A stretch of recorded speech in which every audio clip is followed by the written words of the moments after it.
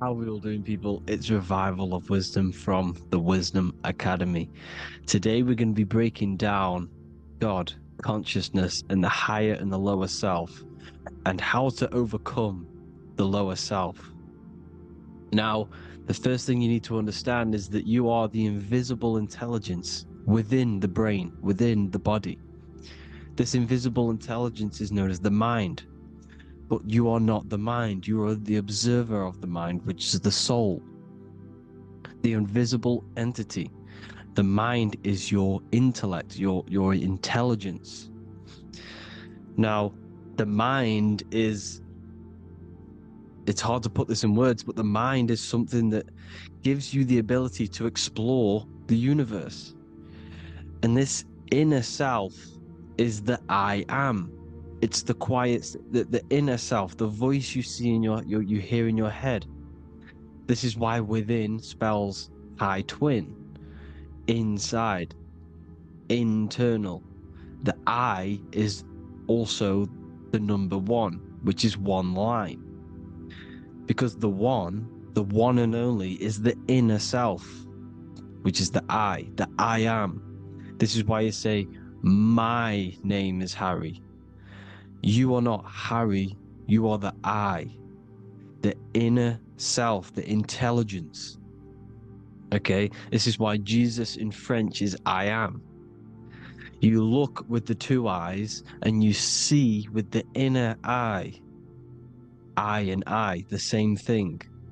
Okay, because the I inside is what gives you the perception of what you're looking at.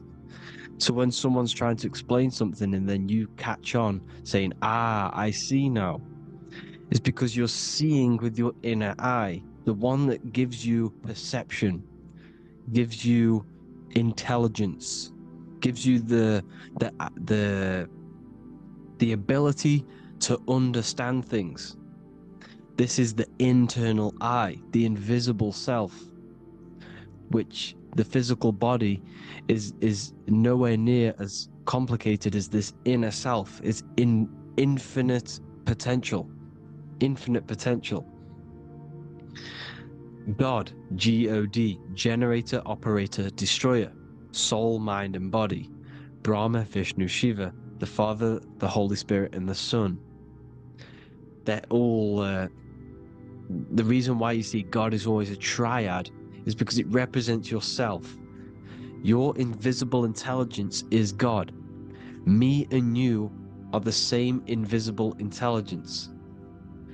We are the invisible intelligence experiencing the program being ran by the central nervous system and the brain. I always say this in my videos, but I have to, in order for you to understand the things that I'm going to say later on in the video, you need to understand this concept, is that you are the consciousness experiencing the nervous system, the tree of knowledge of good and evil, which is you here. You would be in this invisible intelligence right here in the center of the brain. Now, this is why the ancient Christians show God is in the brain. This is the brain stem. This is the brain. This is also the brain stem and the brain. The brain stem and the brain. It's all depictions of the brain, because the brain's the computer, the electromagnetic computer, which decodes the demands created by the invisible intelligence, the I, the inner self, you, your true self. The person moving, if you observe what someone moving, this is going to sound, but if you observe someone walking, it's not the body. The body is moving, but the thing telling it to move is the invisible intelligence. Before you kick a football, a decision is made within your invisible intelligence, your mind. And this consciousness, this invisible intelligence, is either stuck between the lower self and the higher self. Okay? When the invisible intelligence, meaning the true self, identifies itself with the physical body, it will trap its mind within physicality.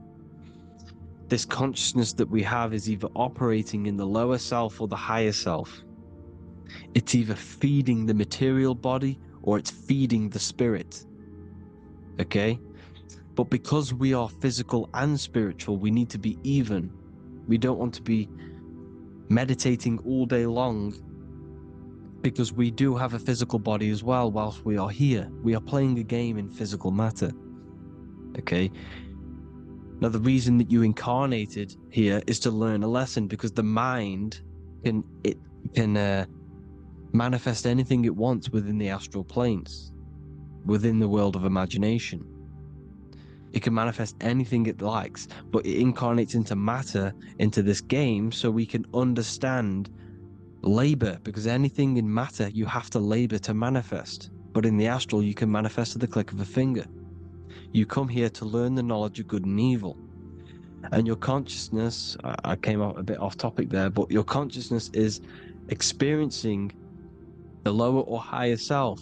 The lower self is manifested in the lower parts of the body.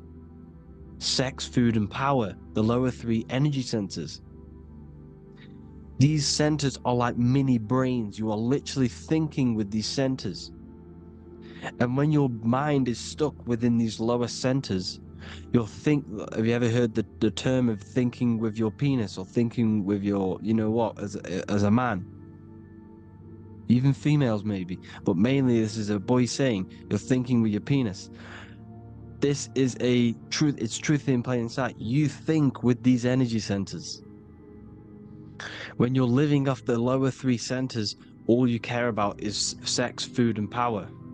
Eating, sleeping, and greed. Power's kind of like greed. Now, when we move up to the higher parts of the body, when we live our life within the higher parts of the body, this is considered heaven.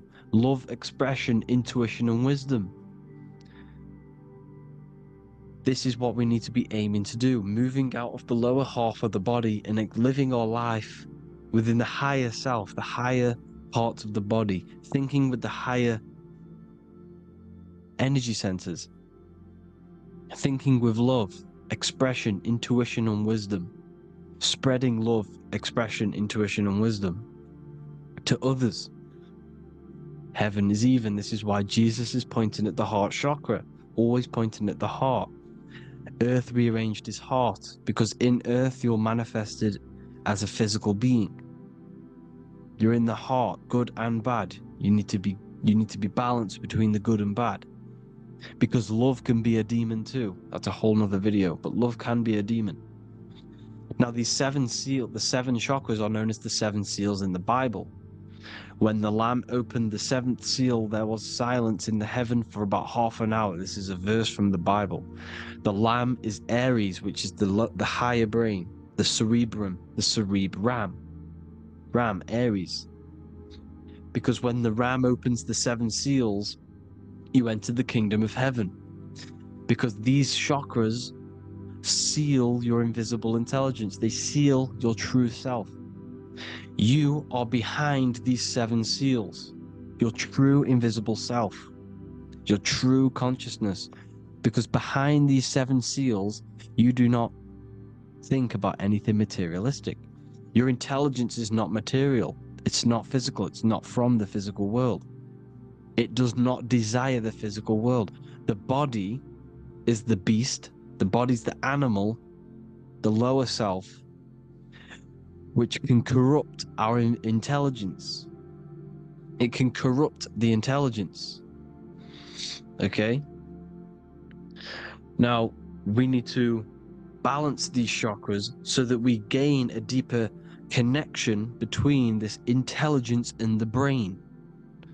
Because when there's a strong connection between the brain and the intelligence, your body and the intelligence, you have a strong connection. Therefore, you can manifest what the intelligence is saying at all times.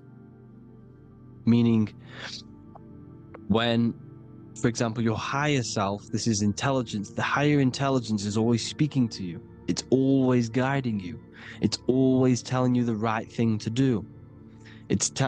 You can feel it when you're doing something wrong. You can feel that you're doing something wrong, because this higher self, This intelligence knows what it needs to do here. And when there's no connection between the body and this our intelligence, our true self, when we strip away, when you close your eyes for long periods of time, you will figure out you are this invisible, infinite, creative being. There's no words that I can't describe what it is, but it's the voice inside of your head that you can feel when you close your eyes. You are this being inside of the heaven, because this is heaven, this intelligence. And when there's a strong connection between the body, you can manifest everything it's saying. When everything is balanced, when you're no longer thinking with the lower centers, when they're all balanced, you're not thinking in particular with every center, you balance them all, you can manifest everything it says. Your body will act out what the intelligence is always saying. This is God in the brain, the intelligence, trying to touch Adam, representing the lower self. This is why they're not touching. Notice how Adam is resting, but the intelligence is always reaching out, stretching, symbolizing metaphorically saying it's guiding. I'm always reaching out. The intelligence, your intelligence is always guiding you. It's always reaching out to you. But Adam is ignorant of it. The lower self is ignorant of it. And that's why he's so relaxed and God is so stretching out. Because at our highest self, that when you think of when you want to better your life, that highest true version of yourself is God. When you're manifesting this, your highest self, this is God. Your truest form, your most perfect form, that is God. Your highest version of yourself, that is God. Emotions are not what you've been taught. Emotions are not something that should be reactive, okay? You should not let the emotion be you, except that you should experience them instead of letting them become you. You need to understand there's a separation in our consciousness. You have the soul, which is the person who is observing your thoughts. When you think a thought, who's the one observing that thought? The soul, you, the I am, the I, the inner self, the one and only. And inside of every single body, inside of me, inside of you watching this video, there is this same intelligence that is inside of me, inside of you.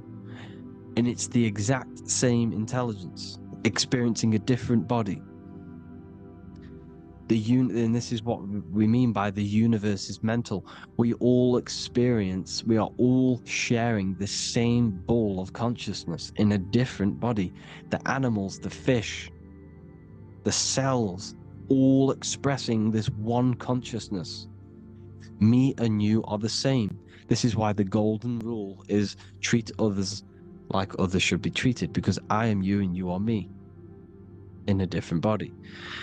Now, going back, you need to identify that there's different levels of consciousness: soul, mind, emotion, and body. Okay? Your emotions are on a separate layer than the body, the mind, and the soul. So when you identify there's a difference between all of these, you do not let them become you. You do not let your mind rule you, because your mind can be corrupted. Your soul is the one that is pure good, pure love, but your mind can be corrupted. Okay? Your emotions can be corrupted. The body can be corrupted, but the soul can never be corrupted, only layered on top. You can only throw piles of programs within the subconscious, layering the soul down, but deep down inside of every single one of you, there is a loving being. Because love comes from the heart. Love is the universal emotion, expression. Now, your thoughts can become bondage, your emotions can become bondage. Now, what do I mean by bondage?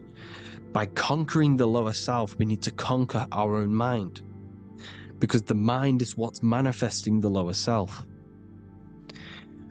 When you're thinking with the lower half of the body, when you're becoming your emotions, you need to experience the emotion, not become the emotion. Do not let the emotion become you.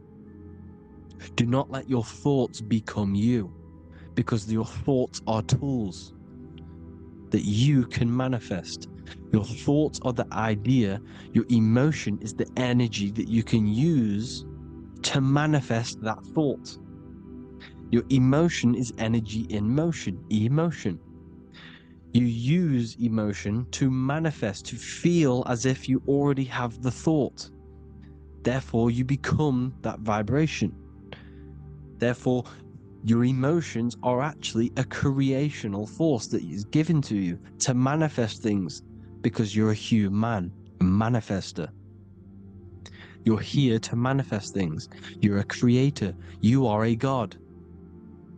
Your inner self, your intelligence, your I am, the one and only inside of you, the inner self, the quiet one, the one that's deep, deep down, the invisible intelligence, is it's creating things all the time.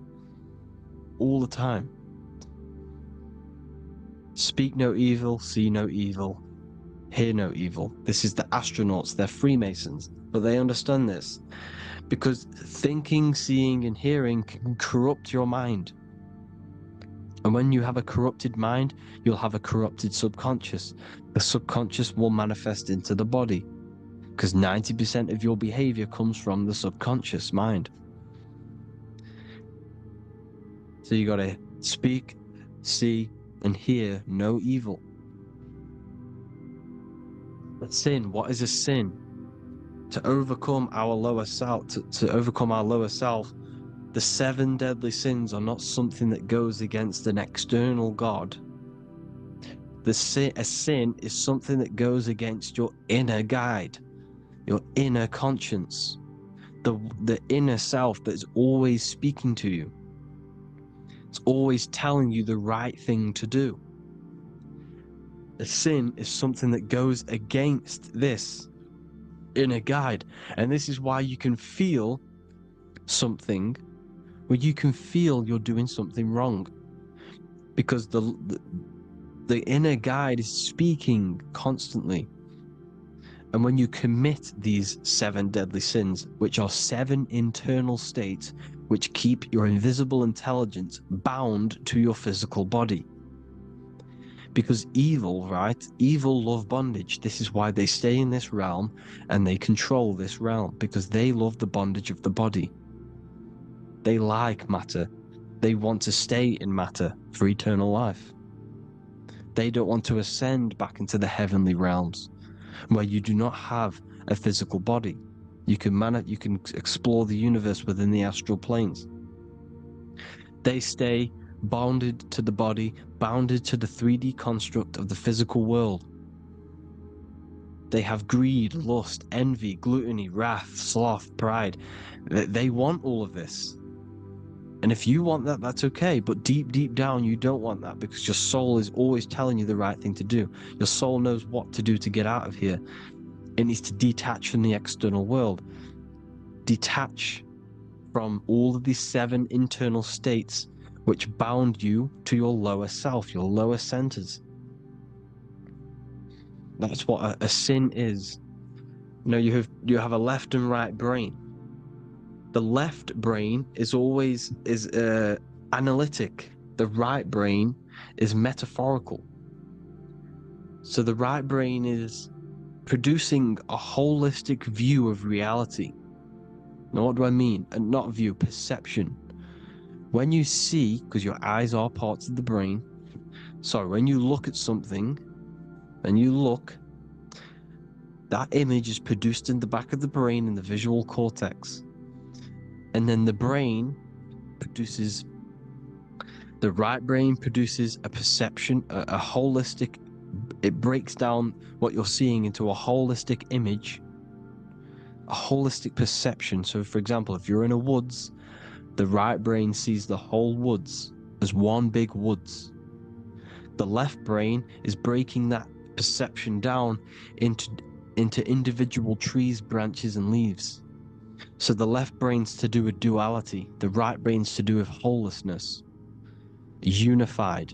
The left brain's dualistic, analytic. This is necessary so that we can pick things up and manipulate them and break things down. We need the left brain, we need the right brain. I'm not saying any of them's bad, but the left brain, sinister in Latin, means left. Because when you're left-brained, you see everything in dualistic. You see everything is dual, when everything's actually one. We need to be focusing and strengthening our right hemisphere. I'm not saying sit in the right hemisphere all the time, but we need to be strengthening our right hemisphere. And this is why left is sin and right is right. Because when you focus on the right hemisphere, you see the holistic perception of creation. The right hemisphere sees humanity as one unified consciousness. The left hemisphere sees everyone as individual persons and egos.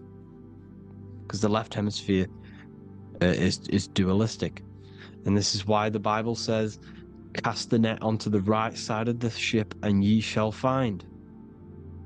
John 21:6. What does that mean? Cast your energy, cast your perception into the right hemisphere of the brain, and ye shall find unified consciousness. You shall find your higher self, the one and only.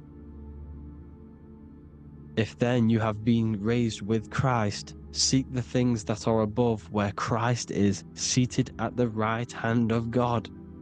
Wow. Powerful. What does this mean? Seek the things that are above, where the Christ is seated at the right hand of God. God is your consciousness, your invisible intelligence between the two hemispheres. The right hand of God is the right hemisphere. Seek the things that are above the heart. Love, intuition, expression, and wisdom. Seek the things that are above the heart, the higher self, the higher part of the body. Because when you seek the things of love, expression, intuition, and wisdom, you create a strong aura. You attract the same frequency. And this frequency is heaven, God. This is the Sumerian artwork showing the Lamb. This is a step symbolizing stepping upwards, raising up. He's stepping over the Lamb up to the bird. His hand is going to the bird. The Lamb symbolizes the lower self. Okay? The bird with the wings is in the sky. It represents the higher self. This is why angels always have wings, because it represents the higher self in the sky. The lamb is a ground animal, symbolizing the lower self. He's stepping over the lamb to the bird, his higher self, his invisible intelligence. Horus and Set, Jesus and Satan. Look, Horus has an evil brother, Set, just like Jesus and Satan. Horus is a bird, higher self. Set is a ground animal, lower self, which is the devil and the angel on your shoulder. You see? The right and the left hemisphere. The two wings. So, the devil and angels always speaking to you. The higher and the lower self. It's the battle between the higher and the lower self.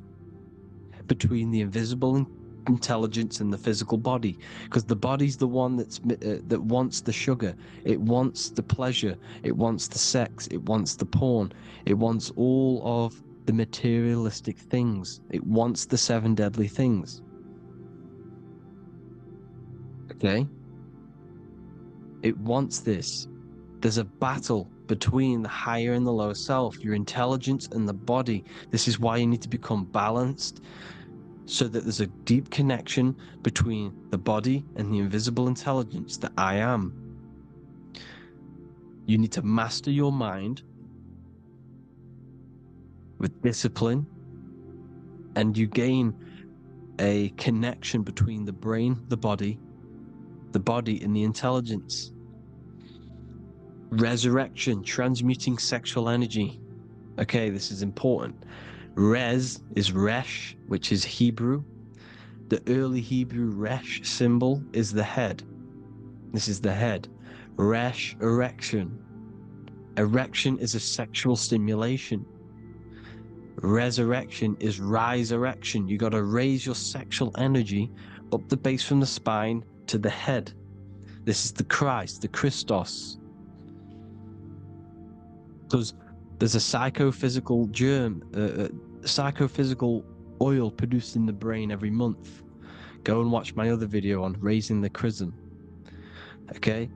And every month there's this fluid produced in the brain, which takes 2 trips, because one's produced by the pituitary, one's produced by the pineal, magnetic female, magnetic and electric charge. And it takes 2 trips down the spine to the solar plexus, the bread of life in the Bible, or Bethlehem in the Bible, because the River Jordan's your spine. It goes down to Bethlehem. It gets born in Bethlehem, just like Jesus.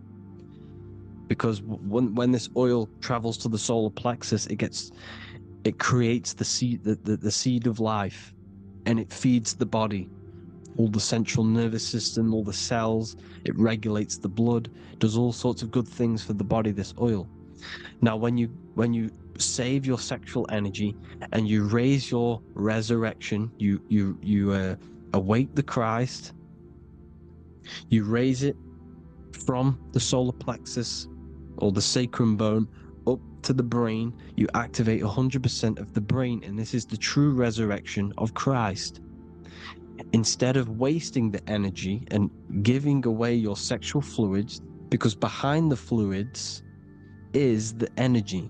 So when you release that fluid, the energy is out there. You've released the energy. Your sexual energy is the most potent emotional force a human could possibly feel. Same with any animal or anything. The sexual urge, the sexual emotion is the most powerful, potent emotion that you can feel. It takes over the whole body. When you feel sexually aroused, it takes over everything because it's so potent. And when you fight the serpent, when you fight the sexual energy, which is shown here in the Egyptians, the cat cutting off the head of the serpent, or Hercules fighting the serpent, or in the Greek mythology fighting the 7-headed dragon, the 7 chakras. The serpent is your sexual energy because it symbolizes your kundalini. When you fight it and you transmute this energy, instead of releasing it, instead of acting sexually on it, you can transmute the energy, transfer it from the solar plexus up to the brain. You can do this with other tasks. Instead of releasing it, instead of raising it from the solar plexus to the brain, you can use it for other things. So for example, you want to think critically. You can use it for critical thinking. You can use it for going to do exercise. You can transmute sexual energy into anything. But you can do this, you can raise the sexual energy, and you can use this energy to push the cerebrospinal fluid from the solar plexus up through the spine, up the 33 vertebrae to the brain, and it'll activate 100% of the brain. And this is the resurrection of Christ. Jesus was never dead. Jesus was never rose from the dead. It symbolizes the Christ, Jesus Christ. Christ is Christos, which means oil in Greek. The resurrection of the Christ, the Christos, the oil. When it activates 100% of the brain when it's raised, and it can regulate all the systems, it can regulate all the blood, it can regenerate the body. And this is the true Antichrist. They don't want us doing this process. The Antichrist is not against Jesus. It's against the fluid in our body that makes us live hundreds and hundreds of years and makes us live as gods. This is the true resurrection. And when you fight the serpent, you fight your sexual urges, your sexual emotion, the most strong emotion that you could ever feel. You can do this process. And this is the true secret of transmuting sexual energy. Because when you transmute the sexual energy, you can become a god. And this is why Hercules is fighting the serpent. Notice how the serpent is low. He's reaching down to it. It represents the lower self. Because the lower self wants the lust. It desires sex. The body desires sex. There's a fight between the higher and the lower self. But when there's balance, there's even. Heaven is even. When there's evenness between these, this is the kingdom of heaven. This is when heaven is on earth. So at our highest levels of ourselves, the highest level of our intelligence, this is God. God is something that we manifest. We need to achieve Christ consciousness by battling the body. There is no battle outside of the physical body. It's an internal battle. Jesus and Satan have been externalized. Nothing exists outside of you, because I explained in the beginning how you are the consciousness experiencing the central nervous system. Therefore, there is nothing outside of you. It's all internal. Jesus and Satan have been externalized. Why? Because it's business. The church is a business. It's all a business. They've created these figures to be historical when they're not historical. The Bible's not historical. It's all externalized. It's called exoteric, when the truth is esoteric, internal teachings. So anyways, people, balance the chakras, balance the two hemispheres of the brain, balance the conscious and the subconscious. Balance is perfect, the yin and yang. You are spiritual and physical. You live in day and night. You need to be balanced. Oneness. Seek oneness. And this is the true kingdom of heaven.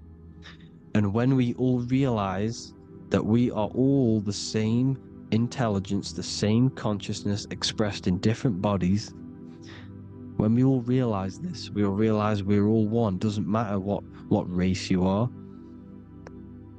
It doesn't matter what race you are, where you're from, your nationality, because none of you are actually from here. None of you are from the physical world. You're manipulating the physical world through the physical body. You are the I am.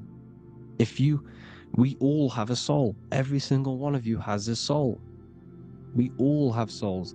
The reason why they say some people don't have souls is because they're trying to suppress your mind. They don't want you to know that you have a mind. That sounds crazy, I know. But a lot of people haven't realized that they have an infinite intelligence called a mind. And behind that mind, if you can observe your thoughts, the person who is observing the thoughts, you have a soul. Everyone has a soul. Don't listen to all these people saying some people don't have a soul, some people do. We all have a soul. Every single one of us. So anyway, you need to break the lower nature of yourself. At our highest levels, we are gods. Our intelligence, our universal intelligence, the I am, the intelligence that's inside of the brain, is God. Our minds are being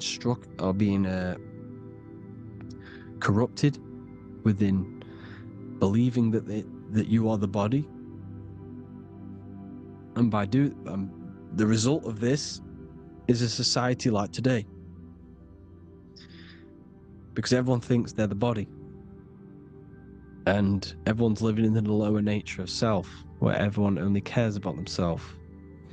But when we realize we're all one big consciousness ball, we're all the same consciousness expressed in different bodies, there will be peace.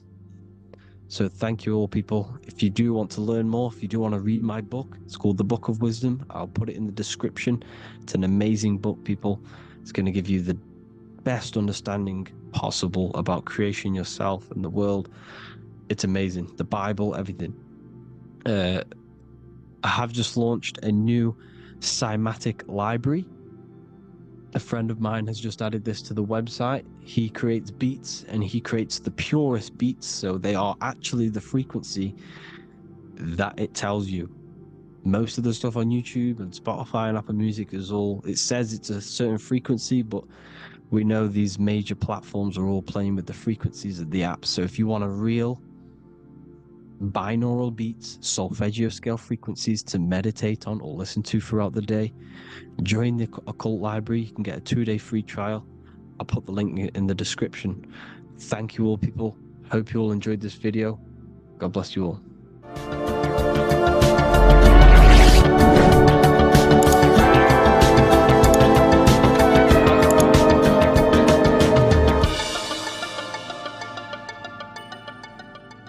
Welcome to Revival of Wisdom.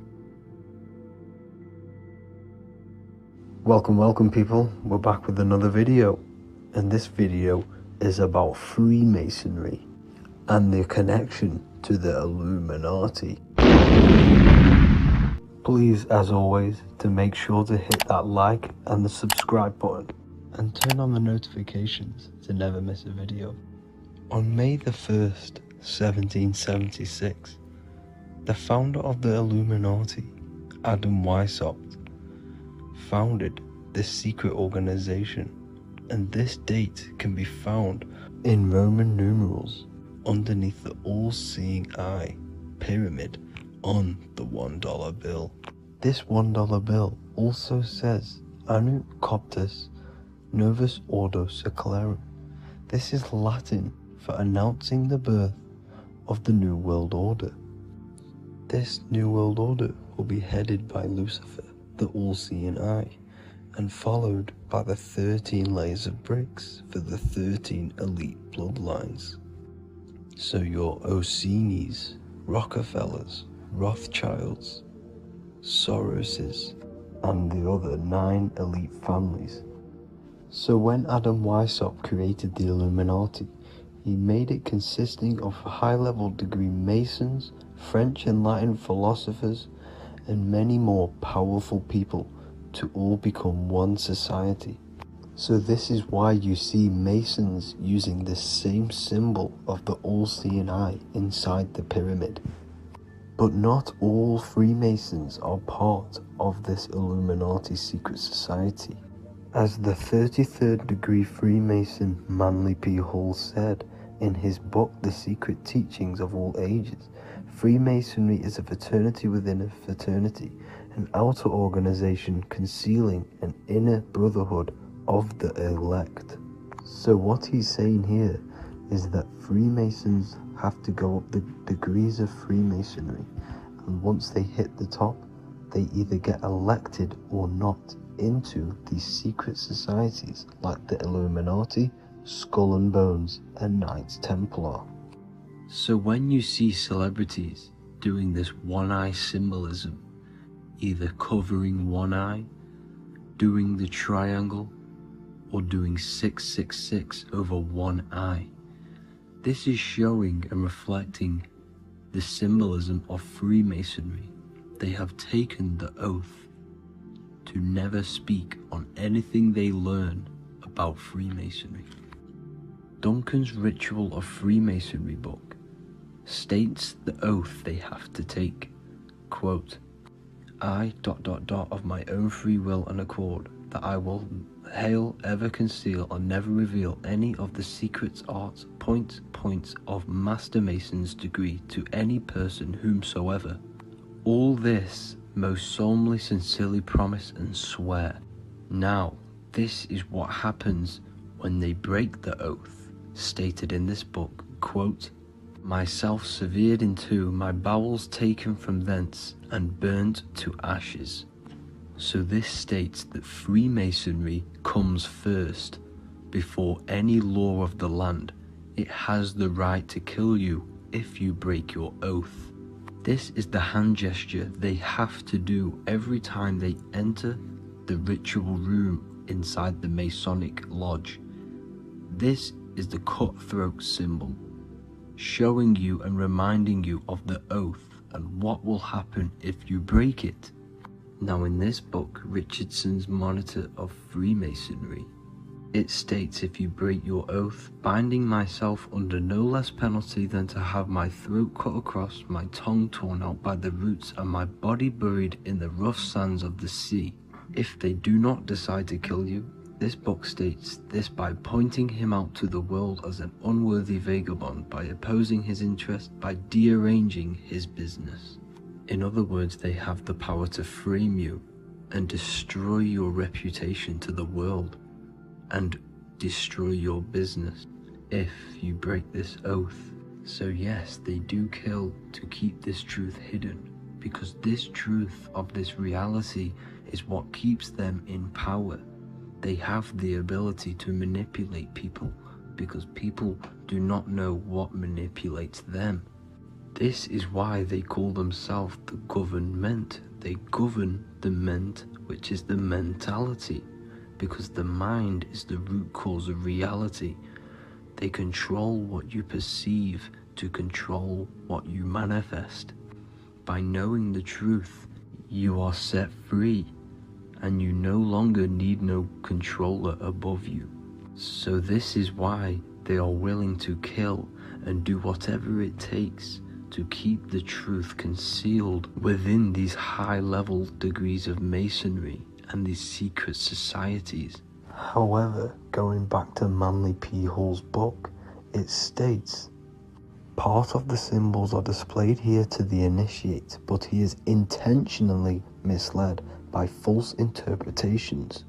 So this is saying even Freemasons are intentionally misled and told lies to conceal the truth, to make sure the truth is hidden in the high degrees of masonry. So that's it for this video, guys. Thank you all for tapping in. Please leave a like and a subscribe. God bless.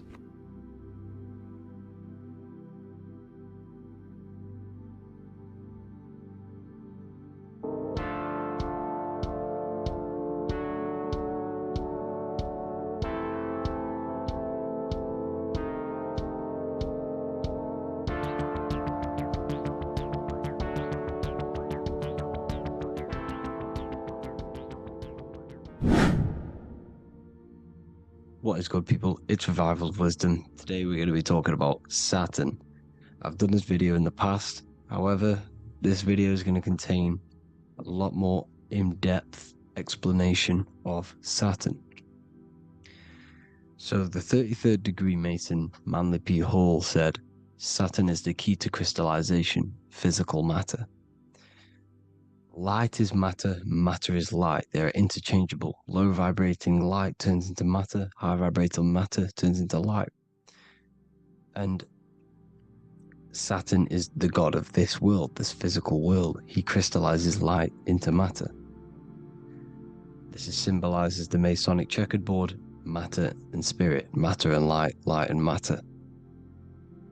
He's also the god of time, destruction, justice. He creates and destroys, because all things in time die. He creates and destroys you. So,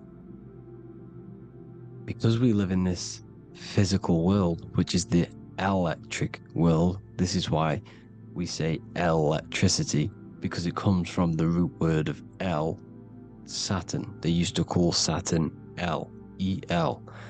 This is why we used to say Elohim is God. The real God of this world is Saturn, but it's being hid. This is being hid. Jesus is Saturn. All of this is Saturn. It's all Saturn worship. It's the real God of this world, So, physical matter is a result of two opposing forces equalized on the plane of inertia, because everything is created out of electromagnetic toroidal fields. And these two poles equalize on the plane of inertia, which gives you planet Earth, plane of inertia. The plane of inertia is what Saturn is. It's the ring around the center of the plane of inertia. Thank you to Walter Russell saying, physical matter is a result of two opposing forces on the plane of inertia. This is what Walter Russell says, so please check out his work. He's got many books, many books on light and electromagnetism and stuff like that, so I advise you to check him out. So the torus field gives you the binary code 0 and 1, the female vagina and the male phallus. This is the code for this world. Saturn crystallizes physical matter. Now Saturn is the most outermost layer of the 7 layers of heaven, where it says in the Quran it says, Allah, it is he who created the 7 layers of heaven. Saturn is the outermost layer. He's the top. He's the most high. So when we say the most high, we're referring to Saturn. He's the most high before the firmament, before the stars. So Saturn is the god of this world. He's the Lord of the Rings. He wears the crown. The crown is the rings. Crown, Kronos. So the planets are luminaries, they are lights, they are beings, they are energy, conscious energy.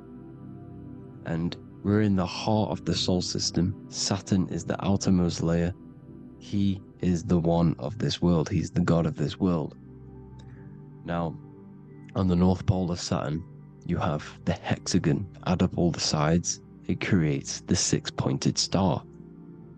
Or it can be created as a cube. The cube is very important. The 6-pointed star is very important. 6 points, 6 triangles, 6 side, 6, 6, 6. Black cube adds up to 6 in gematria. Now, what did I say in the beginning? Saturn crystallizes the physical world. He creates physical things out of light. You are a light being. This is why we say human. Hue means the light spectrum.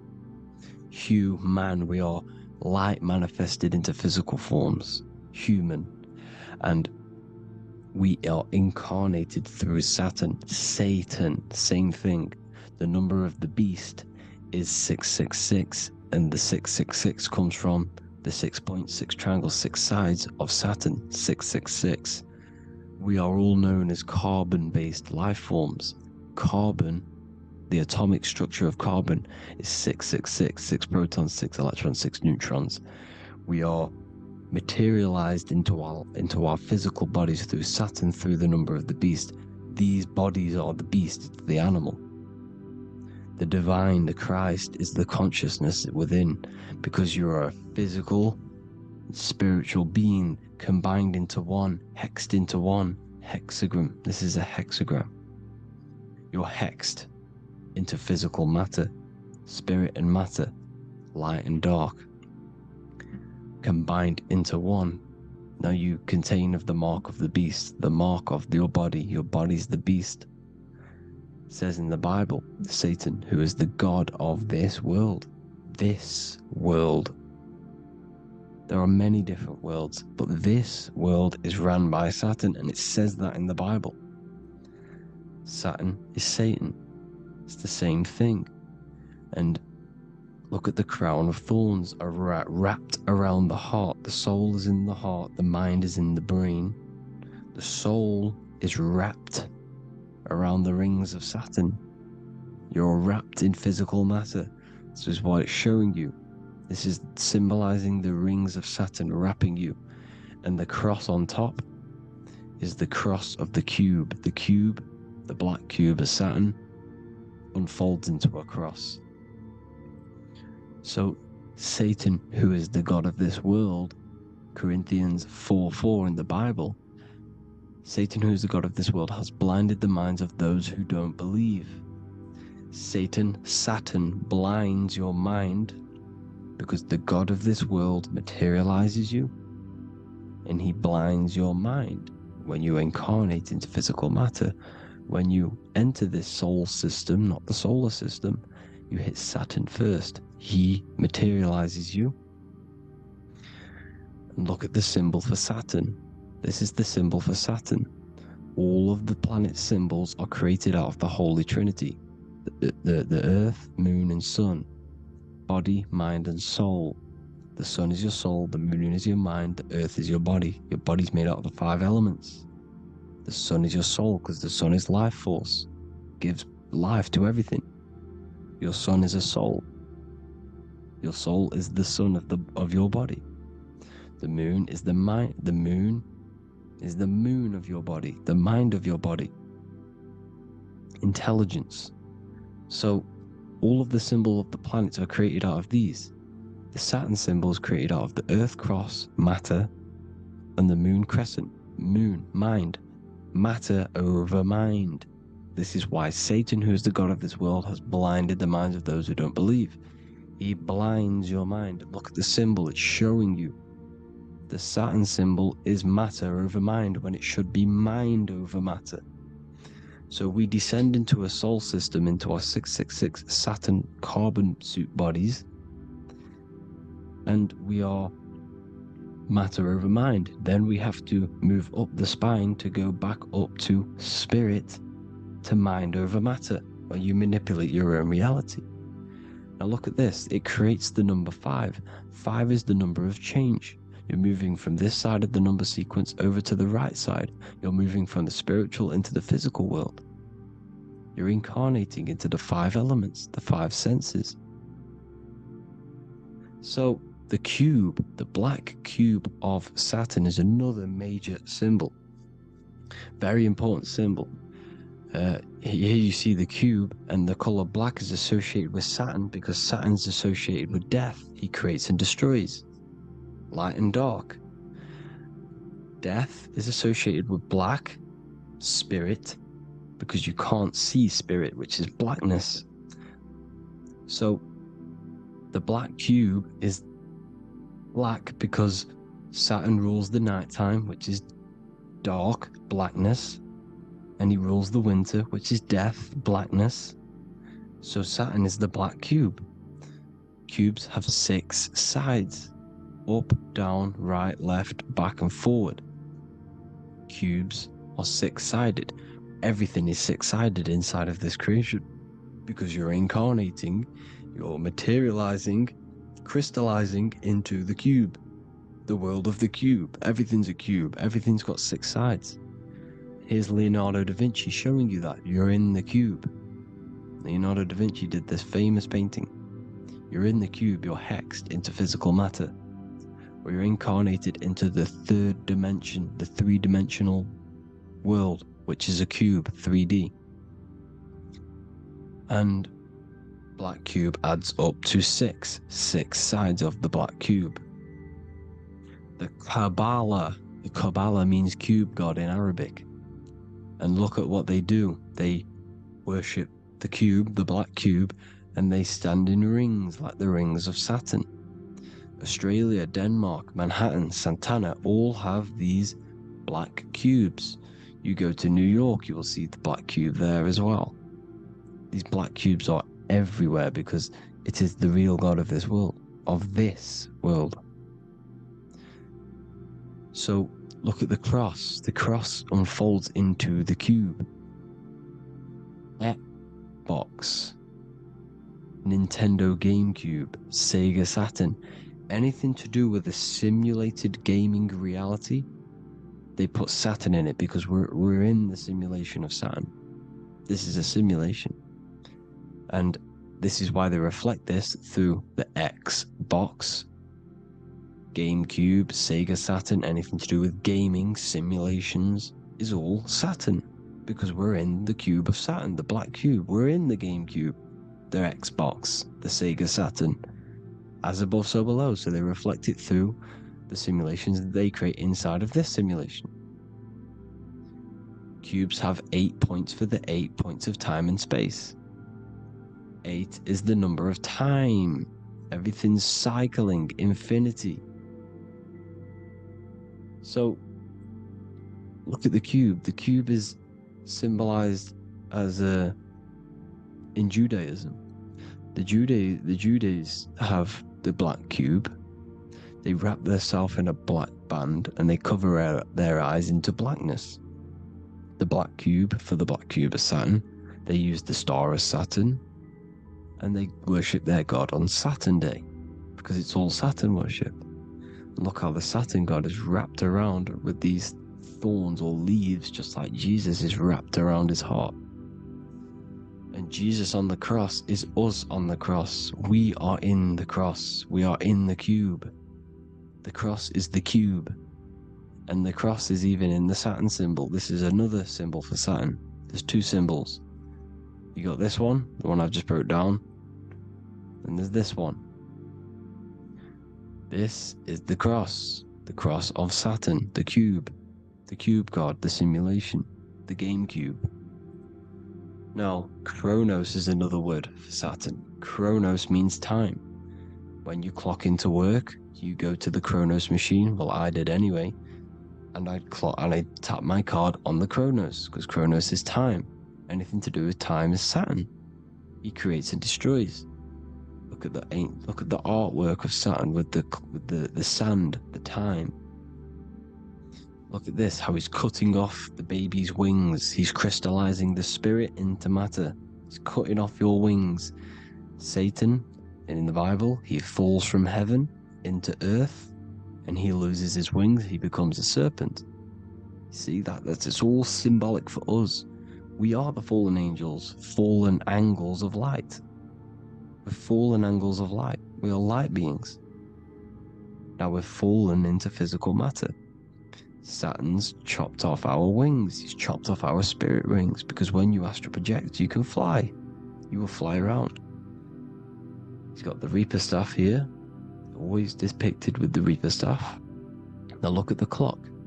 Saturn Day is the 6th day, the number of the beast, 666. Look at the clock. 6 take away 12. 12 take away 6 equals 6. 7 take away 1 equals 6. 8 take away 2 equals 6. 60 seconds in a minute, 60 minutes in an hour, 24 hours in a day, 2 plus 4 equals 6. That's 666. Everything's 666 because it's time. Saturn. All goes to Saturn. He's the god of time. We're in time now. We're in time. We're in the time, which is God. The god of this world.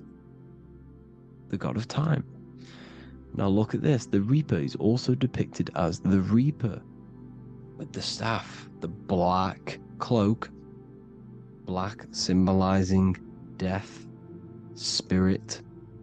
Judges wear black because Saturn is the law. He's the god of this world. He's the law. This is why they wear black cloaks. When you graduate from university, you wear a black cloak and a black cube on your head. You've been hexed. Funerals, you wear black because it's all to do with Saturn, Father Time, Father Crystallization. Now Saturn, here's another one of him cutting off the wings of a child. Because he cuts off the wings. He creates and destroys your body. We're in the electrical world. Everything that is electrical vibrates. All vibrations have to come back to a standstill point, which is death. This is why your body dies. Your atoms stop vibrating. Corona. Look at the crown. The crown is the corona. Corona means crown. And look at this is an alcohol brand for beer. You can see the staff of Saturn in the symbol with the moon crescent. Corona, which is the crown, Saturn, the crown on Saturn, the rings. And then you've got the staff. It's all Saturn worship.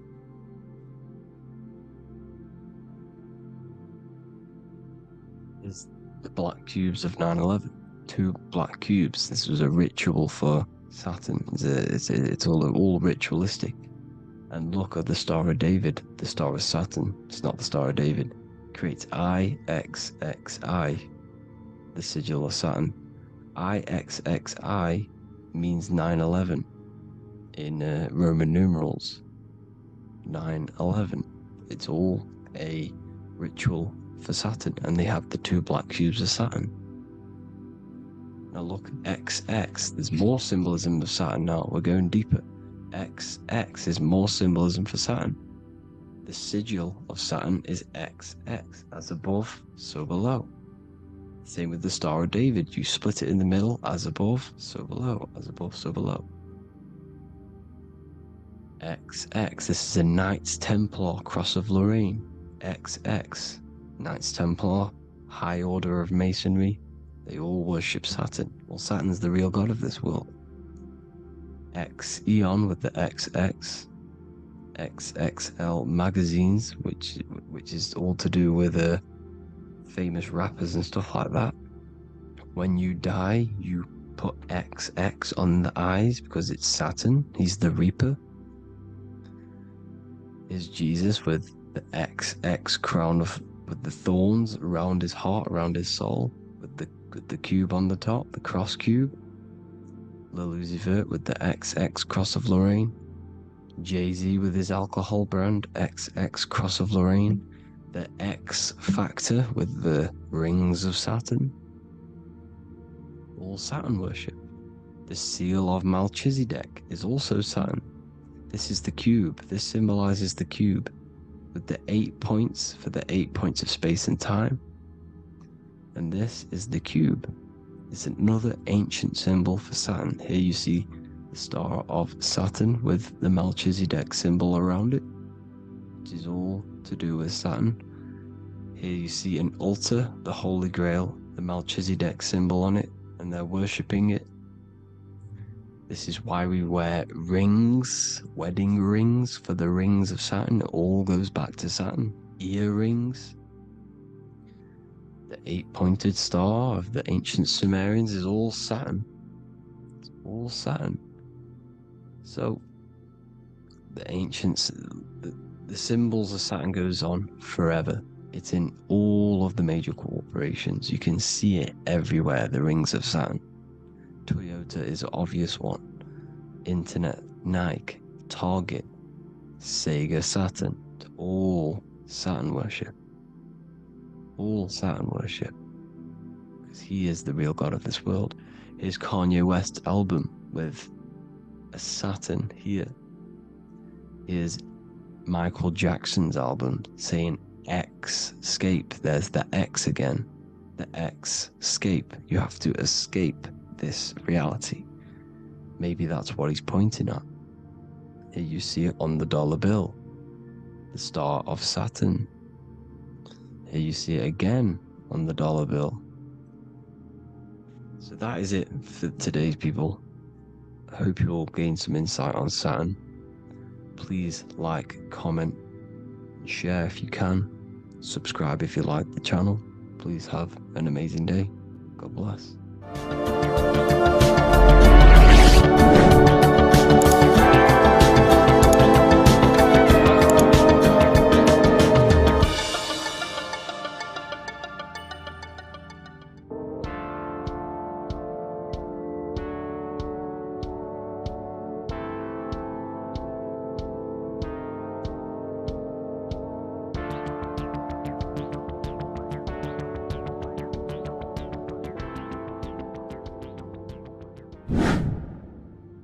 Welcome back, people, to another occult lecture by Revival of Wisdom.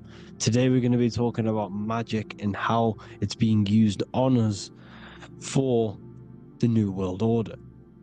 Magic has the word mag within it, which is magnetism.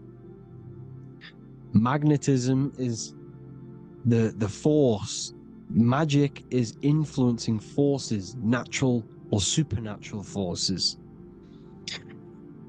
and using it for a certain agenda to gain something out of it. Now, magic is not what everyone's being thought. It's not some sort of fantasy thing. It's actually very common, and we all do it, whether you believe it or not. Magic is all to do with the mind. As I said, always say in my lectures, your mind is what creates matter. Your mind is what creates your external world. So it's all about manipulating and planting seeds within the mind, because your mind is a garden, and thoughts And words are seeds which are being planted in that garden. Your life, your physical life, the people you have in your life, your friends, your car you own, the job you have, is all a reflection of the thoughts that you've been thinking in the past. You are where you are in life because of the thoughts that you've been thinking. Therefore, your life is a direct reflection and manifestation of your mind. The Garden of Eden. Okay? The mind is what they are targeting. What you see, say, and hear has a direct effect on your mind. Me talking to you is influencing you. The words I'm saying is planting seeds within your mind. Now it's up to you to consciously act on these thoughts or these words, or to maintain these words. As above, so below. As within, so without. What's inside of me is outside of me. What comes into the storehouse comes out of the storehouse. You have the left, you have the right, you have the up and you have the down. As above, so below. Whatever is in your mind will be expressed in some sort of way, consciously or subconsciously, spiritually or physically. The mind is what manifests everything. And this is what we need to understand. We need to understand is that the mind is not physical. All things spiritual manifest physical. All things seen come from the unseen. The words you're thinking, that everything you have is coming from the unseen. The actions that you do come from the unseen mind. Another expression for as above, so below is you are the universe itself. You are a universe, a mini universe. But just because you are mini does not mean you are the whole thing. If I take a little piece of infinite, let's say there's an infinite light source. Let's say I take a little chunk of that infinite light source. That little chunk I took is still infinite because it's been taken from infinite. You are the universe. Your awareness, your mind is the universe. It's information. You are the universe experiencing itself. This is why we say we are all God. As above, so below. What is in me is outside of me. The sun, the physical manifestation of the sun, is your soul. The 12 constellations are manifested in the physical body. The 5 elements are manifested in the physical body. They're manifested in the 5 fingers you have. As above, so below. This is manifested, well, this is a symbolized in Freemasonry and secret societies as the 2 pillars. The mirroring reflection, the reflection of reality, the mirror. As above, so below. What happens in the mind, what happens in the astral, happens in the physical. This is Aleister Crowley. This is all symbolism. This is the 2 pillars with the all-seeing eye and the triangle at the top. Aleister Crowley was a master magician, very powerful dark magician, black magician. There's 2 types of magic. You have white and black, just like the checkered board. The Masonic checkerboard, you have white and black, you have good and evil. White magic is influencing natural forces to gain something that will help the collective consciousness, help the collective, help the earth, help other people. Black magic is something you manipulate something so you can get something personal out of it. Doesn't matter if it's good or bad. It's still considered as black magic because you're being selfish. Everything you do should be contributing towards the collective consciousness and helping others. And this is why the ancients lived in a system where everything was in unity. We understood that I am you and you are me. What I do to you happens to me because I am you and you are me. We are the same mind substance on the inside. We're all the same mind substance being expressed in different bodies. So what I do to your mind will have a ripple effect on my mind because all of our minds are connected within the mental plane. So this is why they know all this knowledge.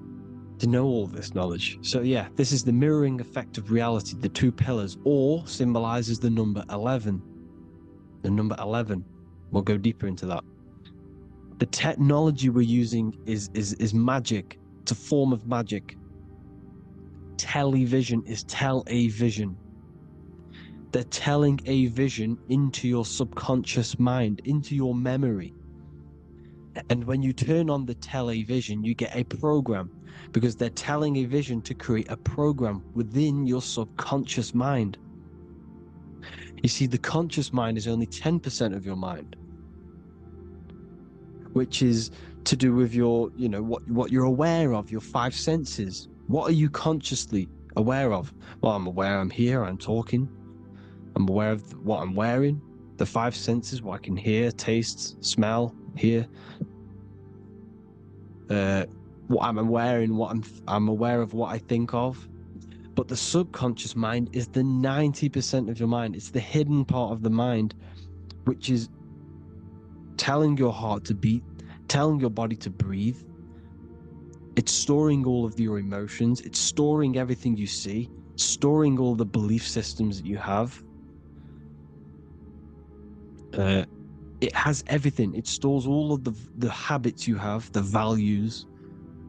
It stores everyone's name that you know. All the words that I'm speaking right now is all coming out of the subconscious.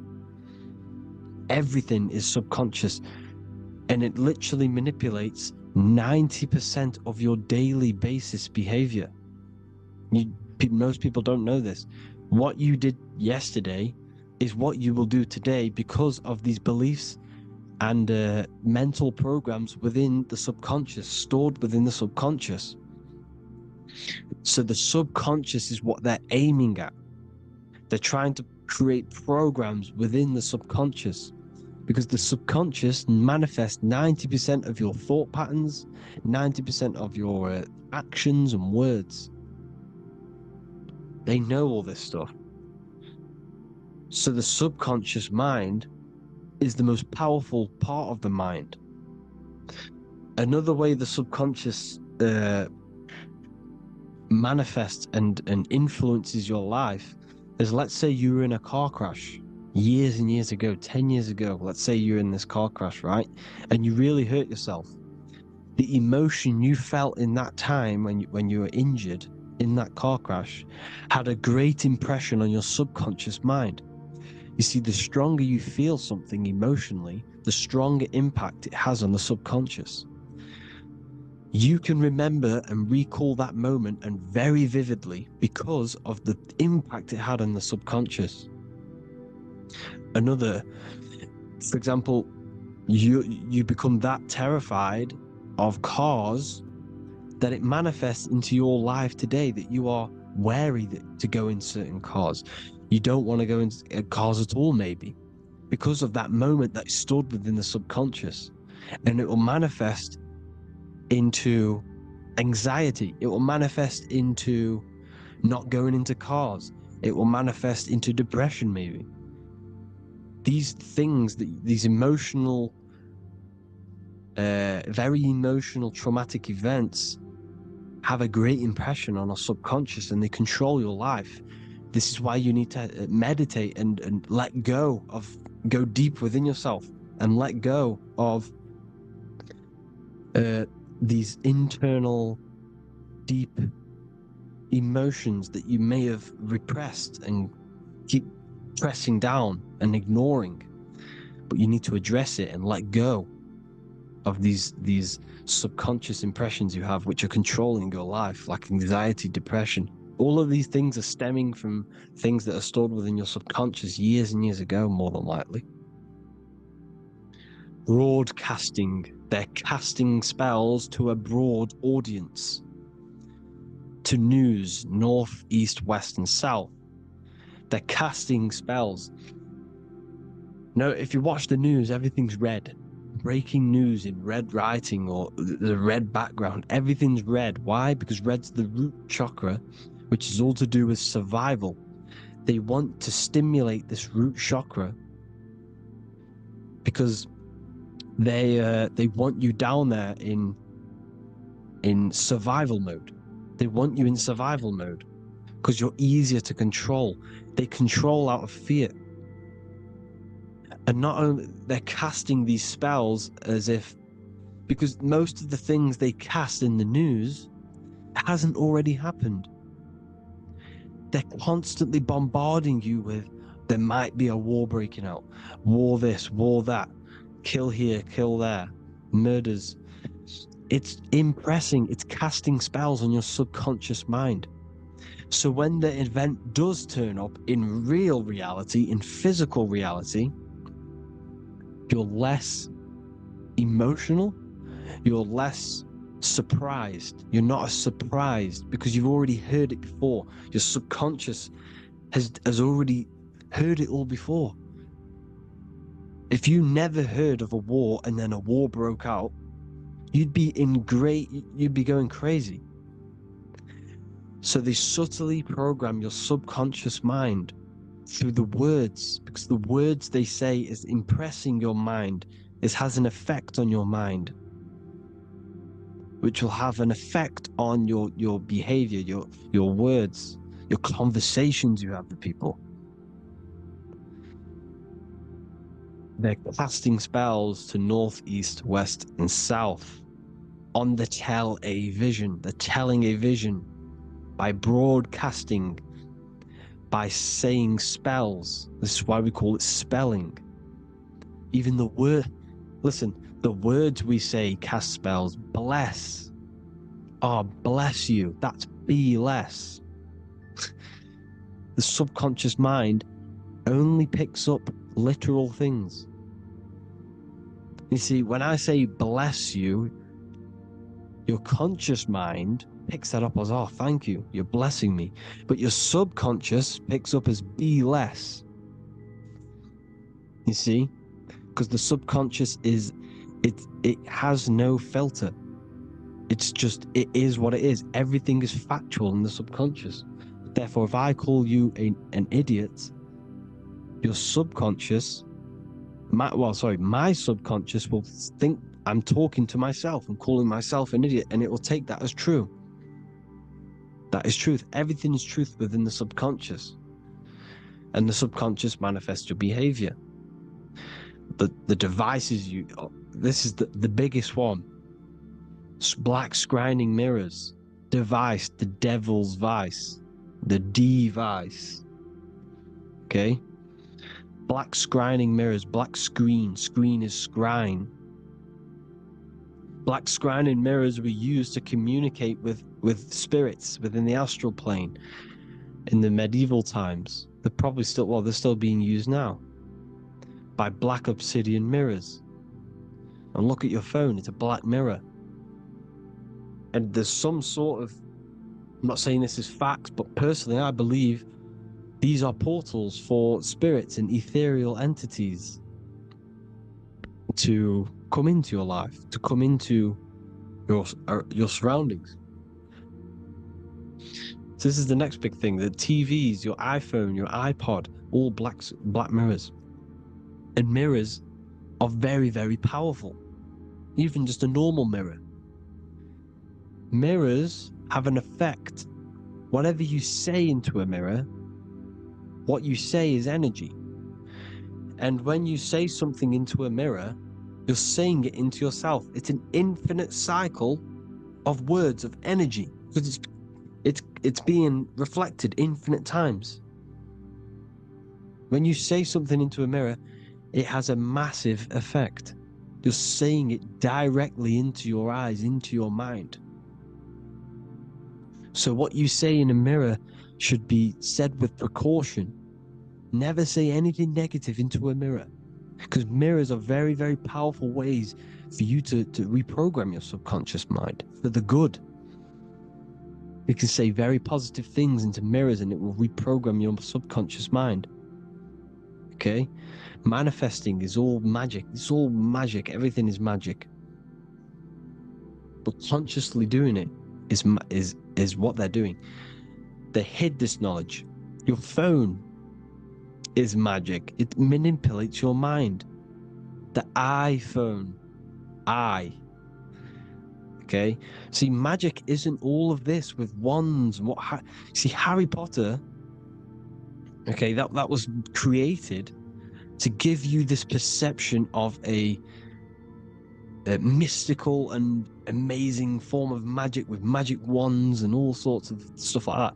Yes, that stuff was true when the collective conscious minds were on a higher level and our belief systems believed in these things, because the universal mind, all of our minds contribute to reality.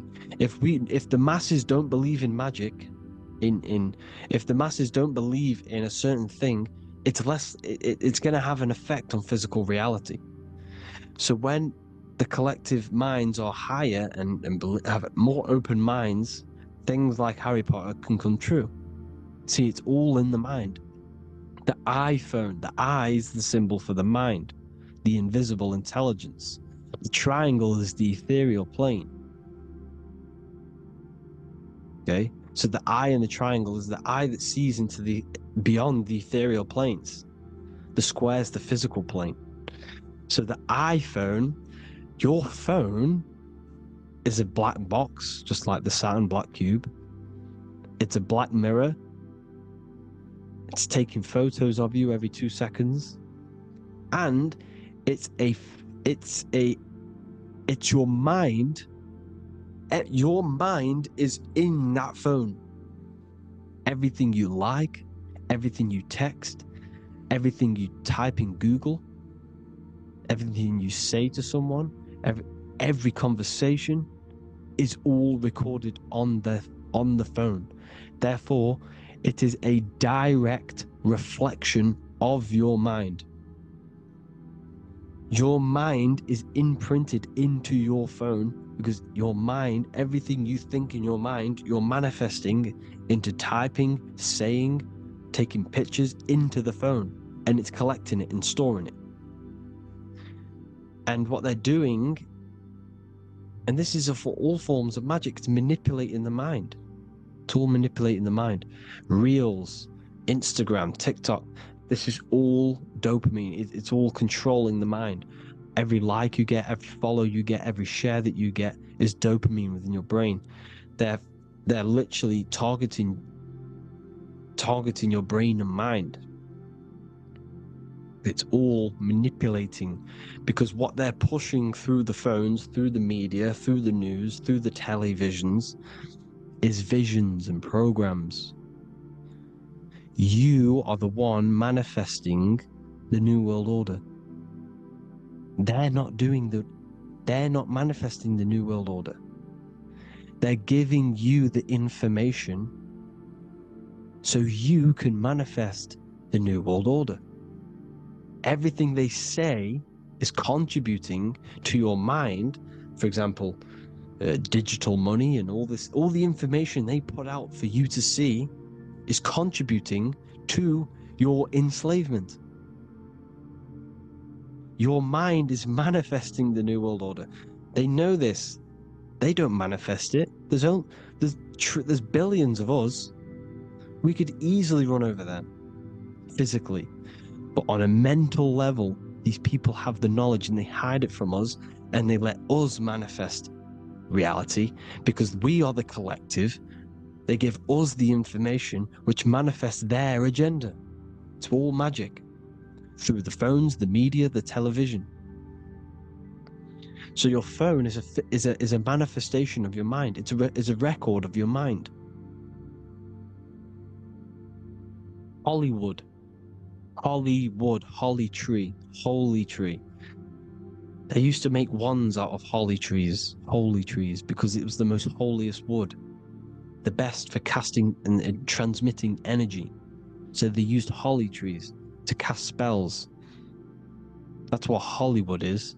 And in Hollywood, they have the red tier, the blood drop next to the Hollywood sign, because it's all satanic. They're all black magicians. They use Hollywood to cast the spells through the music, through the films. You see, music is a form of magic. All of this is magic. Everything they do is a form of magic, because they want an agenda behind it. But it's not black magic. They're letting us create our prison. This is what you have to see. Yes, they're evil, but they're not doing anything evil, or else they would face the karma. They let us manifest this agenda through giving in the information, by telling you what's going to happen in the movies. Everything that happens in a movie, it's all there on purpose to program your subconscious, to plant a seed within your garden, your subconscious, your mind. Because when the mind has already seen something, when it comes up and turns up in physical reality, you will be less shocked and you won't rebel. So they lure you slowly. They make you aware of these things over time. They make you gradually think it's okay. Like the technology, we never used to use these phones. How did we become so addicted and reliant on them? Well, because first they gave you a little flick phone. Well, no, sorry, they gave you a phone in your house, and then once you got used to that, they say, "Oh, here's the newest version of a little flick phone." You started texting your friends. Everyone was loving it in high school. They could now meet up without saying, "Let's meet on the weekend at this point at this time," like your parents probably did. Or maybe some of you watching this, you probably had to tell your friend to meet on the weekend at a certain time because you had no way of communicating. So everyone got these phones and got addicted to them. Then they slowly got addicted to the new iPod with the touch screen. Now they invented touch screen. Then everyone got addicted to touch screens. Then because all of this is producing dopamine in the brain, which creates you to become mentally addicted to things, and physically addicted, chemically addicted, because dopamine's a chemical. Your subconscious becomes a program within your subconscious, and your body becomes chemically addicted to these phones. And these phones are the enslavement of humanity, technology. Without this, we wouldn't be in this mess, without technology, because they're creating a hive mind. We're creating a hive mind. So back on track anyways, they program you. Look at the films, 9/11, all produced by Hollywood. Here's the 11, like I said at the beginning, the two pillars which reflect reality. What happens in the mind happens in the physical. What happens in the astral happens in the physical. Okay, what happens in the physical happens in the mind. It's the two pillars, the mirrors. 9/11. 9 plus 1 plus 1 is 11. Flight 11 was hijacked. New York is the 11th state. New York adds up to 111. This is not a coincidence. It's all a form of magic. It's a ritual, energy harvesting ritual, because your mind produces energy. Your mental attention produces energy, and they're feeding off this energy in the astral plane, these demons. Music is the most powerful. Personally, I think the music is one of the most powerful forms of magic they're using. Okay? Music is hypnosis. It puts your brain in a hypnotic state.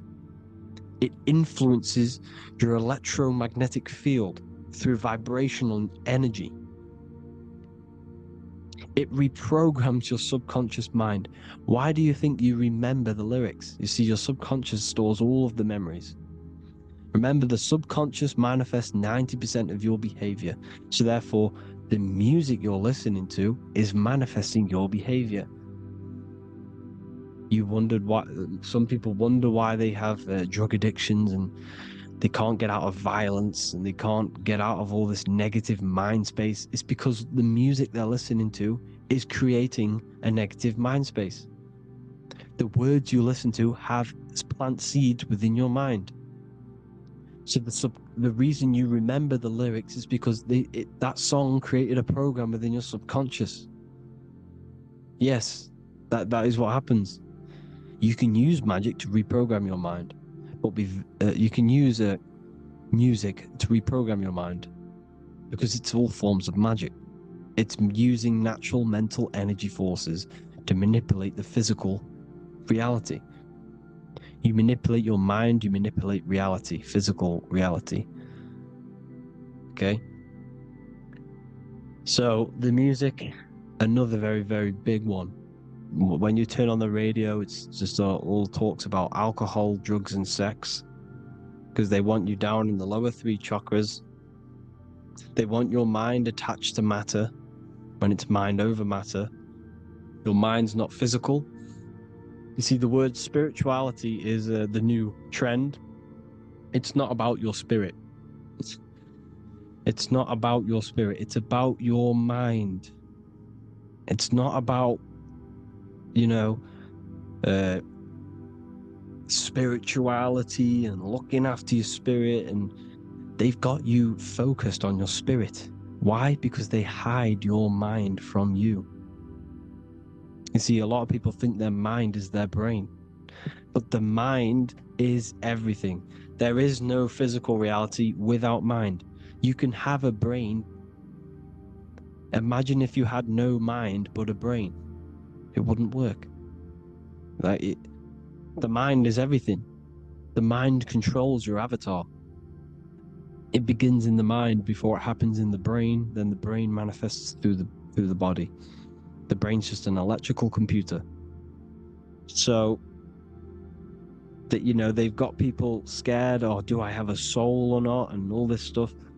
Listen, if you have a mind, you have a soul, because you are not the mind. This is why everything is sort of an illusion, because beyond the mind is your soul. But what is the soul without a mind?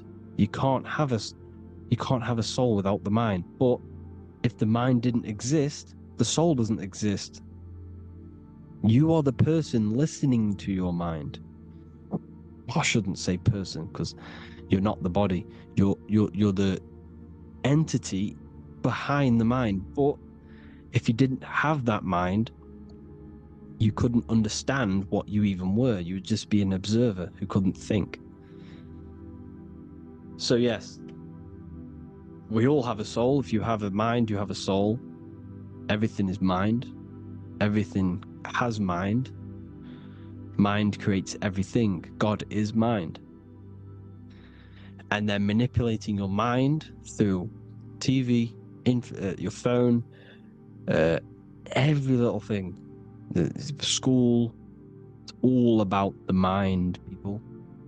Control your mind, you control your reality. Just the last thing, here you go. Aleister Crowley, the dark magician, Kanye West doing the exact same thing because they're implementing magic in the music. Here's the Beatles with Aleister Crowley in the background. Bet you never noticed that. Aleister Crowley was influencing music and placing magic within the music to influence the subconscious. This is what Baal worship was. This is why they kill children. They sacrifice these children. Why?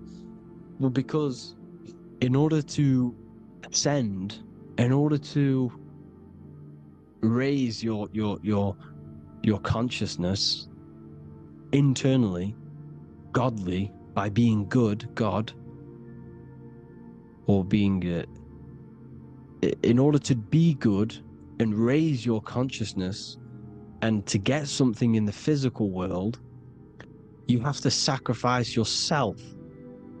And what do I mean by that? In order to raise your consciousness and ascend, you have to sacrifice the lower nature of yourself. You got to abstain from having sex to retain your sexual energy, to transmute it, or staying away from poisonous foods like meat. So staying away from blood. We shouldn't be consuming other animals' blood. We should be keeping our blood pure. We are humans. We shouldn't consume chicken blood, chicken germs. We are the most divine creatures on this creation. We are the most intellectual creatures in this creation. Therefore, we should keep our temples pure. We are not animals. If you want to associate yourself with an animal, go out in the wild, go and find a wild boar, and go and try rip its guts out with your bare teeth, because you can't do it. You're not a carnivore. Okay? So in order to ascend, you have to kill and sacrifice your lower part of yourself to ascend up to your spirit self, your mind self, the highest version. And the elites don't want to do this. So they sacrifice other things like babies to kill them, to exchange their life over to the astral plane, so these demigods in the astral plane can give them something in return in physical. They don't want to sacrifice their lower self, so they sacrifice other things for exchange, for physical pleasure. But the godly person sacrifices their lower self for their higher self to do good and ascend. So this is what all the Baal worship is, people, and this is why they're doing it. Hope you all had an amazing lecture. If you haven't already, go and get the Book of Wisdom for more information. You know, I don't go into dark stuff in this book, because all I do is enlighten people in this book. You can get it in Spanish, English, German, Italian, and French. Worldwide shipping. You can get the PDF or paperback. Or there is also a new one called the Human Health Guide 2.0. It gives you a list of all the foods, grains, oils, nuts, you know, everything that's alkaline and positive for the body and not man-made and hybrid. It tells you all the products to stay away from, how to fast, how to improve vision, how to improve everything, literally. So the Human Health Guide has been released. If you want that, I'll put all the links in the bottom in the description. Hope you all enjoyed the lecture, people. God bless you all.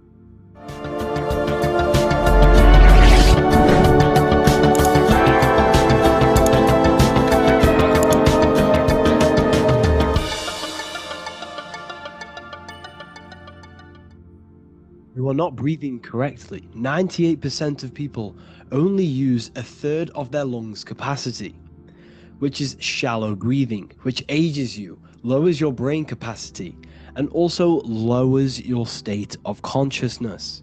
So it's essential that you breathe consciously on a day-to-day basis, because this is what truly elevates your consciousness. I am going to give you the key for you to raise your consciousness just through breathing alone. It's such a simple thing, but yet the most effective way for raising your state of consciousness and becoming more spiritually and mentally advanced. So tune in for this video, and I'm going to show you exactly how to do it and the symbolism behind breathing. Air is more than just air. It carries electromagnetic energy. So now I'm going to give you the science behind this spiritual truth. This invisible force is what sustains all physical life, providing the life force energy essential for existence. Electromagnetism. Everything is fed off electromagnetism. Your body is an electromagnetic battery.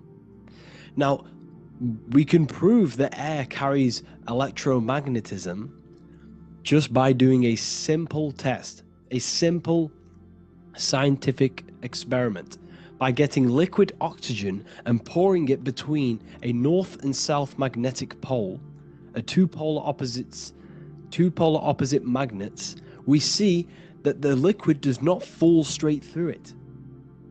It is sucked, it is magnetically attracted to these two opposing forces, opposing magnets. This is proof that air, liquid oxygen carries electromagnetism. When you are breathing electromagnetism, the essential life force behind all living beings. This is known as energy or prana, chi, ether, or spirit. This is all the same thing. Air is not just empty space, it is energy. it is prana, it is life force, it is spirit, it is ether, chi, prana. You are an electromagnetic being. Your consciousness is in direct correlation with your electromagnetic aura or biofield around your body. Your state of consciousness is mirrored within this field around your body. Now, your breath, when you breathe in, you're breathing electromagnetism or life force. Breath is the vital link between the physical and the spiritual, bridging the body with the soul. Through breath, we connect with both tangible world and deeper, the unseen realms of energy and consciousness. Breathing deeply and properly elevates our consciousness, enhancing the brain's functions, heightening the sensitivity of our five senses. It also brings a profound calmness to the mind, creating a state of clarity and inner peace. Like I said earlier, breathing properly is the fastest way to elevate your consciousness. It is the fastest way, because breathing, when you stop breathing, what happens? You lose physical consciousness. Your body will shut down if you do not breathe in this vital electromagnetic energy in the oxygen. If your body does not get this for 5 minutes or however you can last without breathing, this makes you lose physical consciousness. Your body will not survive without this essential life force energy. Therefore, air is one of the most overlooked things. This is why we see the symbolism of Buddha having a big belly. Why does he have a big belly? Because it's symbolizing breath work, proper spiritual breath work, the certain teachings of breath work, of when you breathe in through the nose, you have to breathe in through the nose. You don't want to breathe in through the mouth, because the nose acts as a filter which catches dust particles and filters out the air before it enters the lungs. The mouth does not do that. The nose is for breathing inward.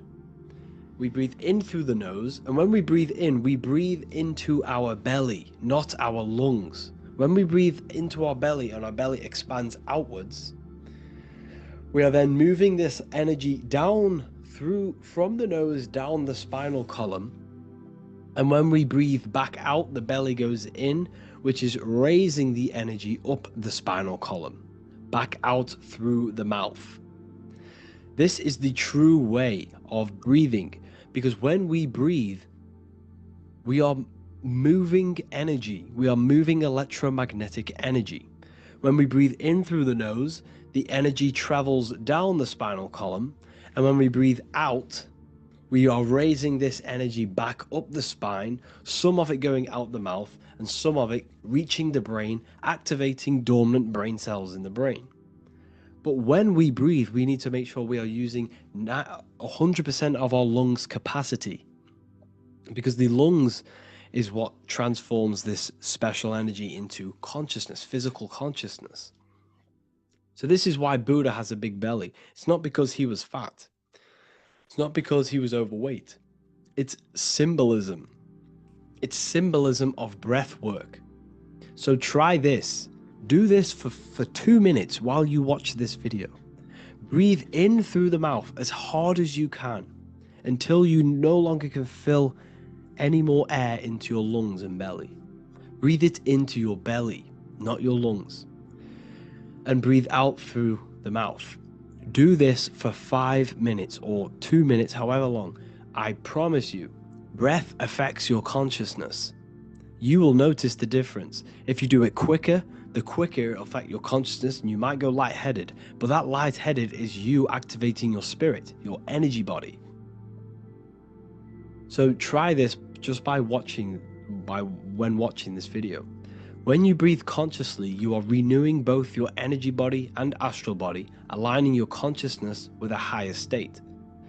This practice feeds new life force energy into the body, revitalizing and enhancing your overall well-being. Like I said, your brain requires the most amount of oxygen. When we have shallow breathing, this is reducing the brain's capacity.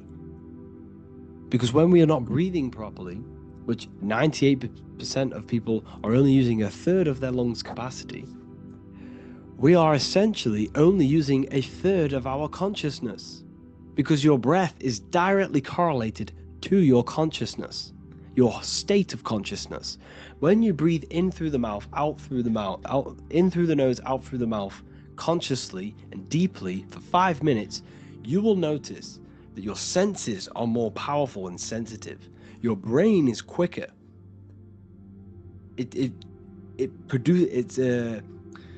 What's the word? It processes information quicker. You become quicker. You become a superhuman, and you feel more spiritual because it activates your spirit, your astral and energy body. So when we meditate, it's definitely important to breathe in through the nose and out through the mouth as deeply as possible to align with a higher state of consciousness. And this is the easiest way to separate your consciousness from the body. When you breathe in deeply for long periods of time, while meditating, while taking no thought, when no thought is present and you gain a rhythm of deep breathing, this is the gateway.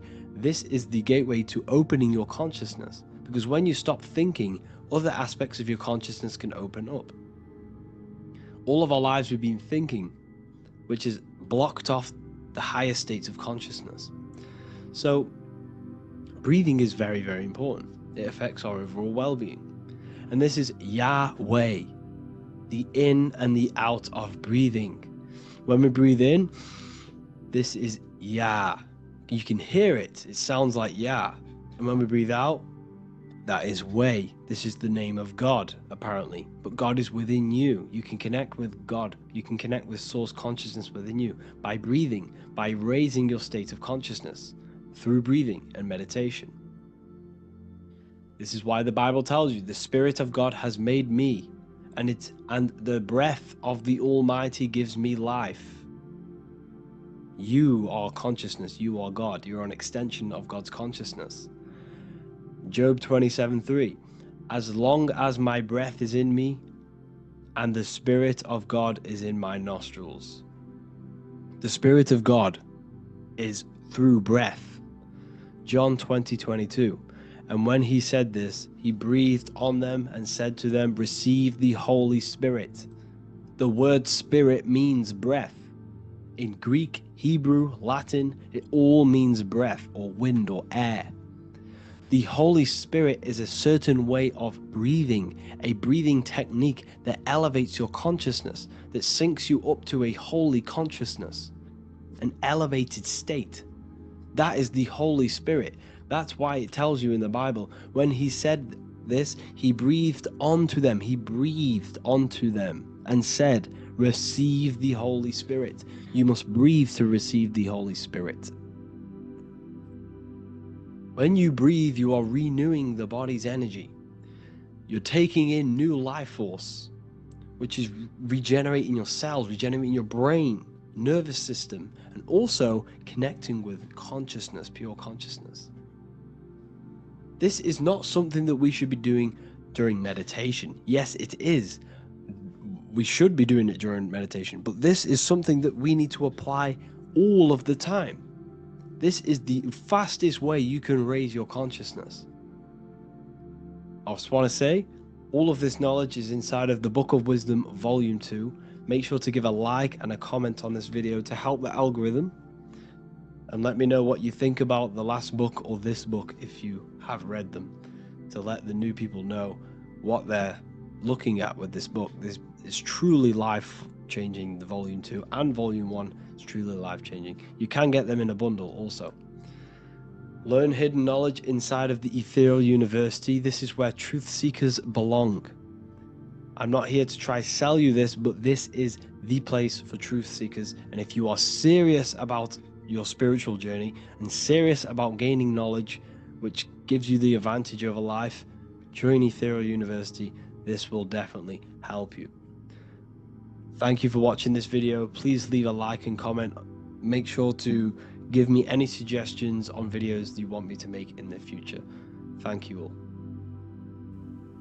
As above, so below. This is one of the most crucial teachings within esotericism, occultism, or what we like to call it today, spirituality. I don't like calling it spirituality because it's not spirituality. I teach human consciousness. I teach the science of you and your consciousness alone and your being. And in order to fully understand you and this world around you, you must understand this number one principle of as above, so below. There is many misconceptions of this, and there is many simple teachings of this, but I'm going to break it down today from the most simplest to the most complex, and you will see the connections between all things. This is the most important lesson you could ever learn, and I'm going to teach it you today. So what you must understand is with the term as above, so below, it applies with everything you see in this world and about yourself. We have something called the macro, which means the bigger scale. On the bigger scale, we have the whole earth. If we look down from the sky on top of rivers, this is what we see. We see this tree pattern. Then on a smaller scale, we see trees have the same pattern. Then we look even closer. We're going smaller and smaller into the leaves of the tree. We see the same pattern. Then we go even more micro into the human brain and look at the human brain cells, and we see the same pattern. This is proof this is a fractal universe, and everything is in the micro is reflected in the macro. As above, so below. As within, so without. On the macro is a reflection of the micro. So now that you understand this, we can go a bit further. A yearly cycle of spring, summer, fall, winter is a macro. A micro is a daily cycle. So a day is a mini year. The summer is the midday. Autumn is the evening. Night is the winter, and spring is the morning. This is a macro, a reflection. We have a miniature cycle of the zodiac every single day. And this cycle is also reflecting the cycle of life and death. We live, we are born, which is the spring. We live, which is the summer. We then age, which is the autumn. And then we die, which is the winter, and then we are reborn again. This is the cycle of life and death, and you do this every single day. You see, death is a macrocosm of sleep. This is why we say sleep is the cousin of death, because you die every single night. You do this process of life and death every single day. As above, so below. What's in the micro is in the macro. So when you go to sleep, you are essentially dying, and then in the morning when you wake up, you are then born again. This is a fractal cycle that we live in. Everything in this whole world is fractal. Everything applies to as above, so below. We have the sun, we have the moon, we have the day, we have the night. We have the life, we have the death. We have the conscious, we have sleep. As above, so below. We have the conscious mind, because now we're diving into as within, so without. As above, so below more refers to the external world. As within, so without is referring to your inner world and the outer world. What you must understand is about yourself. You exist in two realms. You're an individual. The dual nature of you. You exist in two realms at once. You have an inner world of your thought, emotion. This is the inner world that no one else can see but yourself. And you have an outer world with a physical body which everyone can see. So you exist in two worlds. You have the inner voice, you have the outer physical voice, which I'm speaking to you with now. But I also have an inner voice, which no one can hear, only but me. So you exist in the light and you exist in the darkness. The sun represents your external self, your physical, conscious mind. The moon represents your shadow self, the inner self, the psyche self, the spirit self. There is an as above, so below. The sun is within you. The moon is within you. Everything is within you. Now that you understand as above, so below, what is your body? Your body is a miniature earth. Let me repeat, your body is an earth. Your body is the earth. Okay? Because like I say many times in all of my videos, you are not in the world. The world is you. You are the universe. Your brain is a computer creating this reality. What you see with your eyes is produced in the back of the brain called the visual cortex. You don't look into the world, the brain produces the world. The body produces the world. When you touch something, you're not actually touching something. This is the electrical nervous system. When you touch something, what you feel is actually electrical signals on your nervous system reporting back to your brain. Therefore, when this body dies, you leave the earth because this body is the earth. Okay? As above, so below. You have the mental plane, the astral plane, the etheric plane, and the physical plane.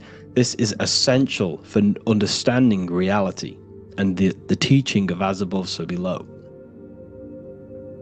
Everything in this material plane began in the thinking mind. For example, the microphone I'm speaking into, the phone you're watching this video off, or the laptop or iPad. Where did this begin? It didn't begin in the factory. The first ever place this item begun was in the mind of an individual. The invisible realms of mind is where all physical things and physical items begun. Essentially, this physical plane is the effect of the thinking mind. This world is the world of effect. It's the world of outcomes. When you see something, it is already manifest. It is already being manifested. It is an effect. And in the effect of the cause, which is the thinking mind. Therefore, the mind creates thoughts, which is the mental plane. Then after thoughts creates imagination, which is the astral plane. These two are spiritual. They are non-physical. So spirit kind of means non-physical. Then you have the physical planes, the etheric and the physical plane. As above, so below. What happens in the mind is manifest on the physical plane.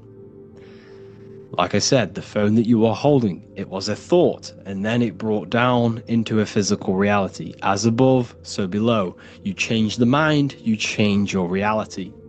Your environment, the word environment has ment in it because your environment is mental. So now that you understand this, so what is the world around you? The world around you was created by the mind of God. It was manifested through God's thought. So you are living in the mind of God. You are a thought in the mind of God. God thought you into existence.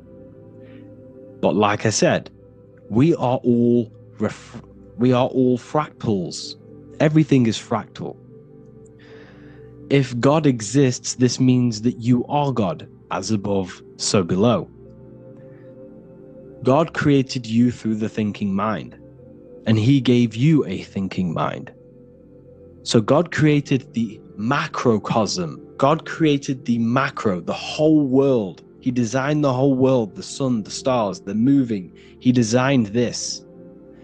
But then he gave you the thinking mind to design your own life and create your own life in his world. You are a microcosm of God's macrocosm. Just like God thought you into existence and the whole world into existence, you are a microcosm thinking your world, your reality into existence. You see this now? Everything is a reflection. Everything is a mirror. Everything is fractal. So in order for you to change your reality, you must change these higher planes. Your thought and imagination are the two key aspects of creating physical reality. Every object you see around you was begun in these higher planes of the non-physical, and they were brought out of spirit into physical matter through the thinking mind and physical action. So now we're going to get a bit deeper. The brain is not the mind. Now that you understand, we have spirit and matter. As above, so below. You have a non-physical side of reality and a physical side of reality. The mind is the spiritual brain. The brain is a physical manifestation, a physical effect of the mind. The mind uses the brain to operate in the physical world, and it's the same with the heart. The soul manifests itself physically through the heart. The heart is a physical manifestation of the soul, of the emotion, thought and emotion, the mind and the soul, the brain and the heart, heaven and earth. So you have the inner world and the outer world, the spiritual, non-physical, and the physical. So we are all on this process of awakening and expansion of our minds into new fields of thought, into new fields of awakening ourselves. Because essentially we are born into this world. But you are born many, many times. You can be born physically and you can be born spiritually. Like I said, everything is fractal. So just like when the baby finds out that there is a world outside of its mother, what does the baby do? The baby seeks a way out of its mother, and then the baby is now born into a new world, a world outside of its mother's womb. It's the same with you and your spiritual process.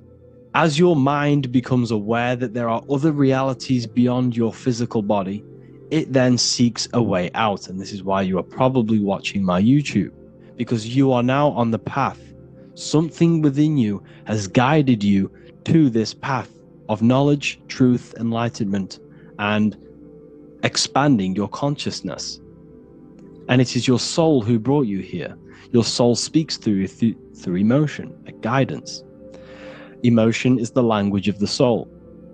When you feel very bad, this is your soul telling you you're not in the right place. You're doing the wrong things. Because the soul is always unfolding its purpose, which is expansion and learning. That is it. The mastery of the self and the learning of the mind is the only thing that counts in the end after this life. So you are on a journey of expansion, of learning, creating, and spiritual rebirth. As above, so below. What does this body tell you? When I see someone overweight, I don't see the overweight. I don't see the body. I see the mind. I see an undisciplined mind. I see a mind that lacks self-control. I see a mind that seeks external validation. That's what I see when I see an overweight person. I don't see his body. I see the result of his mind. Because what does the Bible tell you? You shall know them by their fruits. It's the same saying as above, so below. You shall know them by their fruit. The fruit is their manifestation. Your body is a direct correlation and manifestation of your mind. Your inner world projects your outer world. As within, so without. As above, so below. Now, what do you see when you see this man's body? I see discipline. I see strength. Mental strength, not physical strength. I see mental resilience of pain. Because all of this man's mental energy has been manifested physically within his muscle. This body is a direct manifestation of this man's mind's pain and suffering, and it shows discipline. This is why people instantly respect you if you are in shape. You walk into a room and you are in shape, people will instantly give you respect because they know that you are mentally disciplined. The body is a reflection of your inner world, and it's the same with your friends, your family, your connections with people. If you think about yourself very negatively all the time, and you don't have a good connection with yourself, you don't have a connection with your true self, this will manifest into every single relationship you have in your life. If you don't have a good relationship with your inner self, you don't have a good relationship with the people and the friends around you. Because as within, so without. If you think negative about yourself, you will only pick up the negative in other people. If I think very highly of myself and I think very happy and good things about myself, I will then see the good things in other people. Because it's as above, so below. As the inner world is, so is the outer world. It's the same with your life circumstances. Your life is a direct correlation of every thought you thought in the past. If you possess millions of pounds, millions of dollars, this is because you have thought this into physical reality. You live the life you are deserved. You live the life that you manifest through your thought. If you live a very poor life, this is a reflection of your mind. This is a reflection of what you have thought into physical existence. Because like I said, everything begins in the mind, as above, so below. And this is even present within the body. So where is the head? The head is at the very top of the body. And where does all manifestation begin? In the mind. That's where the mind is, in the head. And then the thoughts we think travel down the body into the heart, which is the emotion. Every thought we think is in the emotion. Every thought we think creates an emotion. This emotion then drives the action. Where does the action come from? The feet, because the feet move our body. We move with our feet to take action. Our hands. You see, so the body is even a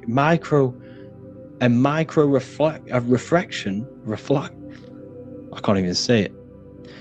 Reflection of the order of manifestation. This blew my mind when I figured this out. You see, the head, the thoughts begin here. This is the beginning of all manifestation. Then it comes down to the heart. This is the emotion. Then you take the action. The thought and emotion then sparks the action, which is taken with the hands and the feet. And where's the lowest point on the body? The feet, and that's touching the physical earth. So the head is where the thought is, the non-physical, and the lowest point on the body, which is touching the physical earth. So the head represents spirit, the feet represent matter, spirit and matter. Your room, if I walk into your room and I see a messy room, I don't see the room, I see a messy mind. The room is a reflection of the mind. If you have a messy room, this is your mind. It's an externalization of your unsorted mind, undisciplined mind. So like I said, we are all God, and we must find the God self within us. And I teach all of this inside the Book of Wisdom, Volume 2. This is not just a book, this is a revolution. This is the beginning of a new age with this book.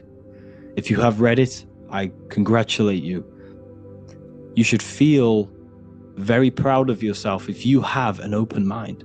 You should feel proud of yourself for watching these videos, because not many people have an open mind. Remember this, people. You are special if you're watching these videos. You have the mind. You have the ability to see through the illusion. And I take my hat off to you. You want to take this to the next step? Read the book. Or if you want to take it to the serious levels, join the university. The university, you gain access to every piece of my material that I've ever done, all of my books, all of my lectures that are hidden from YouTube, that are hidden from everywhere else, the lectures that give you real power. And if you feel alone on this journey, we have a conscious community where you can connect with like-minded individuals, because I've been there. I've been there when you feel lonely because you feel like no one else is thinking the way you are feeling. You can't talk to people about these things because people just think you're crazy. That's why I put together this, so we can connect, so we can unite, so you can connect with people, so you don't feel crazy about thinking about this stuff, learning about this stuff. And if you truly, truly want to level up your life, people, and take your studies serious, this is for you. We do live calls, we do lectures. There's a whole library filled with books you can read. It's the perfect place for the truth seeker. I thank you all for joining. Please leave a like, a comment, a subscribe. Let me know any future videos you want me to make in the comments. Thank you all. Have an amazing day.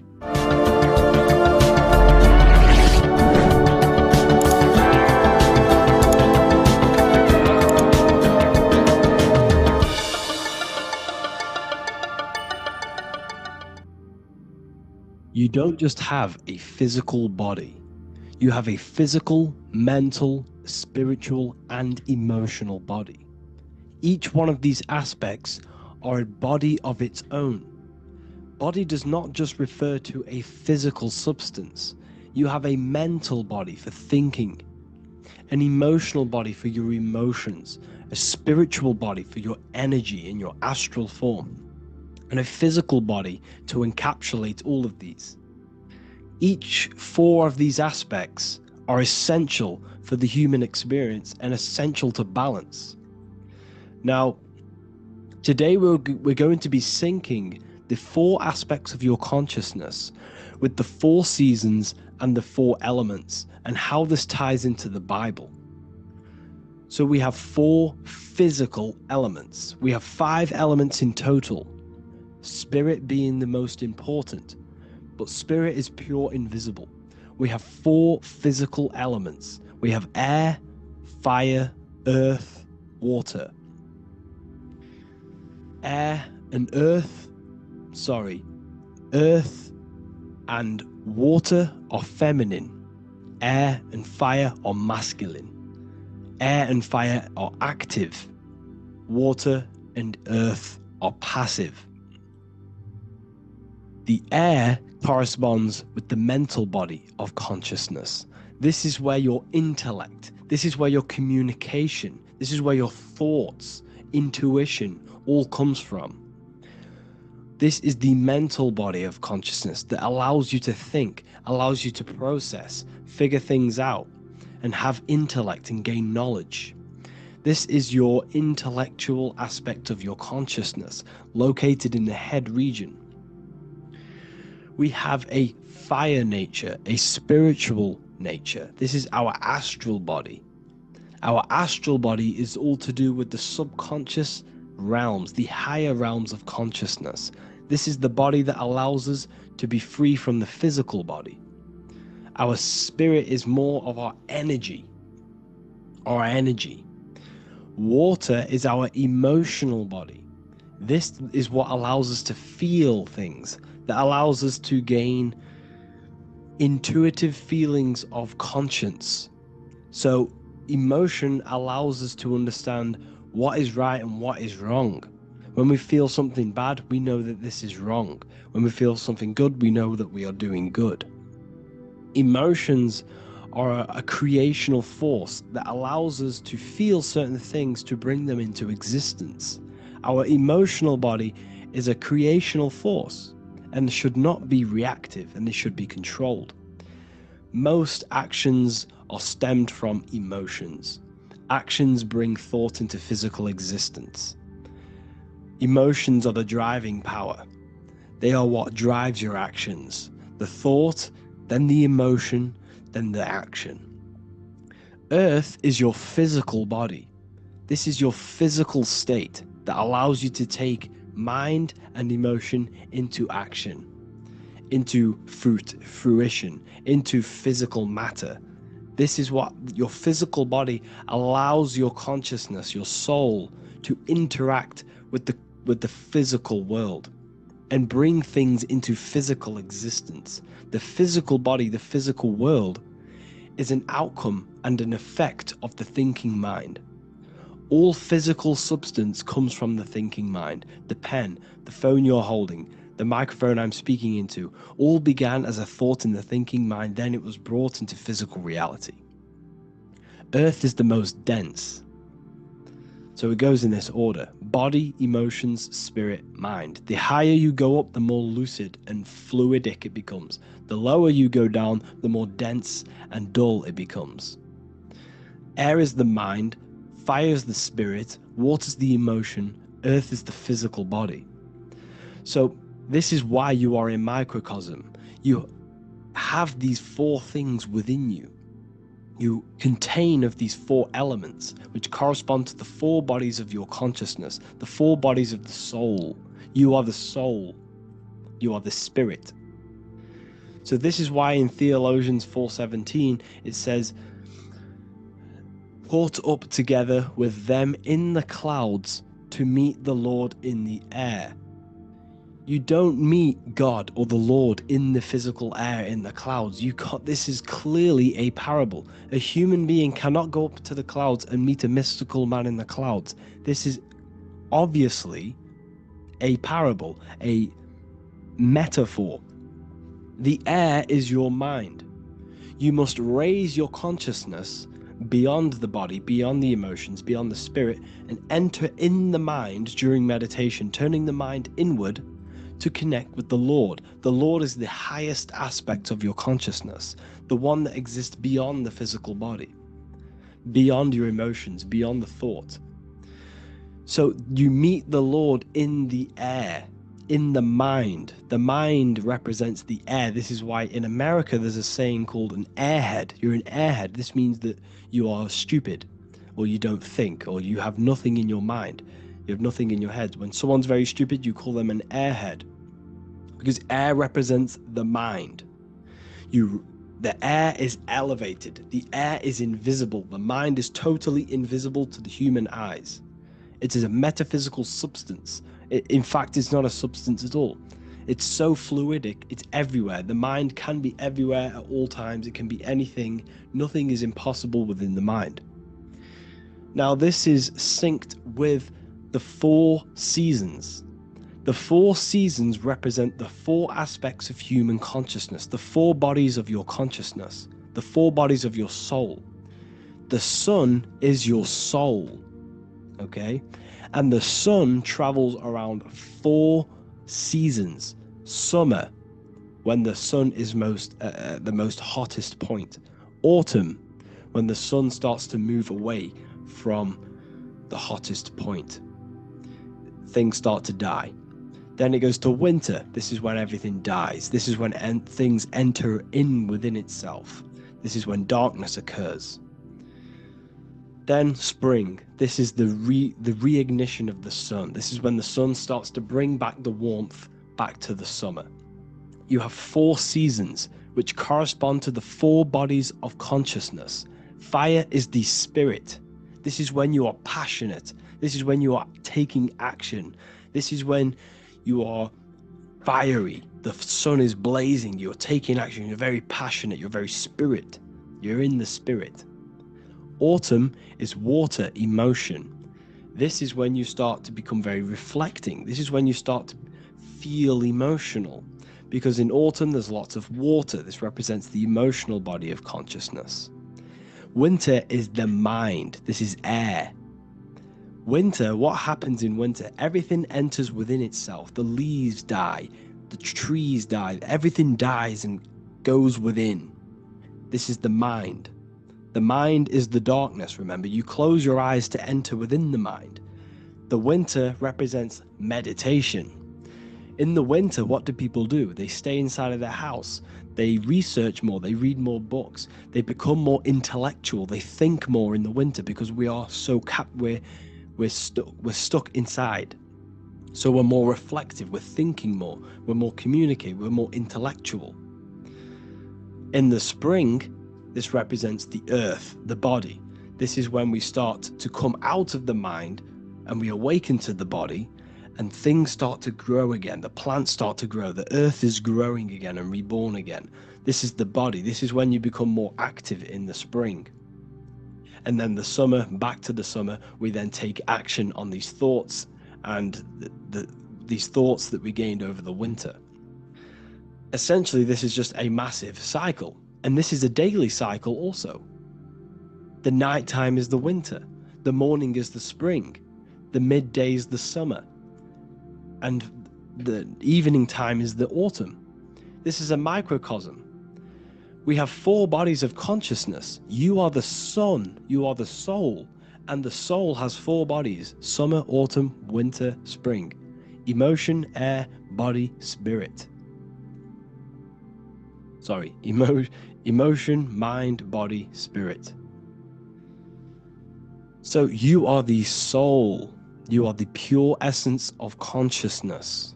The sun is your soul in the heart. And the seasons are inside of you because you are a microcosm. Okay? You are a microcosm. The word sun is son. The Latin word for sun is sol, which is soul or solo, because the sun is solo. It's on its own. You are the soul, and the soul has the 4 different bodies of consciousness. So, before we move on any further, if I've blown your mind, please, if you can, leave a like, a comment, a share, and a subscribe. Let me know what videos you want me to make in the future. Please drop a like, it definitely will help me. You are a microcosm of the macrocosm. Man is a miniature universe that goes through its own cycles. The seasons of the summer, winter, spring, and autumn do not occur merely outside of him, but within him as well. The summer is within you. You feel different in the summer. You feel different in the winter. You feel, depending on the body of consciousness, it's your soul's interacting with. So the sun in the sky is your soul inside, and the sun goes through these cycles, which is affecting your bodies of consciousness, because the cycles represent your bodies of consciousness.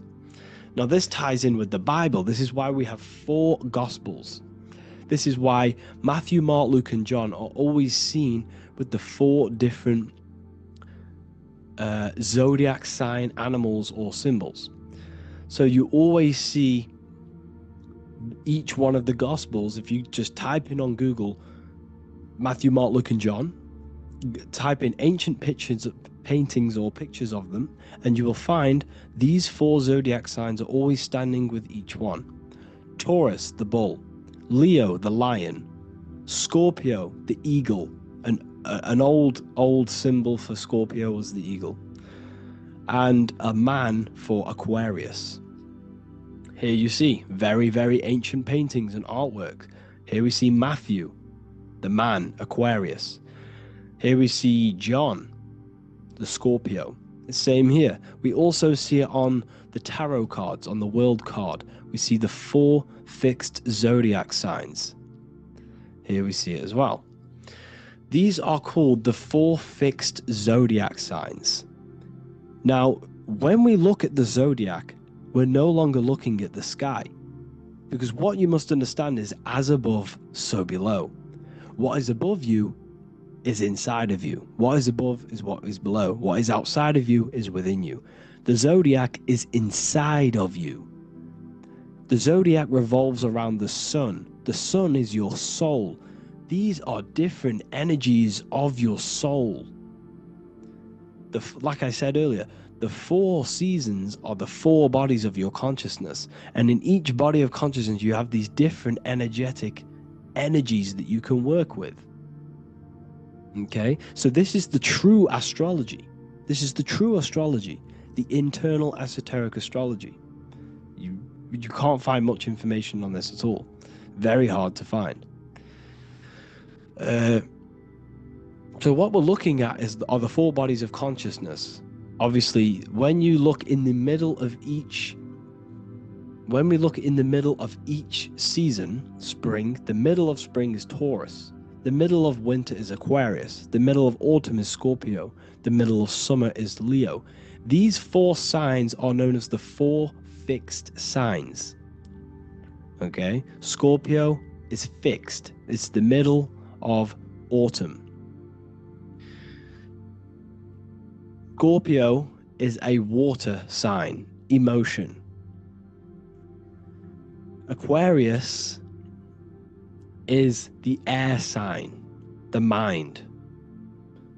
Taurus is an earth sign, the body. Leo is a fire sign, the spirit. This is why we see Matthew, Mark, Luke, and John with the 4 fixed signs of the zodiac, which represent the 4 bodies of consciousness. Leo, the spirit, fire. Luke, Taurus, earth, body. Matthew, Aquarius, air, mind. John, Scorpio, water, emotion. Each gospel is depicting Jesus and showing Jesus in each gospel. Each one of these gospels is showing and depicting Jesus according to the different body of consciousness. In John, this is when Jesus starts to turn water into wine. Water is emotion, wine is transmuted emotion. This is when he does miracles with his emotions, water into wine. Aquarius, which is Matthew, air, the mind. Inside of the Gospel of Matthew, this depicts Jesus as an intellectual person, a person who's communicating and using his mind, his mental body a lot inside of the Gospel of Matthew. Go and read it, and you will see this. Luke, Taurus, earth, the body. Luke shows and depicts Jesus according to the body of consciousness, the physical body. He shows Jesus as a human, being a human being, helping people physically and helping people's physical needs, like giving away food and doing all sorts of good things for other people. Leo, Mark, inside of the Gospel of Mark, this shows Jesus as a spiritual teacher, a passionate person who is taking action. Each gospel is showing Jesus according to the different body of consciousness, and Jesus represents you, the Son. That's why it's called the Son of God, the light of the world. Jesus represents your soul, and your soul has these 4 gospels, the 4 bodies of consciousness, the 4 fixed signs, the four elements, and the 4 seasons. These things all correspond to your consciousness. So this is Leonardo da Vinci showing you the exact same thing. Jesus is the I am, the sun, the soul, in the middle, on his own. Luke, spring, earth, body. There are 3 people in each group. There are 4 groups, and there are 3 people in each group. 1, 2, 3. 1, 2, 3, 1, 2, 3, 1, 2, 3. Fall, winter, summer, spring. These are according to the 4 bodies of consciousness. Here we see Aries, which rules the head region. He's on the head of the table.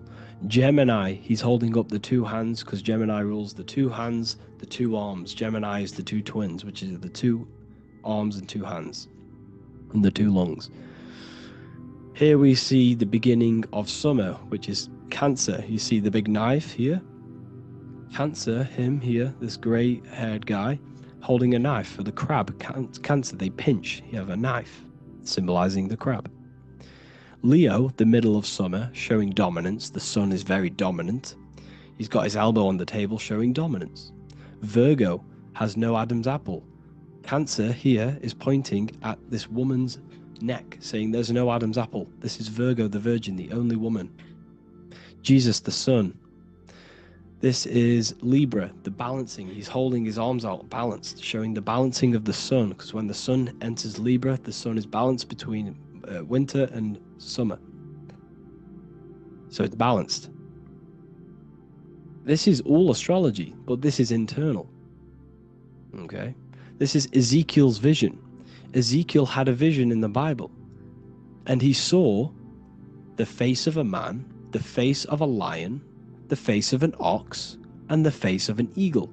The eagle, Scorpio, the ox is Taurus, the lion is Leo, and the man is Aquarius. He saw the throne of God, and he saw the different bodies of consciousness. This is all symbolic for the different bodies of your soul. So when we look at the zodiac, we are actually looking at a map and the energies of our soul, and the energies of our bodies, and the energies of our consciousness. This is what we are looking at. Each zodiac is an aspect of our consciousness and an energy that we can work with and that we must purify. Balance and purification is essential. Imagine playing a brand new video game. Let's say a brand new video game came out and you had to play it. What happens when you play that game? You don't know the controls. You cause chaos in that game. You can't really run properly. You can't do anything properly. You're getting destroyed by other people who are playing that game. It's the same with your physical body. When you are born, you must learn how to play the game. You must learn how to balance the mind, learn how to balance the spirit, the emotions, and the physical body. We must balance and purify each body of our consciousness, which we must look after our physical body with our physical health by eating physical, electrical food like fruits and veg. We must look after our minds by being conscious of what enters our eyes, enters our ears, enters everything. Whatever enters our five senses is affecting our mind, our mental health, our environment, mental. We need to look after our thoughts, control our thoughts by purifying our thoughts, only positive thoughts. Then we must purify our emotions, feeling only gratitude and love and not feeling these negative, dull emotions. Then we must look after our spiritual body through meditation and looking after our spirit. But remember, when we look after our mind, it all begins in the mind. Each body of consciousness is interlocked with the other. If you have an unhealthy body, you have an unhealthy mind, spirit, and emotions. If you have an unhealthy mind, you have an unhealthy body, spirit, and emotions. If you have an unhealthy emotions, you have an unhealthy spirit, mind, and physical body. They're all interlocked. You must balance each one of them. Look after your physical body, look after your thoughts, look after your emotions, look after your spirit. But remember, the mind is the most powerful one. It's mind over matter. Once we look after the mind, once we start to control our minds and control every thought we think, this will then turn into discipline in our physical body. Because once we learn how to discipline the mind, we learn how to discipline what we eat, we learn how to discipline what we feel, we learn how to discipline our spirit. This is all interlocked, but work on the mind first. Work on the mind first. All of this knowledge is inside of the brand new Book of Wisdom, Volume 2. This is a revolution of human consciousness. If you've read it, please leave a review down below. If you've read Volume 1, leave a review down below. This is the next revolution. I don't see this information anywhere. This is the next revolution of human consciousness. And of course, if you are serious about this and you truly want to gain enlightenment and join an amazing community where you can connect with me on live calls, lectures, the Manifestation Mastery course, you can gain access to my library with over 45 PDFs plus my books. And if you do join the university, you can order a Volume 2 free of charge. All you have to do is to pay for shipping. If you truly take your knowledge serious and you want to take advantage of life, join the university. This is where truth seekers belong. Just want to say thank you all. Please leave a comment. Please leave a like. It's going to help me a lot spread this knowledge to the world. And yeah, share this with a friend and subscribe. Thank you all.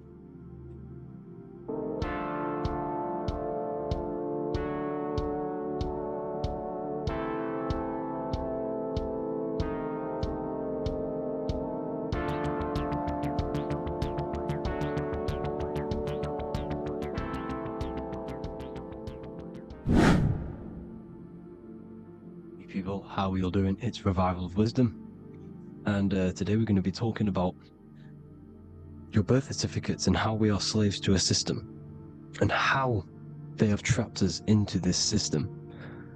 Okay, so the first thing you need to understand about this system is there are two types of laws. You have the law of water, which is Admiralty law, and the law of the land. So the Admiralty law is the law of water, and this is what money is. Money is water. This is why we say liquidity, currency, the current. A current is water, something moving through something. Cash flow. And this is why banks are called banks, because a river bank is on either side of the water and it directs the currency. You see? So money is water. And as you can see here, Ripple, the cryptocurrency, Ripple, water Ripple, and they're building a bridge over water, overseas, international banking with cryptocurrency. So money is water, and this has specific laws about water, but water is the same everywhere, you see. What the difference is with the law of the land is that you can have different laws in different lands. I can't do certain things in the UK that people can do in America, for example. You see, that's the law of the land, but the law of water is the same, because water is everywhere. Now, this is very important to understand when it comes to, you know, these birth certificates. So, Pope Gregory, this is where we're going to start off. Pope Gregory in 1582 took the Orthodox Eastern sunrise calendar and changed it to his own Gregorian timeline, not a calendar, a timeline. This timeline was copyrighted by Pope Gregory under the name of the Vatican. So the Vatican owns the timeline that we are using today, 2023. They own it. They own the title of this Gregorian calendar. Okay? Therefore, anyone who is born under this copyrighted timeline, not calendar, they are subjected to Rome, because Rome owns the timeline. They have a patent, a copyright for that timeline. What is on our birth certificates? That timeline. We are born underneath, we are subjected to the Vatican. This is why all birth certificates go to the Vatican. They own every single birth certificate. Okay? So when we use this timeline, we are subjecting ourselves to this timeline, okay, which the Vatican has a claim over. This calendar or timeline is set to sunset, not the sunrise, which is associated with death, darkness, and the moon, lunatics. You see, so this is a sunset calendar timeline. Okay, this is now, they've changed a couple things, right? They say that the new year is January the 1st. Okay? When we know this is in winter. January is winter, which is associated with darkness, death, the death of nature. So this is a death cult, people. These people are evil. They're so evil. The Vatican. And this is why we use April Fool's Day, because April is in Aries, and Aries is always the start of the zodiac. This is why Aries rules the head region. 12 zodiacs, 12 systems of the body. Each zodiac is associated with each part of the body, and this is why Aries is the head. Cerebrum. But we're not going to talk about it in this video. But yes, that is what April Fool's Day is. They're putting it in your face. April Fool's Day is the real start of the year, when the sun starts to rise again, when the risen Savior is resurrected, when it's born again. This is when the Jews celebrate the Passover. This is when the Christians celebrate the resurrection of Jesus, and they eat lamb. The Jews eat lamb because we're in Aries, the new year. The sun is now born again, our risen Savior, the light of the world. So yes, this is what April Fool's Day is. It's the first day of the year, which they changed. Pope Gregory changed. So you need to understand is that you are in the womb. You are inside of a ship, because every ship, literally a ship, every ship is female. This is why they say she delivers the product, because she does deliver the product, you, the baby. Same thing with a ship, they deliver products. They are a she. And when they pull up to the bay, like you can see on this picture, they're pulling up to the bay. This is now called the birth canal. The ship is now in birth. on paper. Okay, this is law. And when they pull up, they tie up to the bay, and now they get a certificate of manifest certifying all of the products which are on the ship and what they are bringing into that nation. Okay, so you're bringing in this many of that, everything's on the certificate of manifest. And this certificate of manifest is also your birth certificate, because you are traveling through water when you are in the birth canal of your mother, because you are in water when you are in the womb, and you travel through the birth canal, and when you arrive you get a certificate of manifest with the name, how many, the quantity, that's your birth certificate. Okay, and this is what it is. We are a we're not a corporation, but we represent a corporation, which is your name in full capital letters. That is your corporation. You cannot physically tax a body, but you can tax a corporation. This is why we get charged. This is why we get taxed, because it all goes down to the corporation which our name represents, which we are subjecting ourselves to. We are my name, I am subjecting myself to this name, and that name has a corporation which I represent, which I subject myself to. You see, this is how we are attached to this straw man, this character that they have built on paper. So it's a character which is on paper. This is what we represent. So when the woman gives birth, she delivers the baby, and then she has another substance. Now I'm going to break down how they attach this name to us, how they do it. Okay, our mother is carrying us the product in the womb, the water, and it goes, for example, it goes from the United Kingdom into a state-owned, corporate, federal-owned hospital, which is government-owned. She does not declare the package when she enters the building. So keep that in mind. When she delivers the package in the federal territory, she does not declare the package either when she leaves. Therefore, there is no evidence that we exist when we arrive. On paper.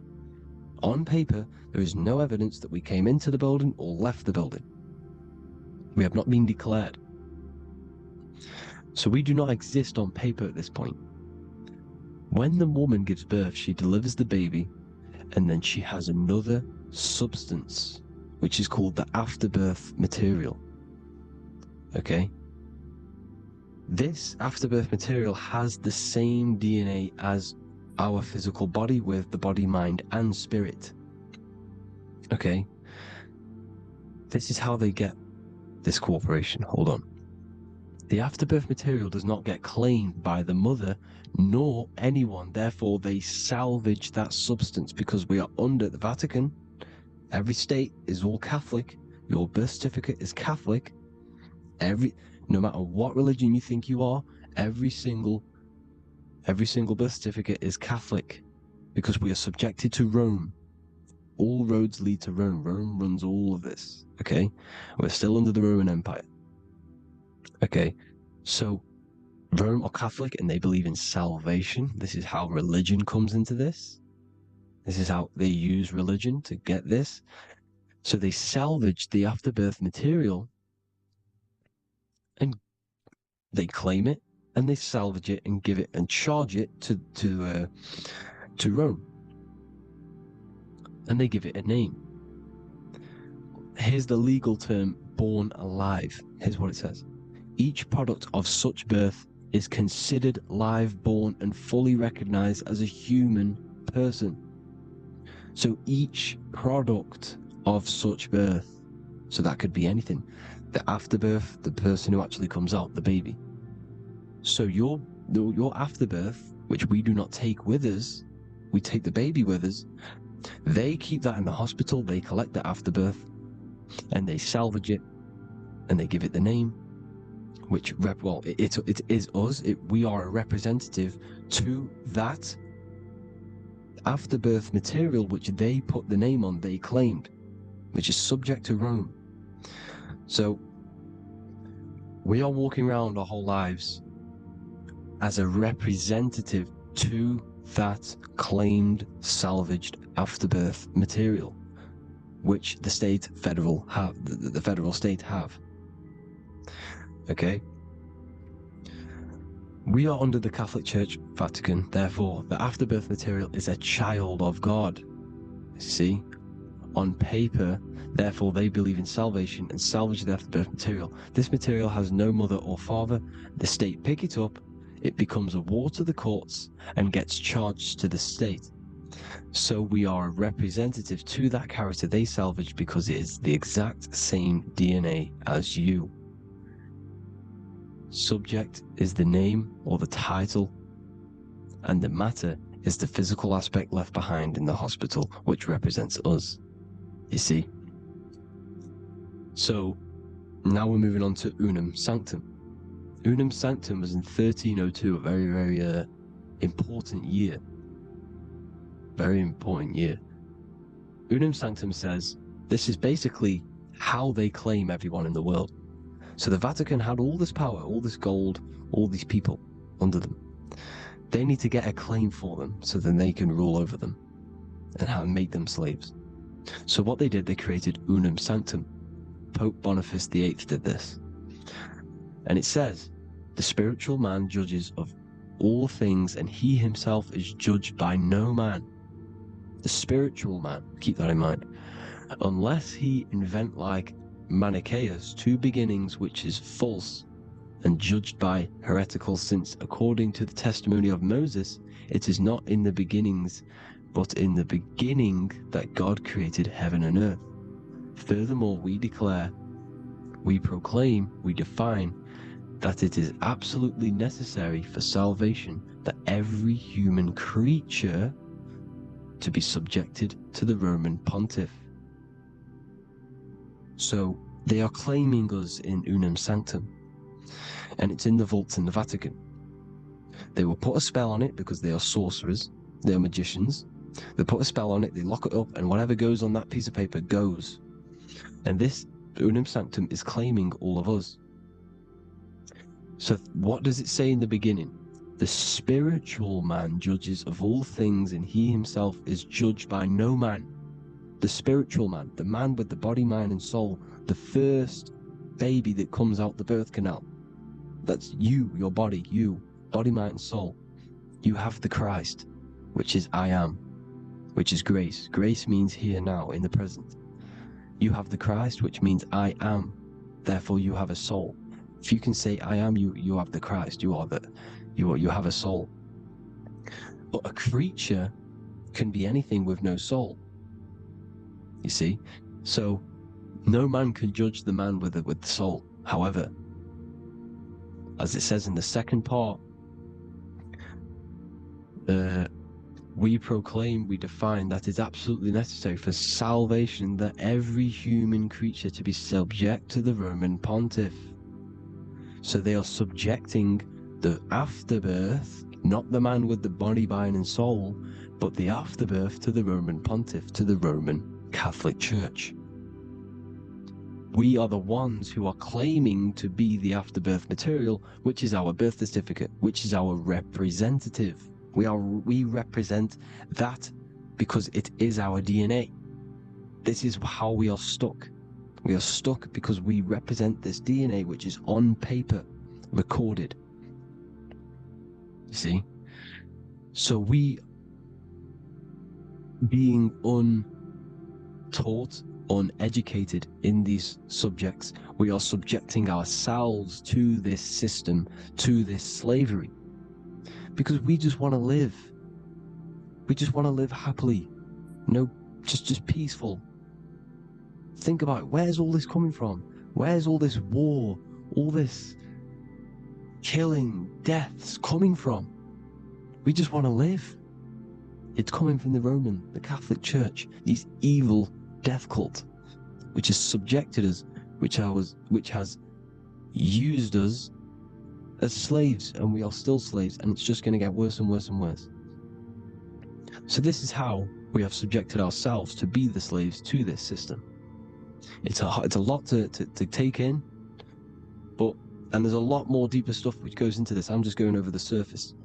I'm going quite deep, but there is little details that I still need to learn myself. But this is the general how that we've been stuck to this slave system. So we are batteries, okay? This is why we get charged.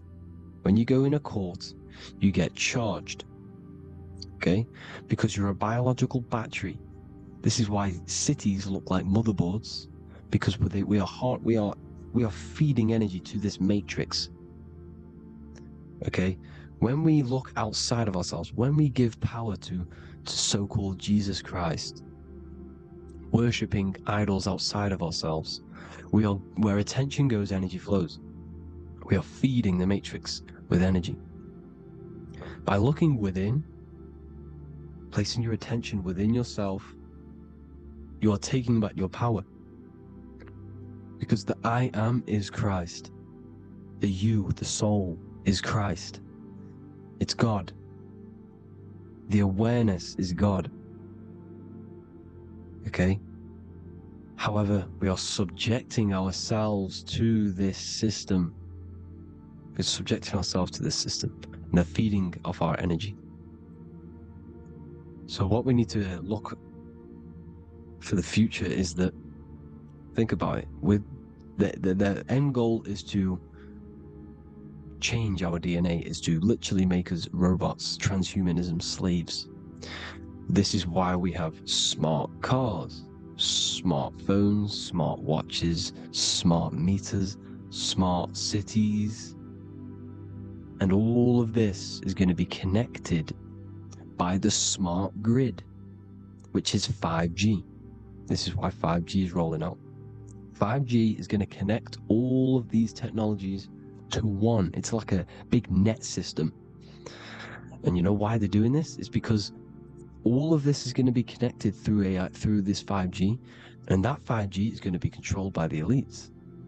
So you say anything wrong, you do something wrong, you say the wrong thing online, they'll turn off your car, they'll turn off your phone, they'll turn off your smartwatch, they'll turn off your TV, because it's all going to be connected and controlled by the smart grid. And this is what the Great Reset is, people. But they're going to trap us inside of these 15-minute smart cities, so we can't leave the area, because they're going to use climate change as a tool to enslave us to not travel because of so-called climate change and the fumes that we are putting into the air, which is all BS. They're doing this to push these new cities, to push all of it. Listen, they're trying to get inside of your body. The only way they can do that is to get you addicted and using this technology. First, they got on the body with the smartphone. Well, first of all, we use the technology. We get used to it with it in our hand. The next step for them was to get on the body, which is the Apple Watch, as you see down here. They have now successfully got onto the body. The next thing is to get inside of the body. This is the brain chip. You see how they've slowly lured their way in, slowly got you addicted to this technology, got you dependent on this technology. And what they're going to do is that they're going to mold society to be dependent on the brain chip. So in order, for example, if you want to go and pay for food, you're going to have to get a chip to pay for the food, because it's all going to be digital money. And that digital money will be connected to the chip, and you will need the chip to pay for things. You see? So this is how they're slowly transhumanizing us. These phones, these apps, these things which are all which are all using, was created by Freemasons. Mason means traveler, because they travel the depths of the mind. They understand human consciousness. They understand the brain. They understand the mind. By the deepest root cause, they understand it. This is what Masonry is. It's the occult. So these technologies is designed by these people. This is why they're so addictive, because they understand how it works. They understand how to get people addicted, because they understand human consciousness, the brain, the body, and the mind. So this is the advantage Freemasons have over us.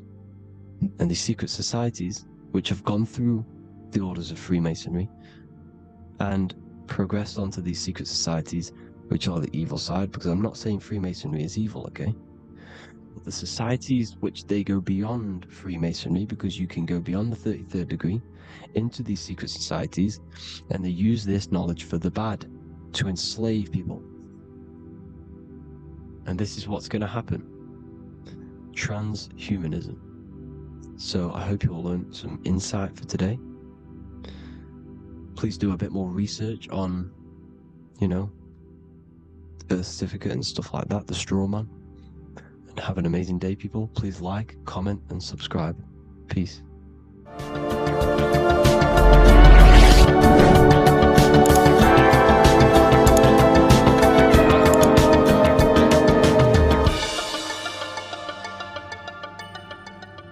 Darkness, this world, this body's the darkness, because it's a bondage. You need to break free. You need to learn how to astral travel, people. You have to learn this. If you want to get out of this world, you have to learn how to astral travel and see the other realities. Traveled I through space-time, knowing my soul at last was set free, knowing that now I must pursue wisdom until at last I pass to a plane hidden from knowledge, known not to wisdom, extension beyond all that we know. So he's talking about he went to a place where we cannot even comprehend here, a place that is not even known to Earthmen. He's telling you he's ascended out of this world to the planes that are beyond. And it says here in the Emerald Tablets, man is in process of changing to forms that are not of this world. Grows he in time to the formless, a plane on the cycle above. Know ye must be one, ye must become formless before ye are one with the light. The light, the same light that I was talking about, the Masonic light, with the triangle, God, the one source.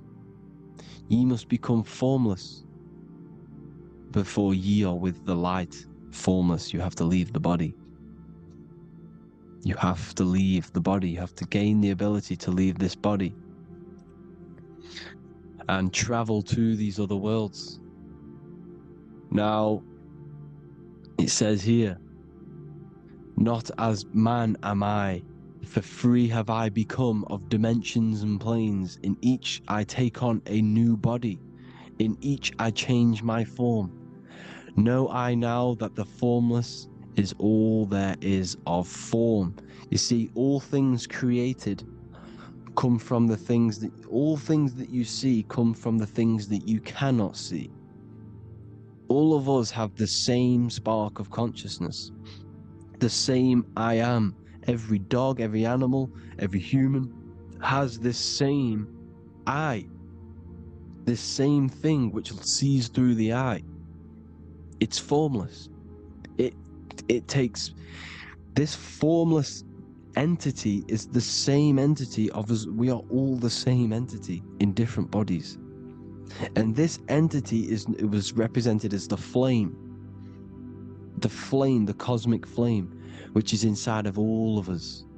And this is why the Masons depicted your spine as a candle or the Holy Grail. You would either see this or a candle with a flame on the top, because the Holy Grail is your consciousness, which is on top of your spine, which is the candle. Now, Jesus, Thoth, Buddha were all these deities which were coming down to lift people up, because they were fishermen of men. And he would lift you up to the higher worlds, out of this world, to the ones above. Now Thoth, you can see him here, he's leading the way. He's holding someone and he's leading the way with knowledge and power He was leading the way to other worlds, out of this world. There's no point trying to change this world. This world will stay the same. It will stay the same. You have to get out of this world, and that's what they're telling you. That's what they're keeping you from. They're keeping you stuck within this thin layer of reality. So what the Masons are doing, they have the ability to astral travel. They're living not stuck and bound to one reality, but living within the different layers of reality. And this is what Morpheus was doing in the Matrix. Morpheus was going into the Matrix to go and get Neo, which is exactly what Jesus was doing, pulling up people out of this world to the ones higher. And that's exactly what Morpheus is doing in the Matrix. If you haven't watched the Matrix, go and watch it. It will blow your mind. Everything I'm saying in this video, you will see it. Except that you don't need to use a machine to enter the Matrix. You just use your body. Well, you use your consciousness to leave this body. You see, Neo was also uploading himself into the simulation to pull people out of the simulation. And this is exactly what all of these gods were doing. The Fisher of Man, look, he was pulling people up out of this reality with the knowledge. Now, Jesus was always depicted with the mushrooms. Look at all this mushroom art. Mushrooms were literally the origin of Christianity. You can see it everywhere. There's mushrooms in all of the ancient art. Every single one of these paintings you see here, there's mushrooms on them. Mushrooms have the ability to see alternative states of consciousness. Now, if you go and do them, and you go to sleep, if you pop mushrooms, you go to sleep, and you will wake up in another reality. You will wake up in another reality. Don't try it if you don't want to do it. But if you've got the heart to do it, do it.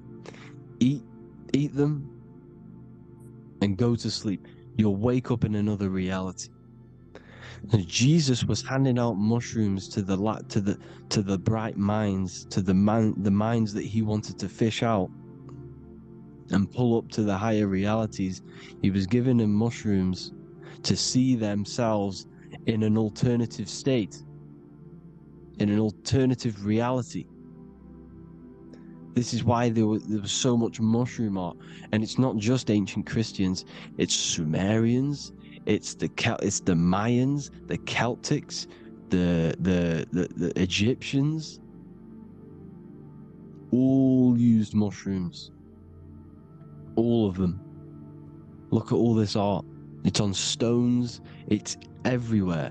Because mushrooms, see, everything in nature is a macro. Look at the form of a mushroom. It's literally your spine and brain. Because they alter your consciousness. Your body is just a radio receiver.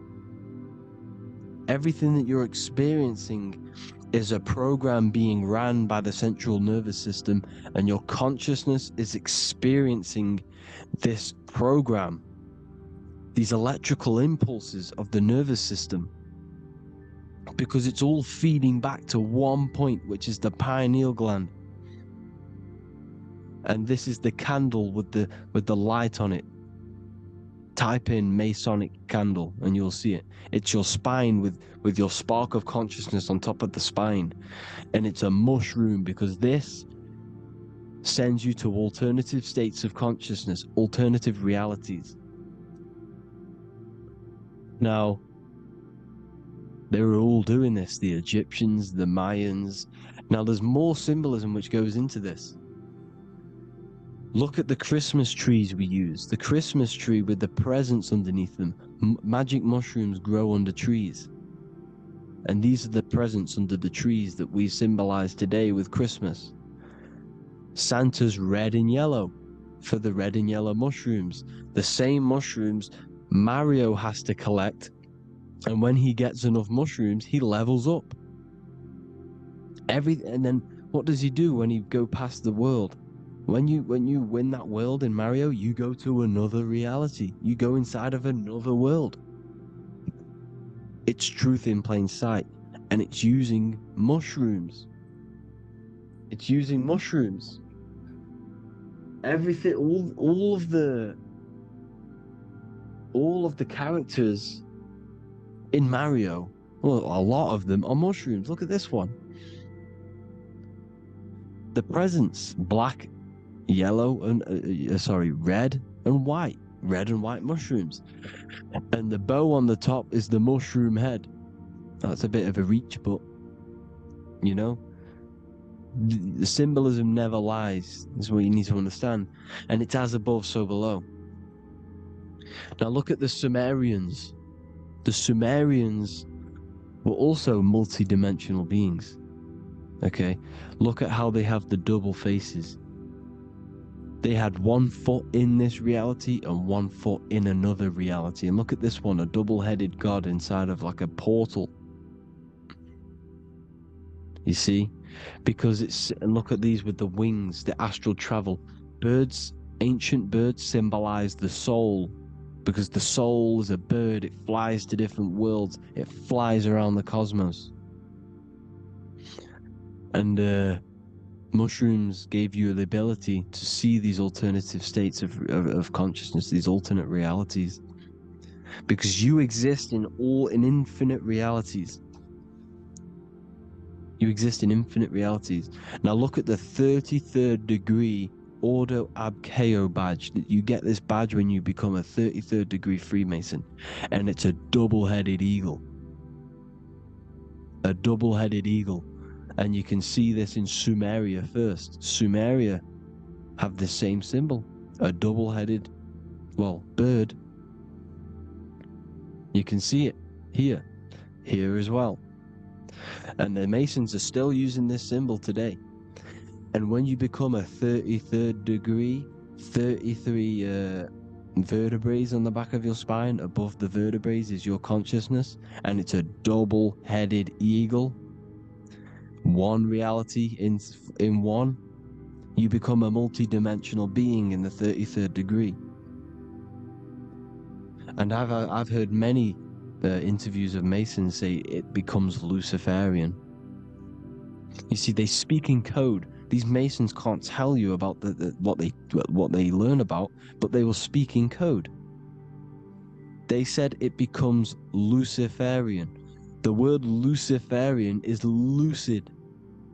The root word of Luciferian is lucid, and lucid is lucid dreaming, alternative realities, dream worlds. You become a god. Luciferian means you're becoming your own god, pretty much. Because you are becoming a multi-dimensional being living in between the different layers of reality at the 33rd degree of Freemasonry. And look at the double-headed eagle, because the birds symbolize the soul. And they reach high, they fly high, just like the soul wants to fly high to the light, to become one with the light, like the Emerald Tablet says. Now look at Janus. Janus was another god, and he's known as the god of doorways. Janus always depicted with a double head. Janus is why we say janitor or January. And January is entering a new year. Janus is known as the god of doorways with keys, always got a key. Because keys open doors. That's why the janitor holds all the keys. And Janus always has double heads, because he had 1 foot in this reality, 1 foot in another. He was a multi-dimensional being. A Luciferian. Living between the different layers of reality, instead of being stuck in one like we are. Well, a lot of people. And that's the whole point. You see, all of this stuff is about like changing the world and stuff like that. This world will probably never ever change. It's probably been like this forever, well, forever, for a long time. But it's about moving out of this reality to the higher states. And the Masons always depict the ladder to the luminaries, the stars, with a key, the same key of Janus. The Vatican is a key, and it's in charge of all the religions. Why is it a key? Because they're holding back the key. They're keeping you stuck within this reality, keeping you stuck as identifying yourself with the body, identifying yourself with this world. You are not in the world is within you. This is a program being ran by your central nervous system, and your consciousness is experiencing this reality. Now, this is going to be a mind-blowing video for some people. You have to have an open mind. You have to let go of all the programs. I'm repeating what the ancients are talking about and the ancient symbolism. Look at Janus with the double-headed god. He was just another god coming down, giving keys to people who had the worthy mind to be pulled up out of this reality,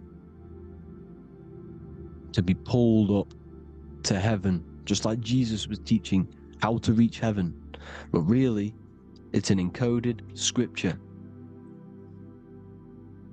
But anyways, hope you all gained some insight on this video. Have an amazing day. Please like, share, comment. All the links are in the bio for the PDF, for the Manifestation Mastery course, and all the other amazing stuff. And if you want to support the channel, I'd greatly appreciate it if you became a Patreon member. Hope you'll have an amazing day, people. God bless.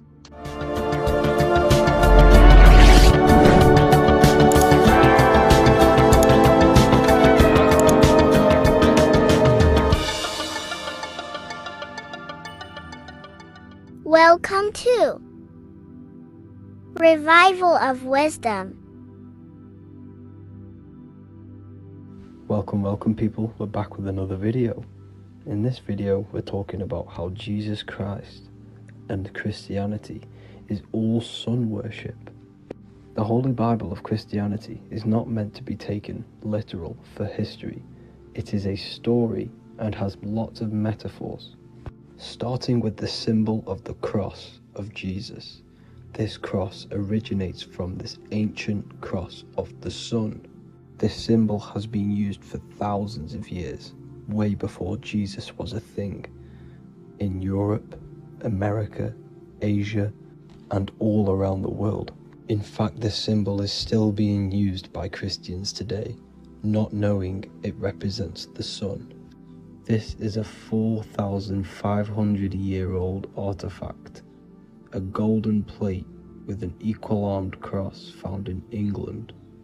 The gold to symbolize the sun, and the equal-armed cross for the 4 equal seasons of the year. So this is why in the Bible you have Matthew, Mark, Luke, and John, symbolizing the yearly cycle of the sun and the 4 equal seasons. Also in the Bible, Jesus is referred to as the light of the world. So yes, Jesus represents the sun. He is a metaphor for the sun. Hence why in all of these pictures and images and paintings of Jesus, there's always a sun behind his head, and some even with the sun cross behind his head. Jesus also has 12 disciples, which represent the 12 zodiac signs and the 12 months of the year. This is the Last Supper by Leonardo da Vinci. As you can see, the sun, being Jesus, is in the center, because the sun is in the center of the zodiac signs. There are 4 groups which symbolize the 4 equal seasons. Each group contains 3 people, symbolizing the 3 months and the 3 zodiac signs in that season. There is only 1 female in the painting, which is Virgin Mary, who symbolizes Virgo, the astrological sign. So yes, Jesus symbolizes the sun with his 12 zodiac signs and 4 gospels for the 4 seasons of the year. However, there is another phenomenon.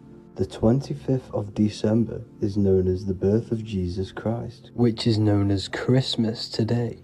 Jesus symbolizing the sun and is born on December 25th. This is the day the sun moves 1 degree northward, bringing back the warmth, the growth of crops, the life and light back to the northern hemisphere. Everything is springing back to life, as we call it, spring.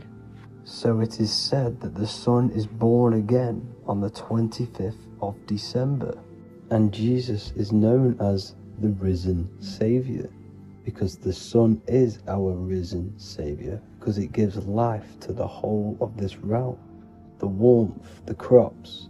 And without the sun rising in the morning, we'd all die in about 2 weeks. And we all know how Jesus died on a cross. The sun also dies on a cross in the southern hemisphere. It dies on the Southern Crux constellation. And on December the 22nd, 23rd and 24th, the sun remains in the same position. So the sun dies for 3 days and it is born again on December 25th, when it moves 1 degree northward. And this is when the sun is born again, or resurrected, just like Jesus. Constellation Virgo is prominent in the spring sky in the northern hemisphere. So therefore, the sun is born a virgin, Virgo. And as you see in this image, you see Virgin Mary holding the sun. Us as humans do not own the sun, so therefore God owns the sun. So yes, the sun is the Son of God, and this is what Jesus is symbolizing. And just how Jesus sacrifices himself for humanity, that's what the sun does. The sun gives out all of its energy so we can live. There are many other Bible verses which represent Jesus as the sun.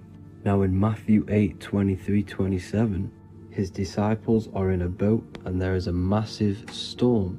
Jesus is asleep, meaning the sun has not arose. And the disciples say, "Save us, Lord, we are perishing." Quote, "Then he rose and rebuked the winds and the sea, and there was a great calm." End quote. Now this is a metaphor for the sun rising and calming the storm, because in the ocean, when the sun is down, that's when there are great storms.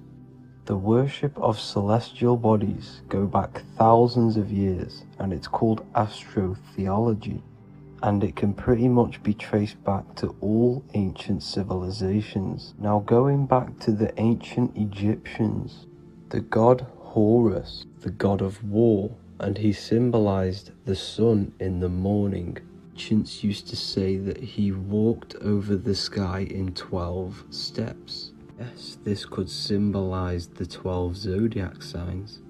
It also symbolizes the 12 hours of daylight. So we have 12 hours of Horus, but now they've rearranged the word to hours. Horus and hours.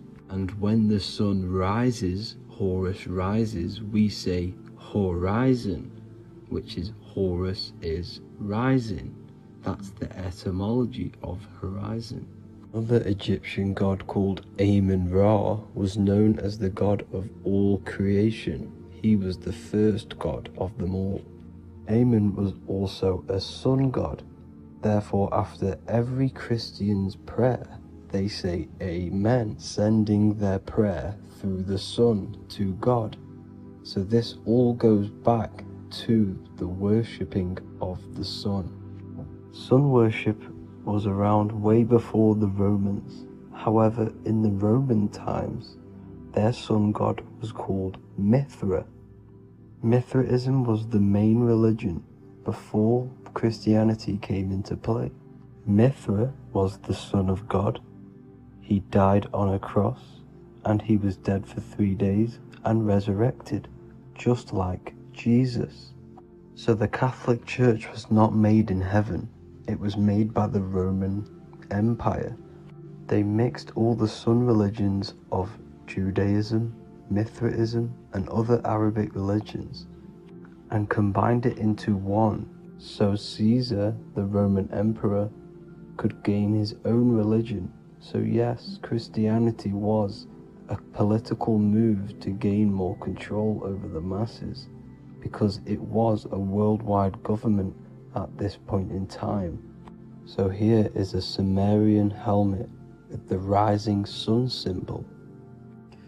And then the Romans also used this rising sun symbol on their armor. So sun worship has been going on for thousands of years, and it still goes on today. However, with all the programming and the low IQs, today we do not get the full interpretation of the Bible and these stories from the past.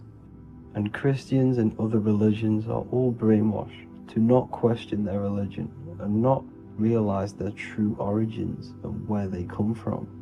I do advise you all to do your own research and come to your own conclusions. However, I'm just pointing out the facts and connecting dots for you all to see. That's it for this video, guys and girls. Thank you all for tapping in. God bless.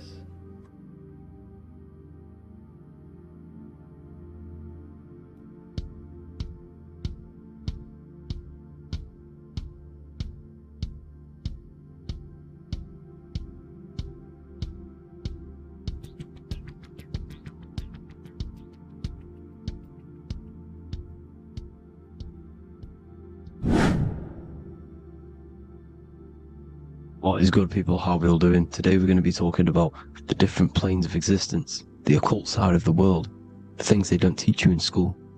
And of course, you can only find that on this channel, so welcome. So you need to understand is that your consciousness moves through these different planes of existence, these different states of consciousness, which make up all of you. Okay? They are all interlocked planes. They are all interpenetrated into each other. They are all one. They melt into the plane above and below. You see, each plane is a product of each plane. As above, so below. Now, the higher you go, the more fluid, the more dreamy, the less dense it becomes. The lower you go, the more denser it becomes, the more solid it becomes. The lowest plane is the physical plane, which you are obviously aware of. You are inside of the physical plane now. But while you are in this inside of this physical plane, you are indeed inside of all these other bodies which you have not awakened yet. You have to awaken these different bodies. You have these bodies. Okay? It's like a ripple effect. And the center is the most dense, the most solid. This is Earth, heart, the heart of the ripple. And the lower you, the further you go out from the center, the more dreamy, the less fluid, the more fluid, the more less dense it gets until you're one with the all. You see? And this is what it's like. This is what this system is. It's like a ripple effect. Now, let's jump straight into the planes. First, you have the physical plane, made out of 4 elements. Five elements. The ether is the mother of the elements. It's the womb of the elements. It's the 5th element. And it gives birth to the 4 other elements. 4 is stability. Tables have 4 legs, and this is why the ether gives birth to 4, because it's the foundation of the physical world. Fire, earth, water, air. They are not pure. Each one of the elements melts into the other one. For example, earth and water both share cold. Water and air both share wet. You see? They compose of each other. They melt, they mold into each other based off the vibrational state of the ether. That's what it is. The 4 elements are the vibrational states of the ether. Okay? So you have the 4 physical elements making this. physical world. It's the lowest world. It's the world of effect. This world, whatever you see, whatever you experience, it's the effect. You can't change anything by manipulating this world. You got to manipulate the higher worlds to affect this world. You see, as above, so below. This is the lowest plane. It has three-dimensional. It's the third dimension. Space, height, and thickness. That's all it is. Front, backwards, upwards. You see, it's three-dimensional. We cannot perceive the hidden side, which is the interior of this existence. We cannot perceive the interior from our exterior view. We are looking into this world. Okay, this is the exterior view. We can't see what's inside of that. That's the fourth dimension, which is the next one. It's the most gross and dense plane. Four states of matter, the most slowest vibrational molecules exist in this plane. Above this plane, you have the ether. Okay, the word ether and either are the same thing, because either connects two scenarios in languages. I either support Manchester United or Liverpool. Either is connecting them two scenarios. The ether is doing the exact same, as you can see here on the planes of existence. It connects the astral world, which is very important, to the physical world. It's connecting these two worlds. So it's the ether. It's the ether. The ether is pure potential. Energy flows through the ether. It is pure energy, pure potential. Okay? The physical body is an exact copy of the etheric counterpart body. So every physical object has an etheric energy double. It's like a blueprint of that object. Every single object has an energy double, and that's the etheric double. Okay? The etheric body determines the shape of our physical body through its lines of force. All through life, it rebuilds and restores the physical body. Physical problems show up first in the etheric body, because as above, so below. You manipulate the higher planes, it will manipulate this plane. And this is why sorcery works. Contact with astral plane entities. We'll get into that a bit later. So the reason why we can't see this plane, this energy world, which is all around us, which we are inside of right now as we speak, is that the molecules that compose it are further apart than those of the physical plane, making it invisible to the two eyes. That we can't perceive it. Our eyes cannot physically suck in that sort of information, and our brain cannot decode it. This is why, they brainwash us with all these programs to keep us asleep, to keep these other bodies we have asleep, so we don't find out about these other bodies, and is to make you believe that everything's just a material. Only the material world exists. They don't want you to know is that everything that you see is a result of something you cannot see. As above, so below. There are realities within this reality. This is what I'm breaking down now, these different planes, on how this reality works. So your etheric double is your energy body. You can see here the physical, etheric, astral. Astral is your spirit. The ether is a part of the physical plane. It's like just above the physical plane, but it's still part. But then the astral plane is completely separate. It's another plane, but they're all interlocked. Don't think they're apart. They're all interlocked. They're all one. They all melt into each other. The chakras that we have are inside of our etheric body. They are our sense of organs which tune us to the fourth dimension. These 7 chakras connect us to the astral world, the fourth dimension. Okay?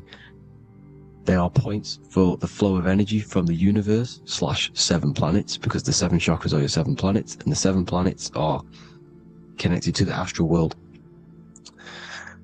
They are feeding these 7 senses in our body. They connect us to the universe, to our etheric counterpart, and then to us, supplying the physical body. Because the energy comes from above. As above, so below. These 7 senses, these 7 etheric chakras, are being supplied with energy from the universe, the 7 planets, the solar system. Then it supplies the physical body. You see? So the ether is very important, and this is, that the ancients understood the science of the ether, and they could, harness free electricity from it, because it's all around us. The ether is all around us, and this is what they were doing. They were harnessing free energy using the ether. The astral plane, the fourth dimension, very important plane. Very, very important. We've all been there. Every single one of you has been there. Okay? The fourth dimension is unseen of what we see. It's the interior of the exterior that we see. We see the third dimension, but we cannot see beyond what's making this third dimension. This is the fourth dimension. Okay? It's the dream world. This is where you go when you dream. Okay? This is where you go when you dream. It's the place of disembodied spirits or ghosts, entities, whatever you want to call them. When you hear ringing in your ears, that is not tinnitus. That is an entity around you. Okay? That is an entity around you. The fourth dimension is where thought forms exist. Mental images. Thought forms as in what you see in your mind when you think of an image, because the mind is the highest plane of existence. Mind is the highest plane of existence, and it manipulates all of the planes below. So it goes the mental plane, then the astral plane. So the thought is in the mind, the mental plane. That just the thought alone, no image, but then the form depiction, the thought form exists. It manifests in the astral plane as a sort of image, an entity, a living conscious being. So this is why thoughts are things. You see, thought forms exist within the fourth dimension. So when you imagine something, when you are, for example, right now, look into your hand and imagine there's an apple in your hand. If you can see that, you are seeing into this fourth dimension. You can only see into this fourth dimension using the mind's eye, not the two eyes. The mind's eye. When you shut off the two eyes into darkness, the third eye opens. The mind's eye is open, and you can see, this is astral travel. You got to work on astral travel, and you will see this astral plane, this fourth dimension. And there are 3 different sections to this astral plane: higher, middle, or lower. So yes, there is a kind of a heaven and hell, and a mid-God. Heaven being the higher vibrational entities manifesting higher vibrational thought forms existing there, the lower vibrational thought forms existing in the astral plane. But these thought forms are beings. You can create these beings. They're called elementals. Okay? If you entertain specific thoughts for long enough, this will plant a seed and it will grow. If you keep, so for example, you have a bad feeling or whatever, what's a good example? Unforgiving someone. You keep that energy inside of you for long enough, it will manifest in the fourth dimension. You entertain that thought long enough, it will manifest. And it will create an etheric body, and it will be an entity which will harm you. It will feed off you, this low vibrational energy. Your mind is so powerful. It creates thought forms, and these thought forms can take consciousness, can take bodies, etheric bodies. Now, that's why it's very important that you master your mind, master your thought patterns. So this fourth dimension is the astral world. So when you have a nightmare, this is the lower astral plane. You're in the lower astral plane.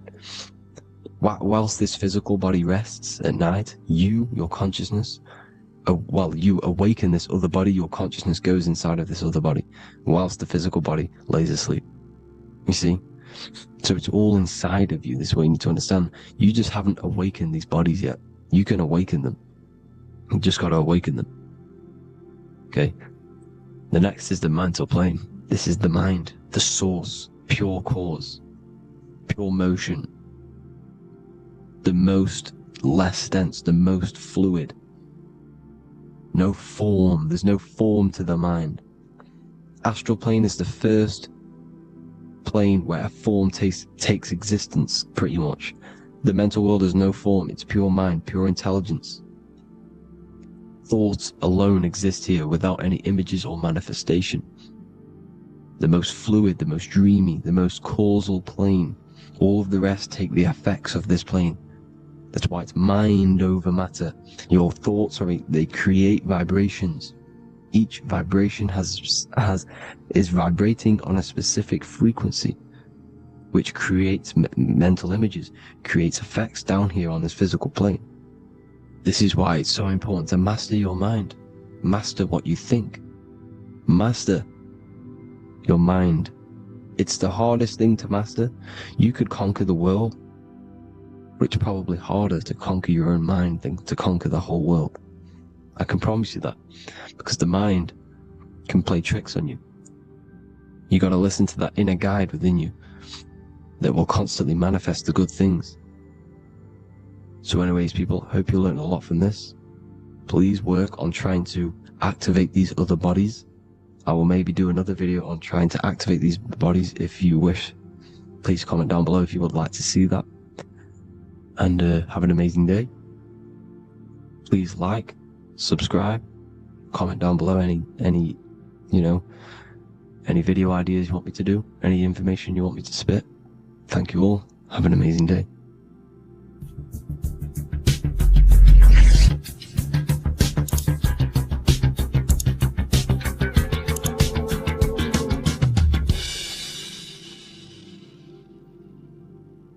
Welcome to Revival of Wisdom.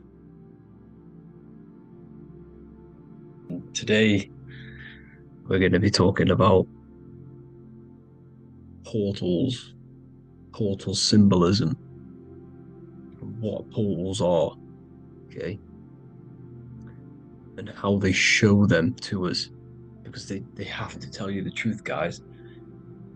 This is the thing with the universal law. They have to tell you the truth. And they tell you through symbols, they tell you through movies, different things like that. But let's jump straight into this. So first I want to talk about the Freemasonry symbols. Okay, so first we got, obviously this is some Freemasonry art, but notice how you've got the ladder with a key. Okay, so this is ladder symbolism with a key. So maybe this is talking about ascending. Okay, because look, because this is ascending into the heavens, because it's a ladder with humans going up it with a key. In order to ascend, you must have the key. Okay, so what else do we have with a key? Well, the Netflix show Lock and Key, which is all about portals and keys. Because what the keys do, they open doors, gateways. Okay, so what's interesting about this is that they've got this key here, which represents the Kundalini energy rising up the spine. Okay, but we'll come back to this. But it's that same portal key symbolism. We've also got the Vatican. The Vatican is in the shape of a key. Okay, so you can see the start of it here and the end. So this is key symbolisms. Keys open doors. And notice how it's got the 8-pointed star. Okay, what is the 8-pointed star? Okay, we'll come back to this. This all ties in, guys. I'll break it all down for you. But then you've also got the god Janus. Janus, okay, is known as the god of the doorways. He's an ancient god of Rome, and they worshipped him. However, he's not a god, he's more like a high-level ranked demon. But he is the god of the doorways. And notice how he's got two faces. Because doorways always have two sides. You're going into somewhere, there's always two sides of a door. And he's always depicted with two sides of a face and a key, because he holds the key to the doorways, to the portals, to other worlds and realms. Okay, as you can see, he's always got two faces and a key. Okay, so now we have the Sumerians, the Anunnaki. and they are always depicted with the two faces. Why do they have the two faces? Because they're symbolizing doorways, and the Anunnaki come to Earth through doorways and portals. So these are what these gods are symbolizing in their artwork. But they always have the 8-pointed star. Okay, what is the 8-pointed star? You see how they always have. Look, let me try to find another one. It's the 8-pointed star. This 8-pointed star is Polaris. Okay, Polaris, just like the Vatican has the 8-pointed star with a key. Polaris is the center star. Polaris is a fixed star, it doesn't move. Okay, so the Anunnaki symbol is also the 8-pointed star. So this is symbolizing the portals and doorways that they come through in order to get to the Earth. But Polaris is that center star which does not move. It's always symbolized with the 8-pointed star, just like a compass. Why is a compass the 8-pointed star? Because at the center of our realm is where the most electromagnetic energy is stored. As you can see, we have an aura field, an electromagnetic aura field. So does the Earth. And in the center, so like our heart, for example, is where the most energy is stored. And like the center of the Earth, this is why all compasses point to the center, because this is where the most electromagnetic energy is stored. It's at the center of our realm. Okay. So like I was saying with the lock and key series, see this here? The Kundalini energy rising up the spine, just like your Kundalini energy rising up the spine. Let me try. I can't zoom in, but you know what I'm trying to say here. Let's go back to Polaris, because at the center is where pole. Can you see the pole of electromagnetic energy? Polaris, the North Pole. It's symbolized. The truth is in the words. It's like a pole of electromagnetic energy, and this is where the aurora borealis comes from. Notice how it's got the word aura in it, because it's the Earth's aura, electromagnetic field. Just like you have an aura, also known as the Northern Lights, because it's coming out of this center hole in the center of our realm, where the black sun is. And this is where the electromagnetic energy is coming up from.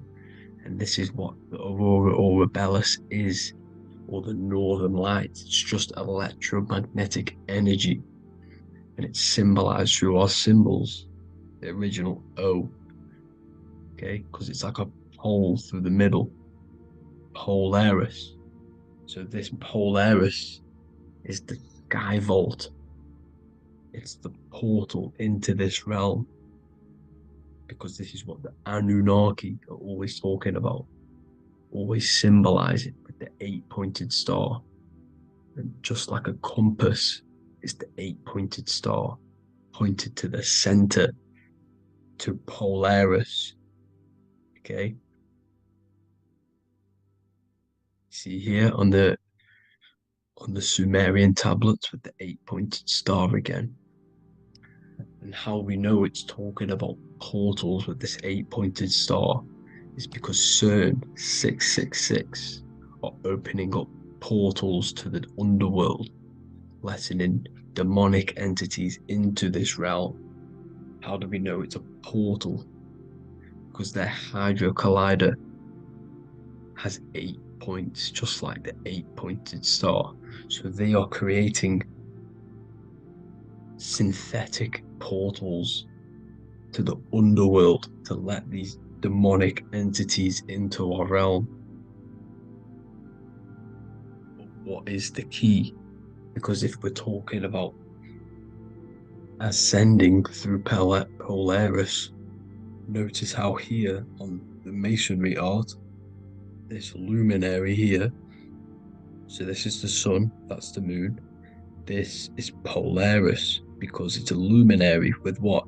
1, 2, 3, 4, 5, 6, 7, 8 beams coming off the luminary, just like the 8-pointed star. So you see the ladder with the key going up to Polaris. It's symbolizing ascending out of Earth. So what is this key that they're keeping from us? Because it's a human holding a key going up the ladder to Polaris. Well, chakras. We have 7 chakras. Okay, so this is what they are telling us in the lock and key symbolism. The Kundalini energy rising up the spine. Okay, just like they have 33 vertebrae on the back of your spine. Okay, this represents the Kundalini energy going up your 33 vertebrae, just like in masonry has 33 degrees. Okay, so what is the key? Your chakras. Your chakras have to be unlocked. Okay, you have to unlock your chakras, and you can't unlock this one without going through this one. You have to go through them all. It's like a ladder, just like Jacob's ladder. You can't go from the bottom to the top. You have to unlock each one. Okay, just like you have 7 chakras, you have 7 layers of your aura. Okay, you have to unlock your chakras to the highest point in order to reach Christ consciousness. And this is the key that they're talking about. They're symbolizing the organic portal within each and every one of us to ascend out of this realm. Okay, so this is the key that they're talking about, and they're holding back this knowledge to keep us trapped in this 3D realm. Okay, so like I was saying with the 33 vertebrae and the Kundalini energy coming up the spine, 33 vertebrae, you can see this sort of symbolism going up to the light, because it's the light. You see here, your crown chakra turns on and becomes enlightened, just like the Illuminati symbol. Can you see it? But also Jesus also died at 33. So this is symbolizing, okay, they're symbolizing the death of the ego, the body. So once you open up your chakras and reach Christ consciousness, which is your 33rd vertebrae, once your Kundalini energy goes up your 33rd vertebrae, your body technically, not physically, but spiritually dies, because you then become formless. You reach Christ consciousness. So then you can travel other worlds. Okay. This is what they're talking about with Vatican, 8-pointed star, and the key. Janus with the key. The Sumerians with the 8-pointed star. Anunnaki, the 8-pointed star. Polaris, 8-pointed star. So Polaris is the way out of this realm, which is at the center. Pole, North Pole. Okay, so the key is that they're hiding from us is the knowledge to unlock our chakras. Okay, and without this knowledge that they keep from us is trapping our souls in this reality to keep reincarnating. Okay, well, thank you all for tuning in, I'm going to leave you all there. Make sure to leave a like and a comment in the comment section. Let me know some topics to talk about so I can break it down for you. God bless you all.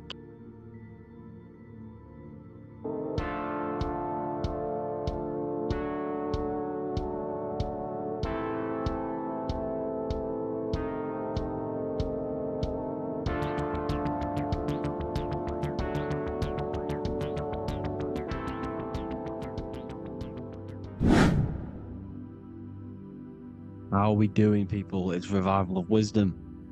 We're back today talking about sun worship. Okay? And please enjoy, sit back and enjoy the video. First thing we need to understand is that the sun is the risen savior. It's the light of the world. Without the sun, we have nothing. Now, the sun is the Son of God. We didn't make the sun. No one owns the sun, but who created the sun? Obviously, the Creator created the sun. Therefore, it is the Son of God. And that is what Jesus is symbolizing in the Bible. The Bible is a metaphorical story. That's why it's called the greatest story ever told, because it is a story about the sun, the zodiac. It's about you, the systems in the body. It's about everything that is sacred in this creation. Now you can see the suns behind Jesus' head in all of the ancient portraits, even the ones that are more modern. You still see a sun on the back of his head because he is the sun. He's the light of the world, our risen savior. And this is what Christians are lost because they don't realize it's a symbolic story. They think Jesus was a historical person. He's not a historical person. Okay, this is what we need to get out of our mind. This wasn't a historical person. It's the Son, our risen savior. The Son is the soul. It's the soul of this creation. Because what is a soul? A soul is pure life force, pure energy. Whatever a soul inhabits, it gives life to. Like our soul feeds our body. The sun feeds the earth because the sun is a soul, and that's why the ancients called it Sol. Because it's the soul, and it's in you, and it's the light of the world. It's the light of everything. It gives life to all things. Here's Jesus and his 12 disciples. The 12 disciples symbolize the 12 zodiac signs. Aries, it rules the head region because the 12 zodiac constellations rule specific regions of your body. Aries, the ram, you have a cerebrum in your head. This is Aries on the head of the table. His Gemini rules the arms and the lungs. The two twins, Gemini. He's holding up two hands for the two hands and arms. The twins. Cancer has a knife in his hand. It's not so clear, but he has a knife in his hand. Cancer is the crab. Crabs have claws. And he's pointing at Virgo's Adam's apple, saying there's no Adam's apple there. It's a woman. Who's the sixth sign? The sixth sign is Virgo, the Virgin, the only woman in the painting. Now notice how there are 3 people in 4 groups for the 4 seasons and for the 3 months and 3 zodiac signs in each season: spring, summer, fall, winter. Matthew, Mark, Luke, and John with the suns on the back of their heads, because it's the 4 states of the sun. The 4 states of the sun. Now, 6th sign, Virgo, the Virgin, the only woman in the painting with no Adam's apple. Then we have the sun, Jesus, red and blue, red shift, blue shift. Electromagnetism. The ancients knew this. He's got one hand open, one hand down, because the sun gives and retrieves. The sun rises and it falls. It gives, then pulls away. That's what the sun does, and that's what he's doing. His arms are out, symbolizing the rays of the sun, casting down onto the earth, giving and then receiving. Libra, his 2 hands are equal. He's holding his arms out equally, because Libra is the 2 balanced scales. Libra is when the sun is balanced between the summer and the winter. It's being judged. The sun isn't balanced. That's what Libra is, the two scales.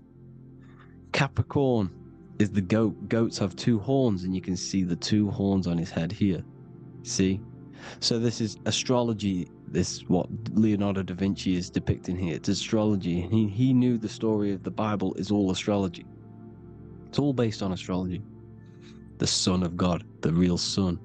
Now here are some Bible verses. I am the light of the world. Obviously, that's the sun. What other light is there that lights up the world? The moon can't do it. It's the sun, the one and only Son, our risen Savior. Because if the sun didn't rise, we'd all be dead. So it's our risen Savior. And it dies for our sins every night and then gets reborn every day. Now Jesus calms the storm. Mark 4:35-41. The disciples are all on a boat and there is a heavy storm. But Jesus is asleep. The disciple says, Jesus is asleep. We need to awake him. They wake up Jesus, and Jesus got up and rebuked the wind and said to the waves, quiet, be still. Then the wind died down and it was completely calm. Well, when Jesus was asleep, this is the sun not being risen. It's not risen yet. Because in the night times, that's when the storms happen on the sea, in the ocean. And when they awake Jesus, Jesus rises because he's the sun. He rises and everything calms. Because when the sun comes, the storms go. You see? So it's the sun. It's all about the sun. Here's another, Luke 22:10. A disciple asked Jesus, when will we know it's the end times? And Jesus says, as you enter the city, a man carrying a jar of water will meet you. Follow him to the house that he enters. Well, this is clearly talking about astrology, the topic that Christians think is satanic, when they don't realize the whole thing's based on astrology. Because the end times is the end of Pisces, which is the two fish, which is the age we've just gone out of. And you can see all these ancient churches here with two fishes, because they knew it was the age of Pisces. There's an ancient photo, ancient artwork with the two fish, Pisces. And the end times, as it talks about in the Bible, when Christians think the world's going to end or something. But no, it's just the end of Pisces. As you enter the city, a man carrying a jar will meet you. Follow him to the house. The house is the zodiac sign that he enters. And the zodiac sign is Aquarius, because that's what it is, a man carrying the water. We know this is astrology because a woman, that is a woman's job in the ancient times. In the ancient times, the woman used to get the water. You would never see a man collecting water back then. That was the woman's job, whilst the man builds the houses, for example. You see, so we know it's talking about astrology because astrology is the man holding the bucket of water. It's the end of Pisces. Now we are in Aquarius. And of course, Luke 24:36, the risen Savior, the Son. Now the Son is also born on the 25th of December, a virgin, just like Horus, Mithra, Buddha, Krishna, Hermes, and thousands of other gods, all born on the 25th of December. Well, it's because the sun moves 1 degree northward on the 25th of December. And on the 22nd to the 24th, it stays in the same degree because it's moving south. But then on the 22nd, it stays in the same degree on the Southern Crux constellation. And the ancients called this the sun dies on a cross, because the cross is the Crux constellation, the Southern Cross. And it stays on that same degree for 3 days on the cross.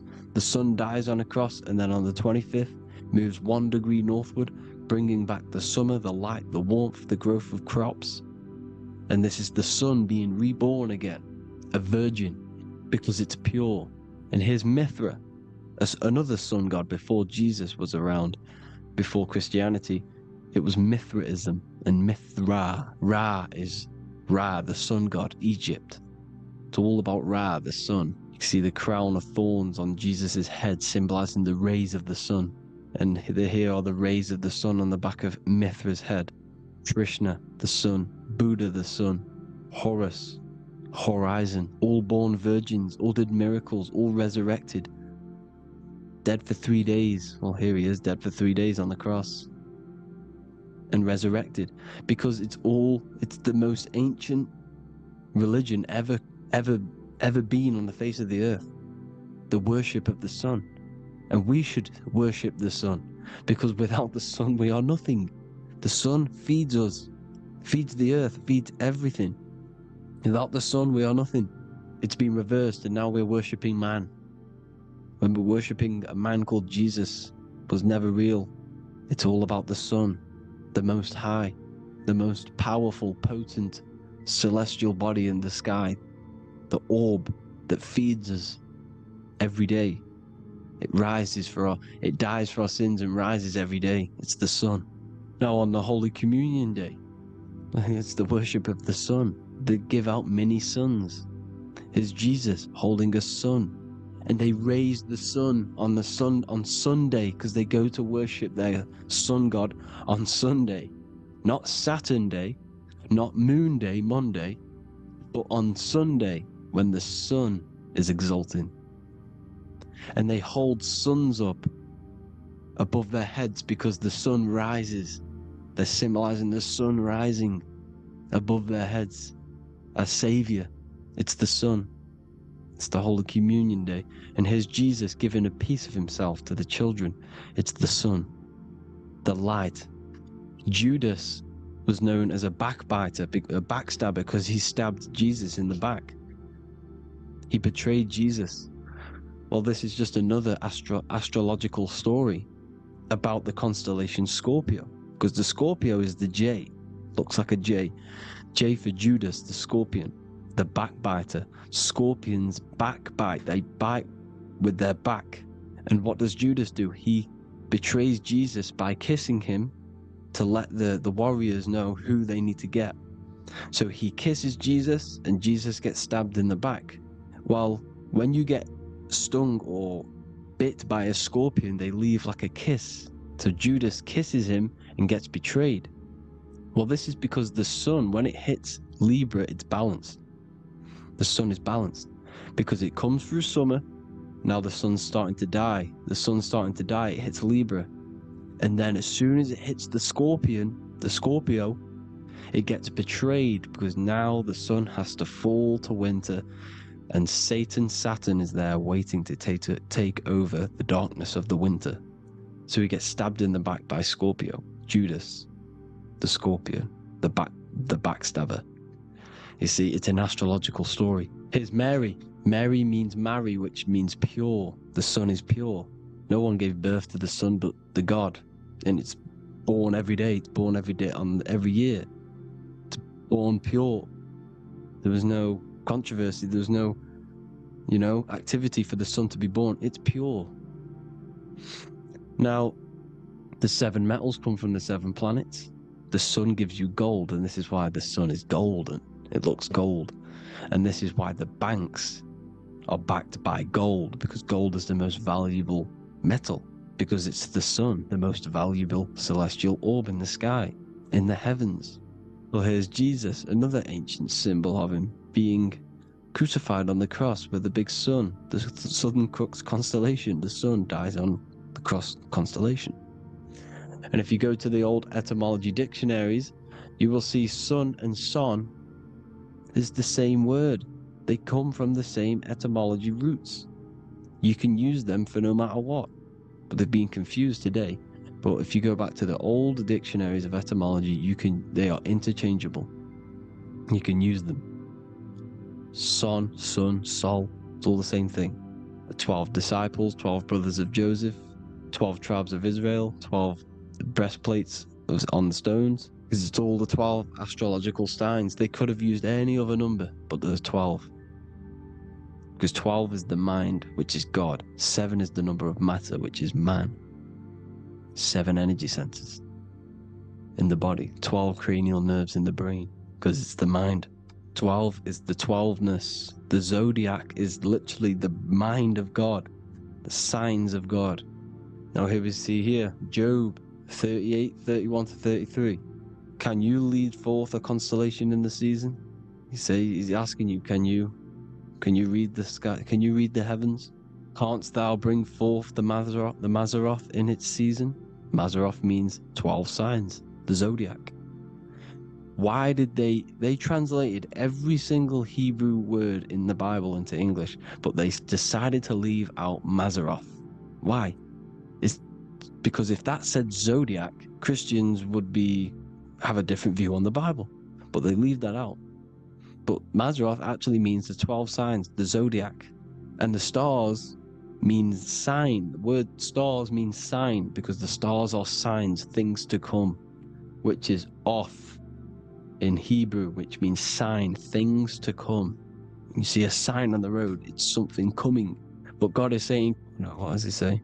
To qualify as a director, a judge of man's life on earth, one must be able to govern the heavenly bodies that rule the earth. It's telling you to read the heavens. We need to read the heavens. Astrology, the 12 zodiac signs, the mind of God.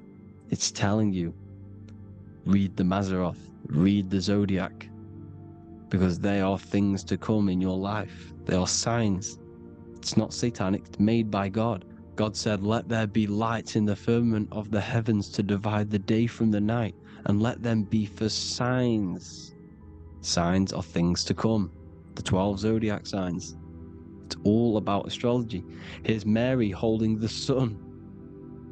His son, her son. It's the sun in the sky. The one and only, the most high. The soul, the solo because it's on its own. The most powerful, Ra, radiance. Here's the Pope holding the sun. All three popes holding the sun because they're sun worshippers and they know the true meaning and origins behind Christianity. Sun worship. Here's the Vatican is a sundial. Yes, this is literally a clock. Your watch is a sundial. It's got 12 sections on it for the 12 zodiac signs. 12 hours, 12 Horuses. Now here you see Jesus walking on water. Well, it's the sun, and here's the beard of the sun. Here's the pyramid of the sun, the illuminated one, the all-seeing eye, the sun. Here's the Ankh. The sun creates these symbols. The ancients knew this. Now, when you see these headdresses, these are actually the days of procession of the sun. Aries, Cancer, Libra. It's all about the sun. Here's some more sun worship going back to Egypt. Ra, Horus, Osiris, and Set. Jesus and Satan is Horus and Set. The sun and Saturn. Saturn rules the winter, Satan. Jesus, the sun, the light of the world, rules the summer, rules the day. Satan's the night, Saturn's the night, the sun is the day. The evil brother, Satan. Well, Horus comes, this is where we get the word hours from. There are 12 Horuses. The sun moves in 12 Horuses, 12 hours. Where's Horus? What hour is it? Where's Horus? His Ra, 12 noon, Ra, radiates, powerful, the most high sun. That's why he has a sun on the top of his head. These are the four states of the sun. Set, sunset. This is why we say sunset, because the sun is setting. His sunset, his Horus, horizon. The Horus is rising, Ra radiating, and the sunset. Then midnight is Osiris. Here's another ancient symbol for the sun, the scarab. Ra, the sun, scarab. It's got the word Ra in it because it's the sun. And here's the sun on top of the scarab with the wings. Because scarabs roll dung up hills, and then they'll let it fall down the hill to gain more matter. To gain more bigger, like a snowball effect. And the ancients saw this as a process of the sun, because the sun climbs up the hill and then it falls. So they used the scarab to symbolize the process of the sun. The sun climbs and falls. Here's an ancient Egyptian cat cutting off the head of the serpent. Well, the cat is cutting off the head of the serpent, symbolizes the sun cutting off the nighttime. When the sun rises, it cuts off the nighttime. It cuts off the serpent. The serpents represent darkness or evil. And there's some more symbology of the sun and the heavens, the arch, the royal arch, the firmament, the sun inside the firmament. These are all ancient churches, and they all depict the firmament with the sun inside. Is the ancient cosmology, you see, because it's all about the sun. Everything's about the sun, because the sun is our orb made for us to sustain life and this inside of this creation, inside of this firmament, the royal arch of heaven. Here's the Freemasons depicting it. Here's the Masonic royal arch, but you can even see the zodiac signs. Here's Cancer, the checkered board. It's the royal arch of the firmament. Obviously, they don't want to tell you that. You live in space, apparently. Some more sun worship. Here's the beard of the sun on the water. They all have this long beard. And why do they say amen? Amen at the end of every prayer. Amen is a sun god, a creator god. It's all about the sun. So thank you all, people. Hope you all enjoyed. Hope you all gained some knowledge and insight. Please give me a follow, drop a comment, drop a like. Have a good day. Love you all.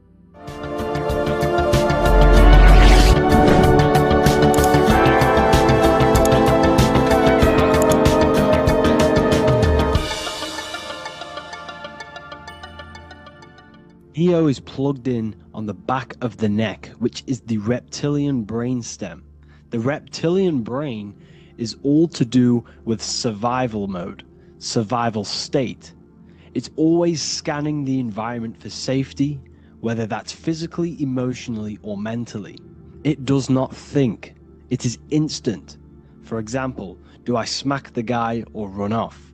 If something happens to you, like a car's coming really quick to you, you do not think about this. The reptilian brain is the animal instinct that will instantly move your body on the instant reactions. Hence why it's the closest brain to the rest of the body. It has instant access to the electrical nervous system to control the body at instant reactions. Now, Neo is plugged in on the back of the neck, which is the reptilian brain. Therefore, the matrix is the body itself. It is the lowest state of consciousness. This is what it represents. The word matrix means womb. It translates to womb because your body is a womb. Your body is a vessel for universal consciousness, for God consciousness.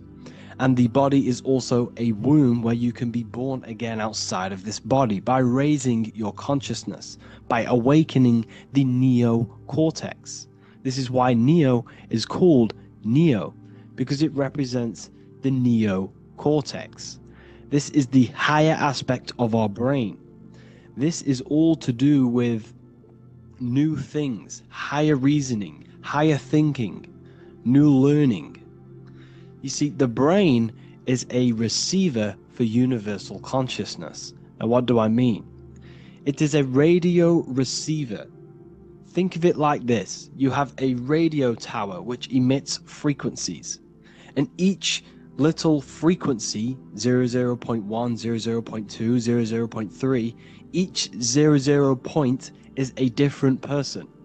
We are all the same universal consciousness, encapsulated inside of a different vessel. This is why our body is the temple of God inside of the Bible. Your body is a sacred temple of the divine essence of the universe. However, consciousness is controlling this physical body. And I'll show you this diagram here. Consciousness consists of imagination, emotions, thought, and memory. All of these things are not physical. They're not made out of atoms. You cannot think with atoms. If I split open your brain while you are thinking of a cheesecake, I would not see a cheesecake.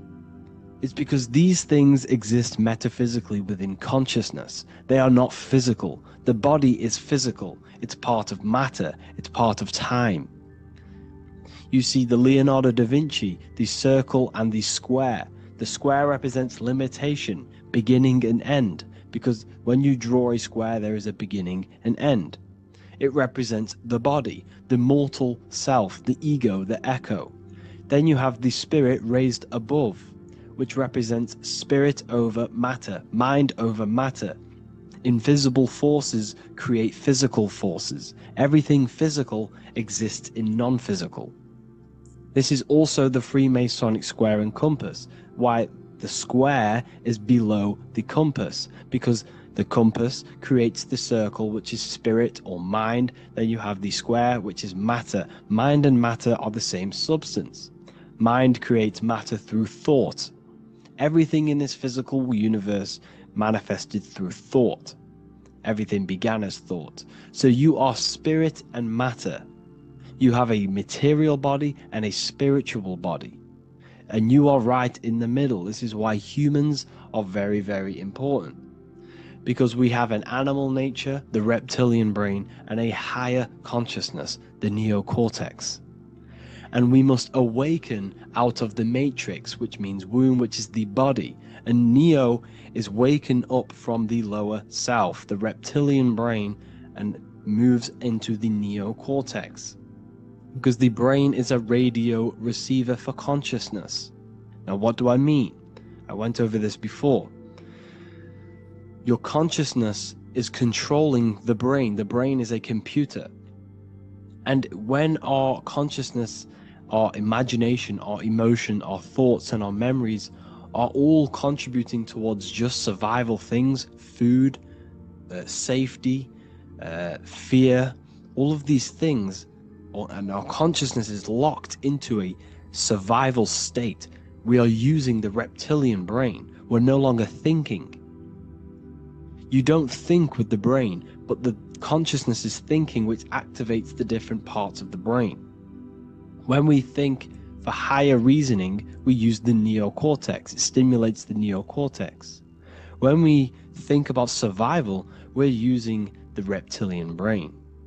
So therefore, when Neo wakes up, he wakes up to the higher aspects of consciousness, which is only utilized by the neocortex, by learning new things and expansion of the mind and expansions of consciousness. Okay? So the whole matrix is to keep you designed, well, the whole matrix is designed to keep you in a survival state, in the three-dimensional awareness. They want you constantly scanning for safety, scanning for food, scanning for emotional safety in relationships and other people. You see, they do not want you to think. They want you stuck in that reptile, that animal state, that beastly state that most people are in. Most people, all they do is eat, listen to music, consume, have sex, lust, desire. This is all the reptilian brain. So when we say the world's being ran by reptilians, it's symbolic. There is no physical reptilian humanoid beings controlling, manipulating human consciousness. We are all the same consciousness. However, there is a corrupted state of consciousness running this world. And this consciousness worships the physical plane. And they control the physical plane. So by doing that, they keep you stuck in a reptilian way of thinking, the animal state, to keep you stuck in the lowest state of consciousness. Now this is the god Osiris, which represents the reptilian brain. None of the Egyptian gods ever existed. They are all symbolic for the brain and anatomy of the human body. Osiris represents the reptilian brain. As you can see, this anatomy compare to the brain stem and Osiris statue found in Egypt. And we also see an ancient artwork of Osiris with green skin and two reptile crocodile alligators next to him, which also symbolizes the reptilian survival state of human consciousness and the activation of the reptilian brain. This is what it symbolizes. Now, this is what the Matrix is all talking about. It's talking about the awakening, the expansion of consciousness. The word divine is dive in because you connect with the divine by diving inward. There is no man in the sky going to save you. You must connect with the self. Know thyself. Truth comes from within. All of these things I'm telling you comes from within you. I'm just pointing it out. All of this is self-realization. A lot of people say, well, what are my sources? My sources is knowing thyself, observing thyself, using the neocortex of critically thinking, sitting down and thinking about yourself and having deep realization of yourself. You can realize that your thoughts are not of this physical world. It's quite simple. The brain does not think. The brain does not imagine. The brain does not hold memory.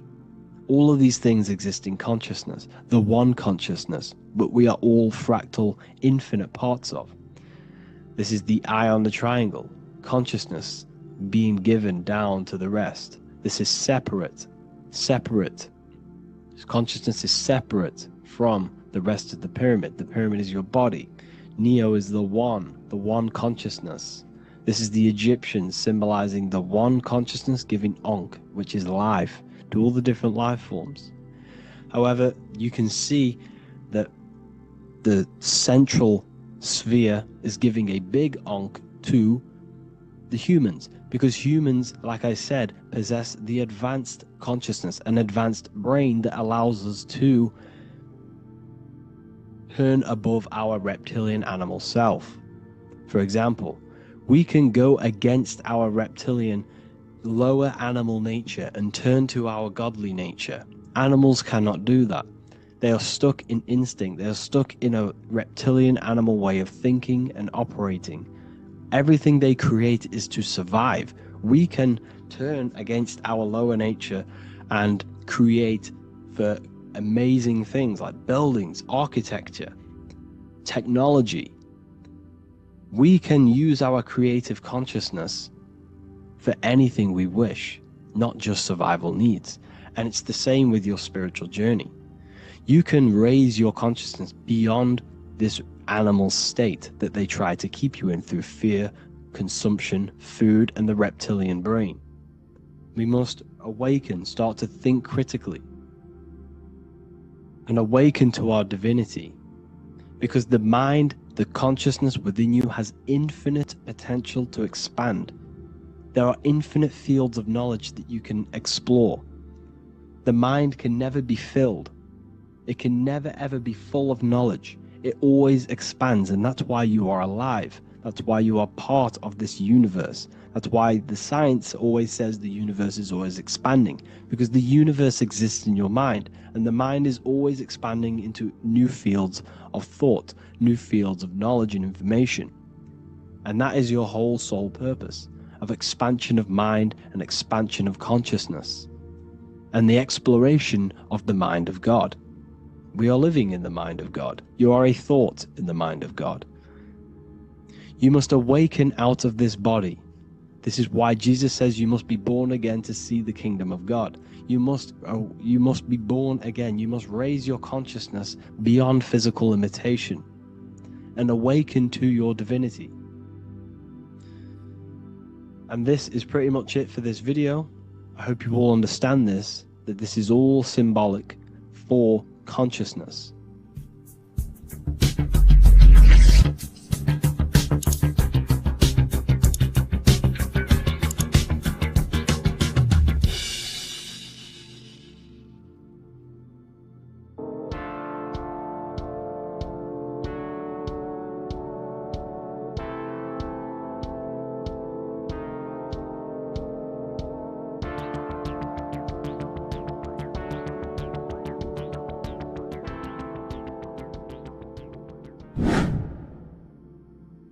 Left and right hemisphere, and what are they doing? How does it contribute towards your perception in this world? And this is what we're going to be talking about in today's video.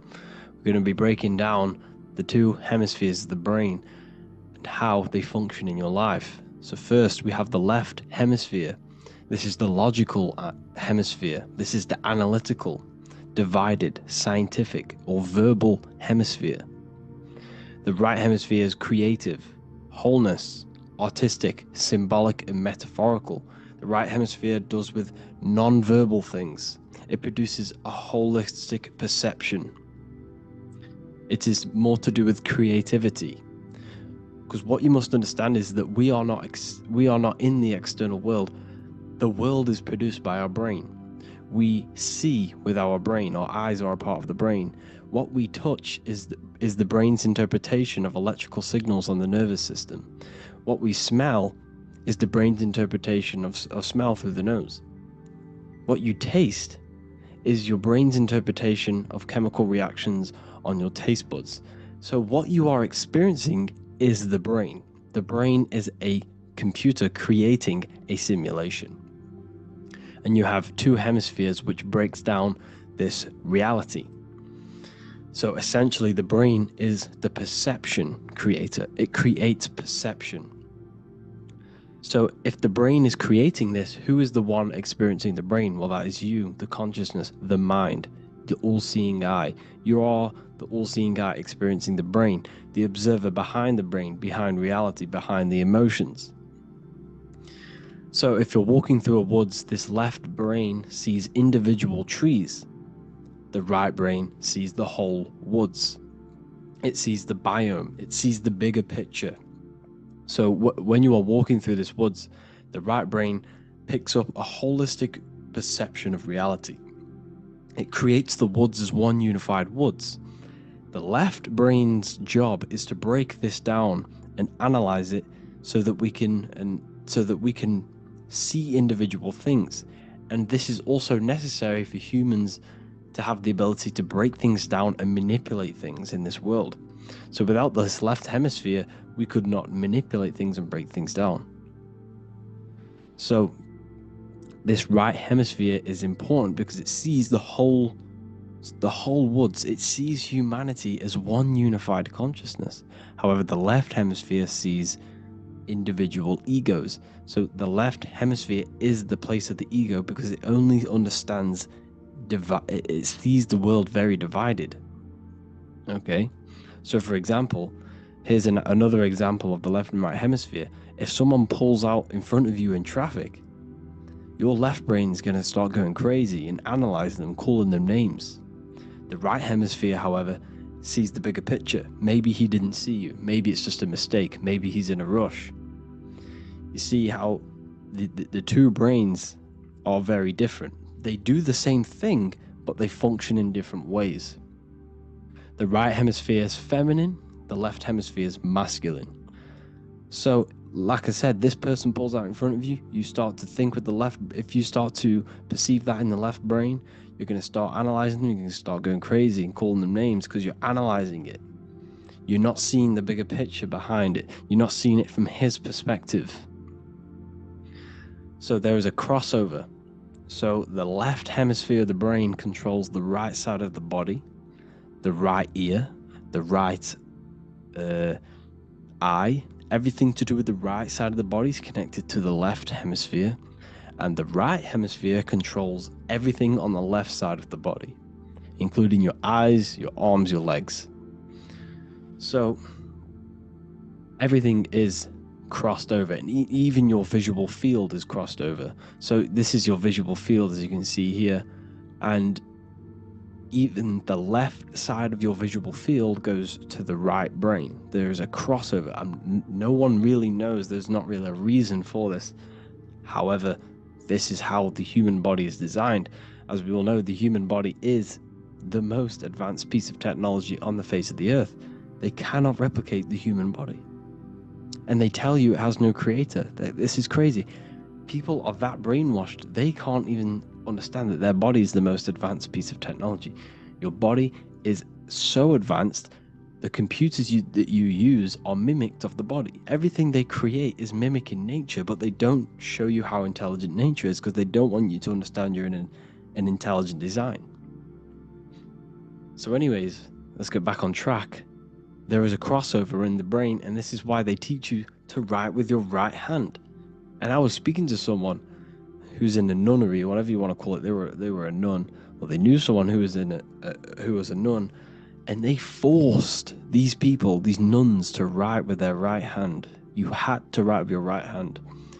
This is why, I'd say at least 70% of the world or 80% is right-handed and right-legged, because they taught us this to activate the left hemisphere more because of this crossover that happens in the body.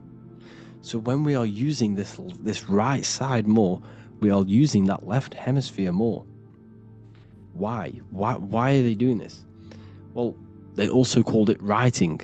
Writing is a spell, to cast a spell on you to use that right side of the body so that you use this left hemisphere, because they want you to see the world as a divided perception. They don't want you using the right hemisphere, using that left side of the body to activate the right hemisphere to see the bigger picture and see how everything is all one and everything is created.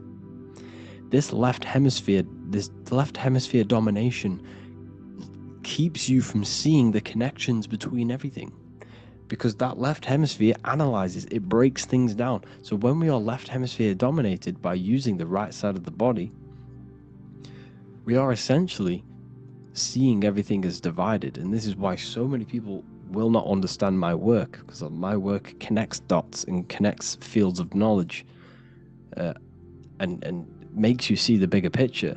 So people who are left hemisphere dominated will see my work and think this guy's crazy. But it's all about activating that right hemisphere. So they called it writing because every word you say is molding your mind in some sort of way. The things you see is molding your mind. Everything you take in through the five senses is molding your mind. And language is a massive spell, especially the English language. They called it writing so that you use that right side. It's a spell because your subconscious mind picks up everything you say. And 90% of your daily basis behavior and thought patterns is produced by these subconscious programs within the subconscious mind. Essentially, your conscious mind is only the 10% of you. The conscious mind is just what you're aware of, what you're wearing, how you're feeling, what you're thinking. That's your conscious mind. The subconscious mind is controlling every system in your body. It's telling your heart to beat without you being conscious of it. So essentially, this is what they're programming. They're programming this system in the back of the mind, which is controlling everything through the words. And this is what spells are, because it's all about creating perception in the subconscious. So they want you to use that right side more. I truly believe the ancients, they were balanced. They used the left and the right side of the body. They didn't have a stronger side because they understood this science of the body and how the body works. So this is actually called phonetics. It's not etymology. Etymology is the study of root words. Phonetics is the study of how words sound similar. The way words are spoken. So phonetics, phone, is why we call them a phone, because you speak into a phone. So this is write and writing, to use that right side to activate the left hemisphere more. So your hands are a manifestation of your brain. The left hand is the right brain, the right hand is the left brain. And as a child, we were always taught that when you place your hands together like this is the size of your brain, which is true because your hands are a part of your brain. They're an extension of your brain. Every part of your body other than your brain is an extension of the brain. Everything's working and feeding back information to the brain because you're experiencing the brain. So another trick that you can do, or another exercise, is looking in the mirror and closing one eye at a time. If you close your right eye, if you take your top off, for example, you'll analyze your body if you close your right eye, because you're using that left hemisphere. Sorry, other way around. If you look at yourself through your right eye, you'll use that left hemisphere, which will analyze yourself. You'll see individual body parts. If you close the right eye and use the left eye, you'll see your body as a whole. You won't really analyze it. This is how you can analyze yourself using these two hemispheres. So this whole system is created to keep you thinking logically and to restrict you from creating and restrict you from understanding symbolism, allegories, metaphors, and teamwork. They want you stuck in a logical way of thinking and a logical way of seeing the world. This is why when you go to school, you are told exactly what to do. You're told to think this way and no other way. They're told to do orders, do this. It's a very left-brained system. Because if we all started to open up this right hemisphere, we'd all see, wow, everything is all one, everything's all connected. And this is what my work is doing. I'm showing you everything is one. The physical world is an illusion of duality, but everything comes from the one source, the one mind. The universe is a giant mind. I am mind, you express mind. We all possess mind. Behind the physical body is the same mind consciousness. And we are all expressions and fractals of this infinite consciousness called mind. And this is what they don't want us to figure out, is that we are all just one consciousness expressed. It's an infinite consciousness. It's even in the squirrel, it's in the dog. All of these different animals, they're just different bodies, but behind the bodies is the same consciousness, which is mind. That's what the pineal gland is. The pineal gland is not the mind, and it's not the third eye. The third eye is your mind. If you have a closed third eye, it just means you have a closed mind. If you have an open third eye, it just means your mind has expanded from beyond physical things through astral projection and mystical experiences. This is how you gain an open third eye. It's just an open mind. A mind that has astral travel, has explored the realities within the mind. So everything they do is to keep us in a divided state. Divide and conquer, right? That's their motto. All to keep you thinking how everything is divided. Everything they've done is division. Postcodes, countries, everything is divided. Like football teams and all this stuff. It's also a natural process when you grow up, because as you grow up, your brain is constantly analyzing the world. So this is sort of a natural process of how you become more left hemisphere dominated, because your brain is always analyzing. And unless something awakens you, you can awaken that right hemisphere where you can start to see the bigger picture. Even the music is all tuned to 440 hertz, shuts down the right hemisphere of the brain. 440 hertz, Spotify, Apple Music, the radio, every time you turn on the radio, it's tuned to 440 hertz. This was specifically tuned. It never used to be tuned to this. It was in the 1950s. It was changed. The standard music tuning was changed to 440 hertz because it shuts down that right hemisphere of the brain. They don't want you thinking, seeing the world in this way and perceiving things as one. And I'm going to show you. It tells you this in the Bible. Cast the net onto the right hand side of the boat and you will find the fish. What was Jesus saying? This is, you see, people read the Bible and they don't understand it. If the Bible is not talking about you, then it has no meaning. The Bible, everything you read in the Bible is about you and how it can better your life. It occurs to you. So if Jesus says, cast the net onto the right hand side of the boat, this is an allegory. The boat is your body. Cast the net. It's the awareness, the perception, onto the right hemisphere of the brain, and you will find the fish. What's fish? What do fish do? They swim deep in the ocean. It represents the knowledge. Deep knowledge. Cast the net onto the right hand side of the boat and you will find fish. You will find the wisdom. You'll gain understanding when you cast that your awareness into that right hemisphere. You will see that I am you and you are me. We are all one consciousness. You will see everything. You'll see that the trees are the same patterns as the nerves in your body. You'll see everything is connected. Everything is a fractal of the one infinite consciousness. And how many fish did they catch? 153. That adds up to 9. This is now numerology. The Bible's filled with numerology. Adds up to 9. What's 9? Human consciousness. It represents consciousness. You're in the womb for 9 months. Feminine. It's all about consciousness. And in Revelation 14, and I looked and behold the Lamb standing on Mount Zion. That's the spines, the mountain.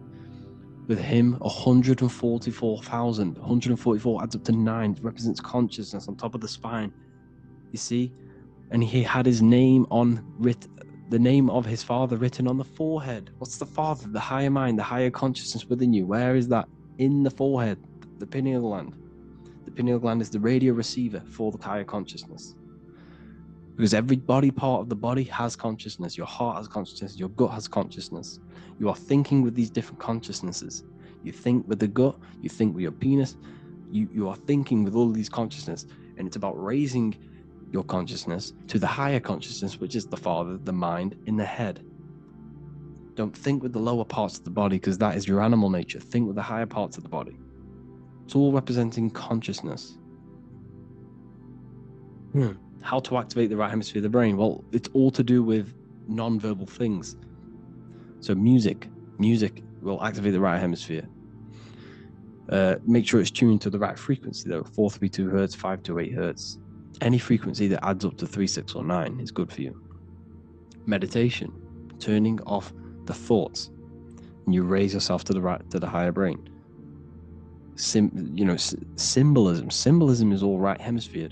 Reading between lines, metaphors, determining the Bible, it's all right hemisphere. Seeing the bigger picture, it's reading between the lines. So tithing in the Bible. These people in the churches are giving 10% of their money to the church. It's nothing but a scam. What these people have done is they have externalized the Bible. They have taken the Bible and literalized it so that they can make a business out of it. So what they're doing is a tenth of the produce of what it says in the Bible, a tenth of the produce of the land, whether grain or fruit, is the Lord's and is holy. So what's that saying? The tenth of, it's basically saying give the 10% to the Lord, to God. What does that mean? Well, what's the land and the fruit? This represents physical things, the physical things that you have. The tenth of the physical things that you have, what's that? That's your ego. All the physical things that you have is all to do with your ego. That's the lower self. The ego, what is the ego? It's the mind's perception of the physical self. You had no ego when you were a child. Okay, when you were a child, you had no ego. As you grew older, you created the ego. The ego is the full self. It's the echo. Ego, echo. It's the echo of the full self. So it's saying give the ego over. Take away the animal self. In that left hemisphere, that's all to do with the left hemisphere. That left hemisphere sees the ego. It sees individuality. It's divided. So it's saying give that 10%. Give that 10% of you over to the right hemisphere. The 90%. The 90% of you is in that right hemisphere. The higher self. Now, I'm not saying the left hemisphere is bad. Okay, I'm not saying that at all. But it sees it sees things divided. It's like I said, the left, the hands are manifestations of the brain. So when these Christians are praying, they're putting their hands together. What are they doing? They're syncing the brain hemisphere is what you're doing, because everything's an extension of your brain. So if you put your hands together, you're putting the two hemispheres together. And what's happening when you place the hands together? All the electricity in the body is now running in a circuit. So once you connect these two hands, the electrical energy is now running in a circuit. And energy can move around the body quicker and more efficiently. So when you pray, when these people are praying, they don't realize that they're engaging in ancient forms of meditation, of balancing the two hemispheres. So now we're talking about balancing the hemispheres, not the right hemisphere. This is what Israel is. Look at the symbol for Israel, the up triangle and the downward triangle. What's that? The up triangle represents male. The downward triangle represents female. Okay? This is talking about the brains. Israel is Ra. Isis, which is female, the Egyptian god. Ra, El. El means God. Electricity. That's the force of the physical world. It's the force that runs this world, electricity. It's the force of God. El, consciousness. It means God. Is Ra, El. Isis, Ra, and El. It's the two hemispheres of the brain, the holy land of Israel. It's the holy land, it's the brain. Once these two hemispheres are synced This is how you unlock your consciousness. This is the easiest way of astral projecting. Hemisphering, I forgot the word for it. Hemisphere syncretization, something like that. It's about syncing the hemispheres. This is how you unlock your consciousness. Once the brain is running as one electrical system, this is how you balance the two masculine and male opposing energies. Once these opposing energies are no longer in war with each other, the brain, they come together to work as one.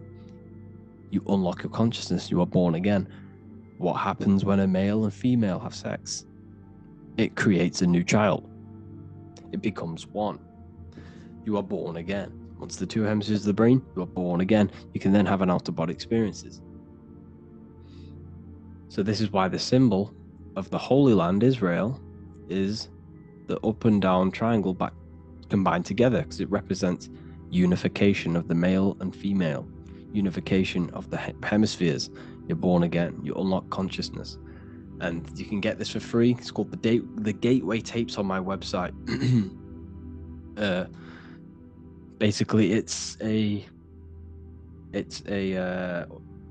audio track from the government, and they did this in the Gateway Experience. It's a CIA document, and what they do is there are different forms of meditations you go through. I think there's about 5 waves of meditations you do, half an hour each one, and it will teach you, it will sync your hemisphere. Because what does it do? They understood that playing one frequency into one ear and another frequency into the other, they understood that the right ear is connected to the left hemisphere, the left ear is connected to the right hemisphere. So when you play 2 different frequencies into both ears, what happens? The brain picks this up, the 2 hemispheres of the brain picks this up, and it syncs it. It syncs these 2 hemispheres, these 2 frequencies together. So now the brain is working as one to sync this frequency. So this is how you can sync your hemispheres, through listening to these frequencies. Okay, you can get them for free and do the meditations yourself. This will definitely help you. This is an easy way to astral project. So it's all about syncing the hemisphere and seeing reality from a unified perception.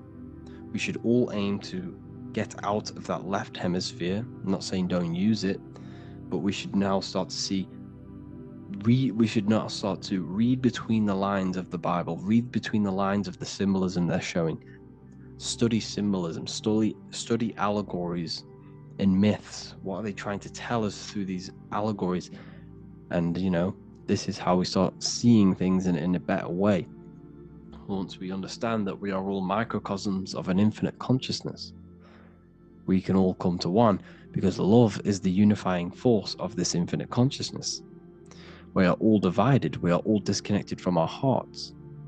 Once we all connect with our hearts and see that everything is one, we can all start to love and come together as one, because love is the unifying force of consciousness. So if you haven't already seen, I now have launched the Ethereal University.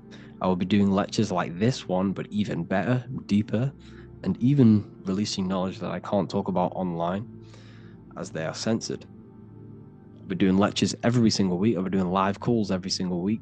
You also gain access to my library, which is filled with over 45 occult books, filled with knowledge. Okay, I'll show you now. Plus, you get my book, The Book of Wisdom, PDF form, and the Human Health Guide, PDF form. You also get all of this stuff, the health section, Q&As, ethereal meditations. We've got some celestial studies, cosmology, and numerology coming soon. You also get the brand new Manifestation Mastery course, plus the library. And there'll be new books, new lectures, new live calls every single week. Or you can get the Book of Wisdom, use the code WISDOM in all capital letters to gain 40% off. This sale will be ending very, very soon, so if you're watching this, be very quick to get yourself a physical version or a PDF of my book. You can get it in all these languages. Hope you enjoyed this video, people. I'll see you inside the ethereal university, the real university. Have an amazing day.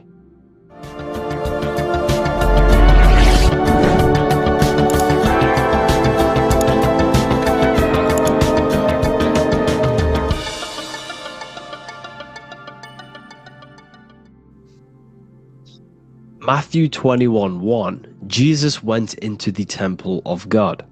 Corinthians 3:16, do you not know that you are the temple of God? Now what is this telling you? That God is within you. Hence why in Luke 21:12 it tells you the kingdom of God is within you. And the side of your head region is called a temple for a reason. Because the brain encapsulates the mind. The brain is a physical manifestation of the mind. The heart is a physical manifestation of emotion. So we have these different layers of our consciousness. We have an intellectual, communicative aspect of our consciousness, which we would call the mind. We have an emotional aspect of our consciousness, which is the heart. And to communicate with the divine, it's all to do with the mind. Hence why the ancients always symbolize the mind being God. This is why Michelangelo always placed God inside of the brain on top of Sistine Chapel in the middle of the Vatican. He understood that God is in the brain. God is within you, not outside of you. The church tells you that God is in the sky because they are creating a externalization of the truth to create a business and a distraction, so that you don't find the divinity within you, so that you don't find your power. Now you have Adam, the physical man, the physical body, the ego, the lower self. And he is resting. He's not trying to reach to God, but God is reaching, because the higher consciousness within you is always trying to communicate with you. It's always trying to wake you up to your divinity. But the lower mind, the lower self, Adam, the physical self, is always in ignorance of truth, always in ignorance, and stays in a materialistic way of thinking, which is the lower animal self. And this is what we call a sleep, or an NPC. This is the lower mind of man. But all you have to do is to move your finger to touch God. You have to look within yourself, within the brain, meditate, and you can find God. This is why in the Bible we see many references to the human body and anatomy to truly connect with God. Kings 6:8, the door to the middle chamber was in the right side of the house, which is the right hemisphere of the brain. The middle chamber is the pineal gland, where the seat of your consciousness is, or the seat of your higher consciousness is, the mind. And they went up the winding stairs, which is your spinal column, into the middle chamber, and out of the middle chamber into the third. So they went up the winding stairs. This represents raising your consciousness up the winding stairs. Your spinal column acts as a stairway of consciousness. Depending on what sort of consciousness you are operating in, depends on what part of the spinal column you are using. Because the spinal column ascends and descends consciousness. What do I mean? If you are in a reproductive way of thinking and you're always thinking about sex, you're jerking off all the time and you're always eating, all of your brain's power and your mind's power is being descended into the lower aspects of the spinal column, which represents hell, the physical state of man, Adam, the ignorant state. We're basically living off low-level pleasures like an animal. And the stairway to heaven is your spinal column. They went up the winding stairs into the middle chamber, which is your mind, your pineal gland, and out of the middle into the third stage of consciousness, physical, etheric, astral. When you meditate and you start to raise your consciousness during meditation, you enter the astral plane when you turn off thought. But this is the middle chamber inside of the brain. Here we see another painting inside of Sistine's chapel of God inside of the brain. This is the brainstem. This is the brain. This is the frontal lobe. This is the back lobe. This is the back lobe. This is the cerebellum. Here's the reptilian brainstem. Here's the claustrum. This is what we are seeing here. Anatomy. Here is another one in Sistine's chapel in the middle of the Vatican. This is depicting the brainstem. God's neck looks exactly like the brainstem. Here we see a real brain compared to God's neck, because the neck is just below the brainstem. And this is what they are symbolizing, because they knew that God is within you. God is a part of the human body. God is inside of the body, because the body is a vessel for consciousness, for universal consciousness. Inside of you, inside of me, is the same spark of consciousness. And this same consciousness is spread out into every living essence, because everything comes from the one source, the one God, the one consciousness. Matthew 6:22-23. The light of the body is the eye. If therefore thine eye be single, thy whole body shall be full of light. Practicing the single eye. What is this? This is meditation. This is entering within yourself. So the Bible's telling you to practice the single eye. But if thine eye be evil, thy whole body shall be full of darkness. What does this mean? If your consciousness is in an evil way of thinking, if your mind is filled with an evil, negative mind space, then your body shall be filled with darkness, with evil, with negativity. Because negative thoughts destruct the body. Positive thoughts heal and regenerate the body. So he tells you to be, the light of the body is the eye, your consciousness, the inner eye of consciousness, the eye that lets you see. And what do I mean? You look with your two physical eyes, but you see with the inner eye. What you see is perception. You look with the two eyes, and what you see is perception. You are seeing, you are understanding, and that's what consciousness, the mind, gives you. Consciousness, or the mind, is the force that allows you to be a human being, that allows you to understand things and interact with things and make decisions. It's an infinite intelligence. See, the mind is not the brain. This is a big confusion with people. Hence why the eye on top of the pyramid is separate from the bottom half of the pyramid, because the consciousness is separate from the body, the eye, the all-seeing eye. It represents the observer, the eye that sees into this body, into this world, into this. You are the perceiver. You are the invisible spirit within the body. Theologians 4:17. After that, we are still alive, and our left will be caught up together with them in the clouds to meet the Lord in the air. You don't meet the Lord in the physical air. Okay? This symbolism of the ancient Christian artwork is showing you this is symbolic. These things never happened. There's no man in the sky. Moses didn't go on a mountain to meet with God. The air represents the mind. This is why you say you're an airhead when someone's very stupid. Earth is your body. Water is your emotions. Fire is your spirit. Air is your mind, the invisible mind. So Anton Mengs, an ancient Christian art worker, is showing you anatomy of God in the clouds. But this is the anatomy of the human body. Raising yourself to the mind and turning the mind inwards on itself during meditation. And that's how you meet the Lord in the air. You meet the Lord in an elevated state of consciousness.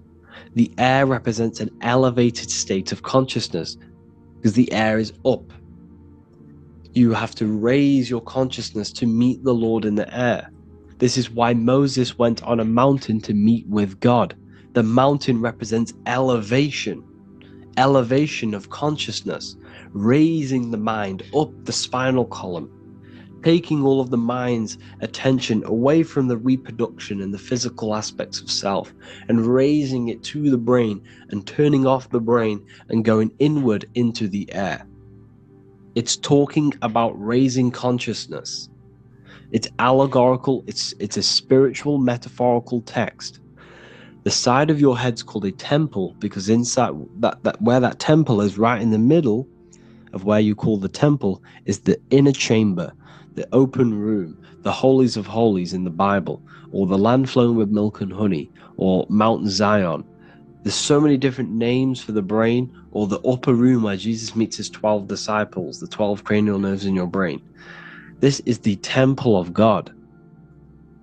Your body is a temple of consciousness. It encapsulates the consciousness. It encapsulates the mind and soul. John 10:30, Jesus states, I and the Father are one. Psalms 46:10, be still and know that I am God. He's talking about the I am within you, not within Jesus. Everyone refers to ourselves as I. I am God. When you say I, you're referring to the highest aspect of yourself. The aspect that is above all thought, above all emotion, and above all things.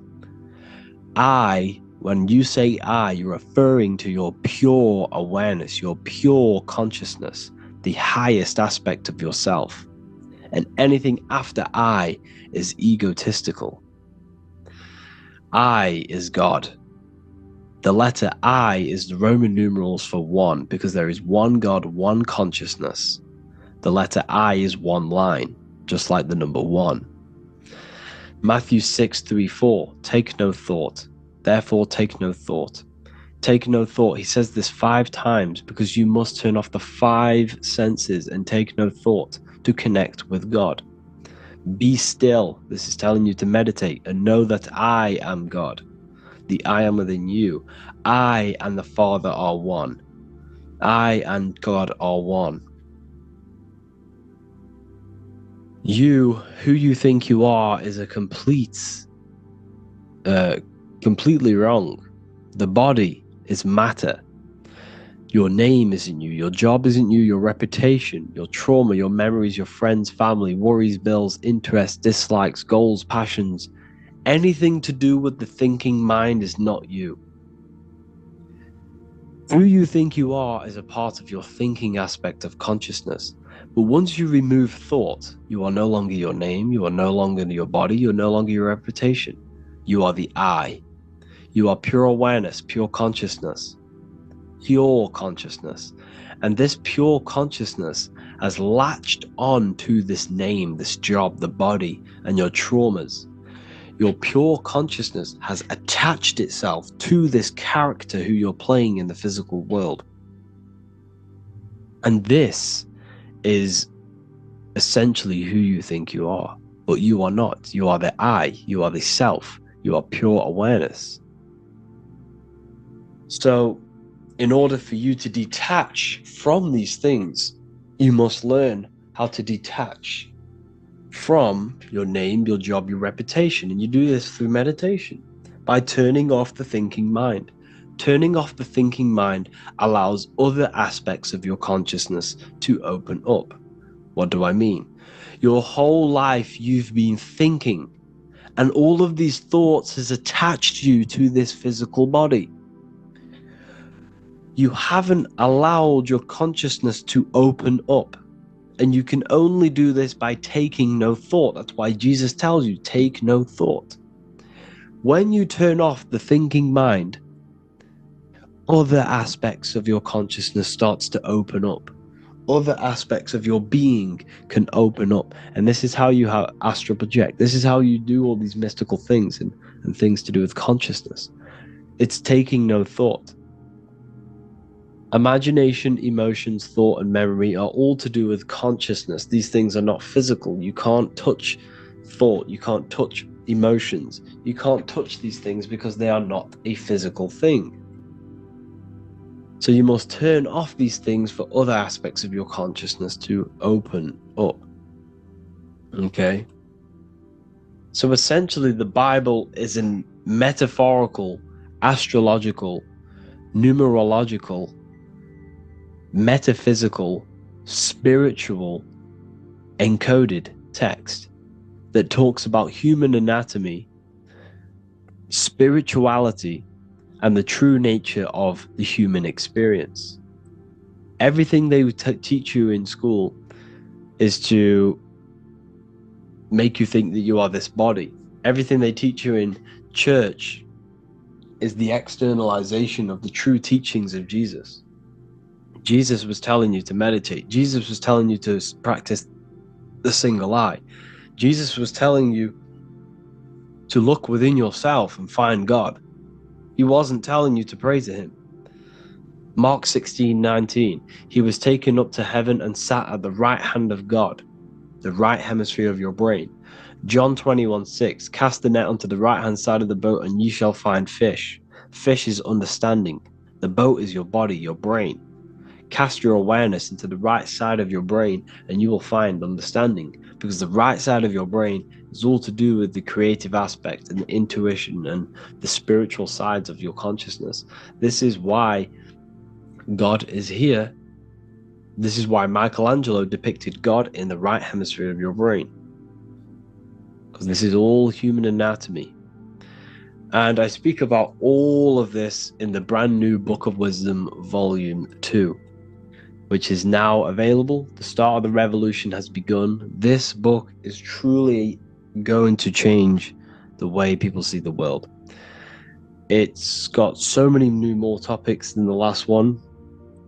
It's truly a revolution. It's written in so much detail. It's very practical. I cannot wait to share this one with you.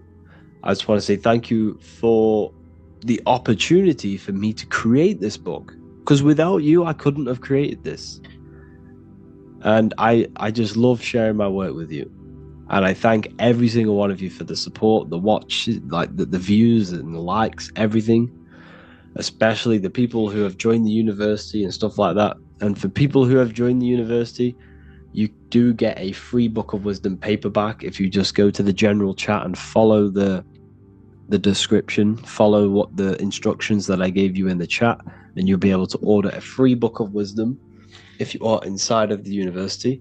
Plus you get all of my other books, 2 books, and over 45 occult books on occult and esoteric things. You get lectures, live calls, a community, a manifestation mastery course, and a whole library and reoccurring updates every month, every week. So yeah, I hope you all enjoyed this video. Thank you all. Please leave a comment to help the algorithm, and leave a comment on what videos I should make. And yeah, I'll get to uploading on the YouTube a lot more now the second book is now released. I have a lot more time on my hands. No longer using my energy to create the book. I am now going to redirect this mental energy into the YouTube. So there will be a lot more content coming. So I need some content ideas. So feel free to comment some ideas, some YouTube videos that I can create. Thank you all, people. Have an amazing day.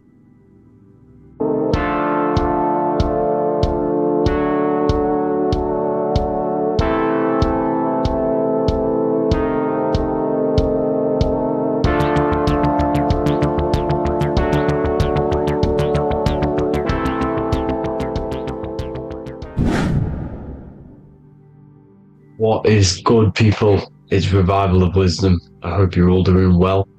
And this video is how to raise your holy oil or your kundalini. Let's get straight into this. So this is a monthly cycle. Every month, when the moon is in your zodiac sign, this oil is released. Now, the moon is in control of monthly cycles. For women, it's the menstrual cycle, and as well this holy oil cycle. The moon changes sign every 2 and 2.5 days and passes through the zodiac signs in 27 days. So the moon tells the day, the sun tells the time, the stars tell the month. This reality is a massive clock, if you like to say. It's a cycle. Okay. The moon controls the night, emotions, water, fluids, and the mind. Okay. So this oil is produced in the claustrum. It's produced in the claustrum, which is here, right? This is where you get Santa Claus from. Now, the claustrum is at the center of the brain, and it is next to the pineal gland and the pituitary gland. Once it starts in the claustrum, this is the holy present. This is the present that Santa gives to us, Santa Claus. And it goes to the pituitary gland and the pineal gland. And what's connected to the pituitary gland and the pineal gland is the Ida and the Pingala. The Pingala is the pineal gland's nerve, which is the honey, which is the positive charge, electric. And the pituitary is the Ida nerve, which is the magnetic charge. This is the milk, the land flowing with milk and honey. This is the brain, the heaven, okay? And it travels down the spine using these two nerves, these electromagnetic charge. And this is what the ancients symbolized with the two serpents wrapped around the spinal cord, the Ida and the Pingala. And this travels down to the sacrum or the solar plexus. Okay, so once it's here, okay, the spine is an elongation of the brain. So the spine is pretty much the brain. It's an extension of it. And it's kind of a microcosm of how we descended from heaven to physical reality, to physical matter, which is our consciousness has done. Our consciousness has descended from heaven into physical matter, and this is a microcosm of it. Okay, so once we're in the sacrum bone, this holy oil, like I've just explained, this holy oil starts in the Santa Claustrum, goes down the chimney to the sacrum.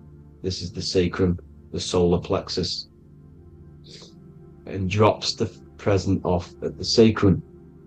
Now, once we're at the sacrum, we need to raise our vibration to take this oil back up the spine. Okay, and the River Jordan symbolizes this in the Bible. King Herod wants to kill Jesus in Nazareth, which is here, this is the River Jordan, is Nazareth.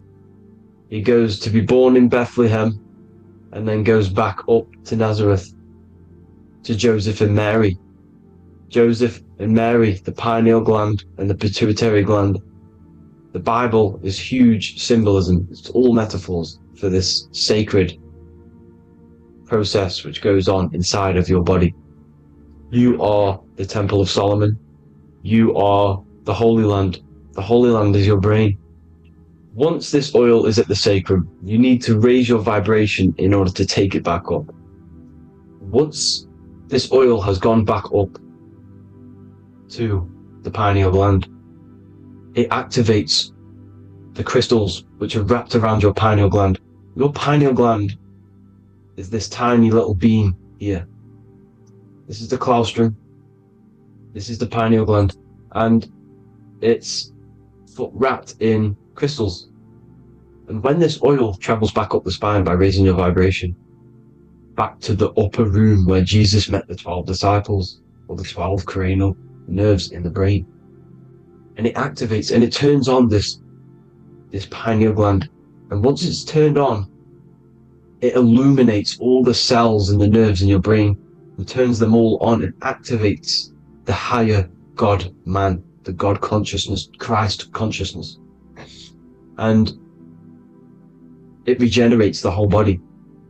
This is the secret to regeneration. It regenerates all the cells in the body.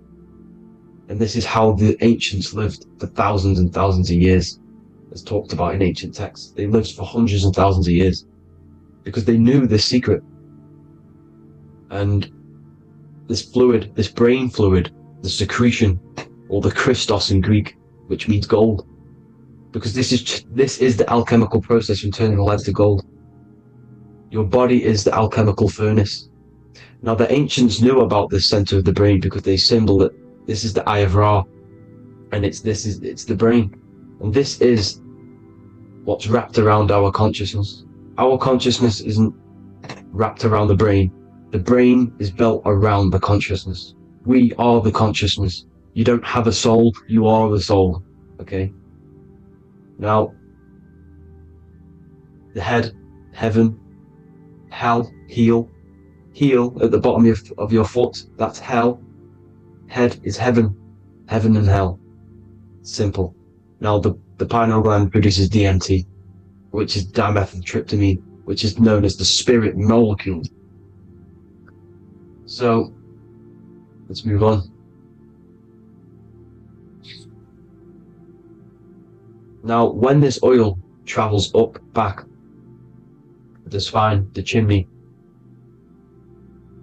it crucifies at the top, which is called the vagus nerve. So when it reaches here, the optic thalamus, it crosses and crucifies once it's raised back up. And this is why Jesus dies at 33. He was crucified at 33.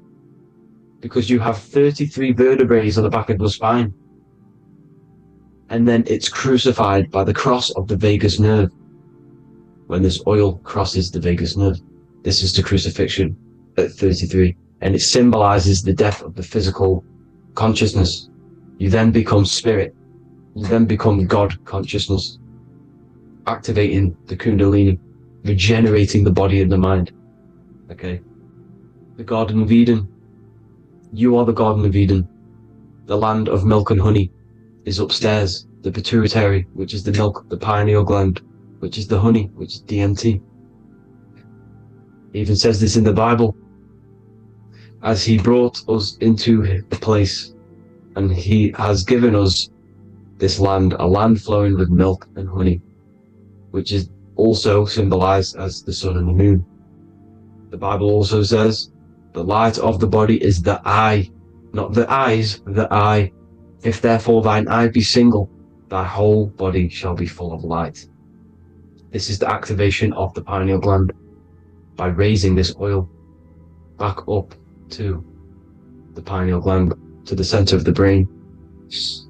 Neither shall they say, see that here, or see there, for behold, the kingdom of God is within you.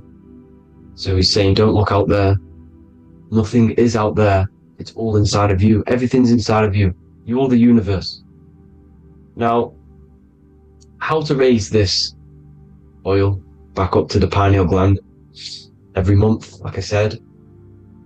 The moon controls the cycle. The moon controls monthly cycles.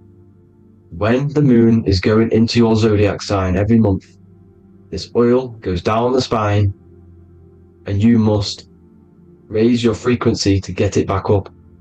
You must retain your seed. This is the most important. Your fluid, your secret, your holy fluid, your life force. You can't let that go. That life force is the reason you're alive. This holy oil is the reason you're alive, because it feeds all of the systems in your body. It feeds all the systems in your body. You have to retain your seed, alkaline diet, positive thinking, and meditation. Okay? When you retain your seed, you will live longer. The moment you release it, you're killing yourself. You're killing a piece of yourself every time you release your seed. Every single time. You're killing a part of yourself. Okay? Now, this could be why this could be the illumination, the single eye on the Illuminati's symbol, the Freemasonic symbol, the illuminated eye, the triangle, which could symbolize the body, mind, and spirit, but the eye illuminated. Now, in the Bible, it talks about the two trees, the tree of knowledge and the tree of life. The tree of knowledge is the tree of good and evil, which is the most important system in your body, which is the nervous system. The nervous system, the most important. The tree of good and evil. And the tree of life, which is the cardiovascular system. Now, this oil, when it's released every month, feeds these two systems And these two systems feed everything. Now, it's important you understand that. Okay? The ancients knew all of this knowledge. The Bible's telling you this knowledge. But it's in a metaphorical way. You have to understand the context behind it so you can read it properly. Now, eating of the tree of life, which is when it talks about in the Bible, eating from the tree of life is actually symbolizing a bad diet, ejaculation, because you're eating from these two systems. You're killing yourself with a bad diet. You're killing yourself with an ejaculation. Okay? So, that's important to understand. Now, this is Jacob's ladder in the Freemasons. Jacob's ladder, which is the spinal cord, it's the stairway to heaven. And this is Jack and the Beanstalk when he goes up the beanstalk and finds the golden egg in the grey clouds. The grey clouds symbolize the grey matter in your brain. Now, the Garden of Eden talks about the 4 different rivers in Garden of Eden. As we see here, the North Pole map, the ancient North Pole map, because the center of the earth is the center of the torus field. Everything's the torus field. Atoms are torus fields. Everything's torus fields. You are the universe. Everything is within you. The North Pole is your spinal cord. This is why they say Santa Claustrum comes from the North Pole. This is the North Pole. And the Santa Claustrum is the center of your brain.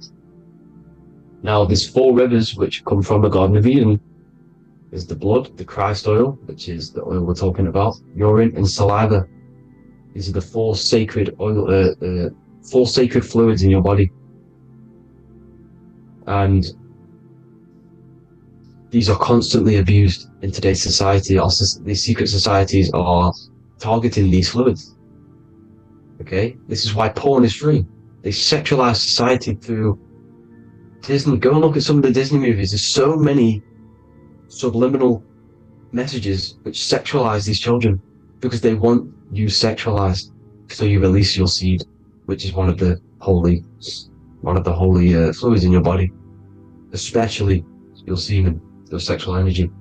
So important you retain this. So important, because it's your life force. It keeps you alive. Okay? Now, let's recap on this. If you want to raise your oil every month, you can't just retain your seed for the month. You have to retain your seed forever. Don't just do it for a couple of days. You have to do it. It's a lifestyle. You want to become God consciousness, you got to do what it takes. It's hard in this society because this society is made around, it's designed to kill you pretty much. It's designed to keep you in these lower states of consciousness with all the bad food, the chemicals in the food, the chemicals in the water, the sexualized TV programs, sexualized adverts, sexualized TikTok and apps, videos, subliminally stimulating you. Because that is your weakness, sex. It's your weakness. Now, you have to retain your seed, meditation, and an alkaline diet. Why alkaline? Because acidic is low vibrational. This is the color spectrum. And what's the highest vibrational color? Violet. It's the lowest, red. You have to have an alkaline body in order to raise this oil. When you drink, when you have a bad diet, when you drink alcohol, when you smoke, this destroys the oil. It destroys the oil in your sacrum, and it can't be raised again, can't be raised up. This is why it's so important. Without that oil, you don't live. That oil makes you live. It feeds everything in your body. It's crazy how we're not taught this. It's insane. But that is how you raise the oil, people. I hope you all gain some knowledge out of this video. And I hope this assists you on your journey, your spiritual journey. And please like and share this video. We need this knowledge out to the public to wake up humanity. Thank you all, people. God bless.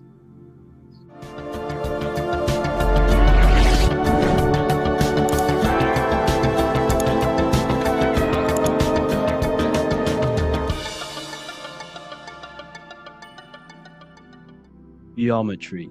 This is the study of nature, of the codes, the mathematical codes behind physical reality. So today we're going to be going deep into geometry and the true esoteric internal geometry, the geometry that no one really talks about, and how geometry relates to human consciousness. So essentially, what we must understand when it comes to geometry, the basics of geometry is everything is vibration. And this vibration is vibrating on a certain frequency. And this certain frequency creates a geometric shape, which is why in nature we see all of these different geometric shapes.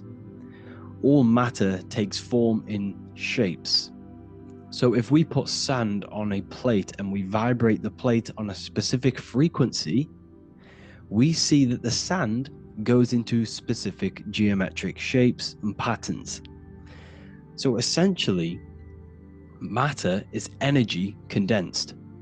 It's energy vibrating on a low frequency, vibrating at a certain frequency. So matter is condensed energy, and each geometric shape is manifesting and showing a specific energy. Some shapes carry more energies than others. For example, the cube is what traps energy. A square is what traps energy. So geometry and the flowers are basically how energy manifests itself into physical matter. We are in a world made out of energy or light. Light is energy. So everything is vibration, everything is frequency, and everything is energy. Even the words, each atom in our body, everything. So everything in nature has these mathematical, energetic codes. So geometry is basically the study of nature and the shapes that are in nature and their energetic principles. Because like I said, matter is energy. So this is what we call cymatics, when we place water in a petri dish and we shine light on top and we vibrate the water. And we can capture, this creates certain patterns. Each frequency, like you see here, has its own pattern. So what we are seeing here in the physical plane is essentially energy condensed into physical reality. We see it in the turtle. We see it in every single form in nature. Now, external geometry and normal geometry, we normally get taught that this is God's way of creating physical reality, which is essentially true. However, it's far more deeper than that. Far, far, far more deeper. Okay, so what geometry truly is, it's not God's codes to reality. What we must understand is what the brain truly is. And what we must understand is that we are not in the world. We are not in the universe. The universe is us ourselves, and the world is produced by our brain itself. Okay? So the way you must understand how the brain works, so what you visually see, so geometry is to do with what we visually see. And what we visually see is heavily connected with our eyes, which are an extension of the brain. The eyes are the brain. And essentially how we see is energy enters the eyes, and each eye goes to the optic nerve, and this energy is transferred into electricity, which travels to the back of the brain, to the visual cortex of our brain. And this is where the image is produced, what we see. Therefore, the world outside of us is truly inside of us. It's a projection from within the brain. The brain is an energy condenser, a decelerator, an energy decelerator. Everything outside of us is basically formless energy. It is formless energy vibrating at a certain frequency. So what the brain is, it's sucking in this energy, this light, and turning that frequency, that code, that light code, into a physical reality. It's condensing the energy and turning it into a visual image inside of the brain. Therefore, everything outside of you is not what it looks like. Everything outside of you is basically energy, infinite energy. And our brain is condensing this into a physical reality and projecting it outwardly, which you experience your visual field. Okay? And the ancients knew this. So this is basically called the sigil of Lucifer. Lucifer is known as the light bringer. Lucifer in Latin means to bring the light. This is the sigil of Lucifer, which shows the visual field and the brain. We also see this in the Google Play symbol. It's a powerful symbol showing you the visual field, which is basically a symbol that tells you that reality is inside of the brain. The brain is what produces reality, but consciousness is not produced in the brain. The brain is essentially a consciousness downloader. It's a computer, and it's a reality simulator. The body is a simulation of physical reality. You are inside of the body experiencing the body simulation. The body produces this reality. It's a piece of technology. So Lucifer is to bring the light. Lucifer is the light being produced in our brains. Okay? So this is why they say Lucifer can tempt you. Lucifer can be the devil, because it represents physicality. It represents the false light.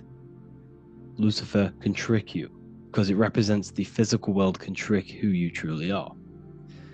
So now that you understand how the brain is basically an energy decelerator and it creates and simulates a reality to your consciousness, you are no longer a person in a universe. You are the universe itself experiencing itself. Therefore, geometry is heavily linked in with the brain. Geometry is essentially how your brain and how your eyes decode energy. So what you are seeing is the mathematical codes of your brain creating reality. So what they teach you is the external is that geometry is God's way of creating this world, and these are the mathematical codes God's created. But now I'm telling you the internal. This is the truth. Geometry is how your brain mathematically condenses energy and light into a physical reality. So therefore, your brain is a computer program. So now geometry is nothing outside of you. Geometry is not something created by something else. It's created by your brain. Your brain produces these patterns through mathematical codes by breaking down energy into physical reality. And this is why you see geometry in everything around you. This completely changes your view on geometry. It's in your ear, it's in your face, it's in everything. Geometry is everything. Okay? So now that you understand this, now, as we were talking about the visual field earlier, the ancients knew about this. The ancient Egyptians knew about this. We can see this symbolism inside of the casket, the Egyptian casket. See, this crossover represents the visual field. This represents the back of the brain. This is the left hemisphere, the right hemisphere. And now some of the most simplest teachings in geometry is that straight lines are masculine and curved lines are feminine. And we even see this in the human body. The feminine human body is curvy and the masculine human body is liney. And even with the genital reproductive area, we have a line and a curve, 0 and 1, the binary code of all creation, 0 and 1, because that's basically all that exists. Nothingness and one, nothingness and God, nothingness and consciousness. That's all that exists. Now that I've told you that, the basics of geometry and the line and the curve and the feminine and the masculine, what do we have here? You see this stick here? This is a curve. And what's the right hemisphere? The right hemisphere is the feminine, the feminine energy, the feminine aspect of our brain. Then we have a straight line. This is straight lines. Now this represents the left brain. So the Egyptians are showing you the left masculine brain and the right feminine brain because of the curve and the straight line. And this is the visual field, the crossover. So there's a crossover in the brain. The left eye is connected to the right brain. The right eye is connected to the left brain. Okay, so the left eye is connected to the right brain. The right eye is connected to the left brain. The solar and the lunar. So, like I said, everything outside of you is basically energy. Your body is basically a holographic avatar, condensed energy produced by your brain. There's nothing actually outside of you. Your 5 senses are electrical threads of light. And when you touch something, this is basically electrical signals in your nervous system, which are reporting back to the brain. Therefore, what you touch is actually, you're not touching. The feeling that you feel when you touch something is not the true feeling. That's your nervous system you're feeling. You're feeling your nervous system in the brain. It's electrical signals to your brain. So the 5 senses do not decode, well, what you're experiencing as the 5 senses is not outside of you. This is your brain interpreting electrical signals. You don't experience the world, you experience your nervous system and your brain. The nervous system is an extension of the brain. So this is the truth. This is not woo-woo spirituality. This is true consciousness science. But I'm teaching you here. Okay? So nothing is truly outside of you. It is a universe. You yourself are the universe, the fabric of the universe itself. The only thing that exists outside of you is essentially energy. That is it. And your body and your brain condenses this energy into reality. So when we look into architecture, why is architecture, the ancient architecture, so important? Because what did I tell you at the beginning? Shapes and physical matter is condensed energy. Each shape holds specific energy. Some shapes hold more energy, emit more energy. Some shapes condense energy. Some shapes transfer energy. Each shape, each geometric shape has an energetic principle because matter is essentially energy. So when we look into cathedrals and the ancient buildings, they were filled with geometric patterns, geometric shapes, because they understood the energy principle. Architecture is basically solid energy. It's physical energy. If we create this pattern here is an energy code. And if you stand next to it, you're going to gain that energy. It's going to be imprinted on your body. So essentially, they filled their buildings with high energy geometric shapes. Points, triangles, pyramids are very, very energetic. This is why you have crystal pyramids made, orgonite pyramids. They're always in pyramid shapes. That's why the Egyptians built in pyramids, because pyramids hold high energy. They emit high energy. So this is why you see all these different geometric patterns. Okay? So in the real reality, in the energetic plane, this building would basically look like this: lines and grids of energy.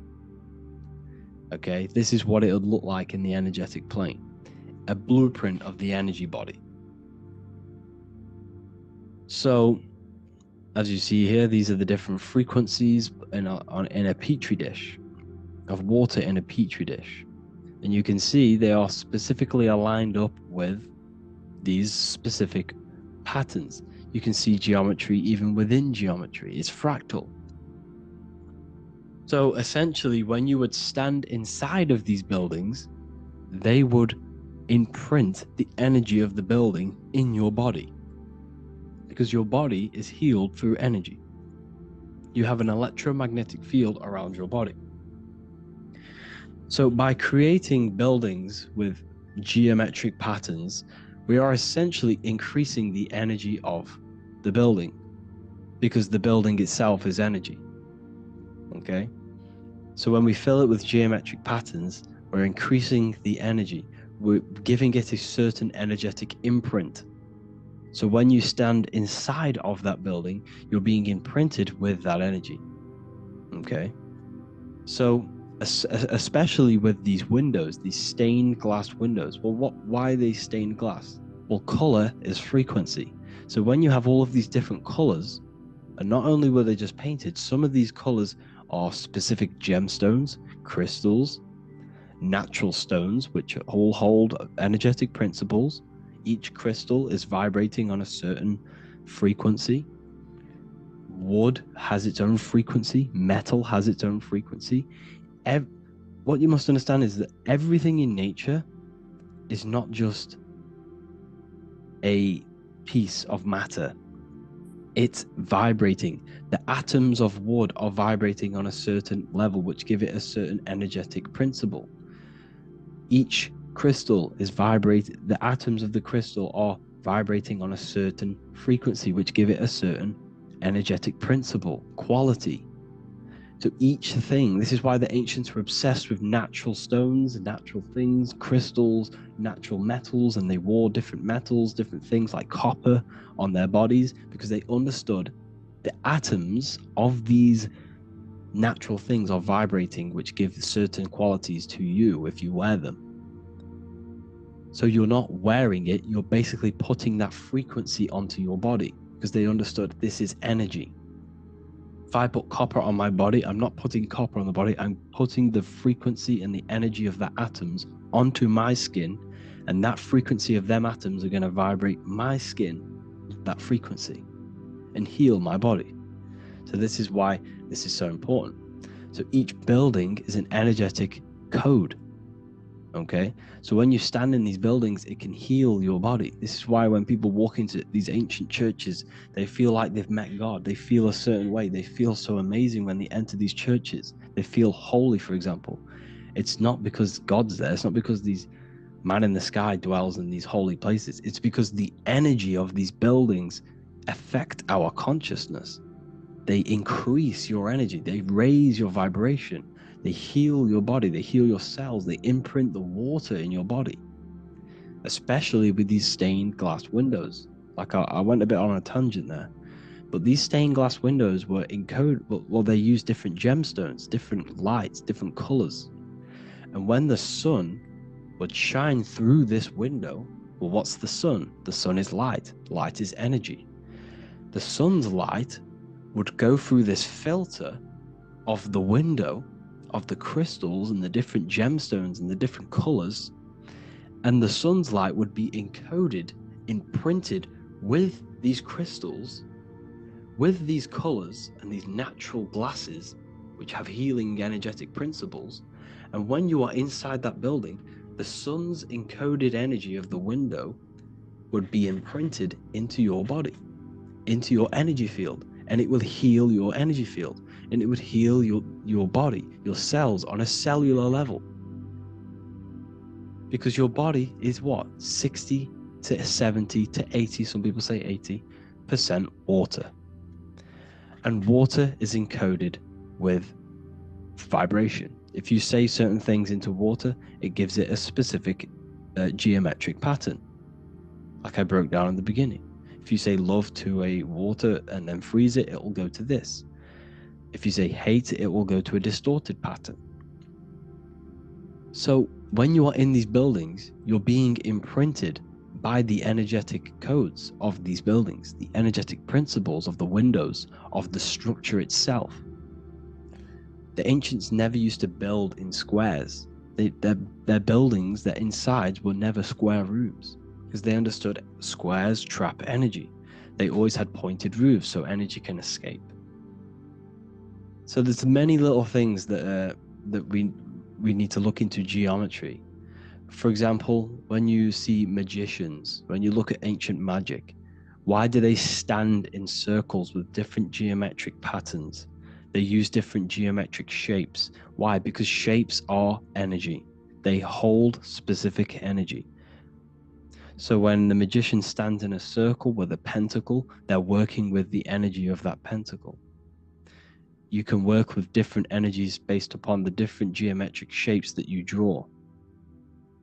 And you can use this in your structure, in your architecture, in your work, and it can influence everything. So this is the true geometry. I hope you gained a deeper understanding on geometry and how it relates with you and your consciousness. Like I said earlier, your brain produces geometry. It's basically how your brain decodes energy. It's not God, how God creates this reality. And no, you're in this reality. You are the reality itself. Your body produces the reality. Therefore, geometry is one with you.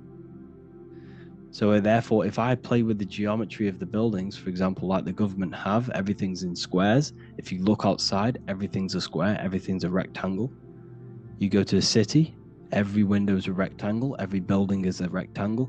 You live in a box room, everything is boxed and squared off in this reality, in this modern society. Why? Because they're trapping energy. The box is the cube is the most simple geometric shape, which basically condenses energy and it traps energy.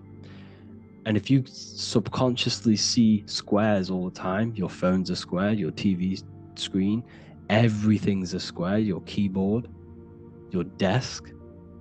Go and look at the ancients. They never used to build in squares and cubes. And if you go into nature, you'll never see squares and cubes.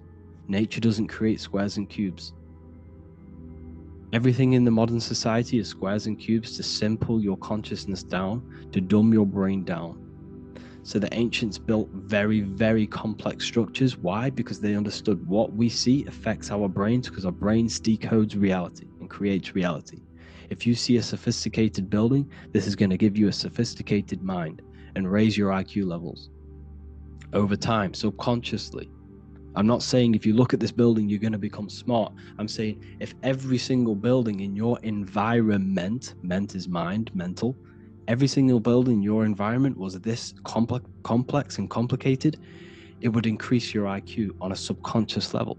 It'd make you more complex, make you more intelligent. So they've dumbed everything down. They've dulled everything down. Look at everything. Everything is being dulled down. So anyways, I hope you all gained a better understanding on this. If you want to gain more occult knowledge and esoteric knowledge, make sure to read the Book of Wisdom Volume 2. If you're inside the university, you can get this book for free. Go to the general chat area and follow the instructions and you can order yours for free. Truly life-changing stuff.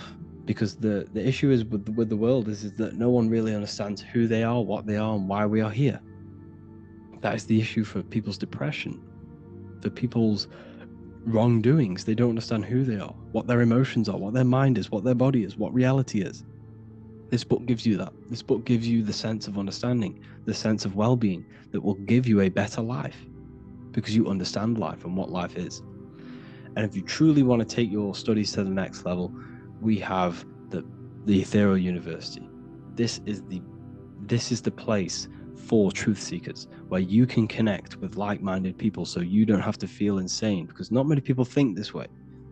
I've been there when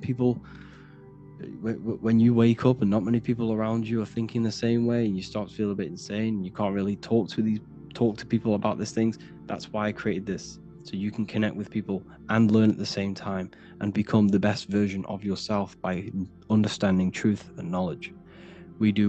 If you join, you'll gain access to free live calls every single week, every single Saturday morning. We do live calls. You can ask me questions and all sorts. So make sure to leave a like and a comment, and thank you all for tapping in.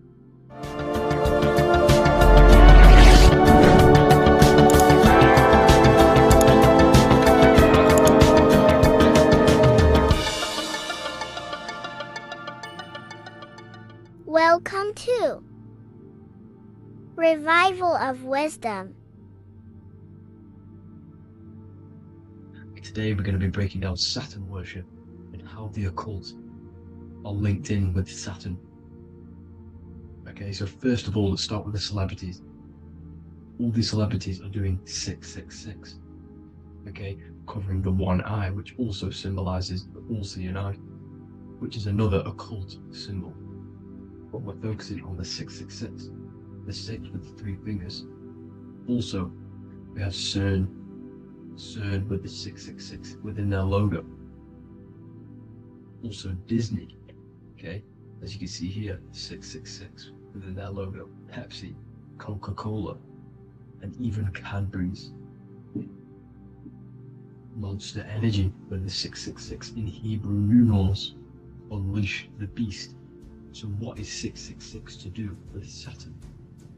Because on Saturn, there is on the north pole of Saturn, there is a six-sided hexagon, okay? So Saturday is named after Saturn Day, the sixth planet.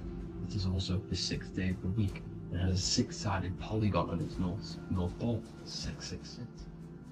Not only that, when you create a star out of the hexagon, you create a six-pointed star, okay, with six triangles within the star, and a six-sided hexagon, which all adds up to 666. Okay, so this is why all these symbols contain 666. So why do they worship 666? Saturn. Because Saturn is the god of time and death, okay, and order and lessons. Okay, Saturn is a very cold and dry being. That is the sixth planet from the sun. Okay, Saturn represents the winter, which symbolizes death. Okay, because all nature dies within winter because the sun's not there. So it represents darkness and death. It rules the zodiac sign of Capricorn. Okay, so in the celestial cycle, Saturn is always opposite the sun. So it's the opposite of the sun. So they're worshipping this energy which is death-like. Okay, this god which is death and does not bring life. Okay, also is the god of time. Okay, also in the Roman and in Greek it's called Chronos. Okay, which is just a translation for time. It's also known as the Father Time, aka the Grim Reaper. Okay, the Grim Reaper. Keep that in mind. We'll come back to this. Here are some more logos with Saturn. Okay, Nike, Internet, Wi-Fi. Okay, all these occult logos all worship Saturn. They are a satanic occult. They worship this death god, this evil god. Okay, this is where the cube now comes in. Okay, because what colour is associated with Saturn? It's black, because it's the absence of light. It's opposite the sun. So black is the colour associated with Saturn. Each planet has its own colour associated with it. Okay, so when you make the cube, okay, as you can see here, the cube of the polygon, it creates what? A black cube. Okay, and the Kabbalah, okay, Kabbalah means cube, Allah means the god, the cube god. These religions are secretly worshipping this cube god, the god of death, Saturn, Satan. It's the same entity behind it all. Okay, so also we have these black cubes in Australia, Denmark, all around the world, these black cubes, because this occult is worldwide. Saturn, Satan taking over this realm. Okay, also with this black cube, they walk around it like the rings of Saturn. It's around the black cube of Saturn with the rings, they walk around in circles. What are circles? Cycles. What is a cycle? Time. The time god. This is why it has a ring around it, because it represents time, cycles. Okay, and this is another depiction of Saturn, always depicted with this Reaper staff.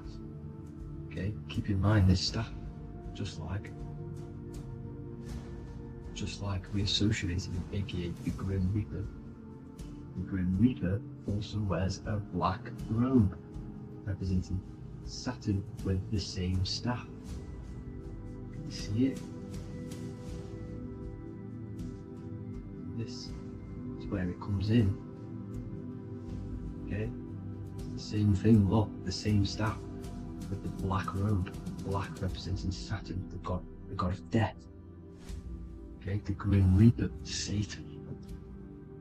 Okay, also when you graduate from university, what do? You wear a cube on your head, a black cube with a black robe. This is Saturn worship. See, this is how Satan has tricked the world into worshipping him, not God, the sun, which represents God. So what is a corona? Because a corona is a crown, a circle, okay? A set of concentric circles of light seen around a luminous body. So Saturn. So this is why they used to worship Saturn by wearing crowns in the ancient days, and we still do to this day. The king or queen has a crown, a corona. Also, corona, the drink. Corona adds up to 666, just like Saturn is 666. But like you see in the corona, you see the staff. You see this staff, just like the staff of Saturn, the Saturn god, like the Grim Reaper, with the black robe and the staff, just like the Saturn god. What is the Grim Reaper? It's a killer. It represents death, just like Saturn, the god of death and time. So all these occults and secret societies all worship the 666 god, which is Saturn, Satan. All of our energy is being put into Saturn, okay? And Saturn, Satan, is harnessing all of this energy. So gradually, this is what the mark of the beast is. Like it says in the Bible, the mark of the beast, or the name of the beast. Here is wisdom. Let it know that you have to understand and count the number of the beast, for it is 6. It is the number 6 of a man, and is 6. 600, 666, 666. So this is what the mark of the beast is. They are going to eventually put green chips, just like Neuralink, which is what Elon Musk is pushing. Okay, so this chip is the mark of the beast, and it's going to be implanted to our hands or brains, okay? And they will manipulate our consciousness, and it will manipulate our DNA, and it will directly connect us to AI, and AI is linked in with Saturn, Satan, as the demons and the people who rule this world are in love with AI. They want to connect humans to AI. And this will control our consciousness completely and give all of our energy back to Saturn, Satan, this deity that they worship. Just like when you get married, you wear a wedding ring, the rings of Saturn, over the finger, which represents the sun. So you're basically seeing Saturn over the sun. The sun is the son of God. It represents the sun, represents God. So you're putting Saturn over the sun. So thank you guys all for tuning in. I'm going to leave you guys here. Please leave a like, comment some topics that you want me to talk about, and please subscribe for more amazing content. God bless.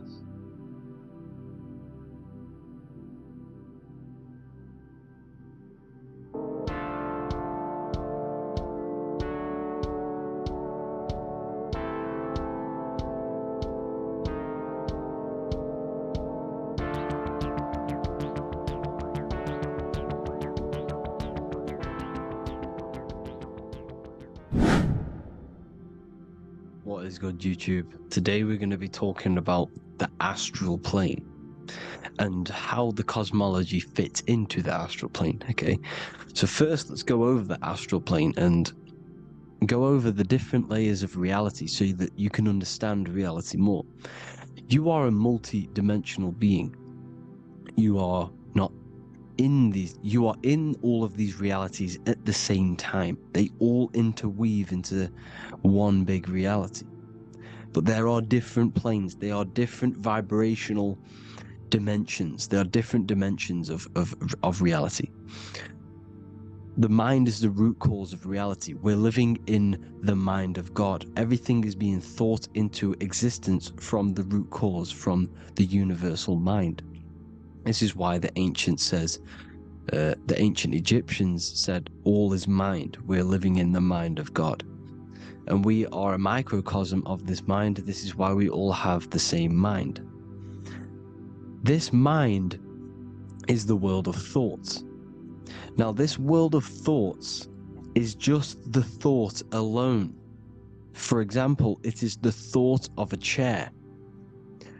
But then when you start to imagine this chair and you start to mentally see the chair, you're now manifesting the thought, the singular thought, into some sort of form. So now you're imagining the chair. You're imagining the form of this chair, which is then manifesting into the astral plane. The astral plane is the world of thought forms manifesting. So when you are imagining something, you are seeing into the astral plane. Okay? Your third eye, it is an eye because it sees the astral plane. It is seeing the other side through imagination, through dreaming. Well, we'll go over dreaming later. So the thought of a chair is a singular thought. The imagination of the chair is the manifestation of the chair. And in the astral plane, it's basically the world of all the chairs that could ever exist. So you're thinking of the chair as a singular thought, which is the mental plane. The astral plane is the imagination of that chair, is the thought, the manifestation of it. Depending on the vibrational state of the thought will depend what level of the astral plane it will go to. For example, if you're thinking about a chair to torture someone on it, it's going to go on the lower astral plane. Or if you're thinking and imagining happy things, it's going to go to the higher astral plane. So wherever your mindset is, that we call it a mindset because your mind is setting frequencies to certain things. Thoughts are frequencies. And a mindset is setting your frequency, setting your mind to a certain frequency. So when you set your mind to a certain frequency and you imagine something in that frequency, you're going to match everything in the astral plane that are on that similar frequency, just like you would in the physical world. Because we're all in these worlds right now as we speak, but we can't see them with the two physical eyes. We can feel it though.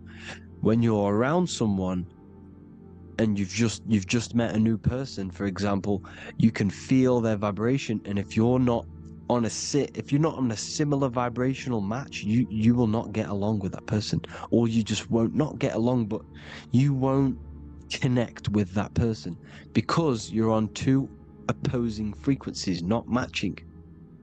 And this is something you can't see, you can only feel, because it's the astral plane. It exists within the astral plane. Everything in the astral plane is made out of vibrations. So if you do astral project, and if you already know how to astral project, you will see beings and people and things that are on the same frequency as you. This is why before you astral project, you need to sort your vibration out before you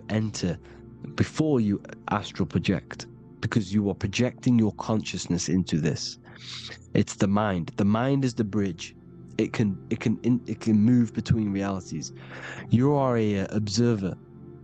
You are a observing soul which observes different realities. And the mind is the bridge between all of these different realities. The mind can choose. If you want to project into the astral, you set your mind to it, you can. Okay? So let's not get off track. The lower astral plane is where demons are. The higher astral plane is where heavenly beings are. Heaven and hell are kind of a real thing. The etheric plane is a powerful substance, the ether, the fifth element that they don't tell us about. If you type in on Google the 5 elements, they will try to remove it with wood or metal, because they don't want you knowing about the ether. Ether is the energy double behind all physical objects. So the ether is very important. It is the fifth element. It is part of the physical world, but it's also part of the astral world.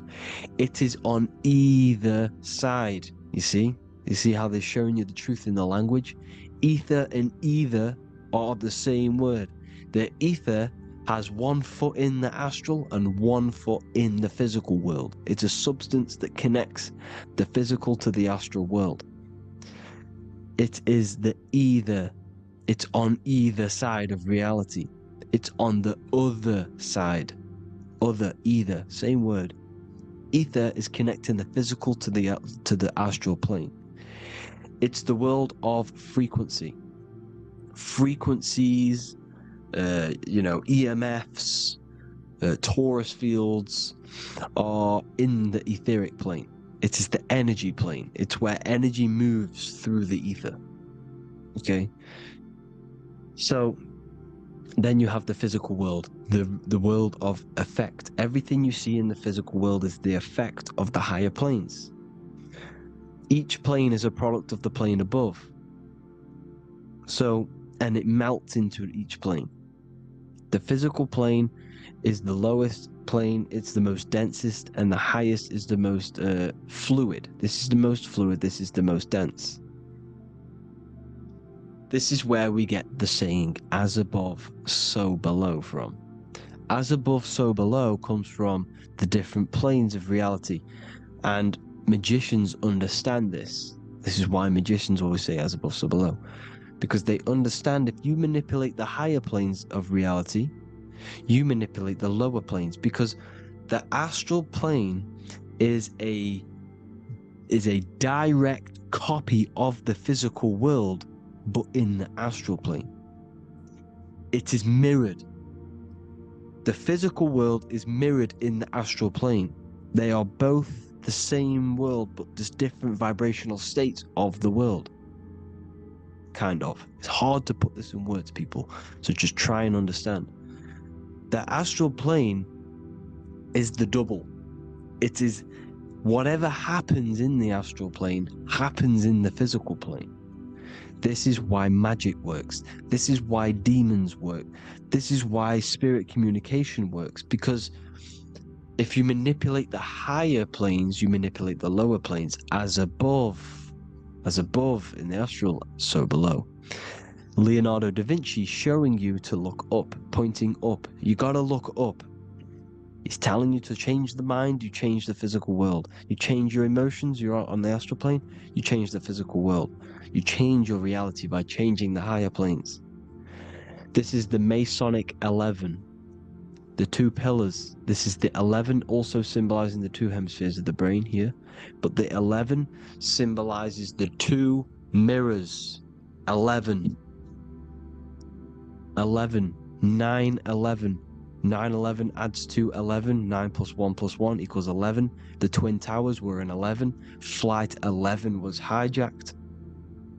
Because it's a mass ritual within the astral plane. Now, we're going to go deep into that later, and I'll show you these rituals they do in order to manipulate the astral plane. So, this is what the 11 is. It's the mirroring of reality. If you contact spirits and conjure spirits, you can either summon or attract demons and spirits. Summoning is creating a spirit. You create demons. Okay? Like I said here, the mind is the root cause of reality.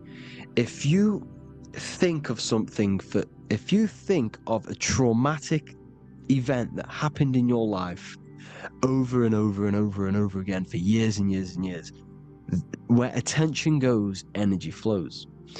The mind is the director of energy. If you are directing energy into the specific emotion, the specific thing that is torturing you in your mind, that will manifest as some sort of being in the astral plane, which is called an elemental. And this elemental being that you have created through your thought forms and emotions will latch onto you and feed off this energy. So it's important that you get your mind right, okay? It's important you sort that you file the mind and you discipline the mind. Make sure it's only entertaining positive things, because you are quite literally creating your own demons. Creating the word demon has the word mon in it, and if you've watched my videos to know mon means moon. The moon is your mind, the sun is your soul, the earth is your physical body. Demon is a mon means mind, moon is mind. You create demons with your mind, summoning. Now this is where the rituals come in. 9/11 was a ritual because everyone was thinking about this big fearing, the death of 9/11. Everyone was thinking about it, and all of their minds thinking about this horrific thing will manifest and summon a negative energy spirit elemental within the astral plane. That's how all of this works. This is why it was a mass ritual. Okay, Chris Brown, new album name 11/11, release date on the 11/11. This will be my 11th album and contain 11 songs. All of these people know the occult. This is Hermes Trismegistus with the star of Saturn, the six-pointed star, as above, so below. The mirroring of reality, physical and astral, the two Masonic pillars. So as above, so below. What's above us? The stars. The stars are connected to the astral plane. This is why we call them stargates. When we dream, we are experiencing these different realities. And what are stars? They tell in the Bible, it says Genesis 1:14. And God said, "Let there be lights in the firmament of the heaven to divide the day from the night, and let them be for signs." Signs translates to things to come. Why things to come? The stars tell the future. Why? And why do we say as above, so below? As above us is the astral plane and the etheric plane. As above, so below. Whatever happens in the stars happens on Earth. The stars are connected to the astral plane. Above us is the astral plane. We are a star in a physical body. This is why we say Mr., Sister, stir equals star. The E and the A are interchangeable. We are stars, and the stars are the start of our incarnation. We start in the stars, same root word, and we descend through the seven energies, which are our seven chakras. Then we enter the heart of the soul system. The heart rearranged spells earth. And this is the true cosmology. Here's the Masonic cosmology. This is Masonic now. Here's the firmament. Let there be a firmament in the midst of the waters to divide the waters from above from the waters that below. Genesis 1:6. The firmament, firmament comes from the word firma, Latin, I'm pretty sure, which means firm. When something is firm, meaning it's stable, it does not move, it is firm. The firmament is firm.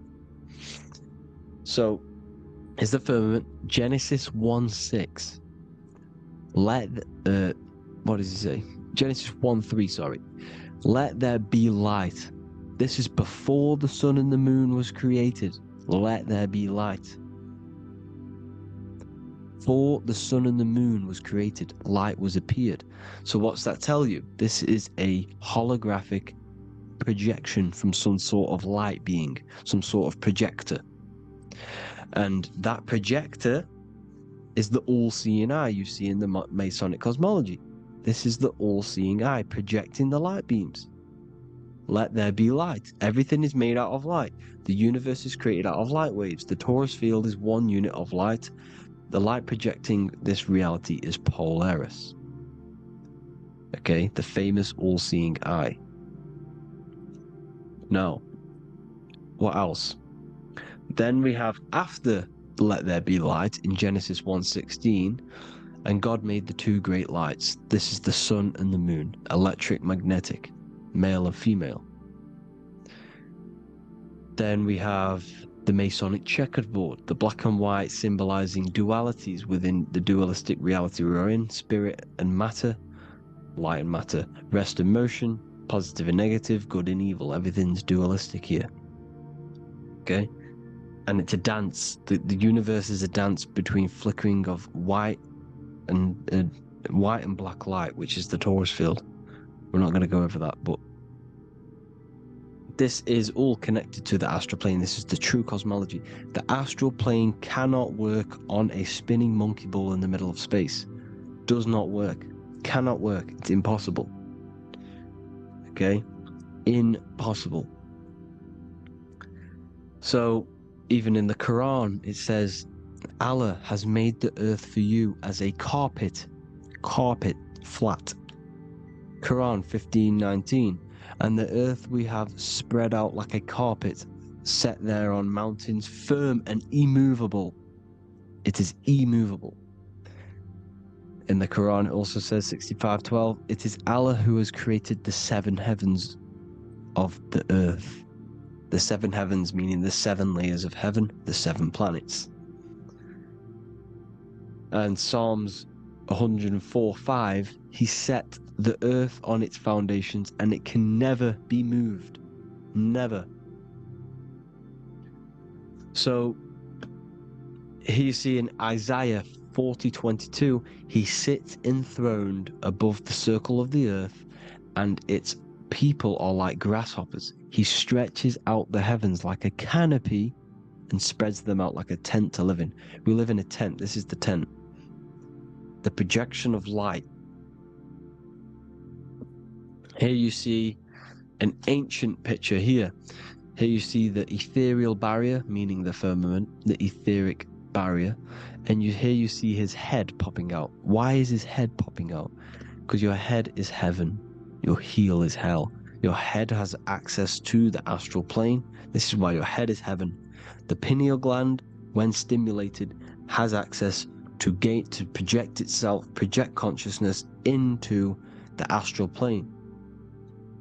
Here you see another ancient picture here with the Masonic Royal Arch, with the zodiac here, the zodiac on the top, arching, because there's a firmament above us.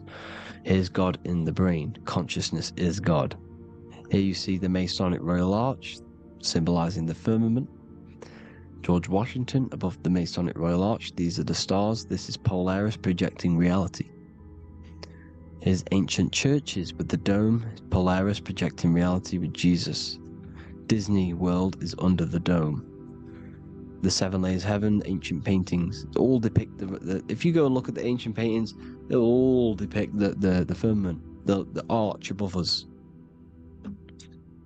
This is where we get interesting. The Masonic Royal Arch has the 6-9, which is Cancer. The constellation Cancer, which is 6-9 is associated with portals, because CERN is the 6-9.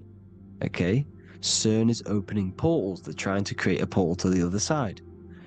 Cancer has the word CERN within it, so there is a link between Cancer and the opening, the firmament opening above us, to ascension. Here you see the Masonic art with the Royal Arch and the light and the opening.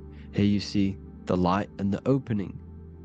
This is the opening of the firmament. Here's the Hebrew cosmology with Sheol, the underworld, and the opening. So Cancer is definitely some sort of portal in and out of this reality. I'm just connecting dots here. Now, we're going to go change a bit now. These celebrities that you are seeing they have not sold their soul to Satan, okay? They have not sold their soul to Satan. Satan is a demonic, low vibrational energy that has been summoned over the thousands and thousands and thousands of years of evil occult arts. So since Babylon was summoning this demonic energy, and this demonic energy in the astral plane will grow and grow and grow. It has no form. It has no physical form. Okay? But you can see it in the rappers. If your third eye is open, you can see clearly that these people are demonic. You can sense the energy that they're manifesting. Selling your soul is not what you've been told. It is gaining, because your soul is pure love, okay? Your soul does not want to do anything bad. So when you sell your soul, you're gaining physical gain. You're gaining physical wealth, for example. Like for these rappers, they will be given millions of pounds because the people in control of the music industry, which is the dark occultists trying to brainwash the masses, the people in charge, they're dark occultists. They understand Satan and the energy.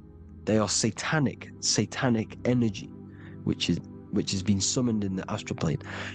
They see that they have influence over the masses, so they will go to them and say, I will give you this amount of money forever if you manifest this satanic, demonic energy through the music and through social media to blind the masses, to brainwash the masses into this demonic energy. Because when you listen to music is frequency. Whatever you listen to, you become that frequency. So if you're listening to these people, they're throwing energy, this demonic, satanic energy that they sold out to. Soul, same word. When you sold something, you've got your soul involved. They have exchanged money, physical gain, so that they manifest this satanic energy within the astral plane and through the music, through the videos, through social media, to keep us in this vibrational frequency, in this low state of consciousness.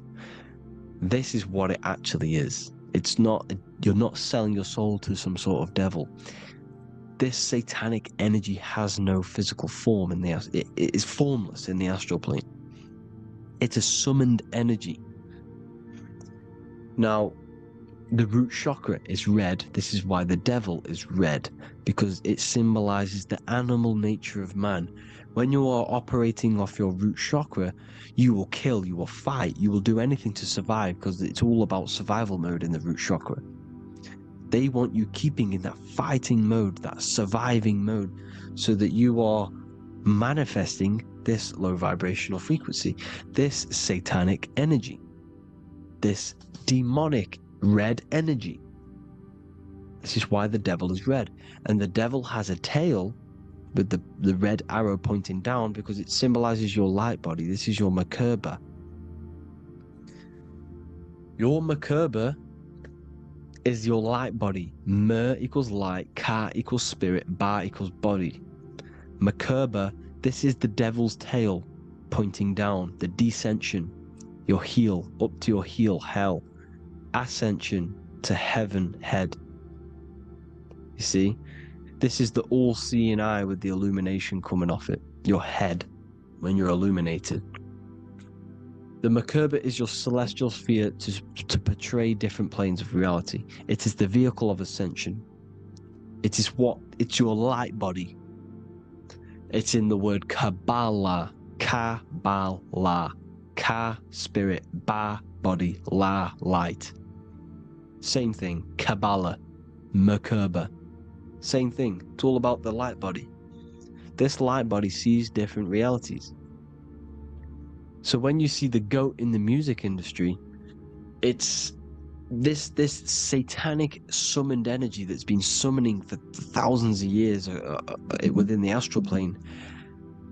When it becomes to the physical plane, it will manifest through different things. A goat, an owl, Satan, Moloch, Baal, same deity, same demonic energy that's been summoning in the astral plane. And this is why the Baphomet has a goat head. Drake's new album is the goat. The Polo G, the Masonic G, with the goat. And here's Rylo Rodriguez in the mirror with the goat in the mirror and him in his physical body. It symbolizes, the mirror symbolizes the astral plane, because he's manifesting the goat, the demonic energy. He's sold out to the demonic energy, and in the physical plane, he's his physical body. The mirroring, the Masonic 11, the mirroring of reality, the astral and the physical. And what do you call them when they're an amazing rapper, the best rapper? You call them the GOAT. Because the GOAT, you're the GOAT because you're manifesting the GOAT energy, the satanic, demonic energy within the astral plane.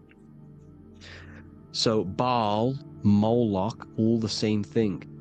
Because in the astral plane, if you want to gain spirits to come to you and communicate you, in the physical world, if you want to communicate with spirits, you have to gain their attention. You can either gain their attention or come together and agree to create some sort of being, which is Satan. Okay? You can, like I said earlier, you can create these beings, you can summon them or attract them. One way to attract them is sacrificing.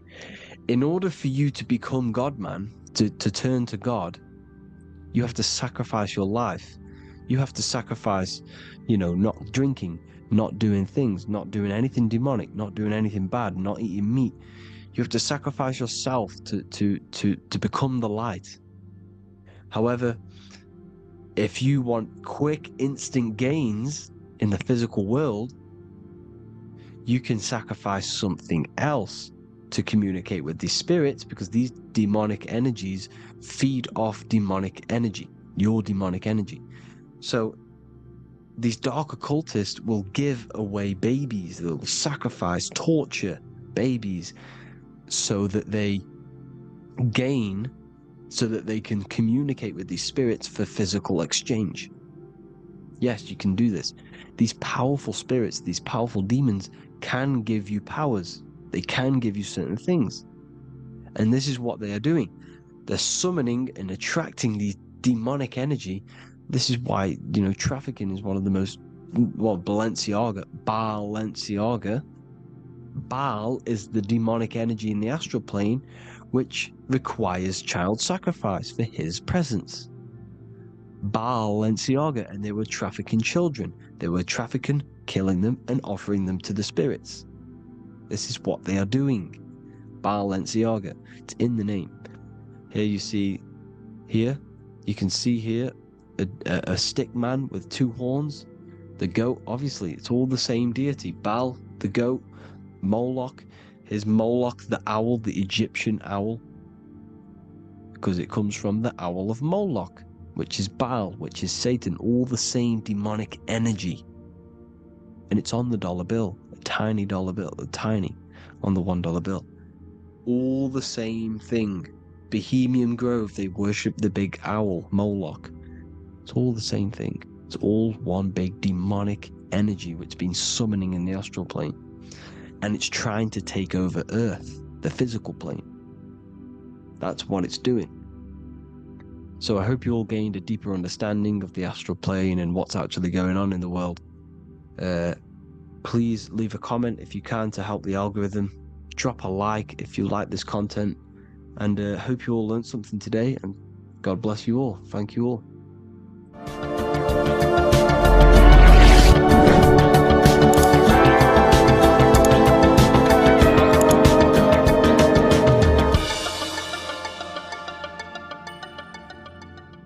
In this video, we're going to be talking about the evolution of consciousness.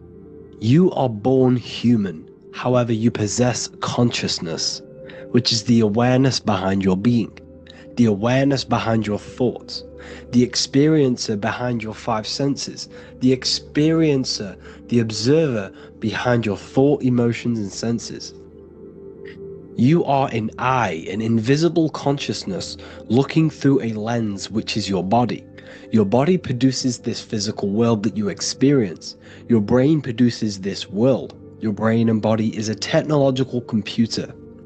However, you are an infinite, ever-expanding consciousness behind this physical body.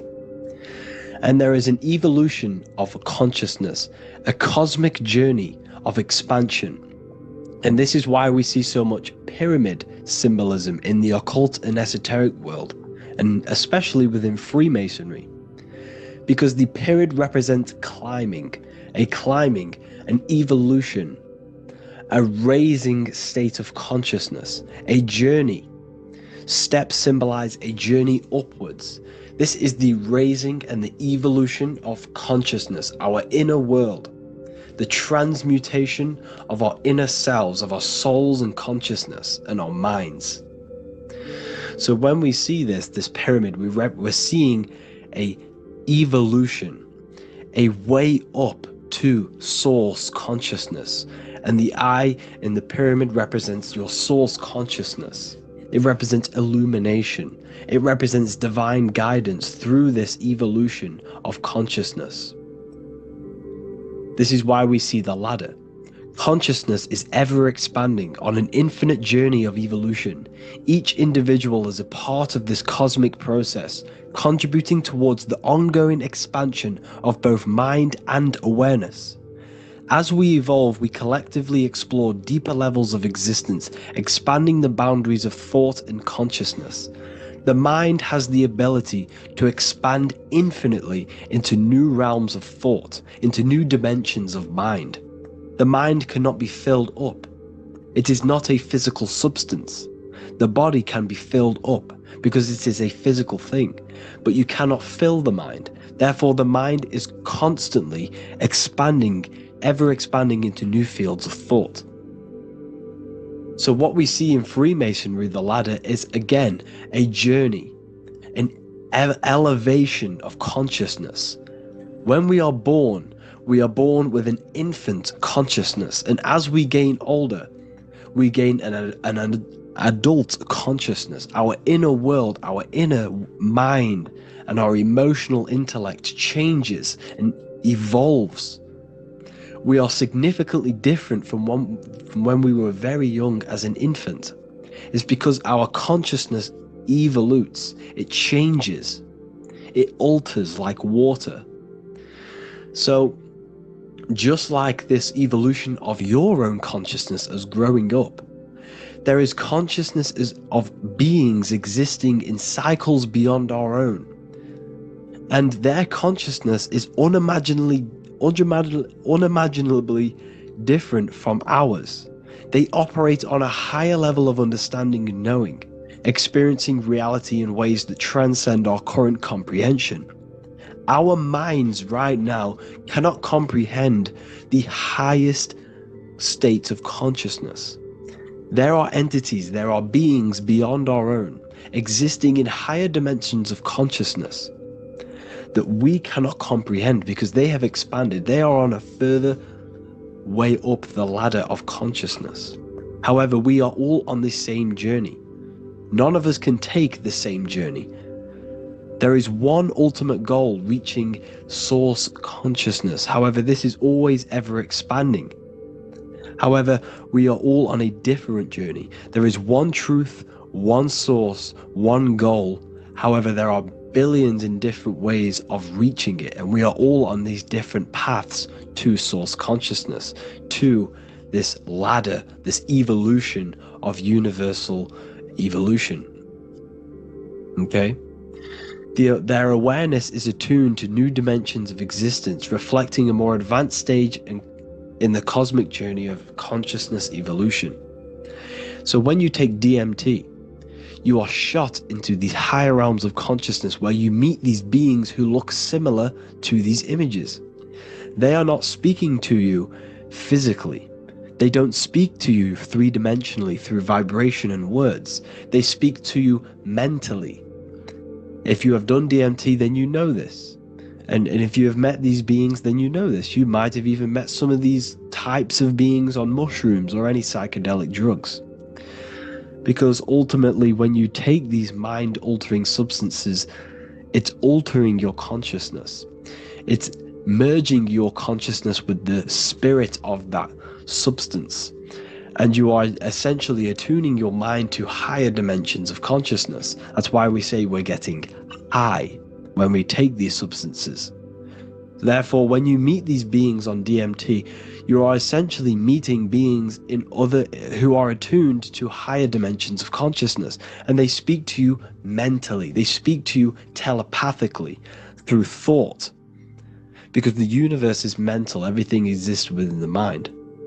The way you are now, your physical existence, is a state of mind. Mind, thought creates matter. Spirit and matter are two opposing ways of thinking.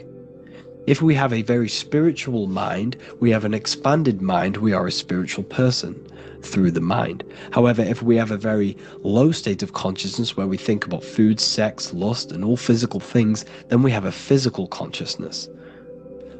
Matter and spirit are two opposing forces, two ways of thinking. The mind attunes itself to different levels of understanding in different dimensions. So, essentially, this is what we're looking at. The body is a vessel for the fluidic, formless consciousness, a temple that houses the essence of our awareness. While the five senses are limited to perceiving only the physical plane, the mind transcends these limitations, capable of perceiving the full scope of reality. It is through the mind that we access deeper truths beyond the material, tapping into boundless nature of existence. Physical existence is a thin band, a thin layer of reality. It's like 0.001% of reality. And your five senses are only tuned into this layer of reality. But the five senses are, by design, only allowed to perceive physicality. But the mind has the power to expand beyond this physical five sense state. The mind has the power to expand and evolute. It is a conscious decision whether you want to take this path or not. You can stay in a three-dimensional way of thinking, or you can expand your consciousness from within. It's not an external journey. There is no God going to save you. You must save yourself. Therefore, behind every single one of these eyes is the same source consciousness. However, we are all different cells in a different journey. The organs in your body, the cells in your body are all alive. They all possess same consciousness, universal consciousness. However, we are all on a different journey of evolution. As above, so below. As the baby is in the mother's womb, when the baby becomes conscious, there is a world outside of its mother. What does it do? It presses and seeks a way out to be born in the other world outside of its mother. It is the same with your consciousness, your mind. When your mind becomes aware that there is realities beyond the immediate surroundings, it seeks a way out. And this is exactly what I'm doing to you now. I am now expanding your mind and telling you there is other ways of reality. There is other dimensions of consciousness which you can access through inner transmutation, through different ways of thinking, spiritualism, and meditating and connecting with yourself and detaching from external things. We can upgrade our consciousness. Your body is a womb. Why Jesus says you must be born again to see the kingdom of God, because you are born physically and then you must be born again spiritually, awakening your inner consciousness. So like I said, as the baby is in the womb, it's the same principle. As above, so below. You were a baby, you were in your mother's womb, and you figured out there is a world outside of your mother, so you seek to way out your mother to be born in another world. It's the same now. You must do this now. This is your spiritual evolution. This is the evolution of consciousness. It's ever expanding. When you die, this is a transition. You must learn to not fear death. This is another part of your spiritual journey. You must master death. Therefore, Like I said before, the mind has limitless capacity to expand into new realms of thought, continuously exploring uncharted ideas and concepts without boundaries. The mind can ever expand, it can never be filled, it can never ever know everything. There is infinite fields of knowledge, infinite fields of thought. Your current state is just one stage on an infinite pathway. You won't remain human forever. The human experience is a crucial phase where we learn to balance polarities, master the fundamental laws of the cosmos. It is a period of growth and transformation, preparing us for the next stages in our cosmic evolution. The goal is to strive for perfection, yet the true perfection is unattainable. It's like a tunnel, and there is a light at the end of the tunnel. And as you walk through this tunnel, the light is ever moving backwards. You should forever seek to meet that light, but you will never meet that light because consciousness is ever expanding. You should strive for perfection, yet knowing that perfection is forever unattainable. The journey is endless, with each step revealing deeper layers of understanding and experience. The pursuit of growth and expansion is itself the essence of our evolution. You can find all of this knowledge in the amazing book that I have read for years. I have read this book, The Emerald Tablets of Thoth, the Atlantean, by M. Dorial, translated by M. Dorial. I'm telling you now, this book, now that I've told you this, you have some context on the book. The whole book is about evolution of consciousness. He's talking about higher dimensions beings. He's talking about how you can transcend this physical plane. It is truly the most amazing book you will probably read. One of the best spiritual texts you'll see. It's hard to understand, so you must read it over and over again. And the more your mind progresses, like for me, I read this every couple months. And the more I learn about consciousness, the more I expand my own consciousness. And every time I read this book, I pick out something new that just completely blows my mind. Because you can only understand this book to your level of consciousness, to your level of understanding. So now that I've told you all this information, go and read this book and it will absolutely blow your mind. And so will the Book of Wisdom Volume 2, which is now available. I released it the other day.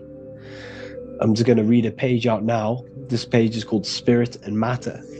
The Earth is not merely a dense, lifeless rock drifting through space. It possesses spirit, a living essence that animates its form.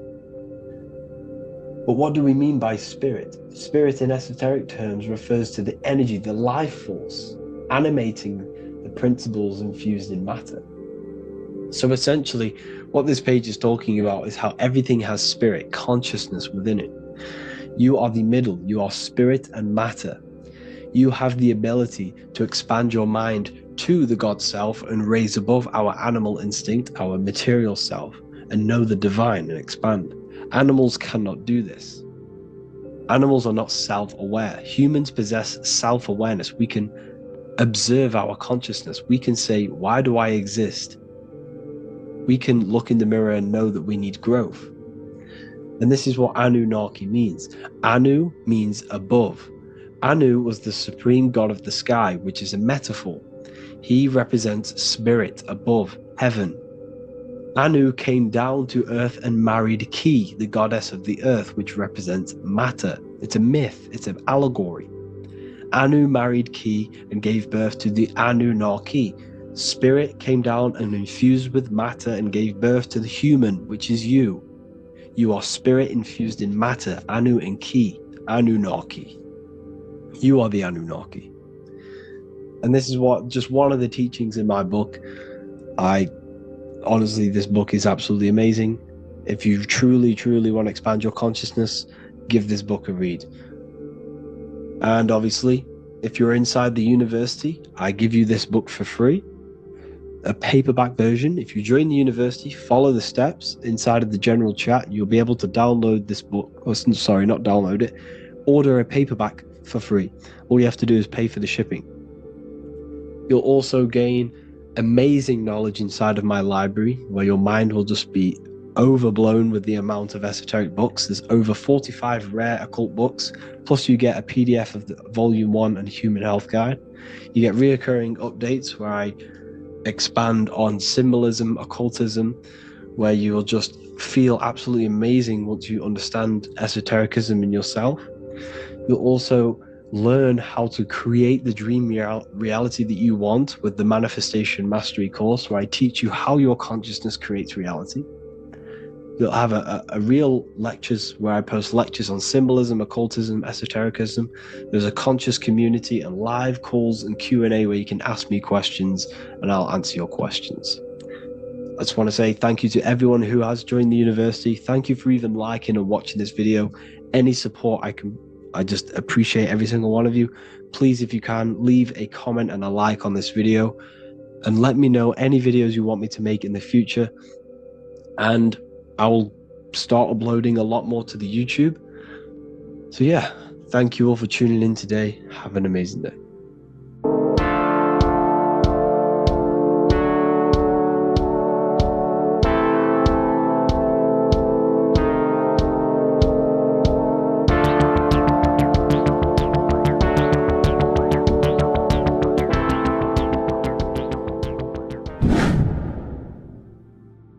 What is good, people? We're back with another video, and today we're talking about the chakras.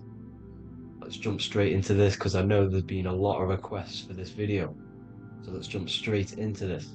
So you have 7 chakras, right? 7 chakras, and these chakras are feeding off your electromagnetic field, known as your aura. This is both positive and a negative pole, male and female, right?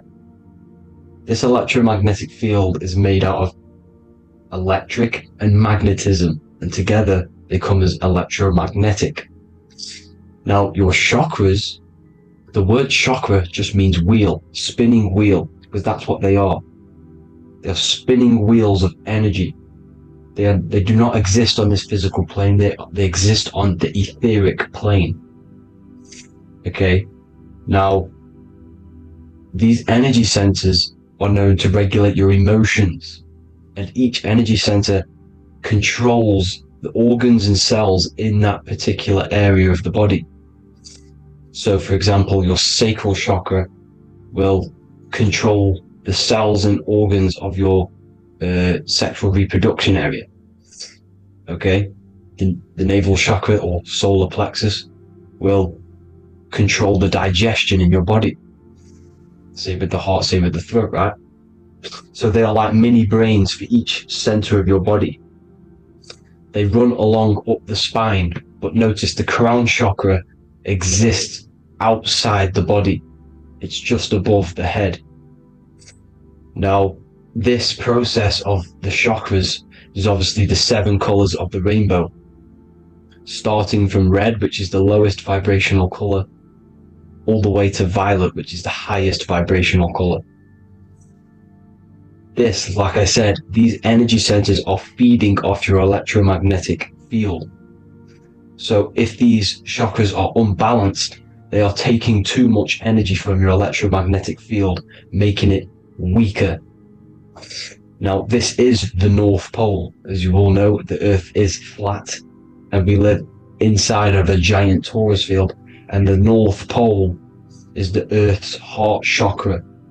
And this is why the aurora borealis, or the northern lights, whatever you want to call them, that's why they are green, and they are being emitted from this center point of the Earth, because it's symbolizing the heart chakra, which is green, right?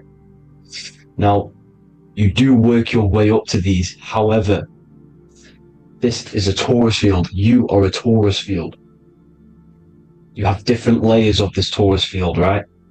And you need to balance all of these chakras, but you can't move up these chakras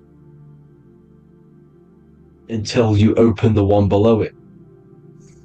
So it's like a stairway. You can't go to your solar plexus without going through your sacral.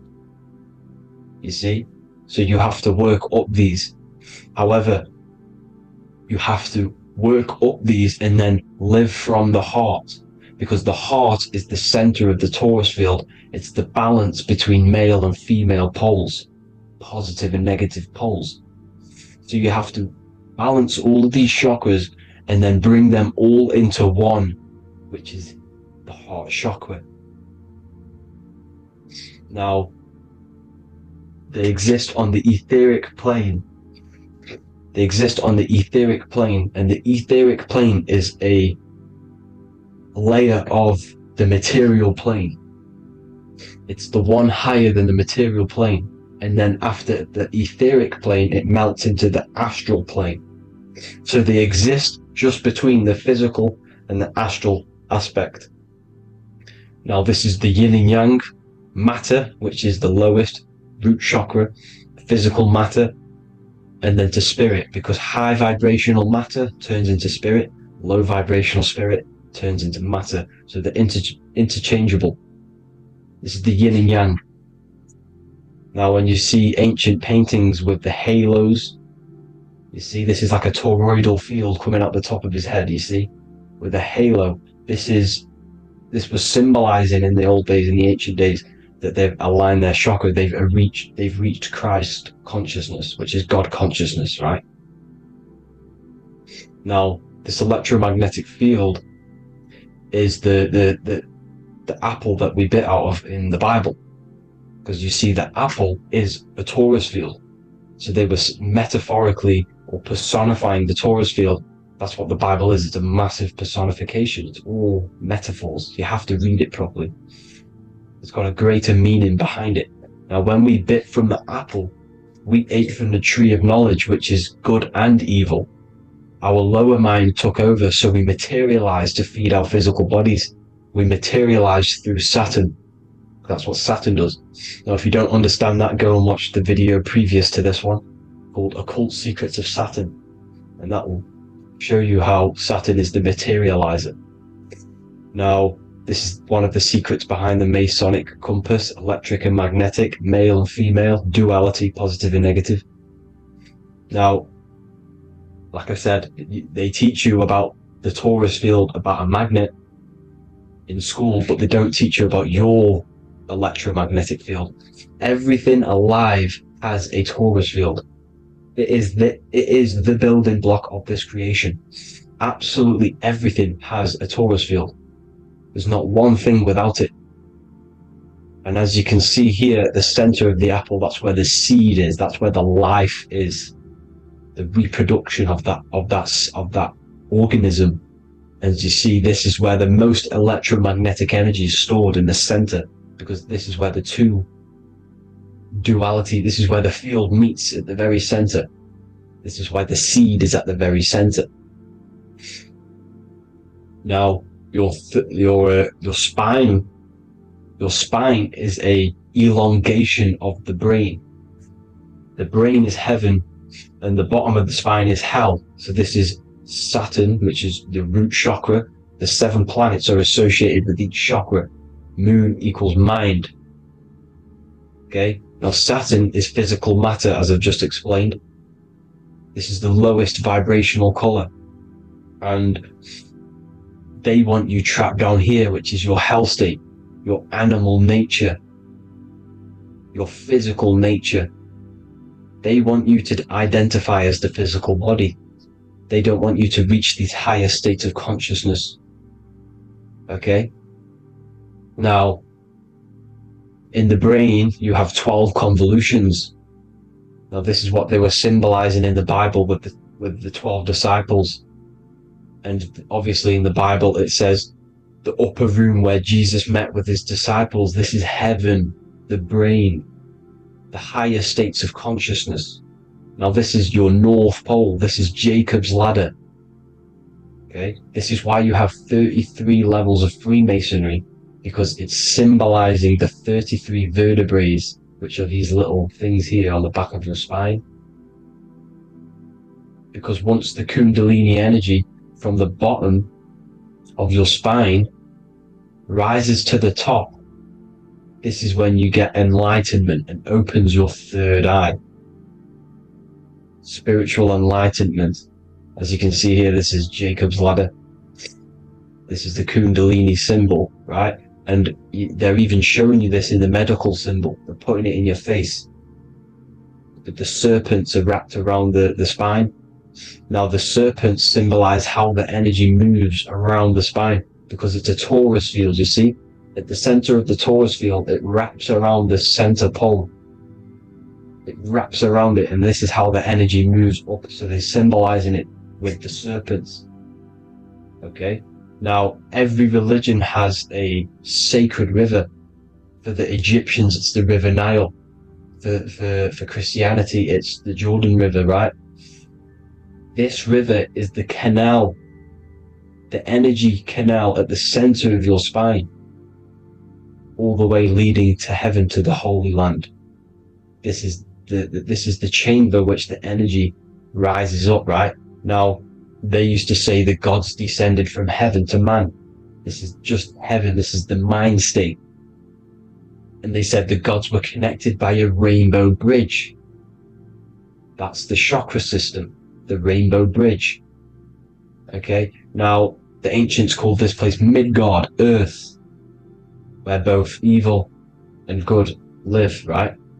Midgard. But you can go to heaven, which is a pure mind state, because once you're in heaven, nothing negative can ever bother you. That's completeness, pure Christ consciousness. Now this is why Jesus dies at 33. He didn't actually die, but it's symbolizing the death of the physical body. Not the death of the physical body, but his consciousness rising above the physical body to, as I said here, matter to spirit. Matter died off and he came spirit consciousness.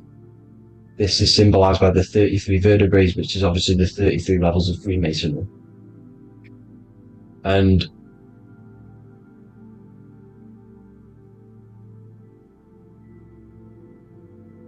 now the pineal gland, which is at the very top of this Jacob's ladder, or the River Jordan, the canal, your 33 vertebrae on your spine. This is where the pineal gland sits, right? At the very top, at the center of your brain. Now, there's multiple ways this was symbolized. The Eye of Ra, which is used by the Egyptians. Now, this pineal gland is the seat of consciousness. This is where your consciousness is stored, right? And the ancient Sumerians used the pine cone, hence why it's got the word pineal gland, the seat of the soul consciousness. It produces DMT, dimethyltryptamine, which is known as the spirit molecule. And the pineal gland is wrapped in microcrystals, and we all know crystals transfer frequency and energy. Now, radios use crystals. A radio is a frequency transmitter, turning a frequency into a frequency that we can hear with our ears, right? Because all the radios are actually playing right now in your ears. However, our ears can't pick it up, so the radio transmits it into a frequency that we can hear using crystals. So this is the power of crystals, and this is what our third eye is wrapped in, crystals. Now, this third eye is not actually your third eye, it's your first eye. When you're being materialized in your mother's womb, this is the first gland that is produced, and everything's built around it, because it is the consciousness. It is your consciousness. Your consciousness never dies, ever.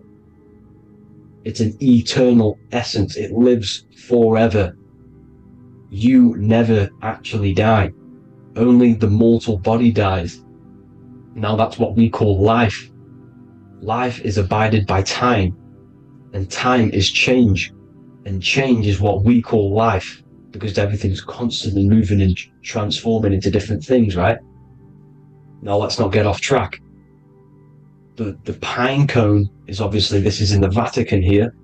The pine cone is symbolized as the pineal gland, pine. And this is the opened pine cone. The opened pine cone means, or symbolizes, the awakened man, the awakened third eye. But the ones here, which the Sumerian gods are holding, these are shut pine cones, symbolizing the unawakened man. But let's not get confused, people. These gods were not gods. They are human beings just like you. They reached Christ consciousness. They are nothing more special than you.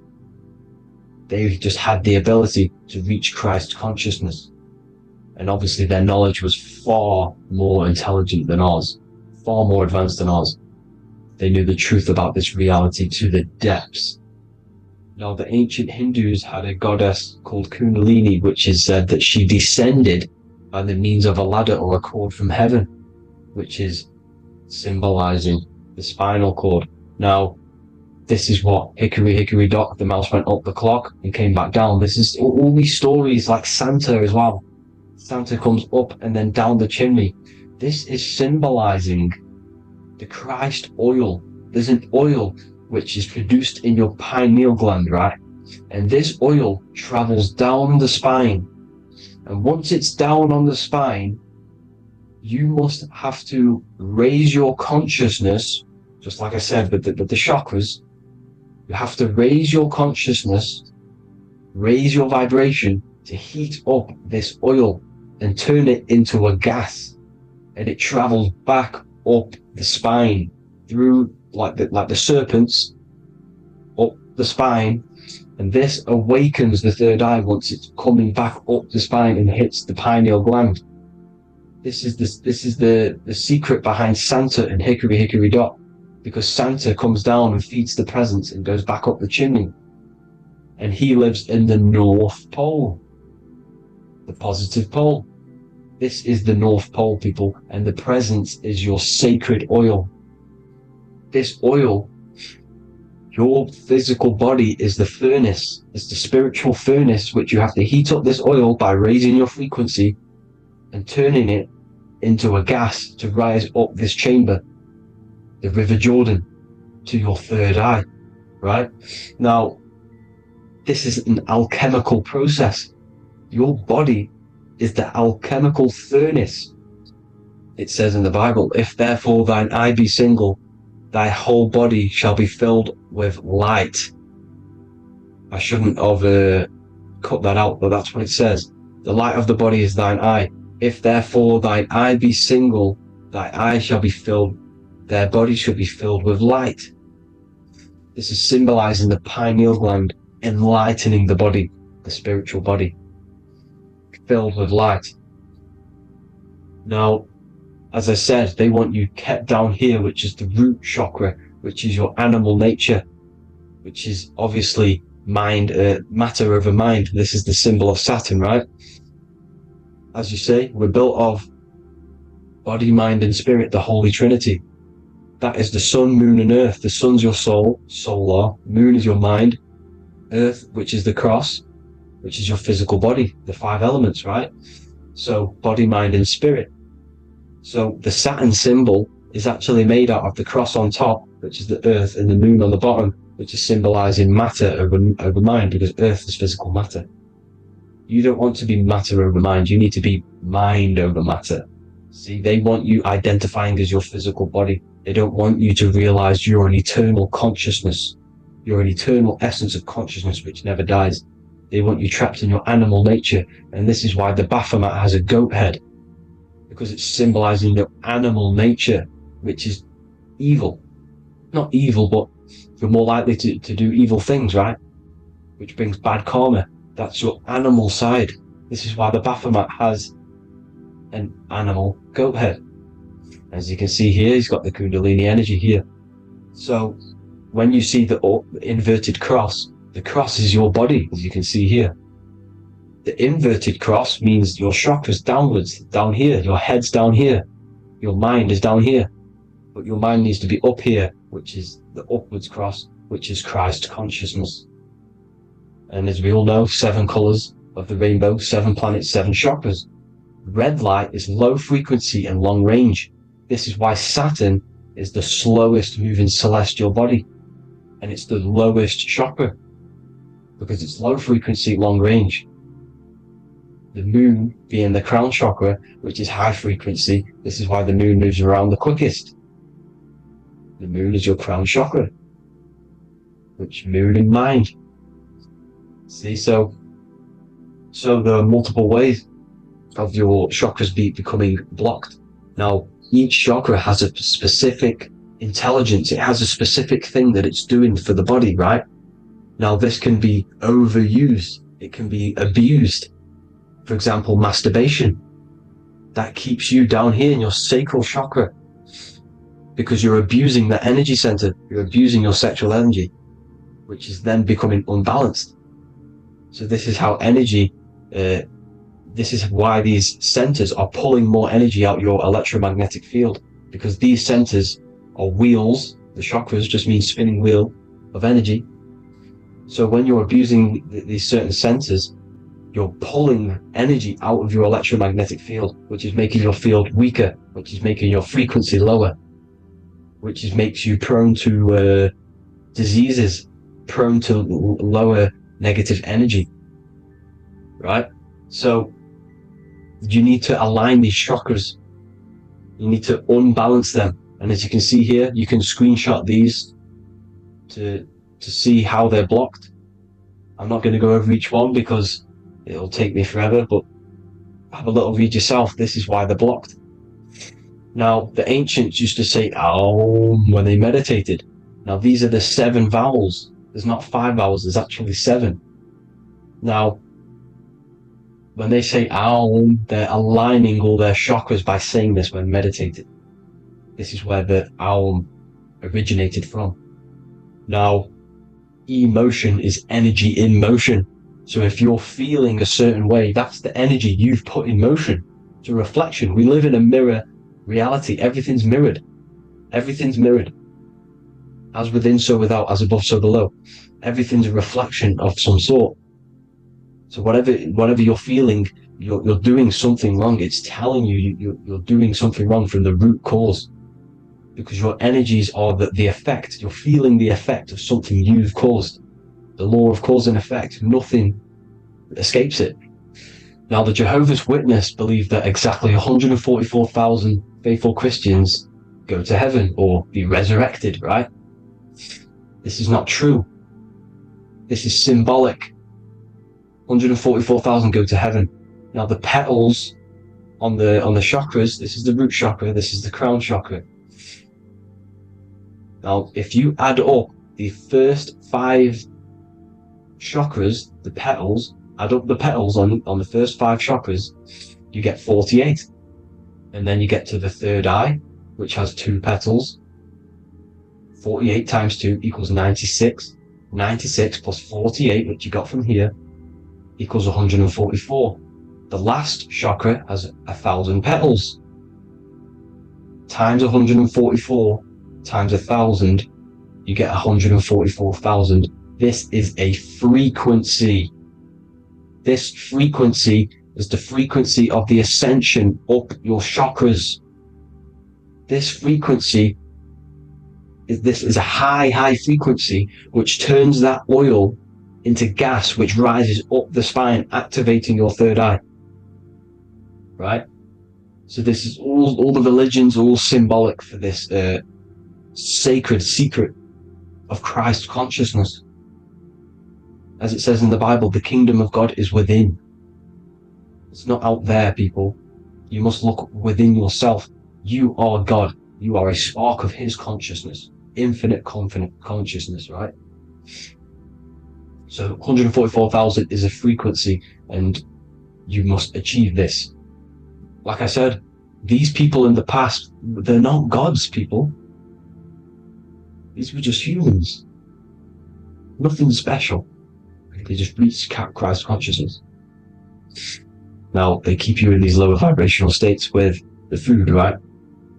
And as you can see here, all of these fast food restaurants are mainly are red and yellow, which are these lower states, these lower 2 chakras, lower vibrational colors, because they want you trapped down here in matter. And these foods are so low vibrational, they will keep you down here, because your gut produces, I think it's like 80% of melatonin. Melatonin is your feel-good hormone. These foods will not make you feel good. This is very low vibrational. Meat. It's not meat, it's raw flesh. these animals are stripped from their family, put on a conveyor belt, watch their friends be tortured, and then get slaughtered in a slaughterhouse. Think of all the fear that's running through their blood, all the hormones, all the fear, and you're going to go and eat that very low vibrational energy. As you can see here, this is the light photons within fruit. You can see the light, the life force in this fruit. You must think, feel, and do positive to raise your vibration. As you can see, earth equals heart. If you rearrange it, everything in nature is green, right? The aurora borealis is green. You must align all these chakras and then live from the heart, because the heart's the center of the Taurus field. You must become the consciousness in the center. So that's it for this video, people. Thank you all. God bless.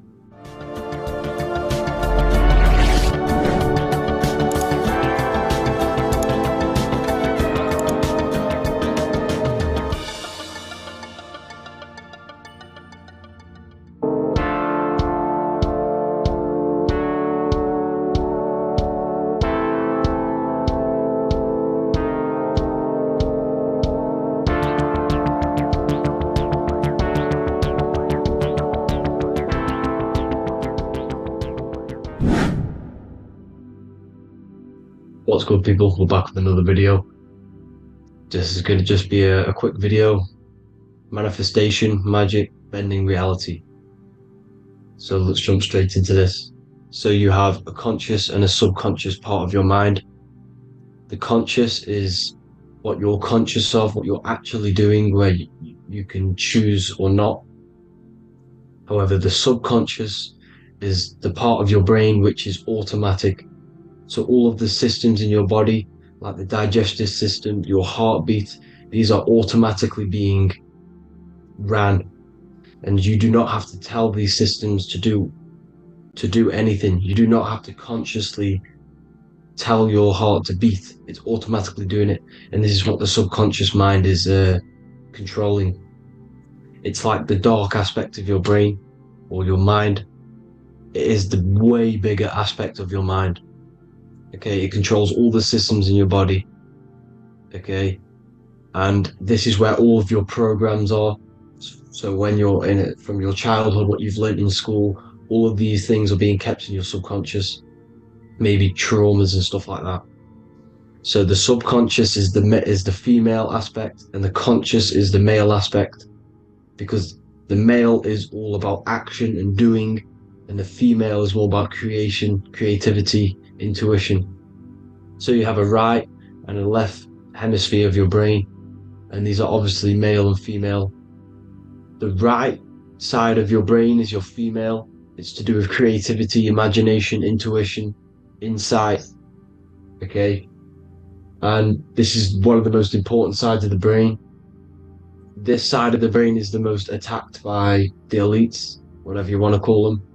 This side is one of the most important, because obviously your intuition is a massive part of reality.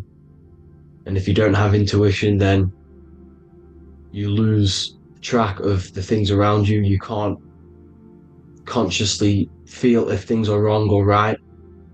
They don't want you to have intuition or creativity or imagination.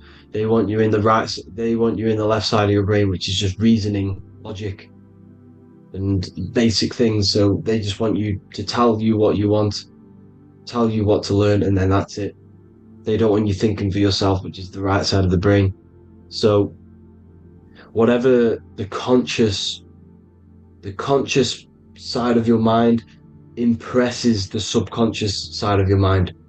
So if you do affirmations, for example, if you consciously do affirmations every day, you're reprogramming your subconscious mind.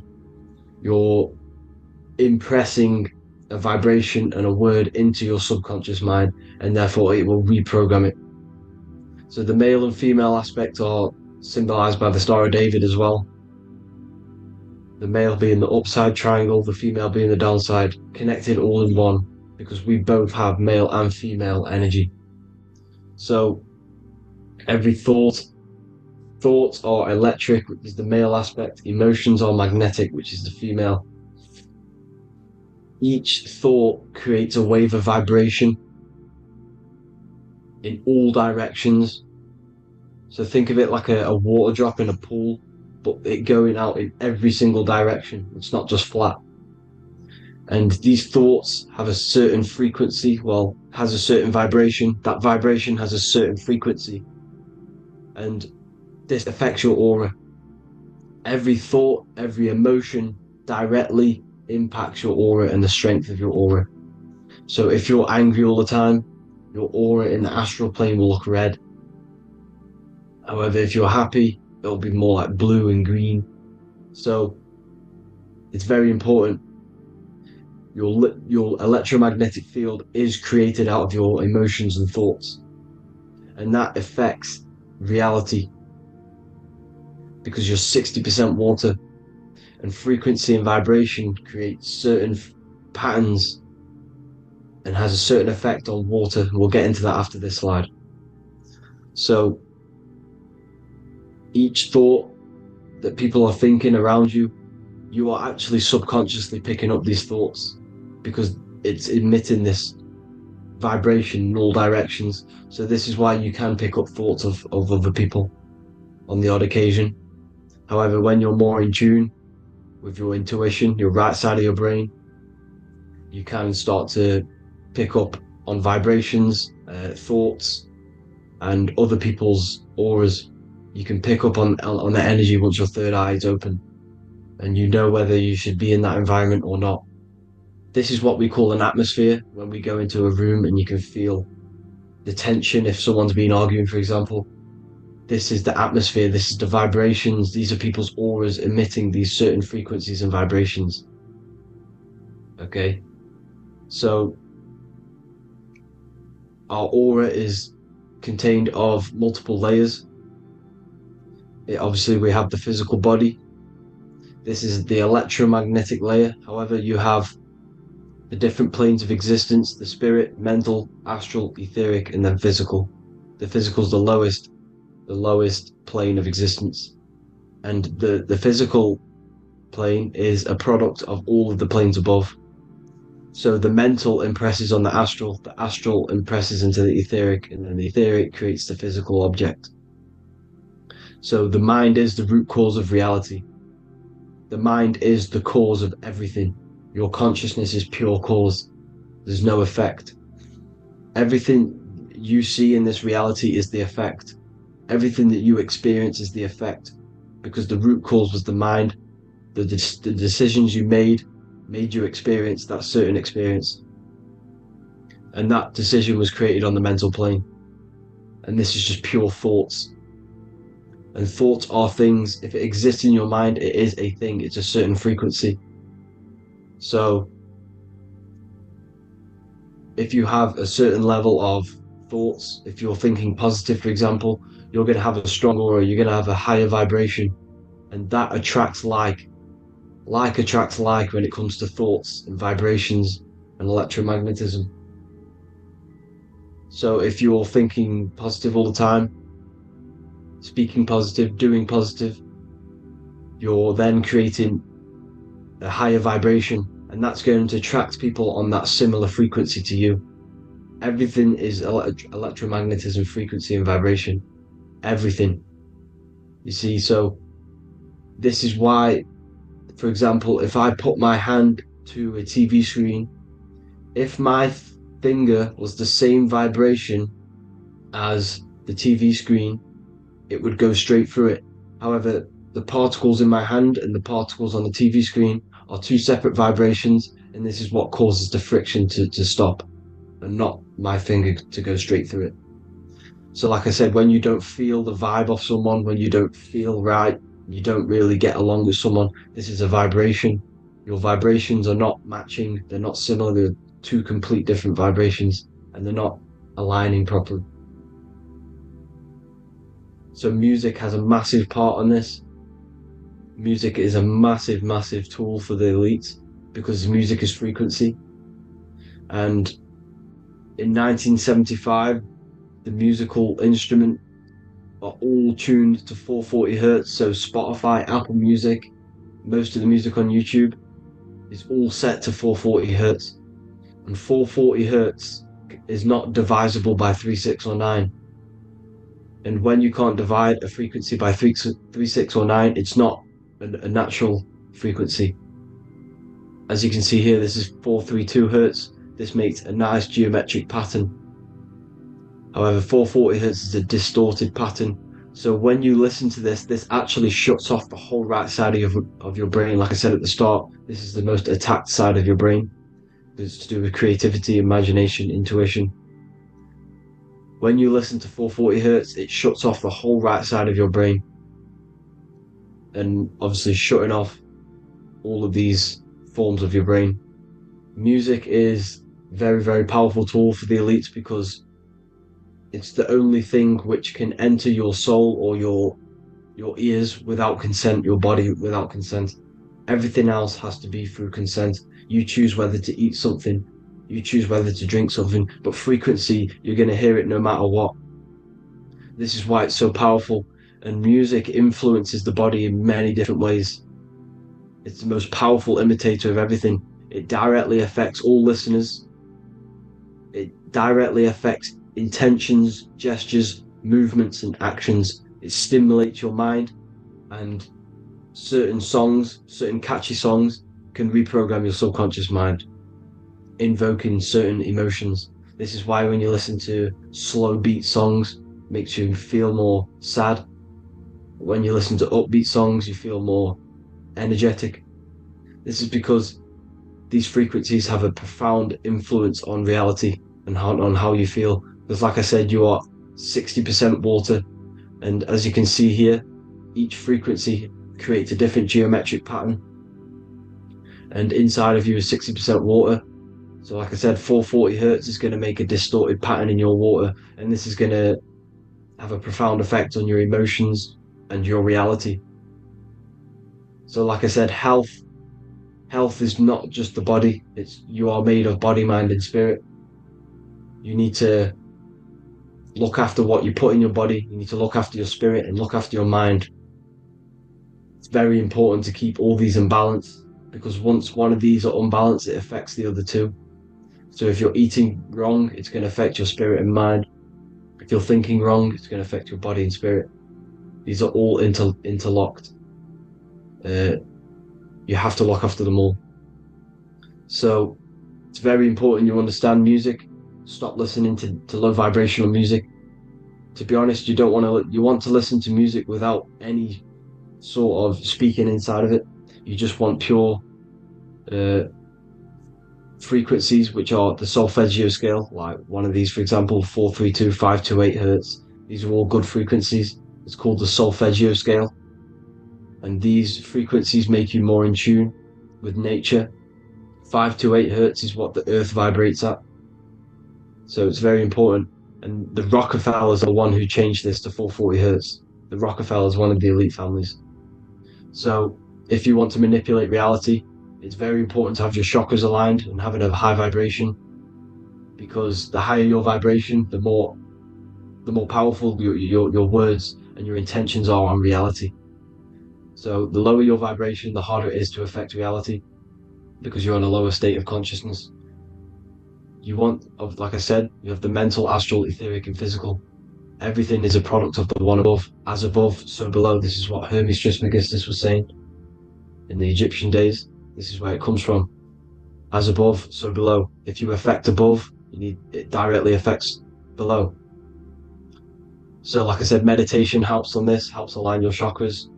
Think positive, feel positive. Like I said, your feelings are magnetic, your thoughts are electric. So once you combine these two together, you're then creating an electromagnetic frequency, and that will have profound effect on reality.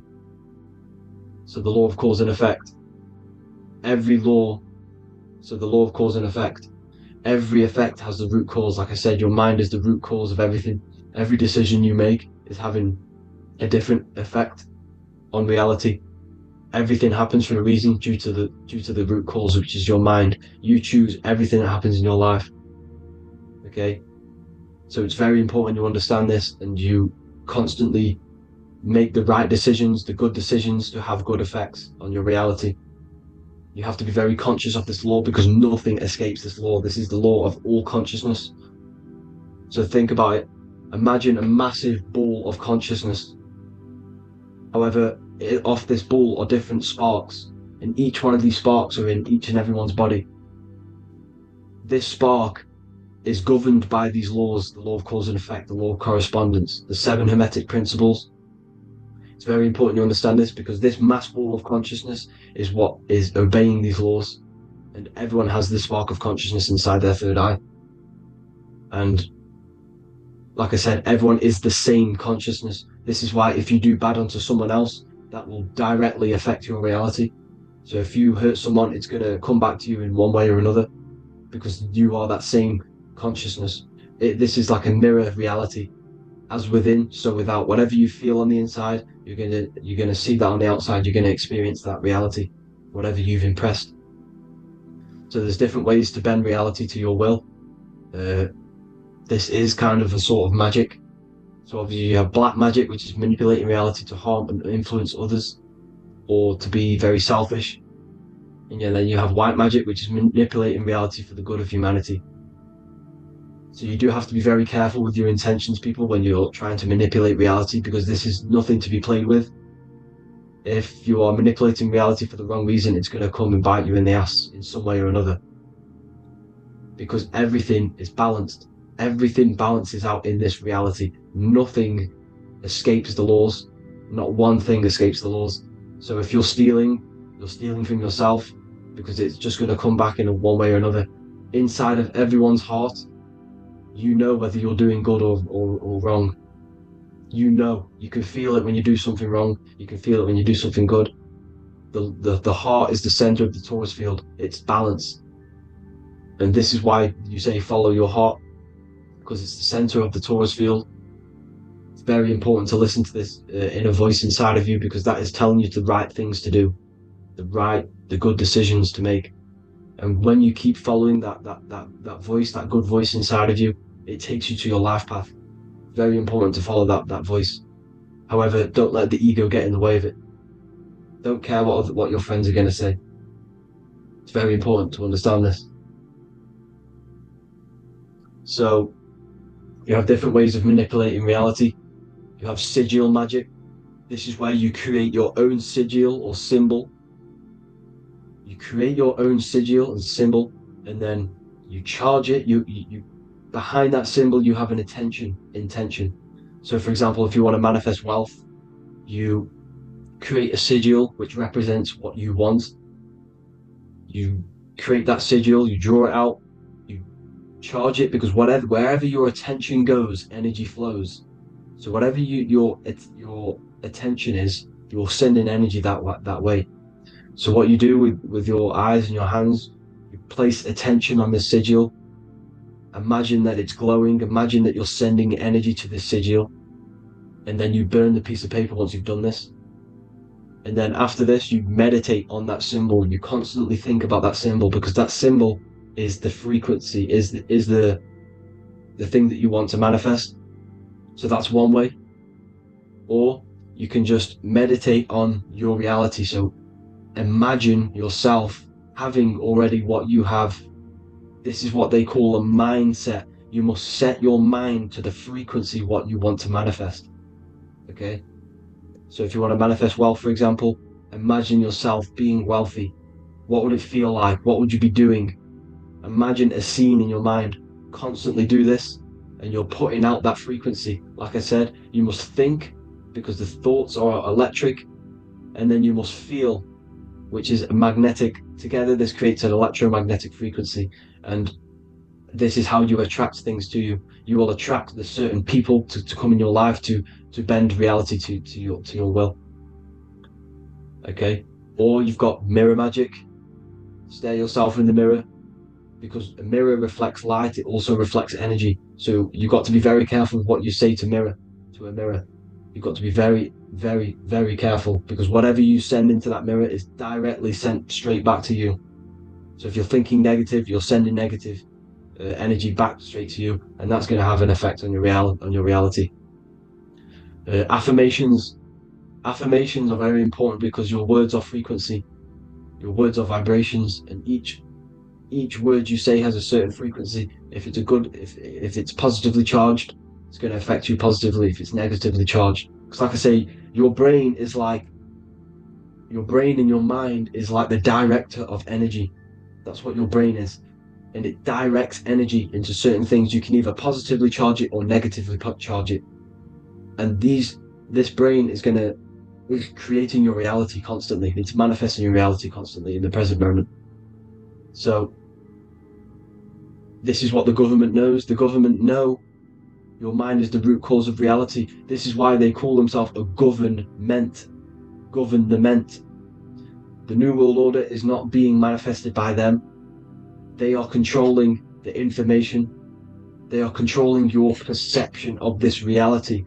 And they know the mind is the root cause of reality. Therefore, if they control your perception of reality and your information, what you believe, you're going to manifest that information, that perception. So we, the people as a collective consciousness, are the ones manifesting this New World Order. You see, so this isn't black magic. They're actually tricking us into manifesting their own their plans, this New World Order. You see, this is how smart these people are. They know how to get around the laws of reality. They know how to bend reality to their will without facing the consequences. They're getting humanity to do it. You see, there is a collective consciousness. As like I said, we all have that same spark of consciousness, right? So as a collective consciousness, we are on a very low vibration at the moment. However, we are waking up rapidly. There are more and more people waking up at the moment, and light always chases away the shadow. Light is a lot more powerful than darkness, you see.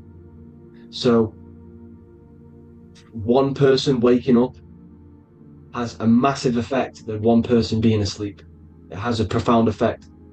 Because like I say, the light always chases away the darkness. It's more powerful. The light is always more powerful. High vibrations are more powerful than lower. So that's it for this, people. I hope you all enjoyed. This is a short, quick video. God bless you all.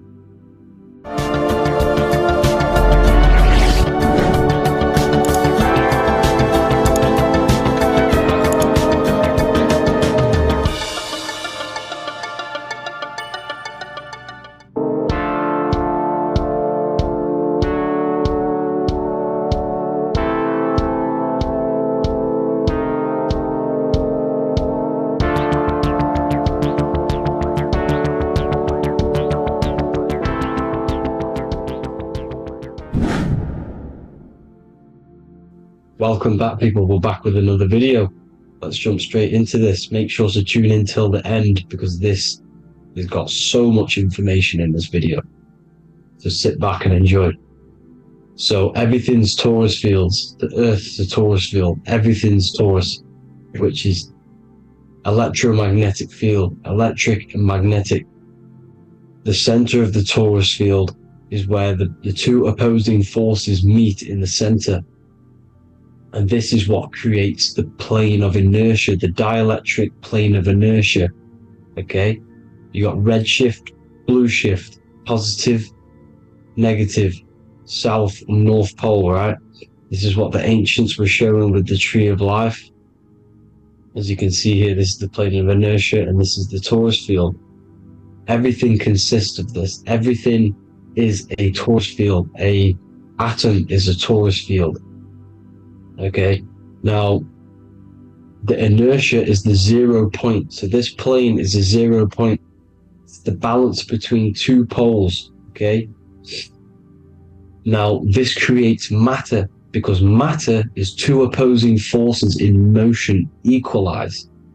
So these two forces coming together is what creates matter on this physical plane. And this is why we can't see the electromagnetic field, because it consists of one of the elements, which is either electric or magnetic, but when they combine together, it's what creates this physical plane, which is physical matter, which is light in motion. Now, everything is one. Don't get confused by duality. Duality is two opposing forces, but them two opposing forces are created by the same substance. It's two aspects of the same substance. So for example, water and ice are the same thing, you know what I'm trying to say, but it's two aspects of the same substance, because all is one. The whole universe is one. All goes back to the one, which is God, the creator, or magnetism, whatever you want to call it, because magnetism pulsates. Electricity has two poles, redshift, blue shift. Okay, so redshift, blue shift is electricity, and electricity vibrates, and all vibration always comes back to a standstill point. But magnetism is what pulsates. This is why your heart pulses. You breathe, which is a pulse. This is the breath of the universe, magnetism. Now, this is why the earth is green, okay? Earth can be spelt heart. If you just move the H to the beginning, it spells heart, okay? Because the heart is the center of the torus field, which is the heart chakra for us humans, okay? We consist of the same field, as you already know. Heart being the center, which is green, which is the center of the seven colors. The center of the seven colors. This is the most powerful chakra in your body. People think it's the crown chakra, but it's the heart chakra because it's the center of the torus field. You must align them all and combine them all into one, which is the heart chakra. Now, earth is green. Nature's green. Okay, this is because we live on heart chakra, the plane of inertia. It's the center of the torus field. Okay, and this is what the Egyptians called Isis, which is nature. Nature is balanced, and nature is female, Mother Nature, because it looks after us with the fruit it grows with abundance, and the water. It's a female energy, Mother Nature, and this is the symbolism of an equal, balanced arms. This is the scales, it's balanced. Mother Nature is balanced. This is why the sky is blue, because what comes after the heart chakra? Blue.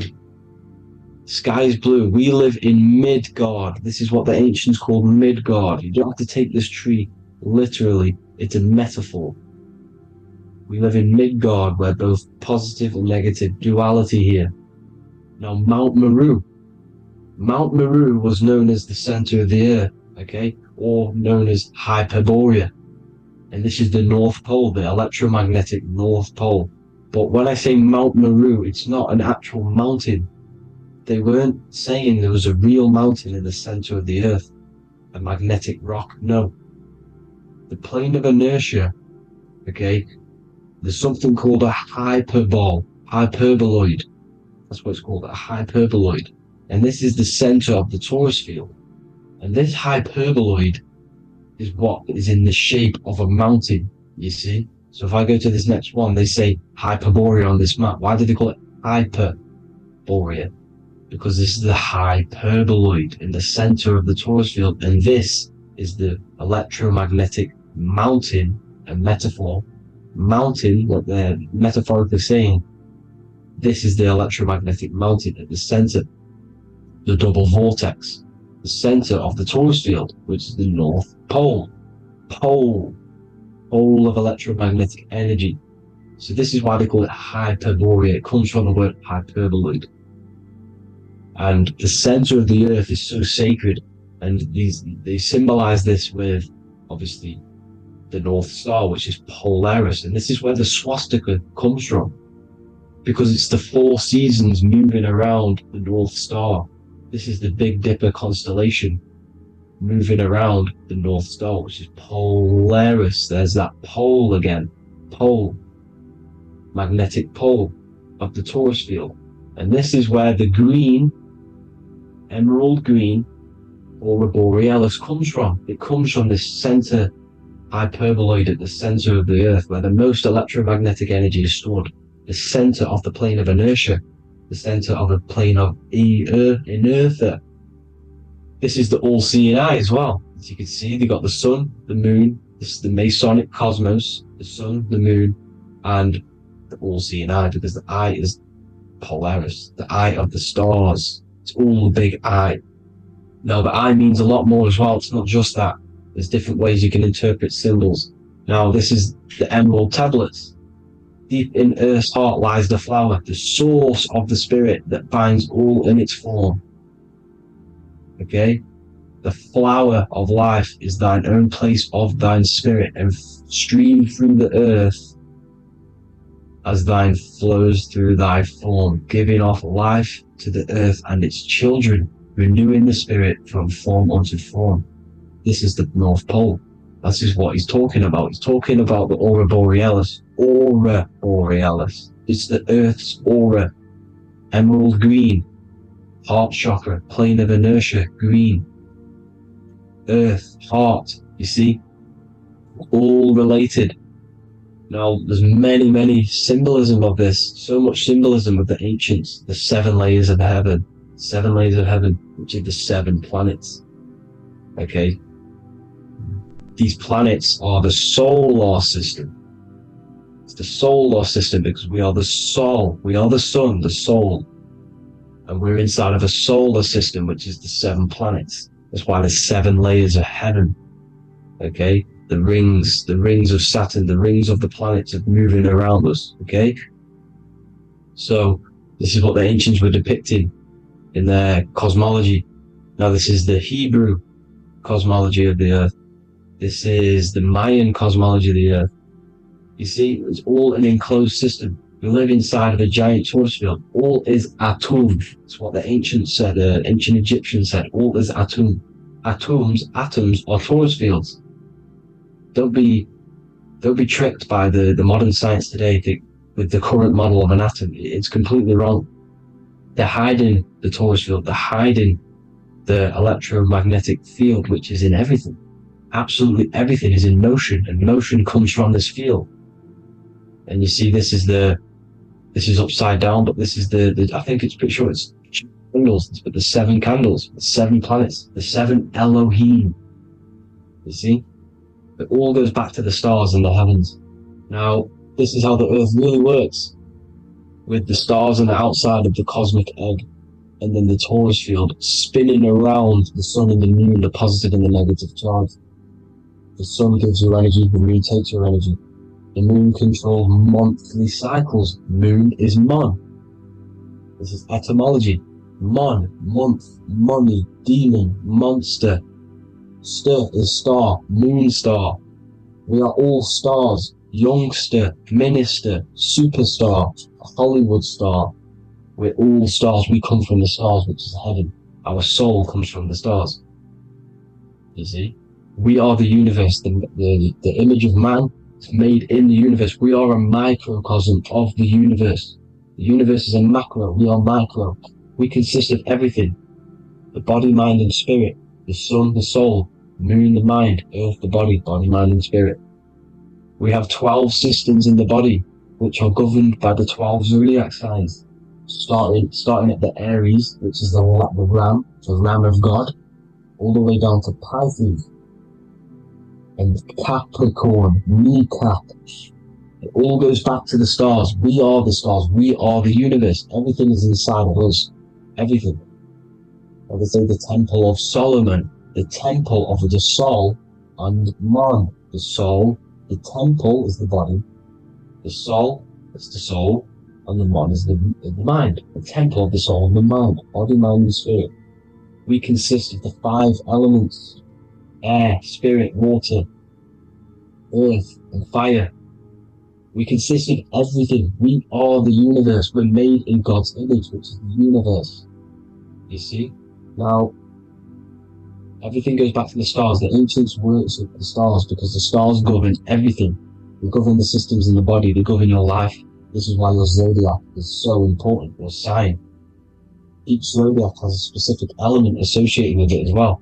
Aries, which is the first sign, the ram of God, the lamb of God, which is a fire sign. Fire, first. Fire, first. F-I-R, this is etymology. The cerebrum, ram, which is in the brain. Aries, the ram, control the head, the face, and the nose upwards. So it controls the cerebrum, the Torah, which is, I'm pretty sure it's a Hebrew Bible, which is the Taurus. Tornado comes from the Taurus field. You see? Everything's inside of you. It all goes back to the Taurus field, and the Taurus field is everything. Now, like I said, 12 zodiac signs, 12 systems, 12 cranial nerves in the brain, the 12 disciples of the Bible. All symbolic. You have to read the Bible properly. Now, this center, at the center of the earth, right? This is what's stirring the ether. And the ether consists of the four elements. Because there's 5 elements. Spirit can be called ether. People call it spirit or ether. Ether is pure potential, pure energy. It's what connects the astral to the physical. It's the dimension between the physical realm, which we're on, and the astral. So it has pure potential. It's pure energy. This is why we say either. I either want to go there or there. It's connecting 2 scenarios. That's what the ether is. It's connecting the 2 worlds, the astral and the physical. The center is like the cosmic womb. There's a black hole in the center. This is the center of the Taurus field. This is the womb of creation. This is the womb of creation. And inside of this black womb are the 5 elements, and everything's being stirred around. Everything's in motion. Light is motion. Everything's motion.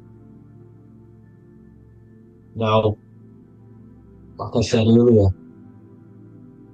light crystallizes into physical matter.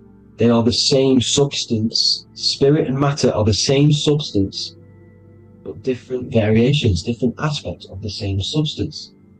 Low vibrational spirit turns into matter.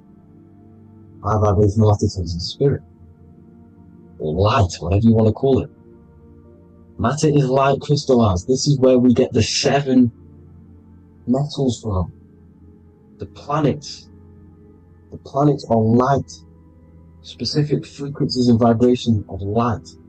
When these lights, or the planets, materialize, material metals materialize, they turn into the 7 metals. Saturn turns into lead.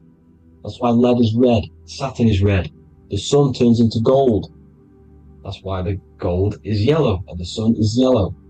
You see, Saturn is the time god. What happens in autumn?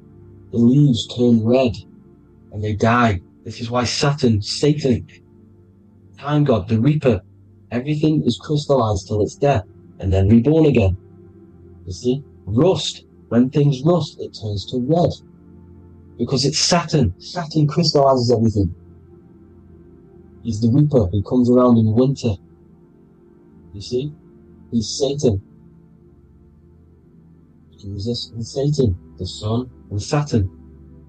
They say we live in a solar system. The solar system, I think I've already just broke this down. The 7 planets are the 7 chakras. Everyone already knows this. But I'm going through it anyway. But this is where we get the 7 planets from. And the 7 metals. You see, all the ancients knew. It was an enclosed electromagnetic system. It's not a spinning ball in the middle of space, people. They want you to believe this so you get stuck in this material world. Because if you believe everything's material, you can never affect this plane effectively. You can never create your life effectively if you don't understand the planes of existence. Because the mental plane is a higher plane. And it breaks down and it controls the planes below it. The mental plane, hold on, I've got it here for you. The mental, the astral, etheric, and physical. Etheric connects the physical to the astral, but the mental is what's above them all. You see? Now, it's important to understand this. It's important. However, the ancients always talked about the enclosed system. Only NASA, which is introduced around the Roman times, not NASA, but the globe Earth was introduced around the Roman times. Okay? By these Masons. These Masons introduced this because they wanted to take over the minds of the masses and control them. These people worship the physical realm. They know how it works. They know the ins and outs of it. They know how to do the magic. They know how to do it all. They understand it all. That's why Masonry have to take the oath. The oath of not speaking. You're not allowed to speak about anything you learn about in Masonry. Because they're discovering the truth about your mind and how it creates reality and stuff like that. So, this is the Masonic cosmology. The 5-pointed star, the 5 elements. The checkerboard for duality, positive and negative. The 2 aspects of every substance. This is another ancient painting depicting the firmament. The stars inside the firmament. The sun. You see, the ancients worshipped the sun because it's so important for sustaining our life. It's the only reason we're alive is because of the sun. But then people think it gives you cancer today. They brainwash you to think the sun gives you cancer when it's the #1 source of all life. They want you to believe it's a big, spinning, dangerous ball in space. It's not. It's here to give us life. It's God's son. That's why Jesus is known as God's son. It is the Son of God. God created that to sustain us. You see? So it's important you understand the true cosmology of where you are, because if you don't know where you are depleted of all of your morals. You're depleted. You're demoralized. You're lost. You don't know where you are. You don't know where you exist. Okay? Once you accept the globe model, the heliocentric model, you will subconsciously think that you come from nothing. This is why they implemented the evolution theory just after the globe model was introduced by Charles Darwin. Charles Darwin came in after the globe model. He's a Mason, he was another Freemason, and implemented evolution where we came from monkeys, because they want you thinking less of yourself so they can manipulate your mind. You see? They want to manipulate your mind, and they have done since you got here. Since you came through that portal, you were manipulated from that day to believe this, believe that. The true cosmology, the truth will set you free. You will understand things better. You will feel better in yourself when you know the sun is here for you. You'll feel better in yourself that you know that you didn't come from a monkey. You were created as a human, a manifester, a creator. You're so intelligent. Your mind is amazing. You can manipulate matter, mind over matter. See? Thank you all people for tuning in. Tap in with yourself. Love yourself. Find the truth. Spread the truth. Nothing dies. Nothing in this creation dies. Everything's energy. Everything's light. Light can never die. You're a light being. That's why it says Q. Q man. Q is light in Hebrew. Or Latin. Either one of the two. You are light. You're a light being. You never die. Ever, ever, ever die. Ever. Stop thinking you're going to die. This body will die because it contains electricity. And electricity always goes back to a standstill point because of vibration. Electricity vibrates. You are pure light. You will never ever die. Thank you all people. God bless. Make sure to like, subscribe and share.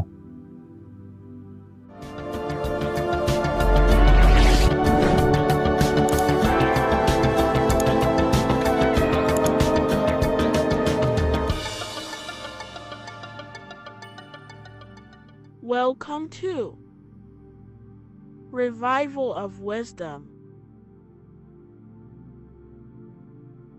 What is good people is Revival of Wisdom.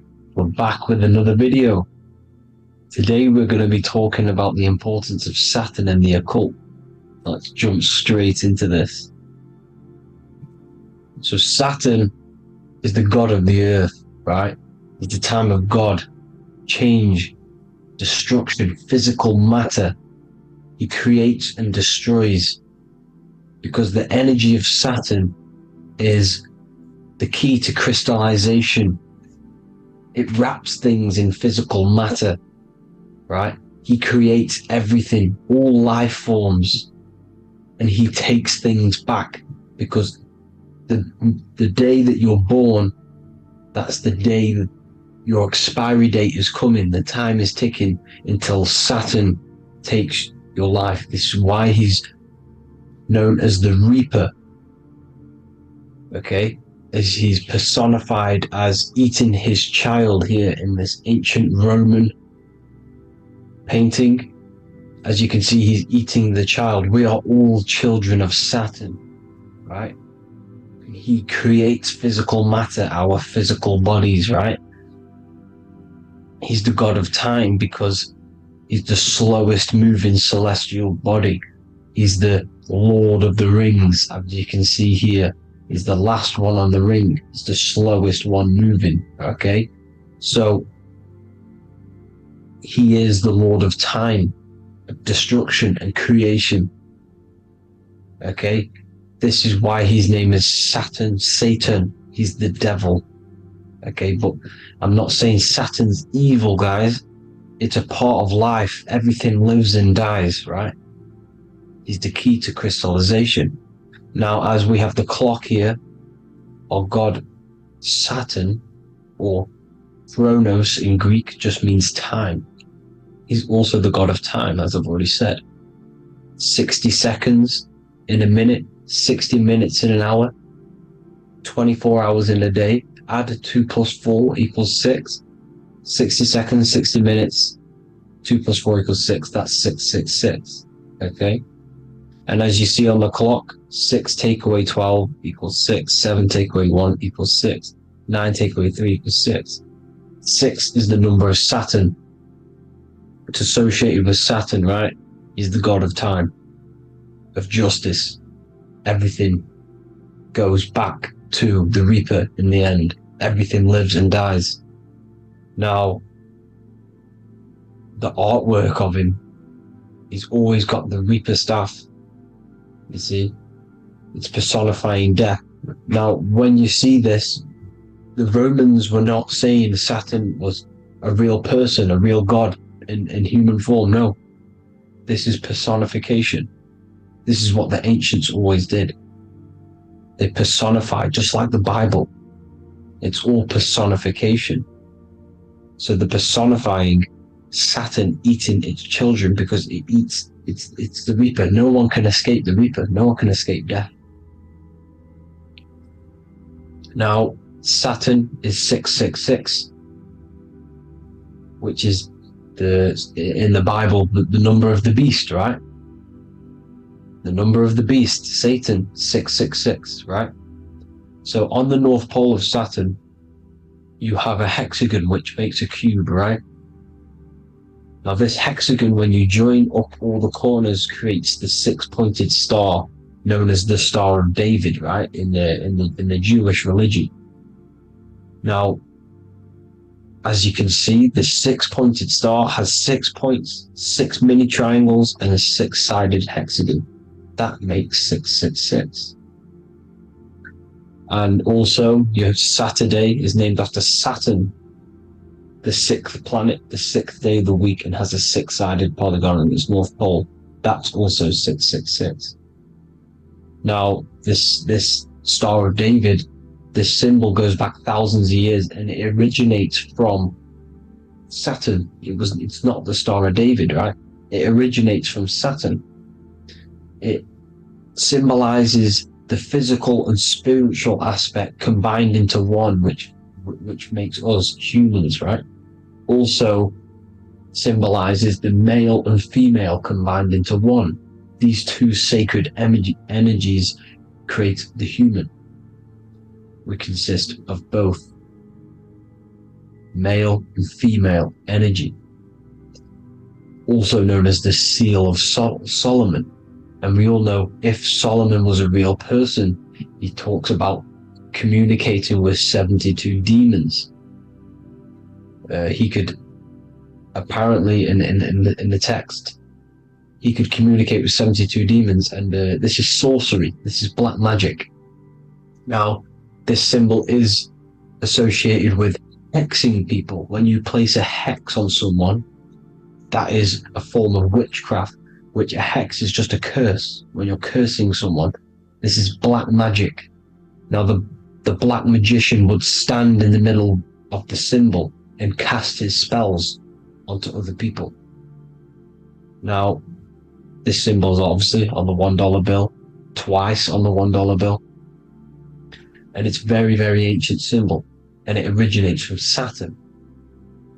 And let's keep going. So the cube. So I just said how you see the cube on the North Pole of Saturn, right? The cube is limited. It's a 3D shape. It symbolizes limitations to the physical 3D dimension, the third dimension, the physical realm which we are in. Now, as you can see, the color associated with Saturn is black, right? Black is infinite potential.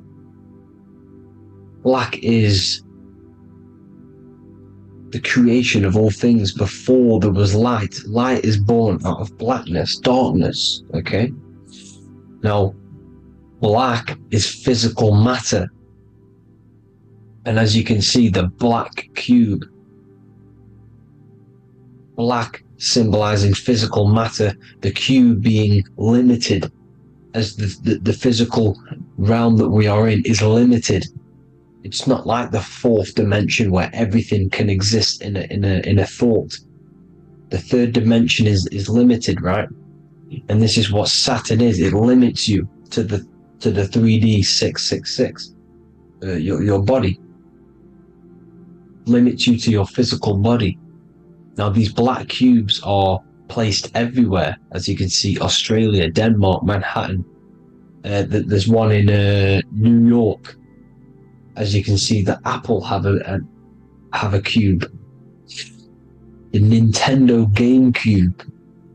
Trump Tower is a black cube. This is worshipping the energy of Saturn, the god Saturn. Okay, it's not a god, it's a celestial energy. However, it rules over Earth because it pretty much created the physical realm. Now, as you see, when you go to a funeral, you wear black, a black suit symbolizing Saturn, which is the color associated, black. And as you see in Mecca, they walk around the black cube in rings. As you can see here, they're stood around in rings, like the rings of Saturn. The Mercedes symbol. You probably wouldn't notice that, but yes, it's Saturn. And when you graduate from university, you wear a black cube on your head. This is all symbolizing Saturn. Okay? Now, as you can see, the Jews here have a black cube on their third eye whilst they pray. Notice how he's shutting his eyes into blackness, darkness, and he's wrapped around a black strap around his arm. This is symbolizing the wrapping of physical matter, of how physical matter wraps things into existence. And as we all know, the Star of David is a Jewish symbol. So he has the black cube and the Star of David, right? So all of these religions are secretly worshipping Saturn. Okay, this is all Saturn worship, Kronos, the god of time and destruction, the physical reality. Now, as you can see, it's symbolized everywhere in all major corporations. Pepsi, internet, that's obvious. NASA, of course, NASA. NASA means to deceive in Hebrew. Universal, Walkers, that one's so obvious. Nike, Toyota. So many different ways they symbolize it. You either see the rings of Saturn or the black cube, as I just showed you here, the Nintendo and the Mercedes, right? It's absolutely everywhere. Now, they also use 666 to symbolize it, as I've just broken it down to you. 666, the World Economic Forum. We all know how they're trying to enslave us into this new world agenda. Google Chrome, CERN, Disney, Coca-Cola, Cadbury's, all of these have 666. Now every UPS barcode has 666. And even www. is Hebrew for 666, as you can see here. Monster. It's the same Hebrew letter that means 666. Drake, 6 God. That's his God, Saturn. Why? Because they love physical realm. They love the physical dimension, the third dimension. Because they can rule here through riches. They can build an empire here. It's not like the fourth dimension. They don't want to ascend. They want to stay down here in the physical realm. Okay? Now this is why they're cloning. They can move their consciousness into other clones to live forever. This technology exists. This is why they love the third dimension. As you can see, all of these sellouts here, Drake, Leonardo DiCaprio, you know, all of these people doing 666 because this is their God. This is their God. They love the physical realm. They sold their souls for wealth and fame in this physical realm. So why would they leave? You see? Now, this isn't all just evil, okay? So you have 7 chakras, right?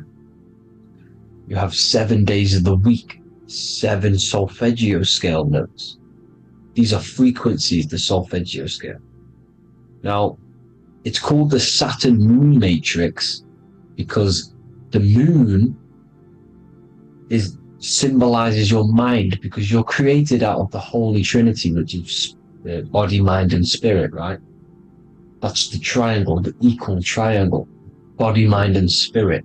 Now, the 3 main celestial bodies are Earth, Moon, and Sun. The Earth being your physical body, the Moon being your mind, and the Sun is your soul, hence why it's called solar. It's a solar, soul. Now, these symbols are alchemical symbols, so when you're doing alchemy, you use these symbols to obviously symbolize what we're talking about. Now, as you can see, these are all the symbols of the planets. Of Saturn is created out of the moon on top, the moon on the bottom and the Earth on top, as you can see here. You see? And this creates the number 5. Now, with the moon being your mind and the Earth being your physical body, this is mind over matter, because the Earth is your body's matter. This is matter over mind. You don't want to be matter over mind. This is low states of consciousness. You won't be mind over matter. You see, to manipulate matter, to create your own reality.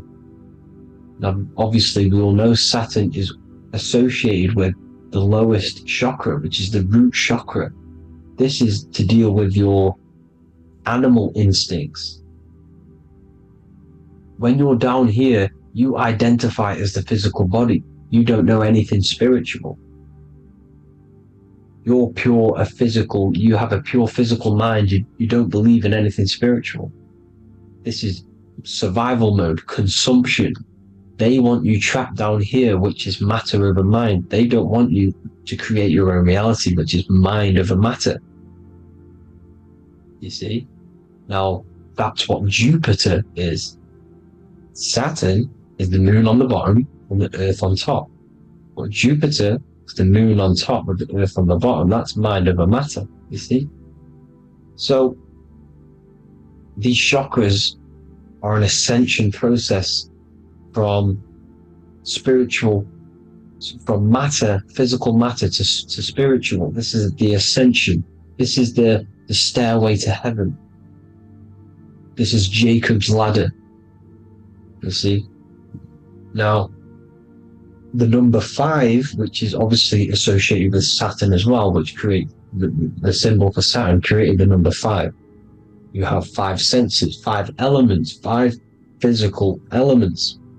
As we all know, Saturn crystallizes everything into physical matter out of the 4 elements. 5 fingers and toes, 5 points of man. Okay, the number 5 is the number of justice. Saturn holds things back. He restrains things from you, makes you learn the lesson. Now, 666 is not all evil. 666 is the atomic structure of the carbon atom. 6 protons, 6 electrons, 6 neutrons, right? We are carbon-based life forms. All life forms are based on the bonding properties of the element carbon. Because Saturn crystallizes everything into physical matter.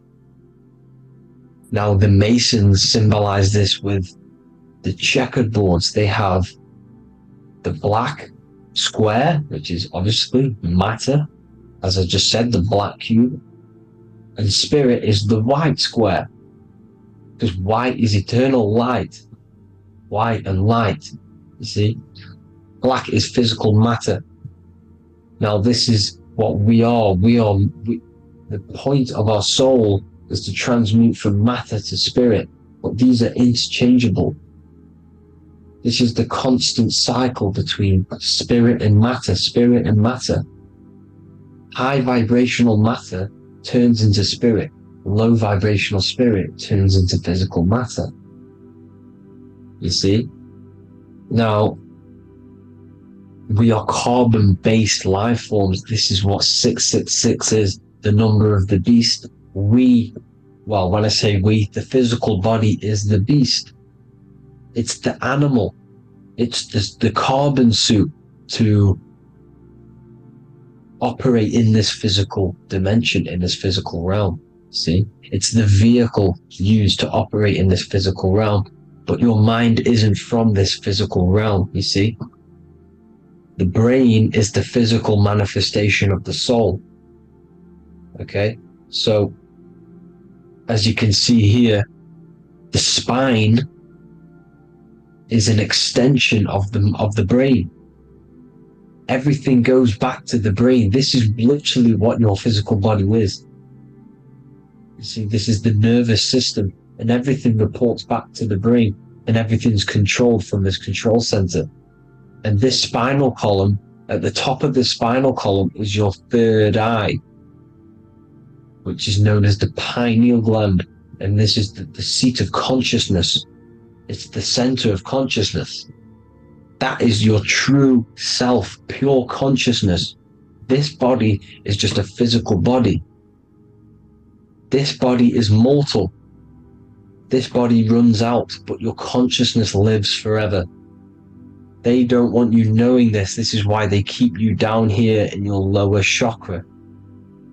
They want you to believe everything is just physical. They don't want you to believe in the spiritual side of reality.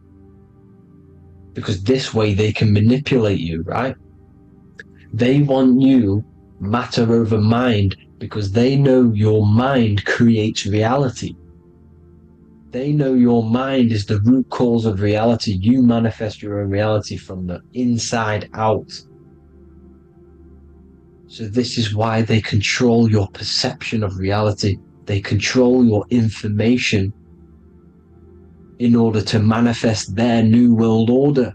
You, who are ignorant to knowledge and wisdom, you who are ignorant are manifesting their agenda because you accept their information and their perception of this reality. Now, this is why they tell you the globe model, the heliocentric model, to trap you into physical matter. Now, if you understood about this true form of this realm, you'd understand that there's a spiritual side behind everything. The spiritual side, something has to exist. The root cause of reality is higher planes of existence. It happens in the mind before it happens on the physical plane. You see? They don't want you knowing this. They want you matter over mind, which is the symbol for Saturn. moon over earth, the Holy Trinity.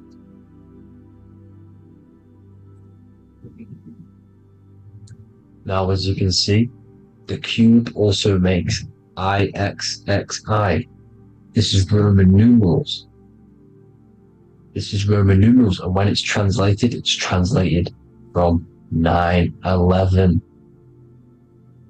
Yes, 9/11. This is the secret code of the One World Order. The two twin towers, when the two become one. Okay, when the two become one, this is how you reach the higher states of consciousness, the physical and spiritual. Now, as you can see, the 9/11 memorial are two black cubes. It's two black cubes. This is all Saturn worship. Now, I'm not saying that Saturn is an evil celestial body, right? No, everything has a good side and a bad side, right? It's duality. The spirits of Saturn on the dark side are the most evil demonic spirits. Now, these are the spirits that these are invoking through these rituals, right? Yes, 9/11 was a massive ritual. It's a satanic ritual, okay? Now, we all know Elon Musk. Elon Musk is coming with the mark of the beast. In English gematria, this equals 666, right? 666, as I said, is the number of the beast. You are the beast, your physical body. You see how the Bible twisted things up to make things more confusing, right? But it's there. You just have to have the knowledge to be able to read the Bible properly. As we all know, we had this virus. I'm not going to say the name because I'll get flagged. This virus adds up to 666 because this is all part of the New World Order. It's all part of keeping you in this physical dimension. Okay? Now, as you can see here, Novus Ordo Seclorum on the back of his shirt, on Elon Musk's shirt, this is also on the $1 bill, Novus Ordo Seclorum. This means New World Order. Yes, New World Order. This is on the back of Elon Musk's shirt. And as you can see here, he owns Neuralink, which is the brain chip which they're going to be putting into implanting this onto your brain. This is the New World Order to connect you and merge your consciousness with AI. Neuralink and Meta, he owns Meta as well, which is the metaverse. These are going to be linked in, hence why they have the same symbol, but just in a different format. It's the infinity symbol. And the infinity symbol comes from the torus field, as you can see here, your electromagnetic field from around your body. Now, the end goal is for this New World Order is to trap your consciousness inside of an alternative reality being projected from the metaverse. Because the metaverse will be the reality, Neuralink will be the brain chip inside of your brain, projecting your consciousness into an alternative reality while they harness your energy of your physical 666 body. Now, this stuff gets real deep, people. Now, this is the end goal of the New World Order, is to connect you with AI. This is why they're trapping you and keeping you in these lower states of consciousness in the Saturn-associated root chakra, so you don't find out about the spiritual side of reality. Because if you knew the truth of this reality, you wouldn't connect to AI. You see, you have the power within you to travel to other worlds, the astral plane, for example. You travel to different worlds when you are sleeping. Okay? They want you to know it's just a dream. However, their end goal is to trap your consciousness and feed off your energy, spiritually and physically. Okay? I don't know why these people are just pure evil. As I said, evil love bondage. They love the physical dimension. They don't want to ascend to other realms. These evil love the third dimension. This is why evil spirits will inhabit bodies, exorcisms, because they miss being in the physical realm. They miss it. Evil love bondage. So this is why they're cloning and putting their consciousness in clones to stay in this third dimension, to stay as further away from the source as possible. Okay?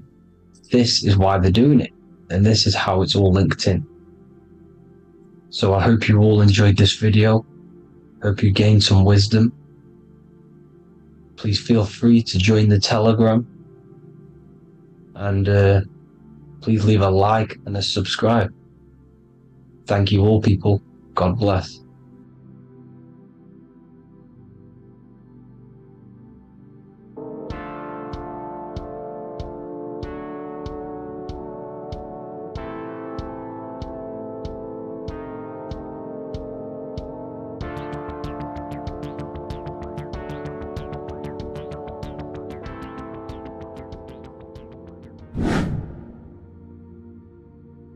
What is up, people? How are we all doing? Today we're talking about the flat earth cosmology. So let's jump straight into this. Please drop a follow and leave a like to help the algorithm. So we live in a torus field. Everything's made out of torus fields, and every torus field has motion. It's what it is. It's the motion of energy. And every torus field has a center, which is the black hole. It's a womb of creation. It's counter space. Now, this is why the North Pole is magnetic, because the center of this torus field is the most magnetic part, the strongest part of the field. So this is why all compasses will point you to the center. And the Earth's magnetic field is spread across the whole of the Earth. And it's spinning, as you can see here. It's like a tornado at the center. And this tornado is the force which is spinning the sun and the moon around us. You got the sun, the moon, Polaris, just like in the Masonic cosmos here. The sun, the moon, Polaris, the all-seeing eye. Now we'll get into Polaris a bit later, but the sun is the magnetic force. Sorry, is the electric force, because every field is electromagnetic. Now, the sun is electric. It's positively charged. It's gonna give you energy. It's feeding energy. The moon is more magnetic energy, which is taking your energy away from you. And this is why you become sleepy when the moon comes out, because it's taking away your energy. So these two forces is the balance. It's the yin and yang. It's the balance. Everything in this creation is balanced, because the torus field is the Earth is the plane of inertia, the 0 point within the field, because physical matter is a result of two opposing forces equalized on the plane of inertia. And that is where matter crystallizes into physical results. And this physical plane is the plane of inertia, planet Earth. And at the center of this plane is the black hole, the womb of creation. And outside of this black hole gives birth to light. So the torus field is constantly rotating, going into counter space, the black hole, and then out of counter space gives birth to the white hole, white light. You see? So it's going around, black hole, birth again, black hole, birth again. And it just keeps going around. It's an infinite cycle of energy. And this is where the infinity sign comes from. This is the motion, this is the force which is creating everything to spin inside of this circle. Okay? And it's making the stars spin. It's making the sun and moon spin around us, around this center point. Now here you see Horus and Set. Horus and Set putting their feet inside of this dome. This is the royal arch, the arch of the dome above us, which is like you see in the Masonic cosmos, the royal arch of Freemasonry. This is the dome above us, the firmament that the Bible talks about. You see, they're putting their feet in because Set symbolizes the moon and Horus is the sun. Horizon, Horus. Horus is rising, the sun. So they're both putting their feet around the center magnetic pole, which is the pole, North Pole. And above the North Pole, you have Polaris, the pole of electromagnetic energy. You see? And this is how we get the sun and the seasons. Because the sun, for us, when it becomes summer, it's on the Tropic of Cancer. Then it spirals outwards, going out and out and out, then goes to the Tropic of Capricorn. That's winter for us. Then it comes back in and creates summer again. So it's constantly spiraling around this center magnetic North Pole. You see? So this roof above our heads is the firmament, and this is what they've taken off of us. They haven't physically taken it, but mentally they have taken this away from you. It's a female energy, and this is what the Egyptians called Nut, the sky god Nut. And this is the womb. We are inside God's creation, God's womb, and the woman's womb when she has a baby is a microcosm of this, because everything inside of this creation is macro. It's a reflection of the bigger things, as above, so below. So the dome above our heads is the dome we are in when we are a baby, and you can see the sacred geometry of it is the exact same. It's the dome. And when we are inside of the womb, the woman, the sacred maker, which is the M, the Masonic M, this is the G male symbol. The Masonic M is maker, mason, matter, male. She delivers the male, you see. She delivers the male because it's the maker, the female, the magnetic. The woman is magnetic in nature, the male is electric in nature. So when we are in this womb, the female, we are being fed by the center umbilical cord, by the center of the mother's stomach. We're connected to the center of the woman's stomach, just like we are when we are in the earth. The center is where the aurora borealis is being emitted from, the electromagnetic aurora borealis, the northern lights. This is our spiritual umbilical cord, connecting us to counter space, connecting us to the realms beyond this world. Because at the center of every Taurus field is counter space. And at the center of the earth is our spiritual umbilical cord, and this is the earth's belly button, as you see. As above, so below. We had a physical umbilical cord, we have a spiritual umbilical cord, and this gets cut when we die, when we're cut away from the physical reality. You see, here's the ancient Egyptian tablet showing this female. You can see the hair, it's a female above us, because the female energy is nurturing, helping, looking after. And that's exactly what the dome is. It's protecting us. It's the Ark of the Covenant, the Ark covering us, you see? And this is what they've taken away from us. By you believing in space, it completely destroys the idea of this being a sacred creation. They've taken the roof off your head, whether if you believe in space, you believe that there's chaos, there's planets, there's asteroids that could kill us at any moment. But this isn't true. They've made you fear your own creation that you're inside of. They've made you fear what's above you. You see, and it's to hide the power of astrology, the power of the lights in the firmament, which are constantly flowing through the ether. These powers which are above us are sending rays down to the earth, which are influencing our psychology and how we behave. And this is what astrology is. It affects human consciousness. It interacts with our consciousness. And there's a different energy every day because the planets are in different houses, different alignments. And this is, we'll go into this a bit deeper later on. So the world tree, this magnetic North Pole, the pole of electromagnetic energy, was symbolized as a tree. The great tree at the center of the earth. You see? And this tree is symbolized everywhere. You can see here how the center person, this Egyptian person, is holding up the sky.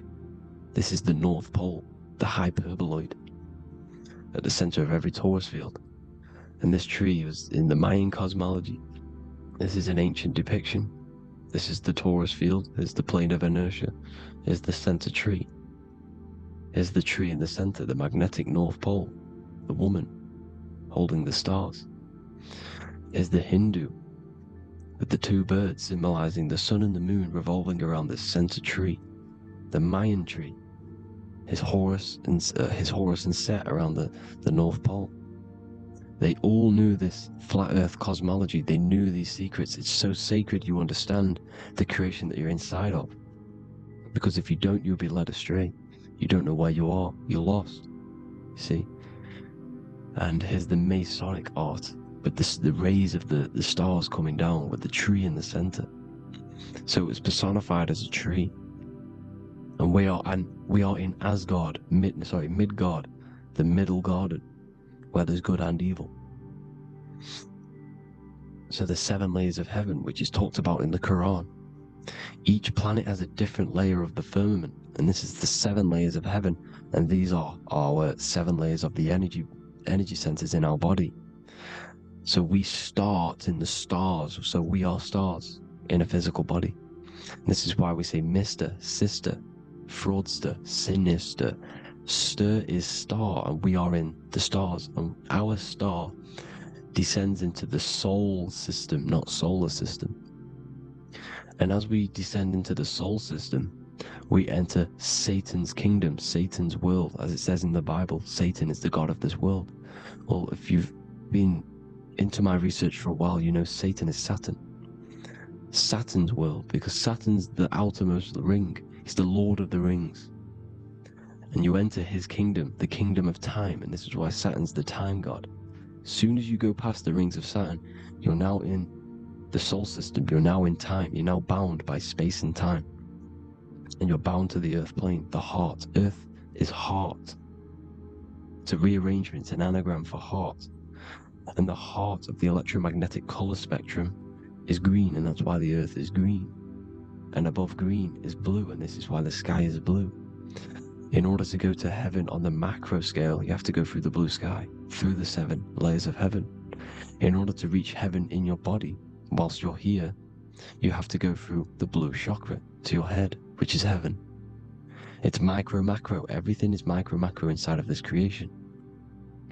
There's an ancient, I think this is a French image, piece of art from the ancient French, with obviously the 7 layers of heaven, which they all depict. And notice how it's like a dome. We'll go into this dome symbolization, the Royal Arch of Masonry, which is next.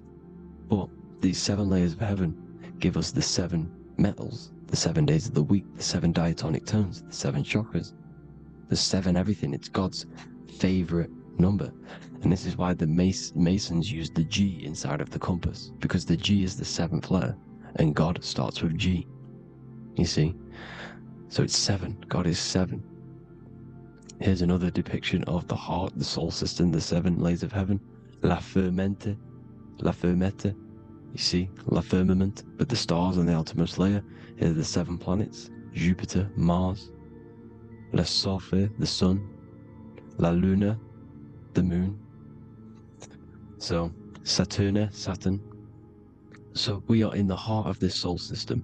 In order to ascend, we need to ascend up our chakra system, reach 144,000 hertz, God consciousness, the God man. You have to unfold God man, master of the mind, mastery of the mind. So what are the stars? The stars make everything unique. The stars are constantly rotating around the center, magnetic North Pole, the tornado at the center, which is stirring everything. It's stirring the ether. The center is the ether, and the 4 elements are born out of this ether. There's 5 elements: ether, spirit, water, air, and earth. The ether gives birth to the 4 other physical elements, which the whole of creation are made out of. about them 4 elements. 4 is the number of stability. You know, a chair, a table has 4 legs. It's stable things. It's a foundation, and these 4 elements are the foundation of this creation. You see, and this magnetic North Pole is stirring this, and the 4 vibrational states of the ether are the 4 elements. Now let me get back to the stars. I just wanted to give you that. The stars are being stirred around this center point. Center. It's stirring everything. And they're always in different alignments. Every millisecond they're moving in different placements of the stars. And the planets are called the 7 wanderers because they're not fixed. The stars are fixed. But the planets are called the 7 wanderers, the 7 layers of heaven, because they move faster and slower than each other. Each planet is slower and faster. Has a different rate of speed it's moving. So these alignments are mixing in with the energies of the different 12 constellations. And this is why you have a unique characteristic. You have a unique look, a unique energy, a unique personality. This is because when you were born and you took your first breath, that energy which was in the ether, because the ether is all around you, and energy travels through the ether. The energy that the stars were casting down and the energy that the planets was mixing in with the 12 constellations was in the ether. So when you came out of the womb and your first breath, because breath is spirit, okay? So that first breath you took, that is the energy that is imprinted within your DNA, your soul. And you reflect that energy, you emit that energy. That's the energy that is with you forever. Until you die, till this physical body dies off. And that's what the stars are. The stars are giving a unique energy, characteristic, personality to every living thing. Every dog, every cat, every animal has a unique personality because it was born at a different time and place in the sky. Okay? The stars are your destiny. Now, the stars are constantly changing as well. If you look at stars through a telescope, they're constantly changing and forming different forms. You can see here, it looks like water. It looks like light through water because it's the ether above us, a sea of ether. And this light is being emitted through it, and it's just constantly changing, giving different energies, each star. So this is why this is what the zodiac is. It's the expression of energy. It's the expression of the stars. And each constellation has many different personality, different energies, different traits. Each planet has different traits, depending where your planets are, depending what energies you hold. No two person have the same energy. There's no one. It could be similar, but no one's the exact same.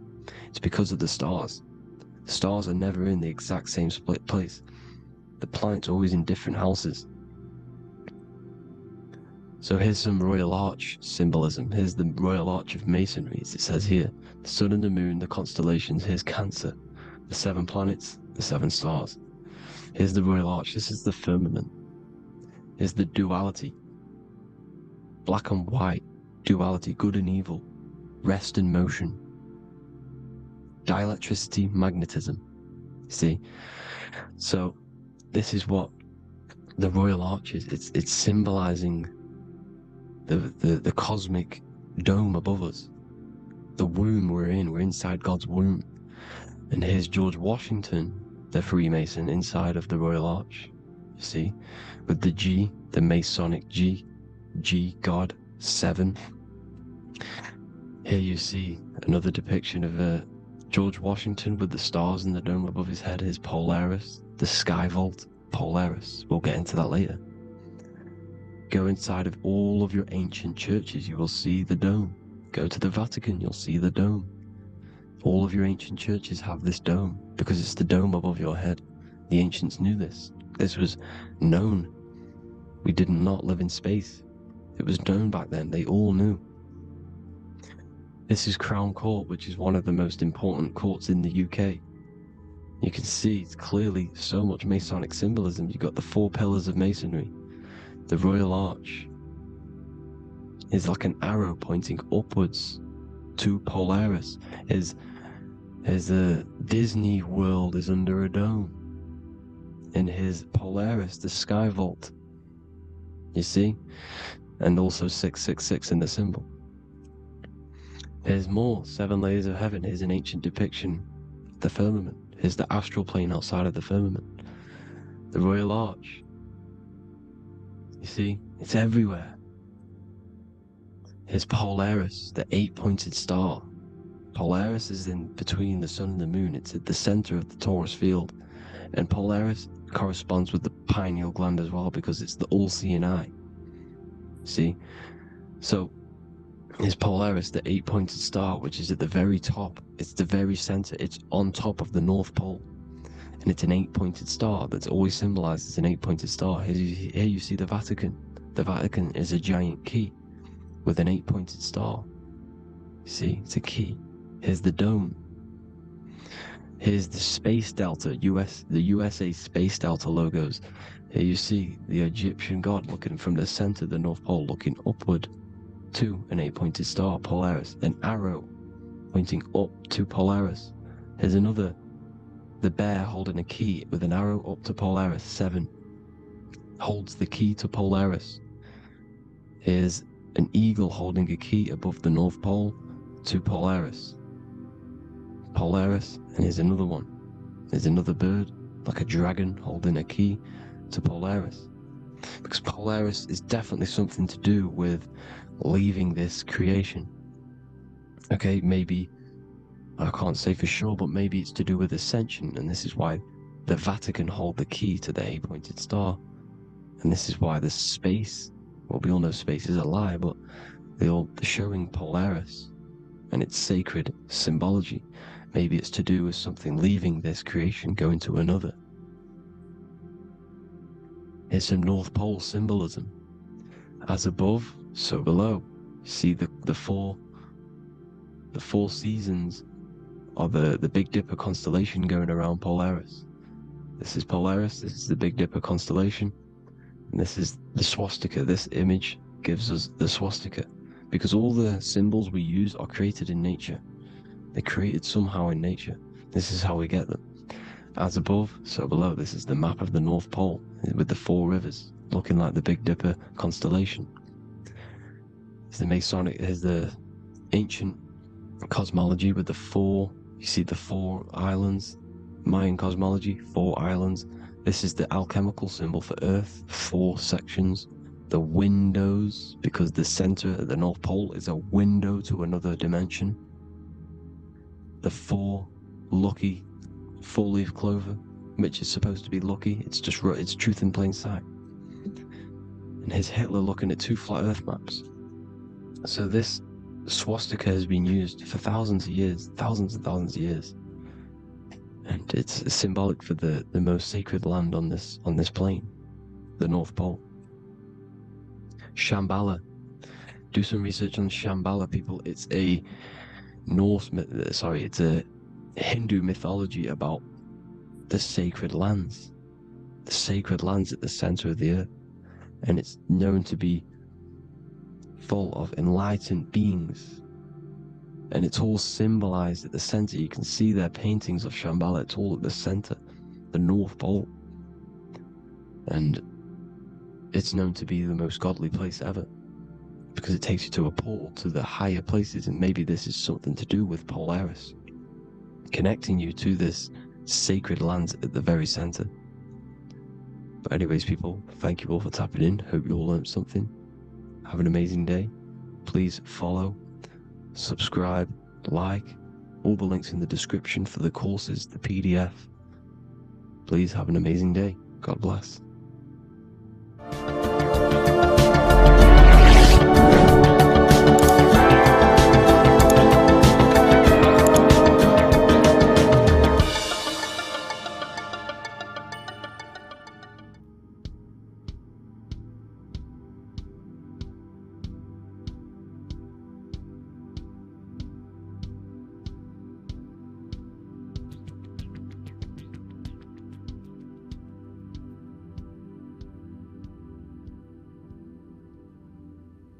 Welcome people, we're back with another video. I will now be keeping track of my YouTube and trying to upload every week. In this video, we'll be talking about the chakras. The chakras are the 7 attributes of God, and they are the 7 planets.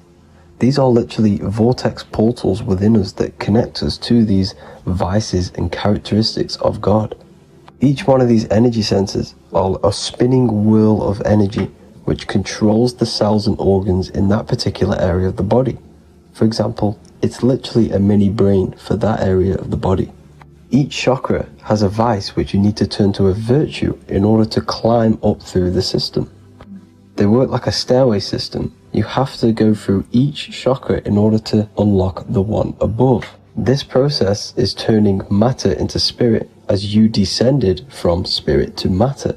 Saturn is Satan, that's why it's the lowest chakra, and that's why the devil is red, because red is the lowest vibrational color. When you are in these lower states of consciousness, you are in your animal nature.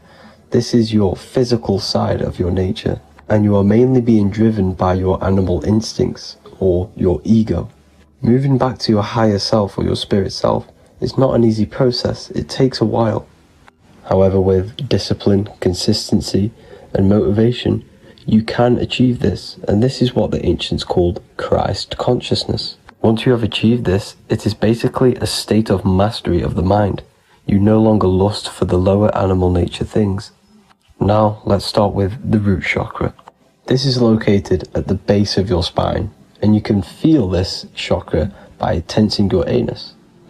This energy center is in control of your survival needs, your vitality, stability, and security. Now, if this chakra is unbalanced, you will feel insecure, fear, anxiety, unstable, low self-esteem, anemia, over or underweight, and constipation.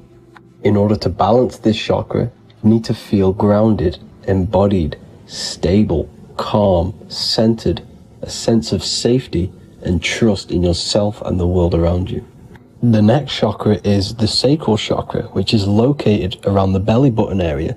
You can feel this chakra just by sucking in your belly. This chakra is to do with relationships, self-worth, creativity, empathy, and most importantly, sexuality. This is the most important one in order to start to raise your vibration overall, is giving up the over-sexualized nature. In order to balance this chakra, you need to come into harmony with all the toxic relationships that you have.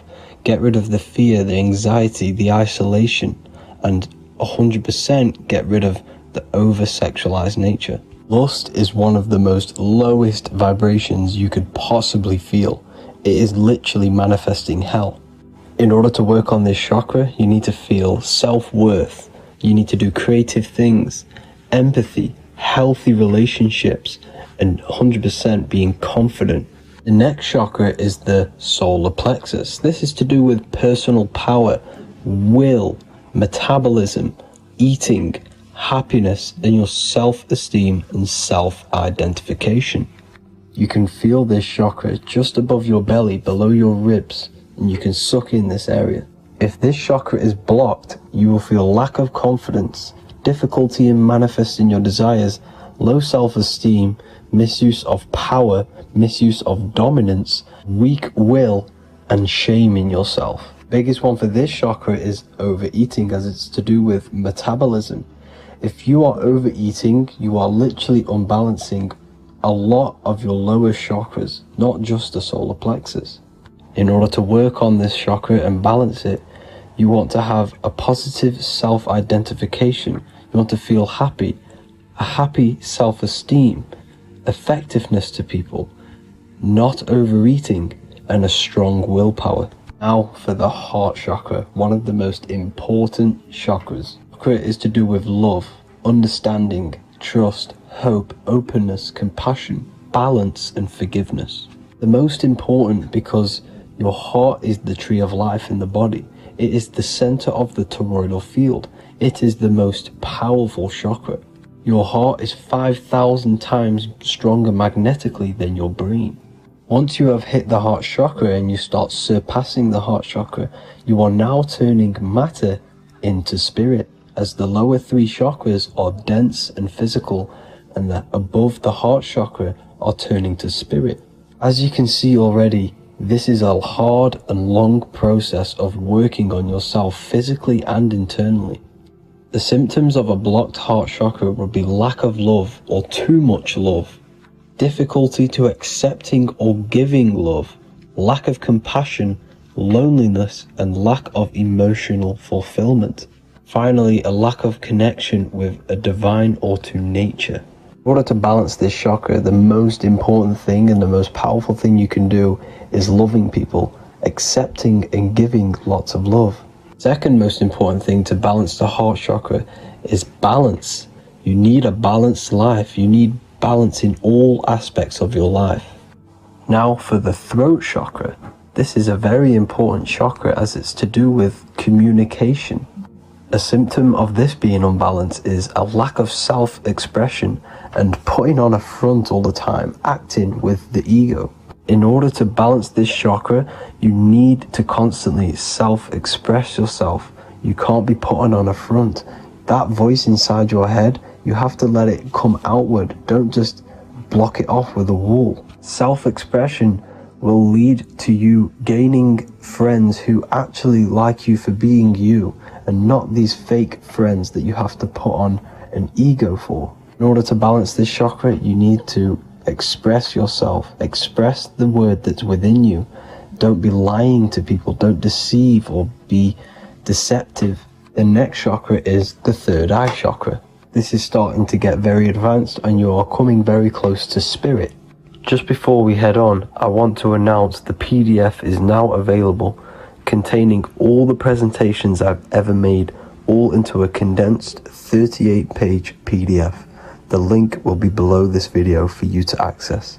And if you want to learn how to create reality using your mind, how to attract your desires, how to get out of the situation you are in, the link will also be there for the Manifestation Mastery course. Now for the third eye chakra. The third eye chakra controls the pineal gland, which is your first eye. It's to do with your psychic abilities, channeling, telepathy, astral travel, visions, and connection to the higher self. You need all of the chakras aligned to get the full potential out of your third eye or pineal gland chakra. For example, if you're astral traveling and you fear something, you will be instantly shot back to your body. So you need to master all of the chakras before you go on and try and do these higher spiritual activities. Symptoms of the third eye chakra being blocked is lack of imagination, lack of vision, lack of concentration, blocked or clouded intuition, can't see the big picture, and especially overly reliant on logic and intellectual thinking. A good way to work on this chakra is imagining things, vision things, trust your intuition at all times, always follow that inner voice. Cut out the tap water which contains fluoride. Fluoride blocks the pineal gland. And cut out all junk food because all of this is affecting your pineal gland. When in meditation, you want to focus your eyes and your attention to the center of your head between the two eyebrows. This is where the pineal gland is located. This will help and awaken the pineal gland over time when you keep doing these meditations. Finally, for the crown chakra, this is to do with universal consciousness, all-knowing, enlightenment, cosmic connections, the God source. This chakra is blocked by being cut off from spirituality, plagued by the senses, being tricked into the five senses and being tricked into thinking you are the body. In order to work on this chakra, you need to feel grounded. You need to know yourself, your real self, the voice within you.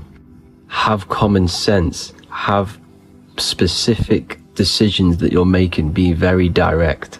Now we've got out of the way all of the chakras, I can now introduce methods and meditations which will help you unblock them spiritually. When meditating, you want to get into the present moment in a nice, comfortable position. Bring yourself to the present moment by saying, I am here right now, nothing else matters. Keep repeating this over and over with your eyes open or closed. After a couple minutes of bringing your attention to the present moment, you can now start to breathe in through the nose deeply and breathe out through the mouth slower than you breathed in. Place your attention on the chakra that you want to balance. Think of a high vibrational emotion like love, and think of this while placing your attention on that chakra. You can do this exercise every day for 10 to 20 to 30 minutes. The longer the better. Another practice you can do is by chanting the Bijis for each chakra. They are here starting from the root chakra all the way to the crown chakra. Or you can chant the 7 vowels. There are not 5, there are actually 7. A, I, A, O, U, M.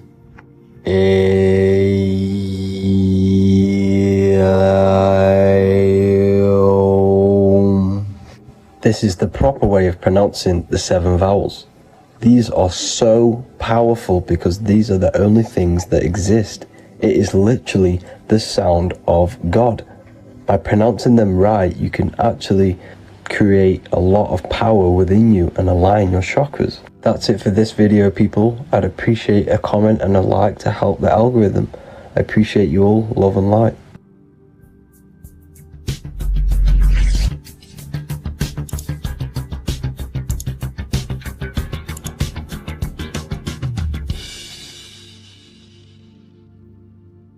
Welcome to Revival of Wisdom.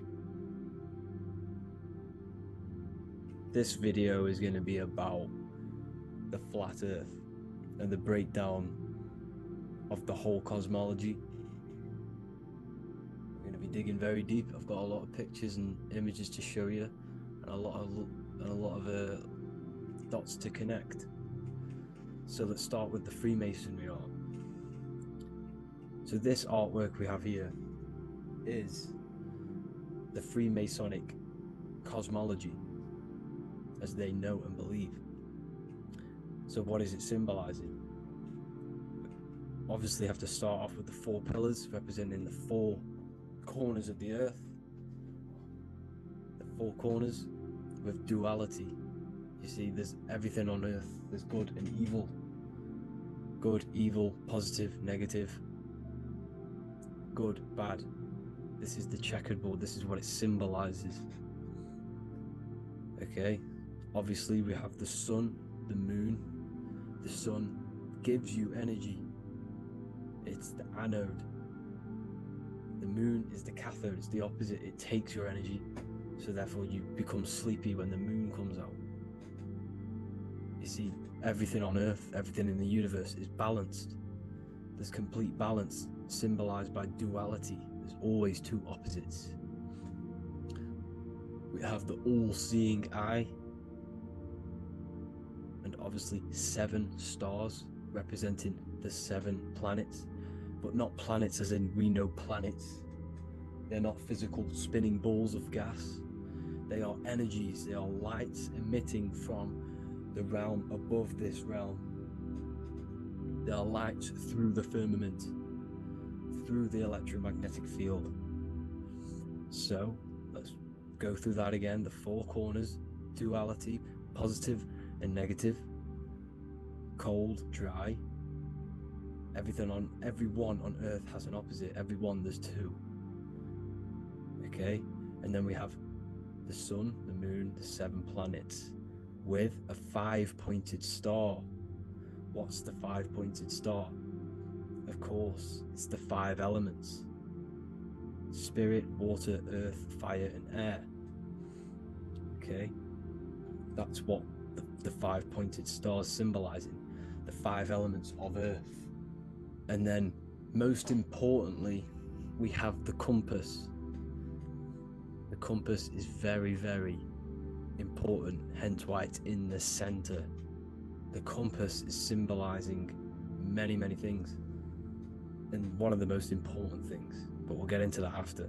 We have a boat with water outside of the earth. So we have a boat on water, symbolizing the waters separated by the firmament, the waters above, separated by the firmament from the waters within the firmament, the earth. So this is what it's symbolizing. So the compass, what's the compass? This is where the compass comes from.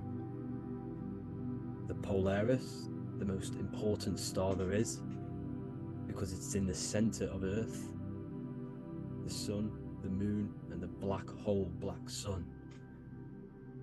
Because all creation comes from center, the seed center. Okay, but we'll get into this after. But also, this is a very important Masonic symbol because they use this symbol a lot. This is one of their main symbols, hence why Neil Armstrong has the Masonic ring with the compass on it.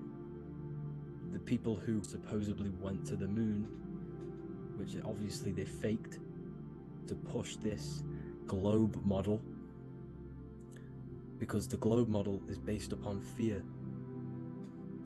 Because the globe model, if they can sell you the globe model, they can sell you anything then. You don't know where you actually are.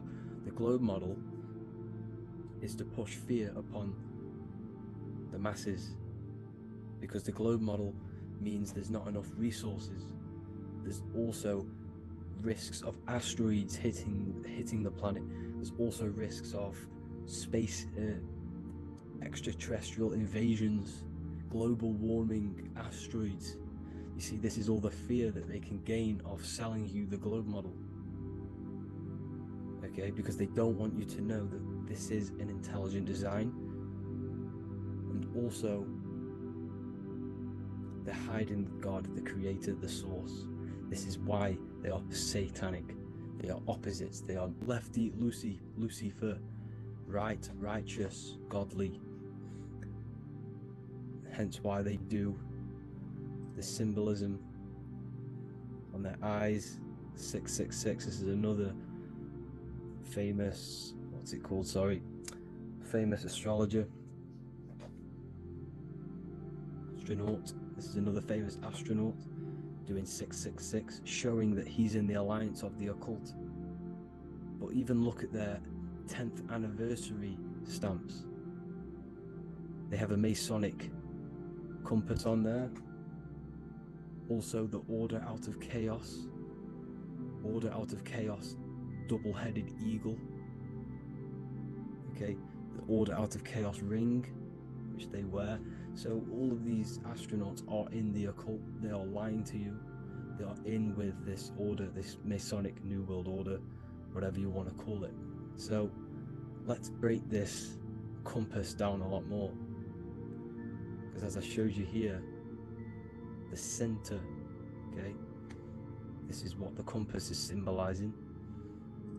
Let's go into the North Pole map. This is from 1595. This is a rough estimate of where this map came from. It's from around the 1500s to the 1600s, maybe 1400s.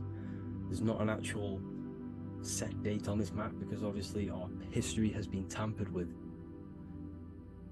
But let's break down this map and the symbolism that they use towards this map, because this map is the map of the North Pole. Okay, so in the center, we have the black rock symbolizing the tower, the pole, North Pole. And what's on top of the North Pole? Obviously, it's Polaris. North Pole and Polaris. Okay, with the 4 islands around the center. Okay, 4 islands around the center.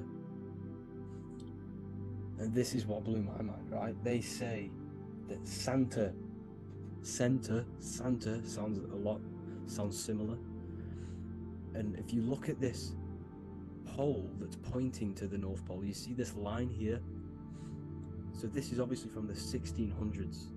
What color is Santa? He's red and white. Just like this map pointing to the center is red and white. And Santa comes from the North Pole. So it's not a coincidence that they use red and white. They're mocking this map because obviously they took over after the 1500s, 1600s. They took over around the 1800s. So they're mocking this map with Santa coming from the North Pole with this red and white line to the North Pole. Notice the 4 islands. Okay. Like windows. Their symbol, they obviously in the occult, they're part of the New World Order, is symbolizing these 4 islands with the blue behind it for the water. Okay. So this is another occult logo. They're symbolizing this center, because the center is so important. Okay, we'll get into that. Also, we have the Mayan cosmology. This is the Mayan cosmology. This is what they created. This is their artwork, with also 4 major lands around the center. You see there's 4 with green in between them all. 4 major lands with the underworld. You see this underworld is also symbolized by the Masons with the coffin of the skull and bones, the deceased, the dead. Okay, so this is also mentioned in the book of Enoch. Okay, and it's called Sheol. Sheol, the underworld. Okay, and in the book of Enoch, it says all spirits of the dead go to these hollow places, that they will wait until their appointed time of judgment. And it also says in the book of Enoch, there are 4 hollow places underneath. 4 as above, so below, representing the 4 islands. As above, so below. That's where that could link in. Okay. The book of Enoch is very important because it was found in a cave thousands of years ago. And there's a lot of truths about this realm and about this world we live in. So let's go back to the Mayan cosmology. So the ancient cosmology, they all must have had some sort of communication. They must all be at peace with each other, because all of their cosmologies link together. See the Greek, Babylonian, Indian, Celtic. Okay, they're all linked in together. They all knew that they were in an enclosed system with an underworld and obviously a firmament. Okay, so this is what they all knew. They all must have had some sort of communication. They were a lot more advanced than us. They knew the center of the realm. Okay, and obviously the United Nations flag also symbolizes their center. You see how it has like a grid with a circle around the center. It's symbolizing that center of the realm, because that center of Earth is so important. The United Nations flag, all have it. See, some different ones will have that circle around the center. Because the center is the seed. All things come from a center. So the torus field is so important because it is the spark of life. It's the building blocks of the universe, this creation. Because all things have a torus field.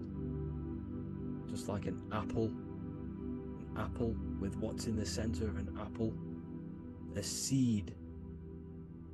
Because the center is where the energies hold, it's where the energies meet, and it creates that spark of life. Just like your heart is the center of your body, and it has an electromagnetic field. Because the center, all things come from the center.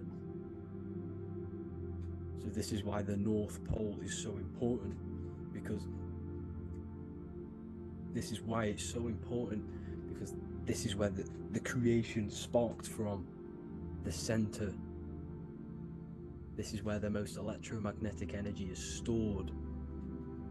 So this is why the northern lights come from the center. It's electromagnetic energy. This is what the northern lights are. It's being emitted from this black hole in the center. Okay? And obviously what else is on the center? Polaris. Polaris is the center star. Okay, so the center star is what sits on top of this North Pole, Polaris, because it's a pole of electromagnetic energy, symbolized as a black rock, a black hole, pole. You see, because all creation comes from void. Light is born from darkness. Without light, darkness can't be born from light.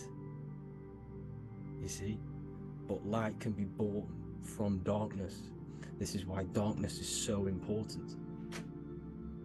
And this is why there's a black hole in the center of our realm, like the black sun. The black sun, the Polaris star, the North Star. You see, so this is this North Pole, Polaris. This is what they're talking about. And this is why compasses are an 8-pointed star, because Polaris is symbolized as an 8-pointed star. This is where a compass will point you to. It will point you to that center. So notice how a compass has this black hole in the middle, you see, and it will point you to this meeting point, the north, because in the center is the center of the torus field of the earth. This is where the most electromagnetic energy is. You see, everything gets sucked into the black hole. Okay, this whole reality is being projected from that center point, just like your eyes suck in light. It's a black hole. Your eyes suck in the light of this light being emitted from this center place, this electromagnetic energy at the center, which is the seed of everything, of everyone. You see, just like an apple has the seed in the center in darkness, because in the center of the apple it's dark, it's black, it's pitch black, but that's where the seeds are, that's where the life is. But Polaris is so important because it's that center star which lines up. It is the pole, it's the top of the pole of the torus field. So Polaris would be here at the very, very top. And this is where the compasses point you to. And this is why the Star of Ishtar, the 8-pointed star of the Sumerians, also talked about this 8-pointed star, and it's called the Star of Ishtar. Okay, and who is Ishtar? Ishtar is the goddess. Okay, so she's not a male, she's a female, because every creation is brought through a female, a womb. Every single human on earth is brought through the womb, the sacred feminine energy, and the womb is pure darkness. There's no light in a womb, just like the center of our realm. There's no, it's a black hole. Okay, and guess what? She's the god of fertility and sexuality. She is responsible for all life. Okay, so the Star of Ishtar is the Star of Polaris, which is symbolizing the responsibility for all life, the center of our realm, the black sun, the black hole. Okay, so this is what that god of Ishtar of the Sumerians is talking about, the goddess, the womb, the seed of creation. So this would be the portal, more than likely the portal in and out of our realm, because it's the top of the torus field. And what's above this realm is the heavens.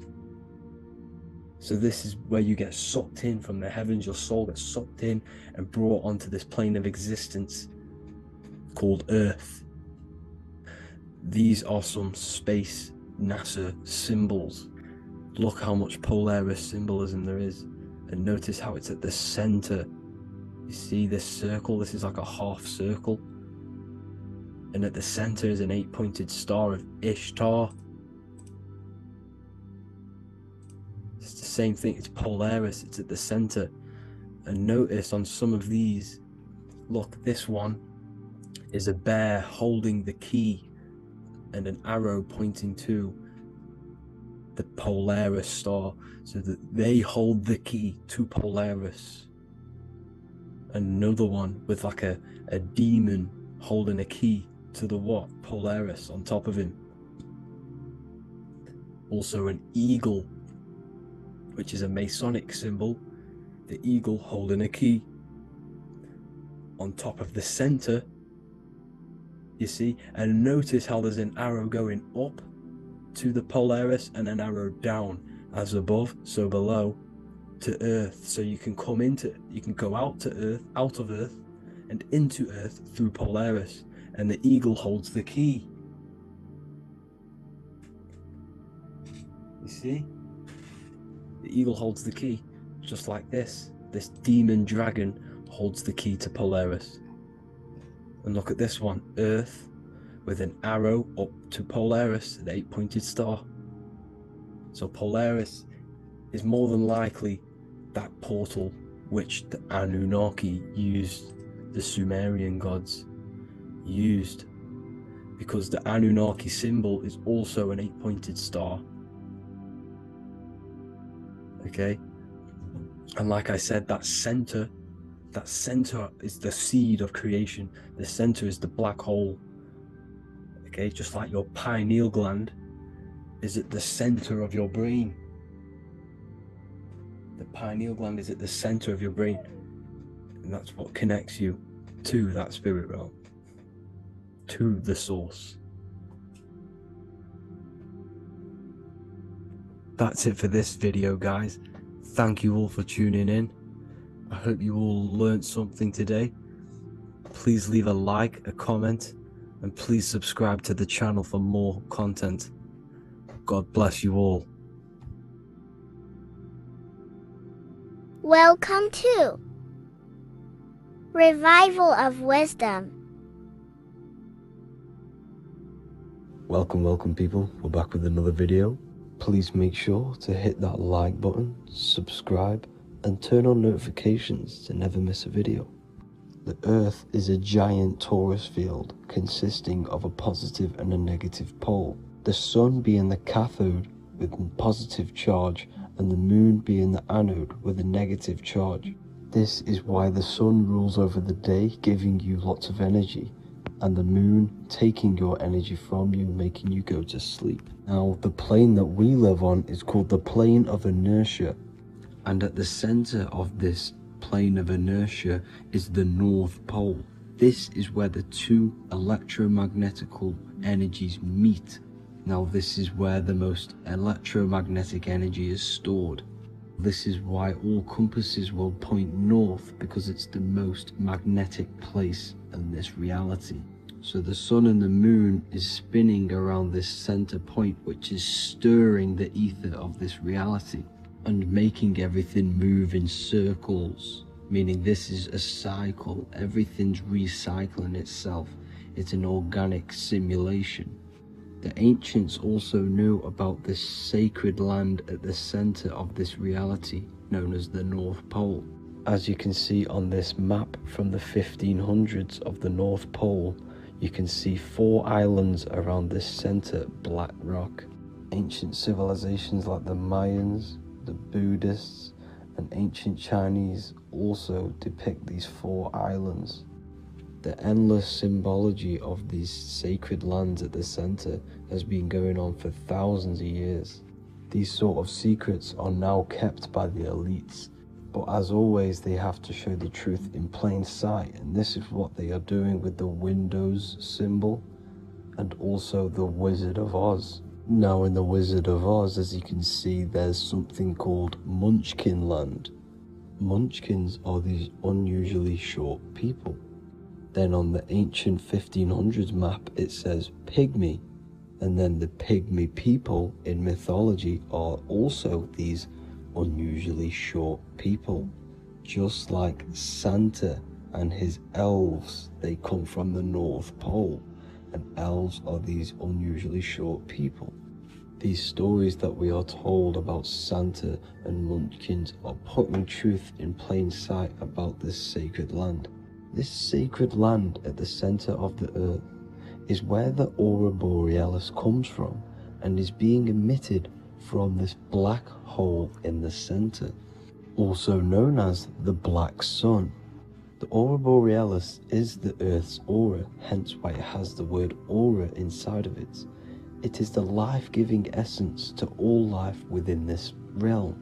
As this dualistic reality we live in consists of both physical and spiritual, the black sun is like our sun for the spirit. It's our spiritual umbilical cord, connecting us to the spirit realm. And the rising sun is the opposite. It's our sun for our physical 666 carbon suits, known as our human body, our physical aspect. As it states in the 40,000-year-old emerald tablets, deep in Earth's heart lies the flower, the source of the spirit. The flower of life is as thine own place of spirit, and streams through the earth as thine flows through thy form, giving off life to the earth and its children. So the North Pole is the core of this spiritual reality, and the closer you get to it, the more spiritual and lucid it becomes. So the elites have covered this up in order for us to forget the true nature of this reality. And they did this cover up by introducing the globe model. Nicholas Copernicus was around in the 1400s, and he introduced the globe model. As you can see, he is a Freemason. He depicts himself with a globe and a Masonic compass in all of his paintings and portraits. Galileo was also a Freemason, as you could see in all of his portraits with a globe and a Masonic compass. He was also a massive part of introducing the globe model after Nicholas Copernicus. So yes, the globe model was a spiritual and political move to gain more control over the masses. After the globe model was then introduced, they introduced the theory of evolution by another Freemason, Charles Darwin. See how these two theories go hand in hand? They both degrade humanity, and they make you confused of where we actually came from.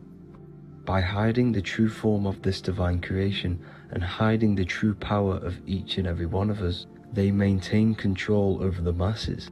Now this is order out of chaos, known to be the 33rd degree slogan of Freemasonry. Now this is the Masonic cosmology, and as you can see, you have the checkered board for the duality, the 5-pointed star for the 5 elements, the 4 corners for the 4 pillars, the all-seeing eye, which is Polaris, the sun, the moon, and the 7 stars. So even Freemasons are taught the flat earth cosmology and the true form of this reality. Now the true nature of the sun, the moon, and the earth is shown and reflected through the Masonic compass. The Masonic compass is the sun, the moon, Polaris at the top, and the black sun at the bottom. It makes sense why all the scientists who introduced the globe model all used the compass and the globe together, because it's truth in plain sight. As I explained in my other video, all Freemasons have to take the oath, so it goes to show, why are we all learning these theories from Freemasons who can't talk about certain topics that they learn about? Why should we believe their theories when they're holding back the real truth about this reality? Now going on to NASA. NASA means to deceive in Hebrew, and they are also funded by the government. They are not a private company. The old owner of NASA, Werner von Braun, on his grave has the Bible verse Psalms 91. The heavens declare the glory of God, and the firmament showeth his handiwork. Now why would the owner of NASA put this on his grave?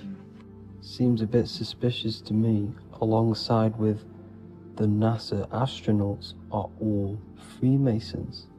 And not to mention the countless mistakes they've made on their live videos in space stations, the moon landing, and the CGI footage of the Earth, which is obviously photoshopped. Just by tricking the masses that they live on a spinning ball, the elites gain the perception of the masses. Not only does it hide the divine creation we're inside of, it hides the divine spark within you. It hides the creator, the source. And by believing in space and we live on a spinning ball, it makes people come to the interpretation of that we are a coincidence and we do not have any purpose. And of course this is false. When you come to realization that we are all a divine creation and we can create our own divine life in this reality, life becomes more sacred and you start to enjoy little things. The elites want you to believe everything exists only in the five senses. They want you constantly looking outside of yourself because they know that will keep you on lower states of consciousness. Now this brings me to our next point. By tricking the masses into the heliocentric model, the elites started to advertise aliens in the movies, in cartoons and magazines in the late 1940s. Now this is subconsciously programming us about aliens and extraterrestrial threats, which then they can use to their advantage. And this is something called Project Bluebeam. They are more than likely going to fake an alien invasion to push this 2040 agenda, which is for one government and one ruling currency. That's it for this video, guys and girls. Hope you all enjoyed. Please make sure to leave a like and a comment. God bless you all. Welcome to Revival of Wisdom. Welcome people. We're back with another video. Please make sure to hit the like, the subscribe button, and turn on notifications to never miss a video. The Vatican is a giant key from a bird's eye view, and it also contains an 8-pointed star. The Anunnaki Sumerian gods also depicted this 8-pointed star. The sky god Anu from the Anunnaki also uses the 8-pointed star for his symbol. And even Freemasons depict an 8-pointed luminary with a ladder and a key. This is symbolizing the key to ascension up to the 8-pointed star, which is Polaris. Polaris is always depicted as an 8-pointed star. Polaris is the standstill star at the very center of our realm, which is perfectly aligned with the North Pole. The Earth is a giant torus field, and at the center is where the most electromagnetic energy is stored. This is why all compasses point to the north. Hence why a compass is an 8-pointed star, because it points you to Polaris, which is the North Pole, the center of this realm. The 8 points of the 8-pointed star symbolize the 8 points in space and time. So yes, Polaris is the portal which you ascend through if you outgrow this consciousness by aligning your chakras. Our earthly realm is a macrocosmic reflection of us, and we as humans are the micro reflection, with the earth containing its 7 chakras as well as us. The North Pole is the 7th chakra, which is the crown chakra. So the key to ascension is held by the Vatican, hence why it's a giant key, because they mislead the masses through their religions, which teaches the masses to look outside of themselves. As stated in the 20,000-year-old emerald tablets written by the Egyptian god Thoth. On Earth, man is in bondage, bound by space and time to the Earth plane. Encircling each planet, a wave of vibration binds him to his plane of unfoldment. Yet within man is the key to releasement, within man may freedom be found. So the 7 planets are associated with each 7 chakras. The lowest chakra being the root chakra, which is associated with Saturn. This is why the elites love Saturn and reflect it in all of their symbols, because the chakras are an ascension of spiritual principles, starting from the material and ascending up to the spiritual, the crown chakra. However, evil love bondage, and they are trapping souls in the physical realm by stopping and provoking the ascension process. They do this by abusing the energy of Saturn, and Saturn is associated with the lowest chakra.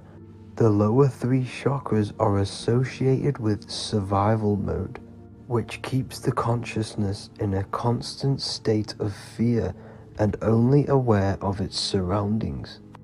Once you start to ascend up your chakras, you become more consciously aware of spiritual deeds.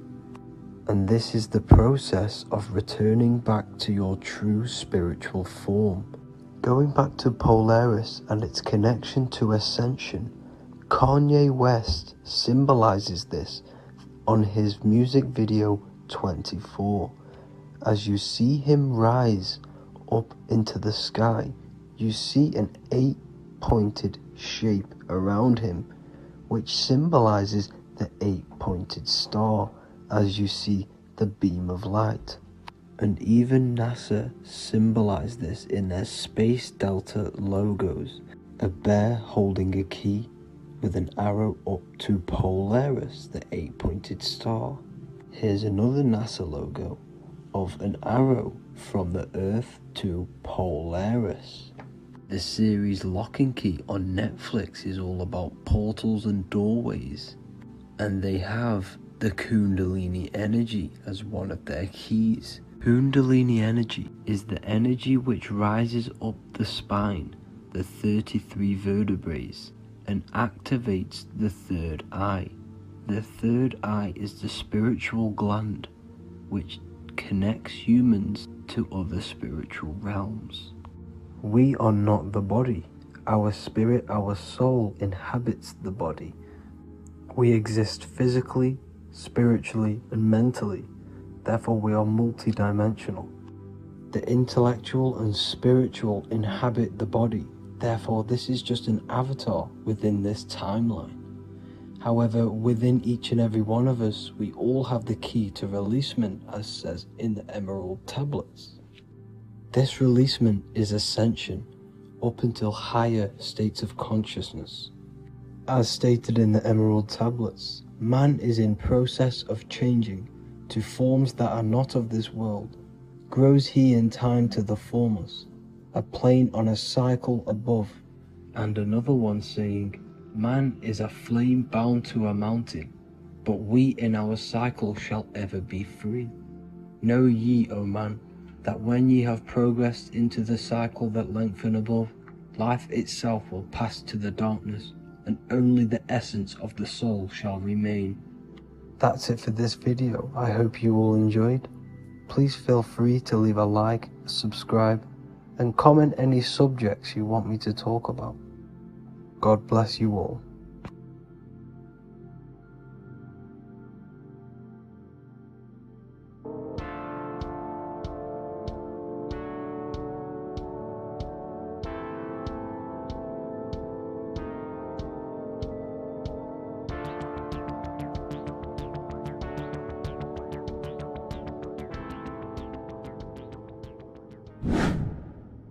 Hello and welcome to another video, people. Before we start, please like, comment and subscribe if you wish to see more content. Today we're going to be talking about the mental universe and how everything is mental. This is the #1 law on the Kabbalion. If you've never read that book, it's called The Kabbalion. A very good book. It's the first law because this is the most important thing you need to understand. Is how everything exists within the mind. Behind every single one of these eyes is the same consciousness expressed in different bodies. The mind is what gives perception to what you're experiencing. Behind every single one of these eyes is the exact same consciousness, but the brain that they inhabit is giving them a different perception, a different being, a different body. Now, this is the difference between humans and animals. Humans possess a advanced consciousness, an advanced mind that gives us the ability to be aware of ourselves mentally, physically, and spiritually. We can reflect on ourselves. When a dog looks in the mirror or an animal looks in the mirror, it doesn't know what it's looking at. It doesn't realize it has a consciousness. It can't reflect on itself. It can't say, I want to improve in this area. It doesn't have that consciousness. We have a divine consciousness. Take away the N for divine, and you get with a D, put it with a D, you get divide, because we have a divided two-way consciousness. An animal only has one. However, it's still the same mind. We're all mind. We're all mental. We all exist within the mental plane. Look at this person walking.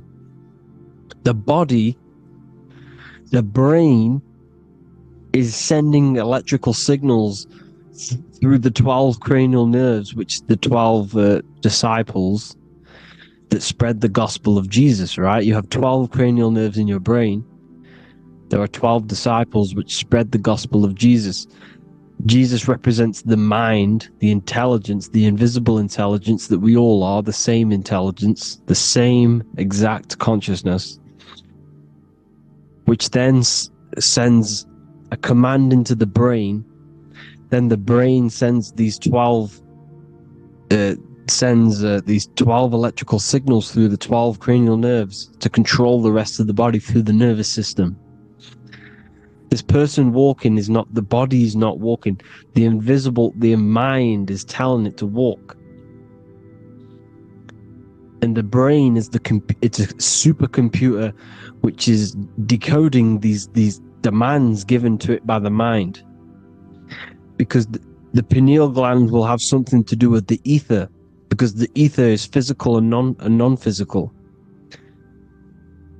The mind is sending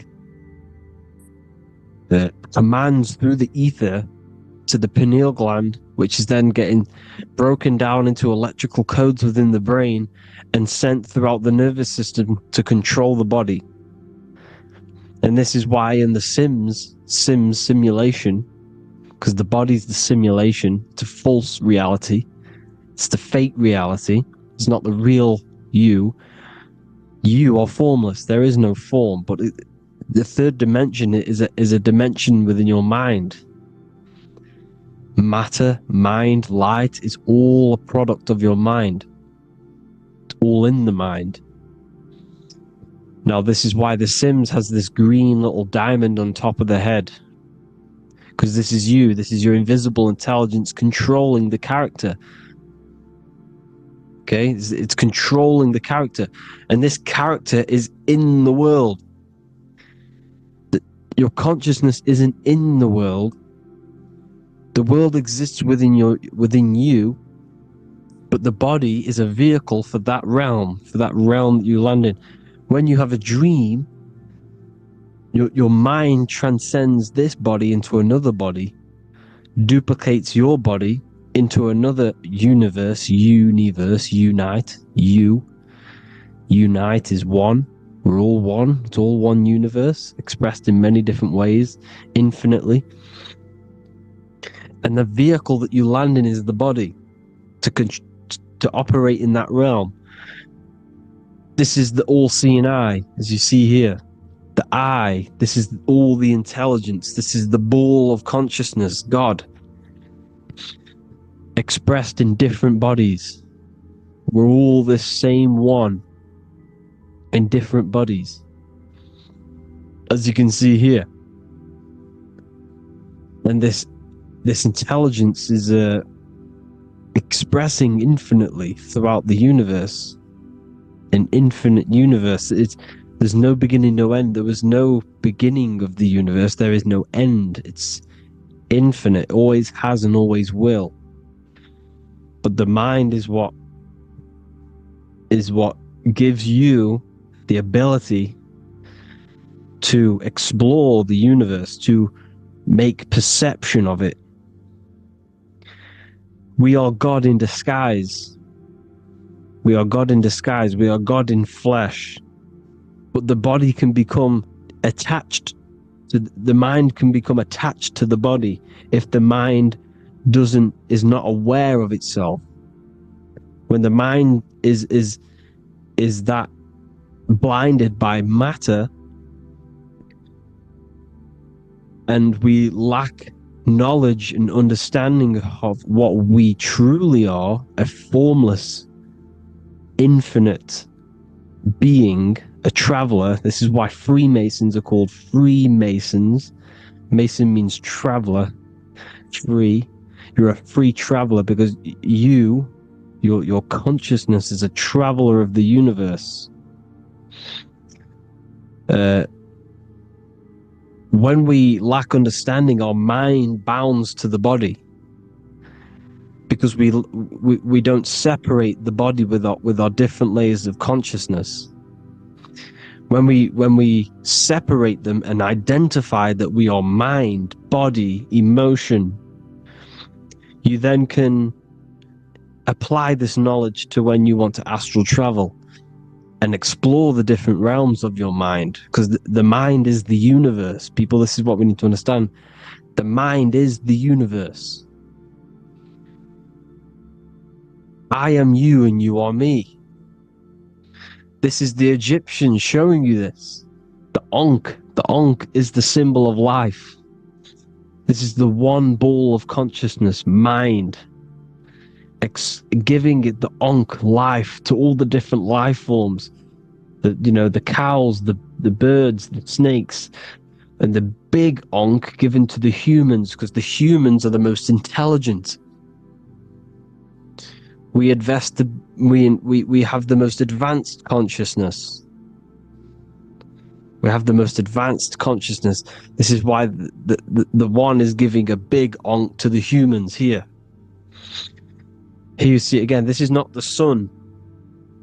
This is also showing Ankh giving out its life to all things infinitely. And this is the Most High. We are the Most High in disguise. When we strip off the body, we strip off the desires for the physical world, we strip off all of these fake identities that the mind gets attached to. That is God. The universe. You are the universe experiencing itself. I and I. The letter I and the number 1 is just one line. The letter I is the number 1. Because your I am, when you refer to yourself as I, every single one of you who's watching this video refers to yourself as I, which is the one. We are all the one. We are all intelligence. We are all invisible. We are all the one. 1 is the only number. 1, 2, 3. Everything goes up in ones because there is only one. Doesn't matter how far you go down the line with numbers, all of their numbers are created by 1 because there is only one. So me and you are the exact same consciousness expressed in different bodies. Mind, cause. There is only one cause. There is only one mind. There is only one being. But because we lack understanding of this, we think we are the bodies. And this causes division, because the physical world's the most illusionary world. It's an illusion. It's all an illusion. Now you see with the two, you look with the two eyes, but you see with the inner eye, the mind. Okay, the mind is the mental plane is a shared plane, and it gives perception to what you're looking at. The mind. I'm affecting you when I speak, because the mental plane is shared. We all share mind. We all express mind. When I'm speaking to you, I'm affecting you because we are mind. So the words that I'm saying, which are being manifested from my mind, are being manifested through my body into vibration, is affecting you. I'm affecting you with what I'm saying. And these words are having an effect on your mind, because we're all mind. This is why you need to be careful what you're listening to, music and all sorts. Because music can also create thought loops within your mind. Because the chorus, we shouldn't be listening to choruses. Choruses are loops. And what they're saying in the chorus is being looped. And this can create thought loops within your mind. Go and listen to an old song that you used to listen to about 5 years ago, 10 years ago, 20 years ago. Go and listen to an old song, and you guess what? You will get nostalgia. Why will you get nostalgia? Because that song will trigger the thoughts that you were thinking in that time of listening to that song. So songs with choruses create thought loops, and they reprogram your subconscious mind. It's important why music is very powerful. Mine and mind, same word. See, language is the truth, people. This is why I use language in all of my presentations, especially the English language. It's riddled with occult truth. I is my me. I, you, and me are I, one. We are not the name. We are I. Every single one of you is I, because we are all the one, all mind. Now, the only thing that is truly mine is my mind. When you say something is mine, it's an illusion. It's not yours. The only thing that is mine is mind, my mind. Okay? It's my mind. It's the only thing. It's the same word, mine and mind. Like I said before, everything's one. Hot and cold is different degrees of the same thing, of the one substance, of degrees. The 7 colors are different frequencies of the one white light. Everything is one. There is only one. We are all one. Everything is one. Hot, cold, day, night. It's the same degree of one, which is mind. The mind's perception is what's giving it, labeling it hot or cold. The mind's perception of colors is what is giving it red or purple, hot or cold. There is only mind. The mind gives things perception. There is only one, that is mind. The conscious and the subconscious mind. The male and the female, these are married. The subconscious mind is your hidden part of the mind. Okay, it's hidden. You can access it through different meditations and Reiki teachings. And dreams are manifestations of your subconscious. This is how you know mind and matter are one, because your mind creates matter in dreams. Your subconscious manifests everything in a dream, in the astral realms. The conscious is what you're conscious of, what you're consciously thinking of. So me, I am conscious that I am speaking into this mic. in creating this video. My subconscious mind is the hidden part of the mind which is speaking to my heart, telling it to beat. It's telling my food to digest. It's regulating all my blood. It's doing everything in my body without me being conscious of it. Without me being conscious. The subconscious is the feminine. The conscious is the male. The Bible, of course. Proverbs 12:4. Helpful, not helpful, an excellent wife is the crown of her husband, but she who brings shame is like rottenness in his bones. In the same way, husbands should love their wives as their own bodies. He who loves his wife loves himself. You can take that physically, you can take that literally, or you can take it metaphysically. See, the Bible's written in such a way where you can take it as your level of realization. He who loves his wife loves himself. If you love your subconscious, if you love yourself, you speak good about yourself, because your subconscious takes everything literally. If you say, I hate you to someone, your subconscious does not know the difference between me and someone else. It only thinks me, me, me. Why? Because mind is the only thing that exists. You are mind, I am mind.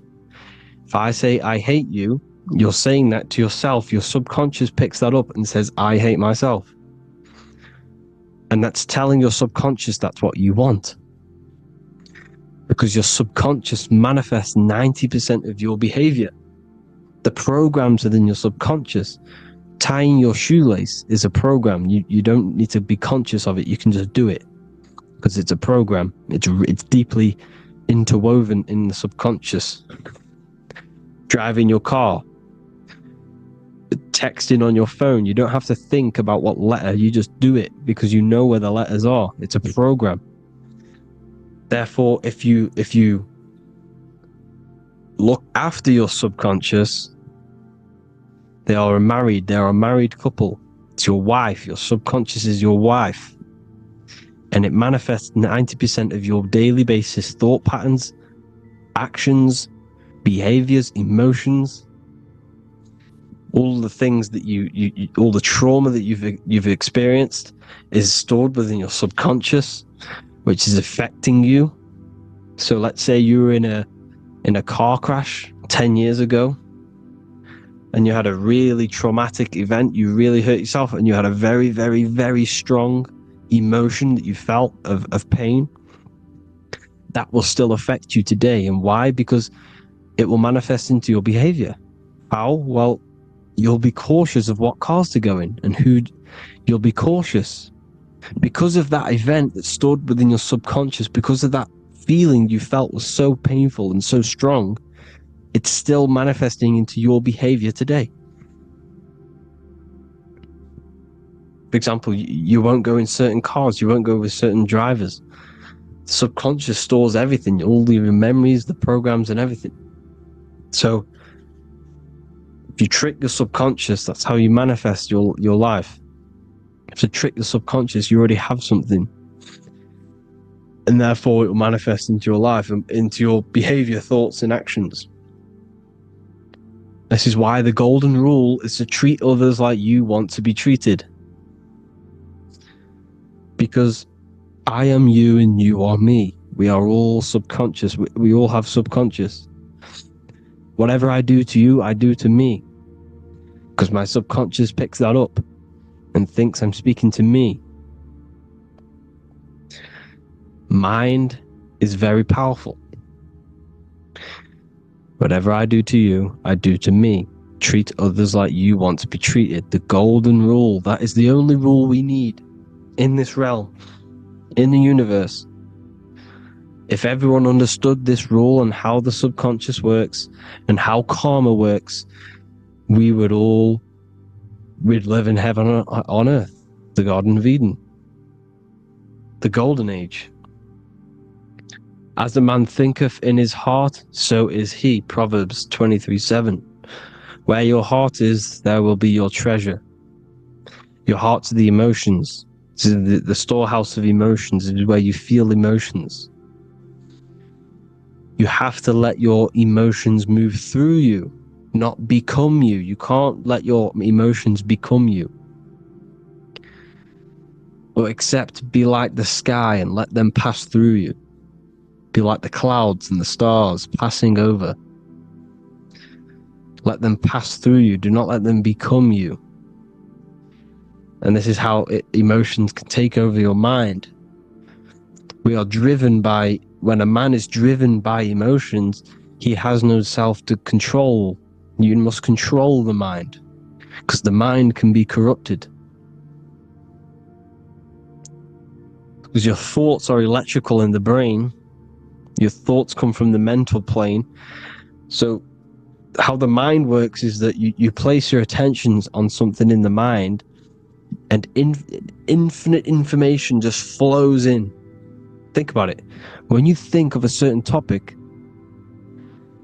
as soon as you think of that topic, information comes flying into your mind. Different ideas, ping, ping, ping. It's all connected. It's why we call it a mindset, because your mind sets itself to frequencies. And when we think of something, we tap into that frequency, and just the universe, the mind, the mental plane just flows in information based on that frequency and that thought. The universe is just information.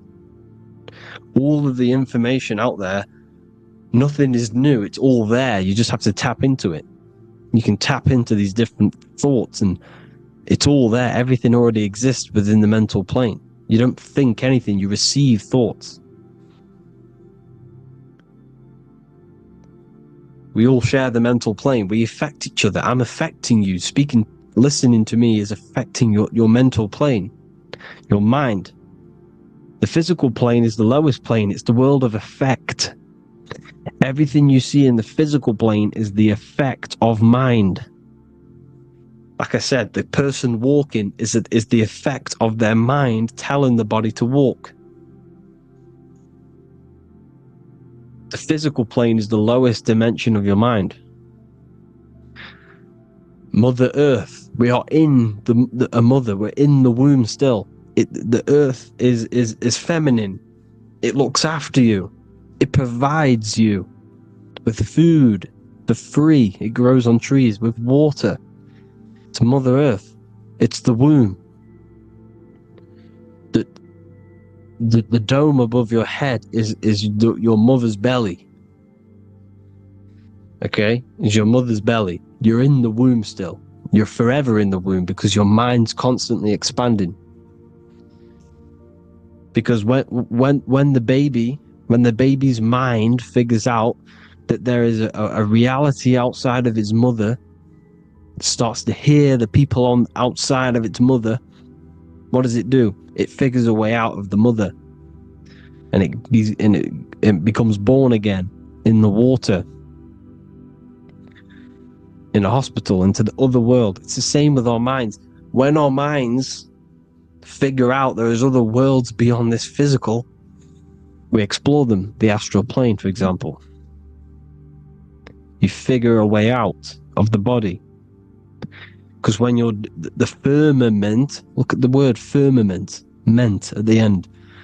Firm is firm, something strong, something like a rock is firm. If your mind is firm like a rock, you will be stuck under the firmament. So, for example, people who are very programmed and can't think outside the box, they have a firm mind, and they'll be stuck under the firmament, because your mind is the only thing that's keeping you under the firmament. It's the only thing. When you're doomed, doom is dome. This is the dome, which is your head. Your head is the dome. Above your head, above the earth, is the dome, the ethereal barrier. But that's just an external manifestation of your head. You don't leave the earth, you leave your body to leave the earth. Because your body is the earth. It's a dimension within your mind. So when you're doomed, you're doomed. Your reality is your level of realization. You realize something, or when you have an idea, the mind, and the EYE or I, same thing, mind, it's all mind.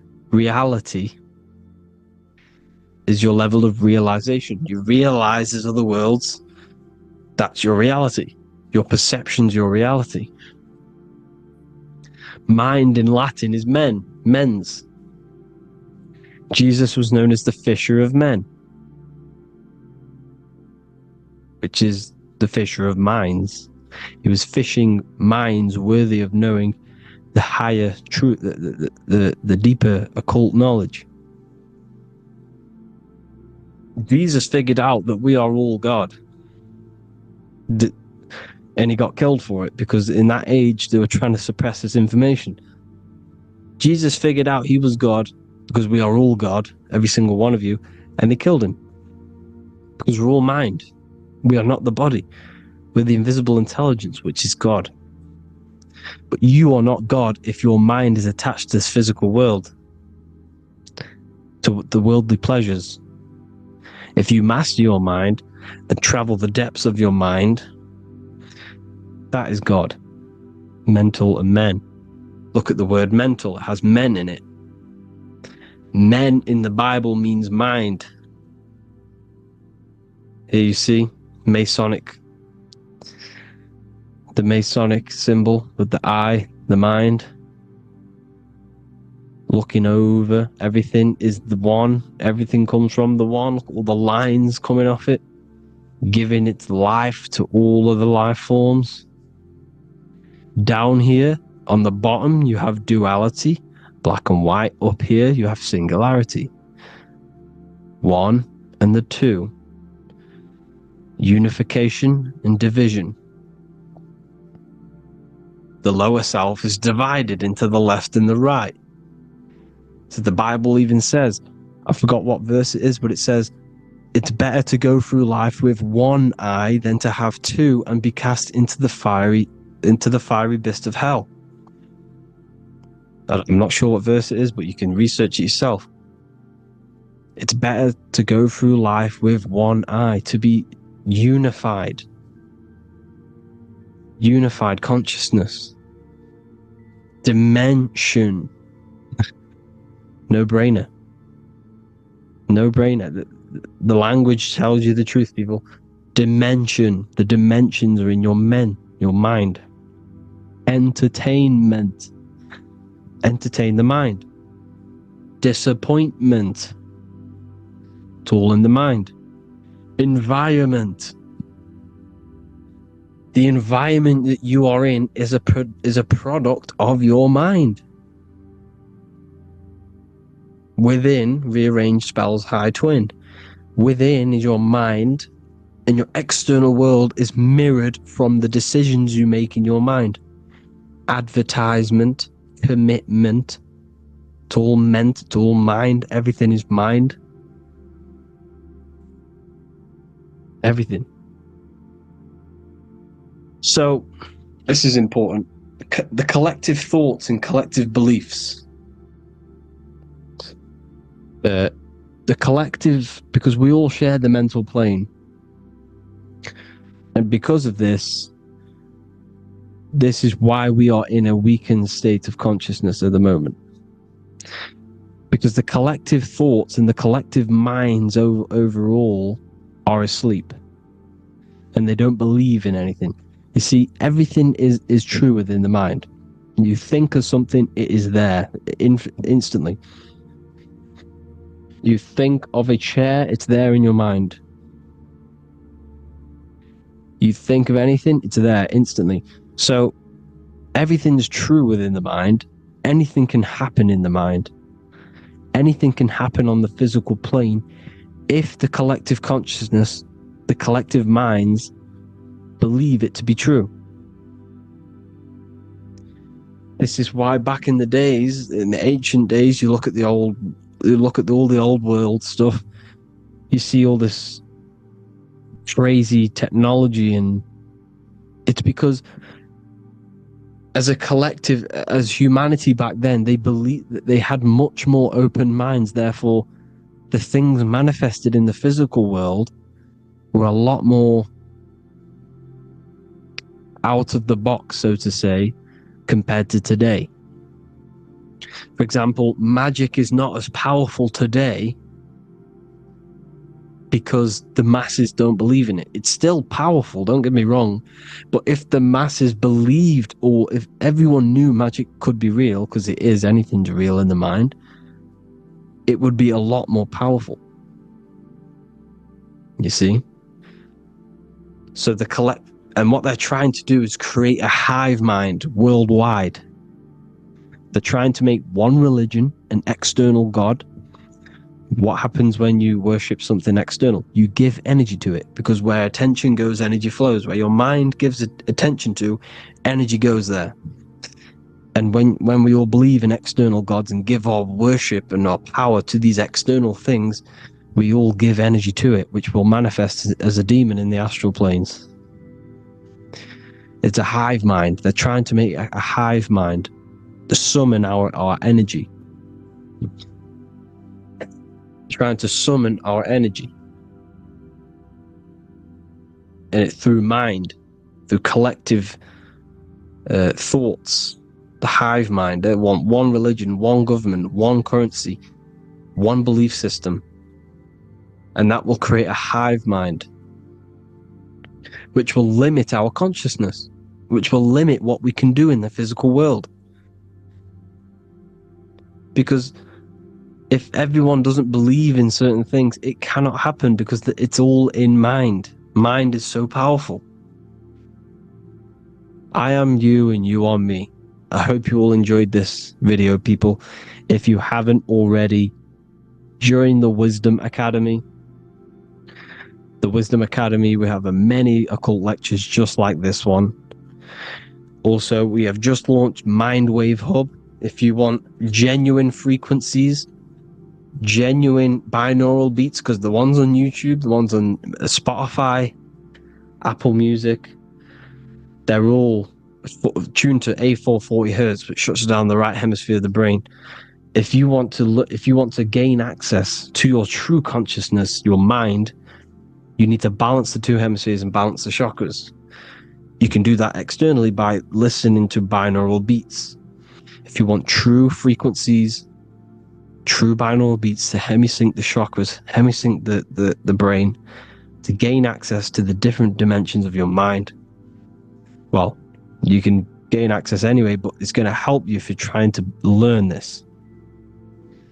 Join Mindwave Hub. The link will be in the description.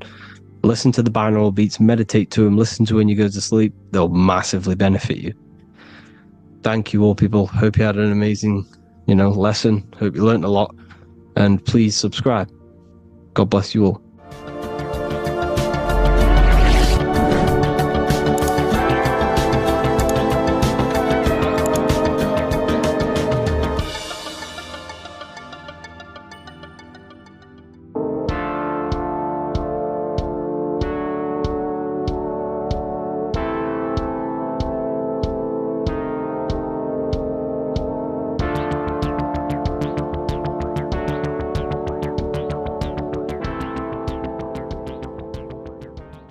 Welcome back everyone to another video. Today we're going to cover everything that you need to know about the mind, starting with the two aspects of the mind, the conscious and the subconscious. The male aspect of your mind is the conscious. This is the 10% of your mind. The conscious part of your mind is only aware of everything around you, your vision, your sight, your smell, your taste, your hearing, and your current state of emotion and thought. Every thought that you consciously think about has an emotion directly attached to it. That emotion is then impressed onto the subconscious part of the mind. The subconscious part of the mind is the female aspect of your mind. It is also a whopping 90% of your mind. Subconscious mind is controlling all of the subconscious processes which happen within your body. For example, your subconscious mind is controlling your heartbeat, your digestion of food, and all of the things that you do not have to tell the body to do. It is the hidden part of our mind which is controlling all of the hidden things. The subconscious mind is like a recording supercomputer. Everything that you have experienced in your life is all recorded and stored within the subconscious mind. One of the most important things about your subconscious mind is that it stores your mental programs. Everything in the subconscious mind manifests into behavior and actions within the body. Your daily basis routine and habits are all mental programs within your subconscious mind. These mental programs are created by mainly two ways. 1. Repetition, and 2. Emotional impact. The repetition is fairly simple to understand. The more you do something, the more it impresses onto your subconscious mind and becomes a program. That program will then manifest into your behavior. However, with the emotional programs, they work a bit different. The stronger that you feel an emotion, the stronger it is impressed onto the subconscious mind. And then that emotion becomes a program. For example, you had a very traumatic moment happen when you were a young child. The emotion that you felt was so strong in that moment that it impressed into your subconscious mind so hard that you can recall that moment like it was yesterday. That traumatic event that happened to you when you were young will still manifest into your daily basis behavior even to this day. However, it manifests subconsciously. For example, if you were in a car crash, you will be wary to enter cars with certain people. All because of that traumatic emotion that you felt and impressed onto your subconscious mind. Another example of the subconscious manifesting into our behavior is posting on Instagram. Most of the time, the reason why you post is because your subconscious mind is seeking gratification. So before you actually do something, question yourself and find out the root cause of why you are doing this. Another thing that you need to understand about the subconscious mind is that it takes everything you say in here literally. So for example, if you go and say, "You are an idiot" to someone, your subconscious mind will only pick up the word idiot. It only knows yourself. It doesn't know anyone else. You are casting a spell on yourself just by saying that to someone else. This is why the golden rule is to treat others like you'd like to be treated. Now, you can rewrite these programs which are already in your subconscious mind. However, it does take consistency. You have to change these programs which have been running for years. And by changing these programs, you change your behavior, because these programs manifest into your behavior. The best way to do this, personally, is to listen to affirmations first thing when you wake up in the morning, and do this for 10 minutes every single morning. Then at night time, you want to think and feel that you are becoming the reality that you desire. The more that you feel this reality, the more it will become a program and impress your subconscious mind. For example, you're trying to gain financial freedom. If you trick your subconscious mind into creating a program saying that you are financially free, this will manifest into your behavior. You will start doing more work. You will start looking for ways to make money. Your mind will be set on the frequency of money and financial freedom. Therefore, you will receive thoughts based around this program. If you take enough action, your life will dramatically change because of this program that you created in the mind. This is why we call it a mindset, because your mind is a frequency tuner which sets its frequency onto different thoughts, because thoughts are frequency. If you fill your mind with a specific frequency, you will gain thoughts and ideas based around that frequency. To create a stable mind, you need to master your emotions. You need to change your mindset. Everything that you experience is neutral. Based upon the mindset that you see it, you either give it a positive or negative charge. By understanding this deeply, you will then control your emotions. I hope you gained some wisdom and enjoyed this video. please, if you can, leave a comment and a like, and subscribe to the channel if you like this content. Love and light to you all.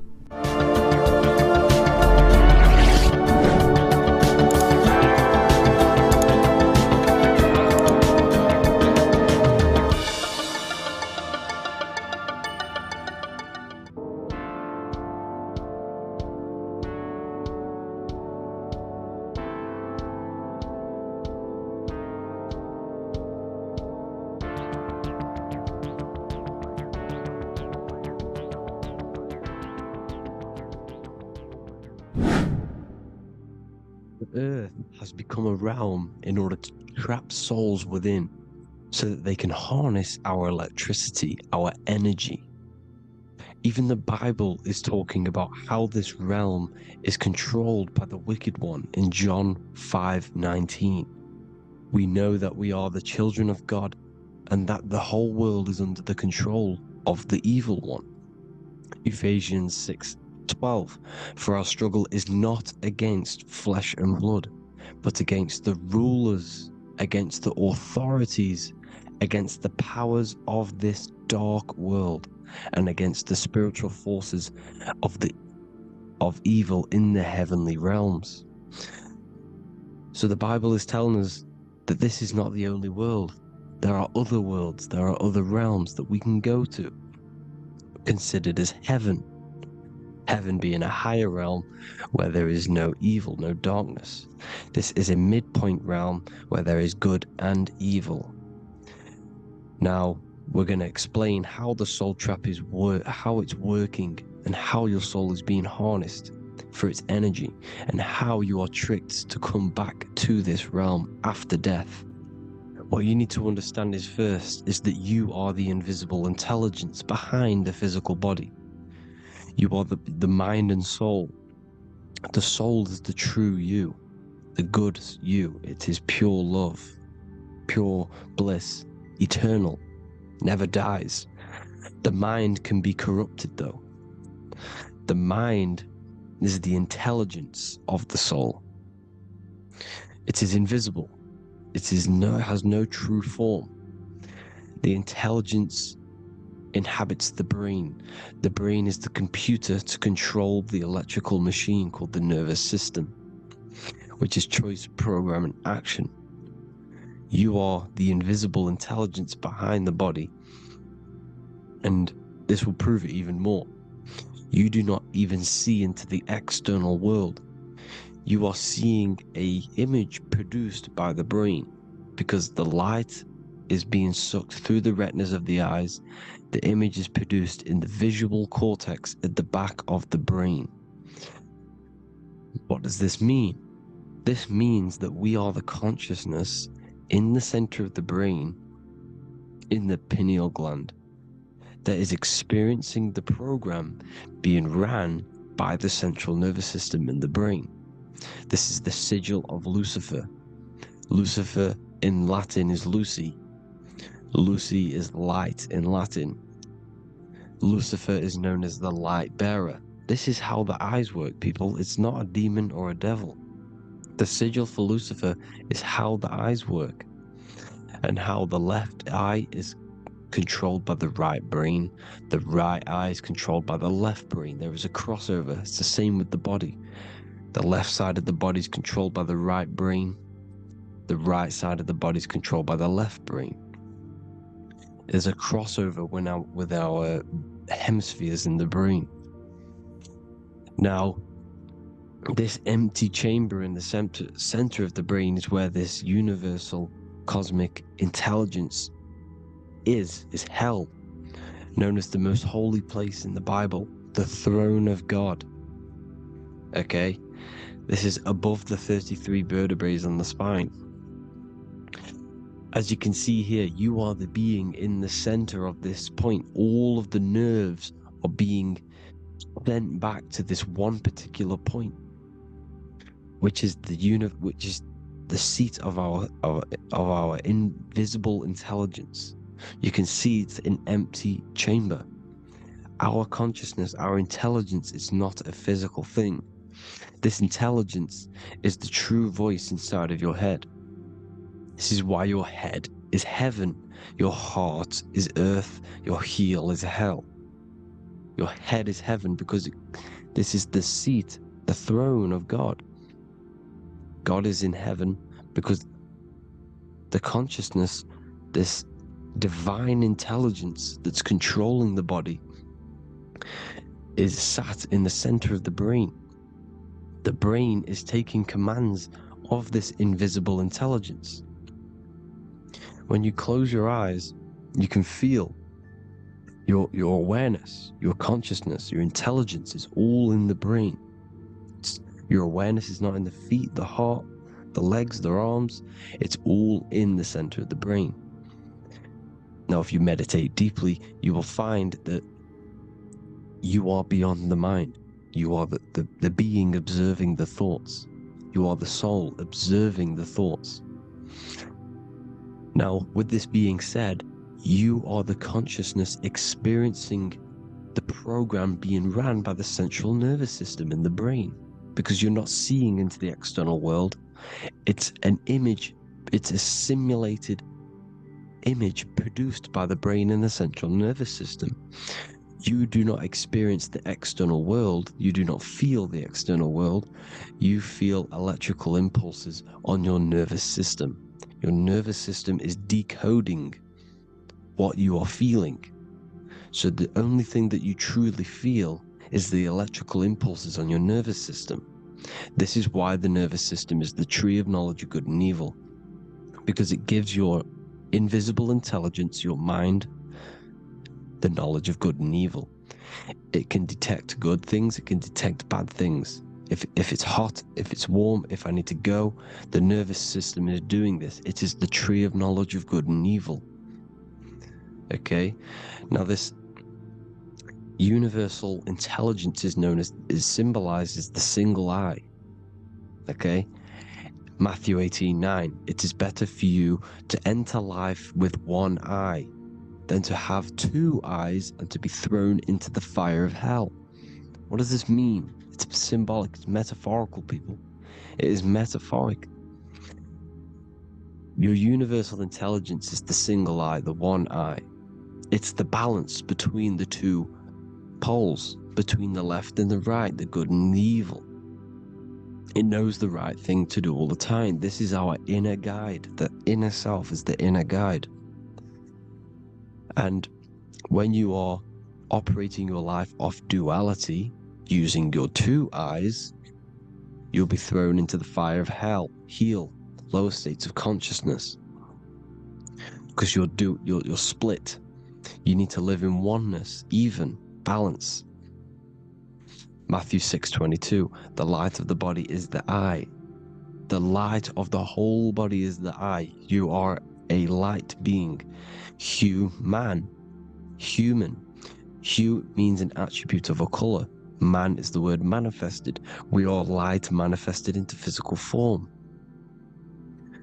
Depending on your vibration is depending on what color that you are vibrating on, which is a hue, a human. If therefore thine eye be single, thy whole body should be full of light. Again, it's talking about the single eye, oneness, completeness. When you balance the hemispheres of the brain, we'll go over that later. But anyways, the body is the earth. This is what we need to understand, people. The body is running the simulation, the program that our consciousness is experiencing. So when we leave the body during death and astral projection, we leave the earth. This is how it works. The body is the vehicle for the earth, for this realm. Everything exists within our mind. You have the soul, mind, and body. The soul is the observer, the watcher, the true being.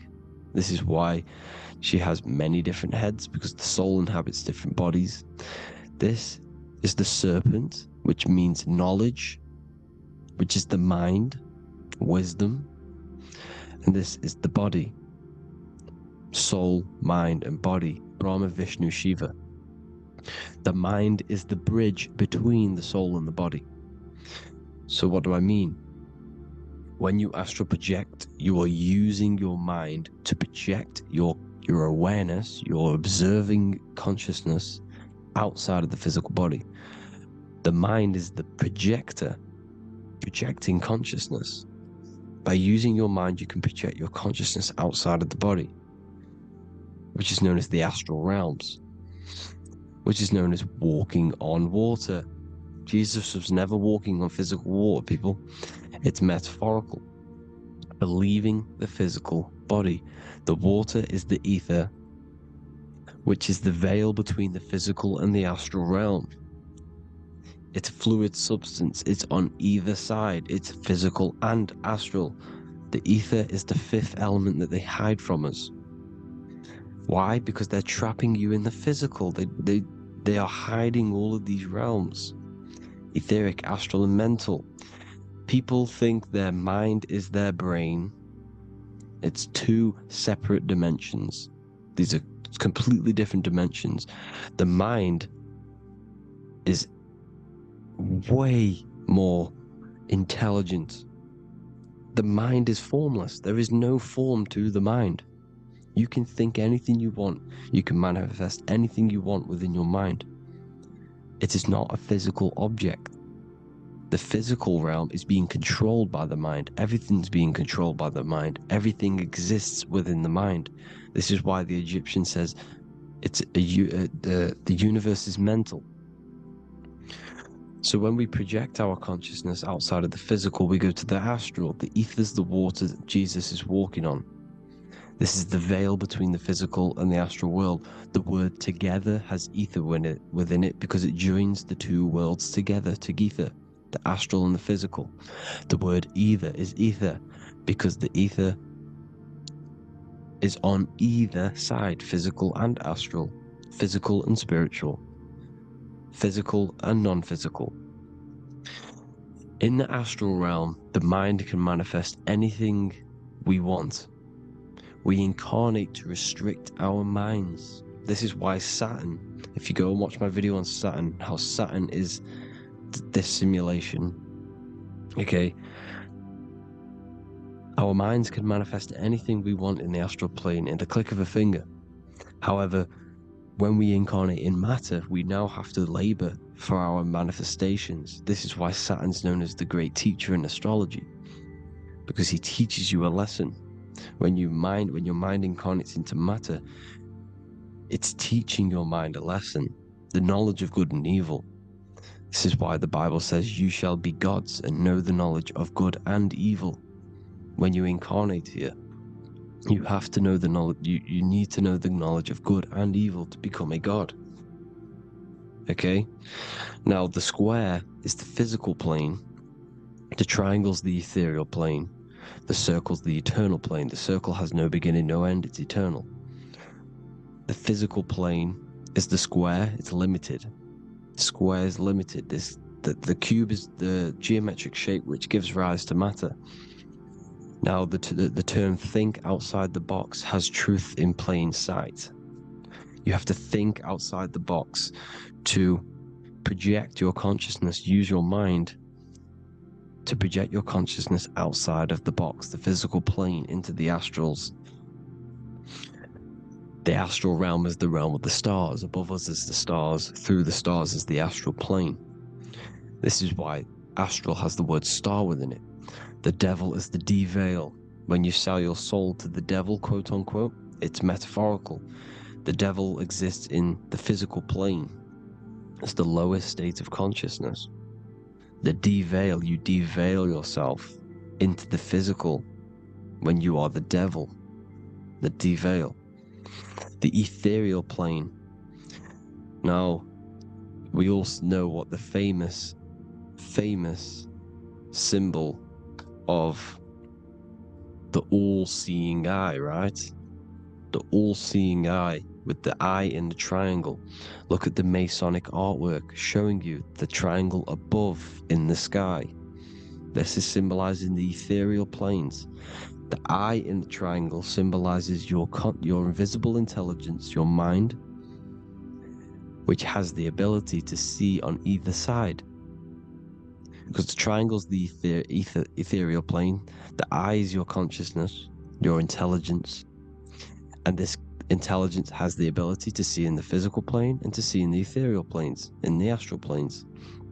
This is why it's above the earth, it's above the ground, because it can see here, it can see in the heavenly realms.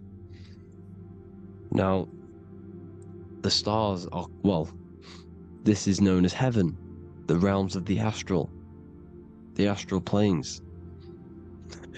This is some quotes from the Emerald Tablets of Thoth. Out of the darkness ye must rise upwards, one with the light and one with the stars. Man is in process of changing to forms that are not of this world. Grows he in time to the formless, a plane on the cycle above. So there's other worlds. The Bible's telling you there's other worlds, there's other realms. Know ye must become formless before ye are one with the light, the astral light above, which shining through the stars. Not of the earth are ye, earthy, but a child of the infinite cosmic light.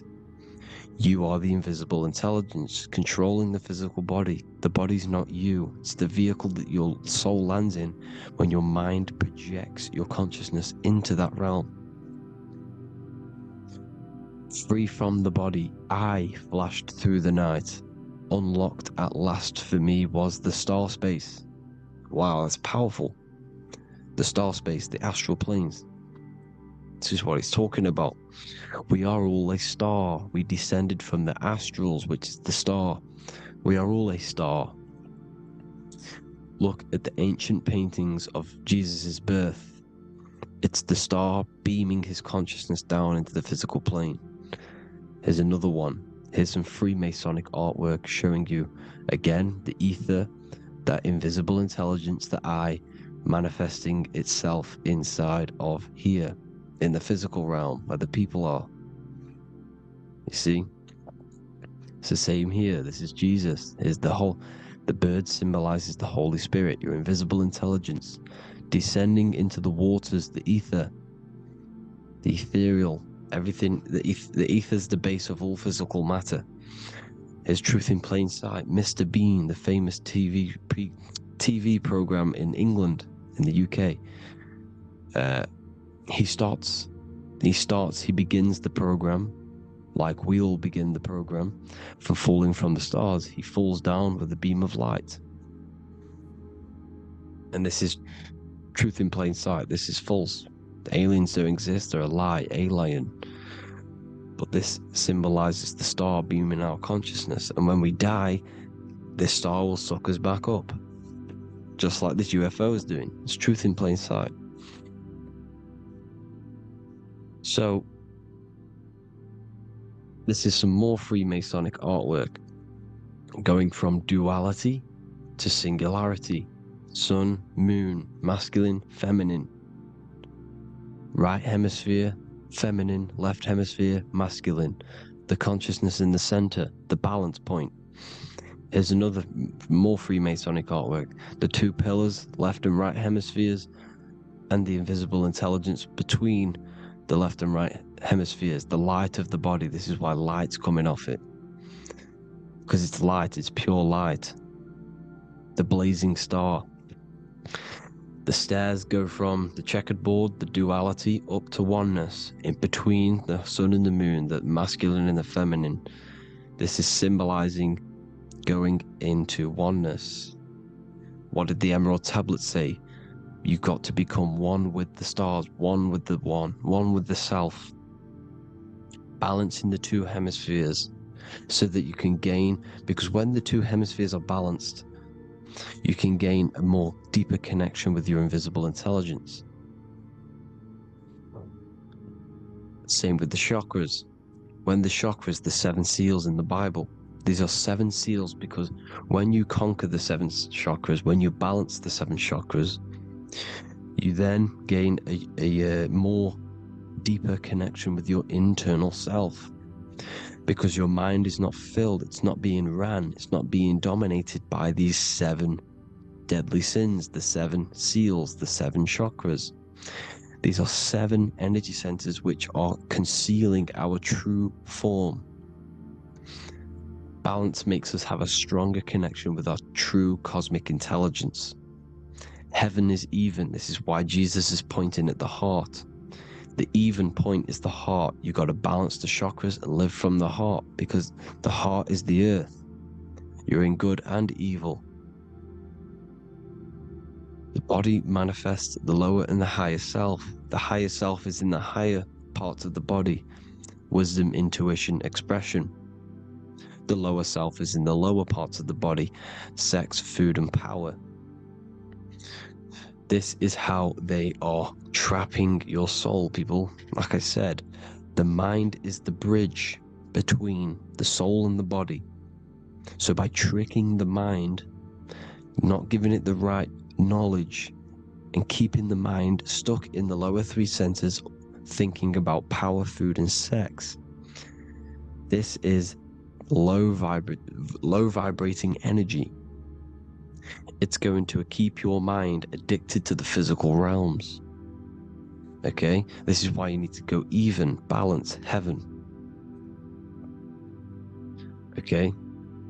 I will explain the soul trap in a second, how it fully works. But I'm telling you all the science behind it so you can understand. When you are doomed, you are domed. This is the dome, the firmament, the firmament, the mind. Ment is mind, firm is firm. A firmament is doomed under the firmament. You must have a loose mind, an open mind, to expand your consciousness beyond the stars, beyond the ethereal barrier. You have to vibrate higher than this world. Your consciousness must be expanded more than the physical plane. You need to learn how to astral project. You need to learn how to leave the body, how to operate outside of the body, so that when you do leave the body, you will have recognition, you will have knowledge, you will have practice. But this is as above, so below. The woman's belly is the earth. It's as above, so below. It's a microcosm of the macrocosm. We are the children in the womb. We are the people in the earth being ready to be born into the heavenly realms. As above, so below. It's a microcosm, macrocosm. Everything is in everything on a bigger and a smaller and a larger scale. Now, when the baby figures out that there is a world beyond its mother, what happens? The baby starts to move around and tries to get out of the mother. Because once it starts to hear the external world, starts to hear people, it's going to wonder, what's outside of why am I in here? What's outside? So the baby will force its way out of the mother. It's the same with our minds, as above, so below. When our minds figure out that there are other realms beyond this world, we will seek a way out. This is the womb, the mother earth, mother nature. It's the mother. We're in the womb. We can be born out of this world, which is being born again in the Bible. When you are doomed, you are domed under the dome, under the firmament, the firm mind. The firm mind will keep you under the firmament. Due to the law of polarity, there has to be other realms. There has to be. Because the law of polarity works in this world, and it will work on every scale possible. It's universal laws. These are universal laws. The law of polarity means that there are other realms polarizing this realm. There is a hell, there is a heaven. There is a midpoint, which is Midgard, which is the one we are in now. Earth, heart. Earth is the heart. Heart is the center, good and bad. The balance between good and bad. Your reality is your level of realization. Your mind realizes other worlds, you will seek a way to them worlds. It's that simple. The soul trap is to keep you stuck in this physical body, which is the earth. This body is the earth. It's running the program, like I said at the beginning. It's running the simulation that your consciousness is experiencing. You are an electromagnetic being, and you're hidden in a cage, your rib cage, and you're stuck in cells, a prison cells. Look, you're in cells. We produce electromagnetic energy. Your soul produces this energy. And by trapping your consciousness inside of this physical realm, they harness this energy within the astral realms. They're using you to manifest demons, because your mind creates demons through emotions and mental thought energy, which is a whole nother video. I can make a video on that.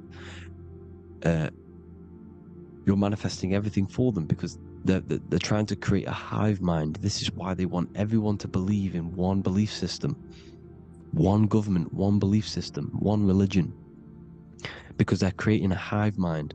This hive mind will manifest and be summoned within the astral planes, because the mind manifests the astral plane. The astral plane is the realm of imagination. The mental plane is the realm of just thought alone. The etheric plane is the energy. The physical plane is the matter. So all of our minds together are manifesting these demons within these subconscious realms, the astral. Now, how are they keeping you stuck to this realm? Well, when you die and you're stuck in your lower three chakras, okay, when your mind and soul detaches from the body, which is the earth, when you leave the earth, you're still going to have these mental addictions to the food, the sex, the materialism, the phone, the cigarettes, everything. This is why they get you addicted to everything possible. The TikTok, the YouTube, they get you addicted to as many things possible. Because when your mind is addicted to these things, and when this mind leaves the physical body, you're still gonna have these addictions. Okay? You're still gonna have these thoughts. And you will be manifested into the lower astral realms because you're thinking materialistic, you're thinking negative, because your level of realization was your reality. You were manifesting hell on the earth. When you leave the body, you're going to manifest hell in the astral planes, which means you'll be vibrating on the very low, which will put you in the lower astral realms. So guess what? You're going to come back. You're going to come back into materialism. You're going to reincarnate. Because you haven't prepared for life after death. You must detach from the external world. Okay? Moon is mind. The sun is the soul, the earth is the body, the moon is the mind. This is why we say lunatic. In your mind, you have a specific mood. Moon. Money, M-O-N, is the moon. Money exists in the mind. They get you addicted to the money. The Bible's telling you this. Do not conform to the pattern of this world, but be transformed by the renewing of your mind. It's telling you. Of this world, but be transformed by the renewing of your mind. Who knew that the Bible was this deep? Matthew 16:26, what good will it be for someone to gain the whole world yet forfeit their soul? James 4:4, don't you know that friendship with this world means enmity against God? Therefore, anyone who chooses to be a friend of this world, of the world, becomes an enemy of God. John 4:4, dear children are from God and have overcome them, because the one who is in you is greater than the one who is in the world. It's talking about the invisible intelligence. It's greater than the physical world. John 2:15, do not love this world, nor the things it offers you. Because this world will create you to, if your mind has attachments to what this world offers, sex, money, and power, pretty much, you will reincarnate here. You will come back here, because when you leave the body, your mind will still have these addictions. Do not love the world, nor the things it has to offer you. All of this is in my newly published book. The paperback versions are now available. Finally, for all the people who have been waiting, the Book of Wisdom. All of this knowledge is inside of the Book of Wisdom. The paperbacks are available. There's worldwide shipping. You can get it anywhere, pretty much, any country. My new website, it's amazing. There's going to be some amazing products coming on the new website. But I thank you all for the support. Before I leave, I need to explain what is going on with the soul trap. Like I said at the beginning, the mind's the bridge between the soul and the body. The body's the realm. By tricking your mind with false knowledge, they are keeping your soul stuck to this realm. They get you addicted to all the physical things, and that is it. As soon as you're addicted and you die, you're going to come back. So by tricking your mind, which is the bridge between the realms, they keep your mind stuck within this body. They keep you in physicality. They deveil you, the devil, the deveil. Thank you all for the support, people. If you do want to join the Academy, all the links will be posted below this video for the book, The Academy. Thank you all for the support, and have an amazing day.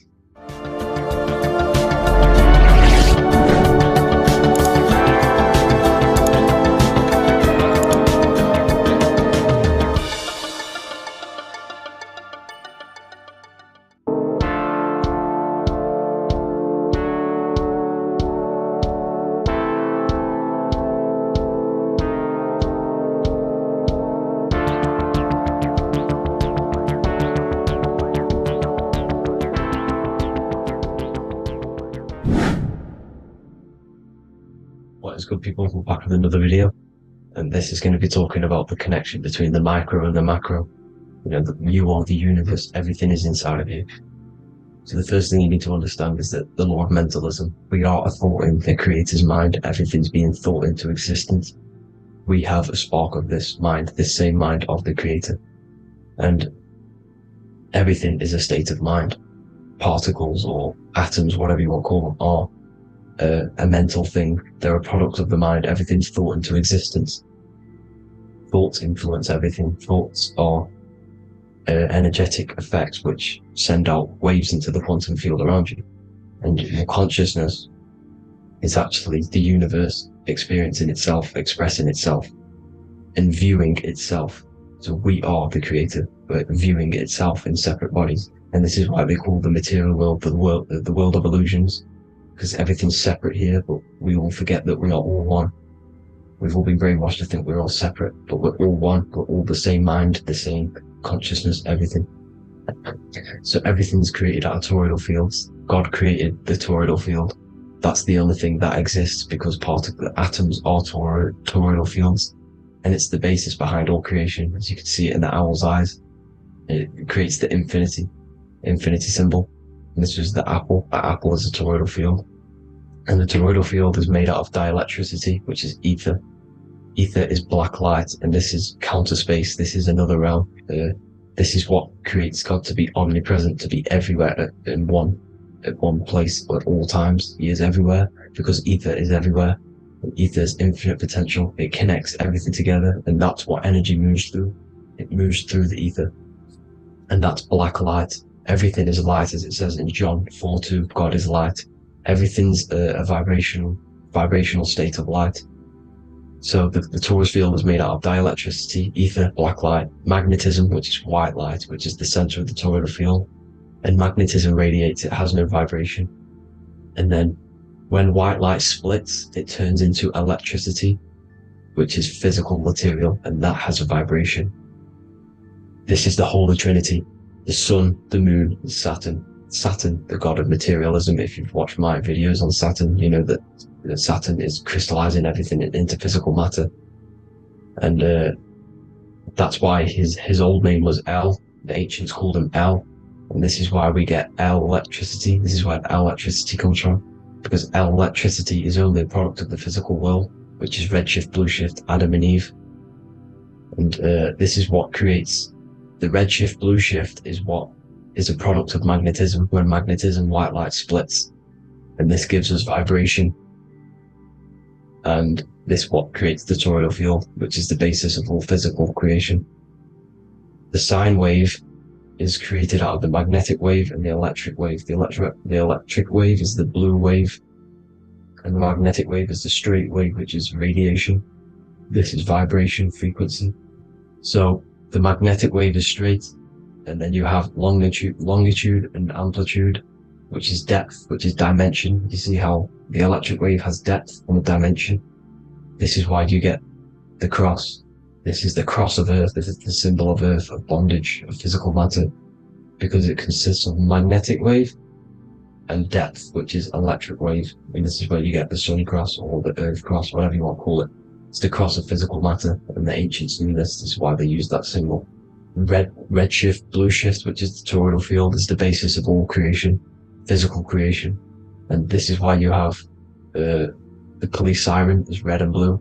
The Matrix movie, red pill, blue pill. You have red blood and blue blood in your body. The Democrat and Republic, the two parties, red and blue. Like your taps, on your taps, you have a red and blue tap. One's generative and one's destruction. Fire, destruction, water, generative. So this is the basis of all things. And electric wave has dimension, like I've already said, depth, material, and it's measured in hertz. It's measured in hertz because it hurts you, it decays, because the electric wave has a vibration, and vibration always has to go back to a standstill point. This wave cannot go forever, but the magnetic wave will go forever. It's radiation. Magnetic is radiation. It radiates forever, it pulses, but the electric wave will at some point come back to a standstill point, and that's why it hurts, it decays. That's why our physical body decays, because we contain of electricity. This body is an electric body, and it will return back to stillness like a guitar string. If you vibrate a guitar string, you pull it, it will vibrate, make a sound, and then go back to a standstill point. It's the exact same with every single toroidal field within the body. It will decay, and this is why our bodies decay, and everything in creation decays. So we're born into sin. The sin of Eve. The sin of Eve is us biting into the tree of knowledge of good and evil, which is the systems in the body. And the sin of Eve is biting into the sine wave. We bit into the sine wave. The sun moves in a sine wave. Our DNA is a sine wave. Time is a sine wave. Everything in this creation is a sine wave. This is why the dollar bill is a sine wave. Magnetism and electric waves in one. And this is the sun doing its sine wave, which creates, when you go bowling, it kind of creates that pin that you hit over. That's the pin of the sun. The zodiac sign is a sine wave, because the zodiac sign is an expression of the toroidal field, because magnetism unfolds into 12ness. And that's why you have 12 zodiac signs, 12 systems in your body, 12 cranial nerves in your head, in your brain. So if you can imagine this, see where my pointer is, always starts with Aries. Aries is the head. It's the first thing that's created in the womb. And this is Aries, the ram. And this is why it's called a cerebrum in your brain, which is the first thing that creates when you're in the womb. And what's the element of Aries is fire. Fire is the first element. F-I-R, first, because it's the first thing on the wheel, the first expression of energy. As you can see here, my pointer, this is the center of the toroidal field. It would go Aries, Virgo, Capricorn, Pisces, Scorpio, Cancer. Then we go back to Libra. Libra would be center. But you see how the toroidal field is the expression of the 12 energies. That's what the constellations are, the energy expressions of the toroidal field. So it would go outwards, starting from Aries here, all the way back to Pisces, which is beyond the bottom half. But Libra would be the center. That's why Libra is the equinox. It's the equinox. Libra is when it goes from summer over to autumn. It's the equal. It starts to transition into the winter side. Equinox, equal, which is Libra. And that's why Libra has the two scales. It's symbolized with the two scales. That's because of, the sun moving over. It's being judged. It's equal now, but then it's going to tip over into the winter. That's why Libra is here, the center of the sine wave. Like I said before, magnetic energy unfolds into 12ness. Magnesium is number 12 on the periodic table. It's the sacred number. And this is why the scientists are trying to, NASA is trying to bring in another constellation to destroy the holy science of astrology. So Aries rules the head, which is Mars. Taurus rules the neck, the lower head. Gemini, the two twins, which is your lungs, your two twins, your arms, two twins. Cancer, the breasts, or the chest area. Leo, the heart, which is the sun, which is fire, the center of the toroidal field. Virgo, the belly, which is the intestines. Libra, the kidneys, the two scales, the kidneys, balancing out everything. Scorpio, the sex organs. Sagittarius, hips and thighs. Capricorn, I've missed that out, which is the kneecaps. Capricorn, kneecap. Aries, which is the ram, which is the cerebrum in your brain. And then Aquarius, the calves and the ankles, and the Pisces, the two fish, the 2 feet.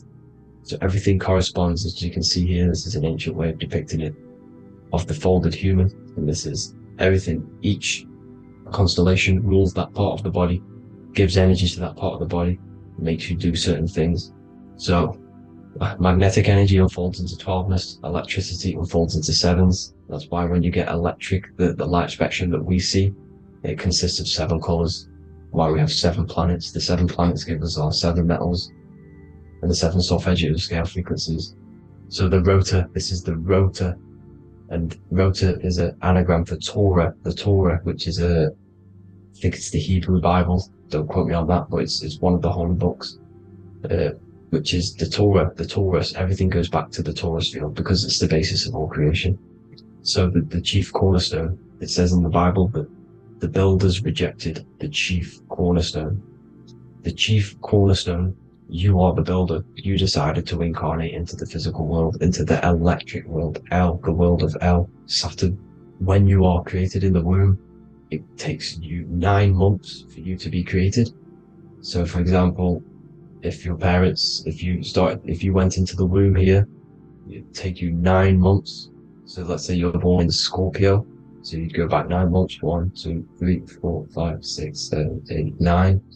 You consist of all of these 9 energies because it takes 9 months or however long you took to be born. Some people are born earlier. You'd have to find out how many months you were in the womb for. But you consist of these 9 energies, and each constellation has a cell salt associated with it. And these cell salts are vital for your health. And your cells are the optimal health of your body. So the chief cornerstone that you rejected is these 3 cell salts, these 3 constellations. So you're mineral deficient in these 3 constellations. For example, fluoride, magnesium, phosphate, and potassium sulfate. So that's the chief cornerstone. And a cornerstone, people always get it rejected with the cornerstone. The cornerstone is not, it doesn't say the cornerstone in the Bible, it says the chief cornerstone. The cornerstone is a cornerstone of a building, but a chief cornerstone is the top of the pyramid. This is where we get the pyramid of the wheel. So you're mineral deficient in whatever 3 zodiac signs you're not. You were not in the womb for. This is the chief cornerstone you rejected. So the human body is the micro. It is the universe in a physical form. It consists of everything in the universe. Just like your consciousness is the universe watching itself, experiencing itself. Your body is the whole universe. 12 systems in the body, 12 zodiac signs, 7 chakras are the 7 planets. The Holy Trinity of you is your Temple of Solomon, the soul and the mind, the sun and the moon. Everything is in you. You consist of everything, all the energies, everything. Heaven and hell. Heaven and hell is a mind state. It's a state of the mind. Head, H-E-A, which is heaven, and the heel, the bottom of your foot, is hell. And the bottom of your foot is the soul. So they're basically saying, it's wordplay. They're saying that your soul is in hell because, with the elites being in control. So they call the bottom of your foot the soul, trying to say that you're in hell. The Christ is in you. And this Christ is Greek for Christos. And Christos is Greek for the oil. And this oil is produced in the cerebrum, the Aries, the ram, the cerebrum, it goes down the pineal, the pineal and the pituitary are underneath the cerebrum, goes down the pingala and the ida, the pingala being the positive charge connected to the pineal gland, pin, and the ida connected to the pituitary. And this is the two serpents going down the spinal column. And this is why Jesus goes from Nazareth to Bethlehem, and then Joseph and Mary are waiting for Jesus in Nazareth. Joseph and Mary are the pineal and the pituitary gland waiting for Jesus to come back up the River Jordan, or spinal column. So this is the oil. This is the story of Santa as well. Santa comes from the North Pole. Why? Because the North Pole of the Earth is the center of the toroidal field, and the North Pole of you is your spinal column, which is the North Pole of the toroidal field. The North Pole, he comes from the North Pole. This is the North Pole. This is the South Pole of the toroidal field. Comes from the North Pole, which is your mind. And he goes down the chimney and then back up the chimney. This is the chimney. And he drops off the present, which is the Christos, the oil. And this is why Jesus is crucified at 33, because he crosses over the vagus nerve at the top of your spine. When this oil comes back up the 33 vertebrae, these are your vertebrae here.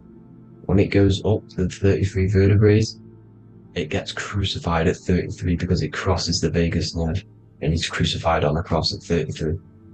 This is the story behind Jesus and Santa.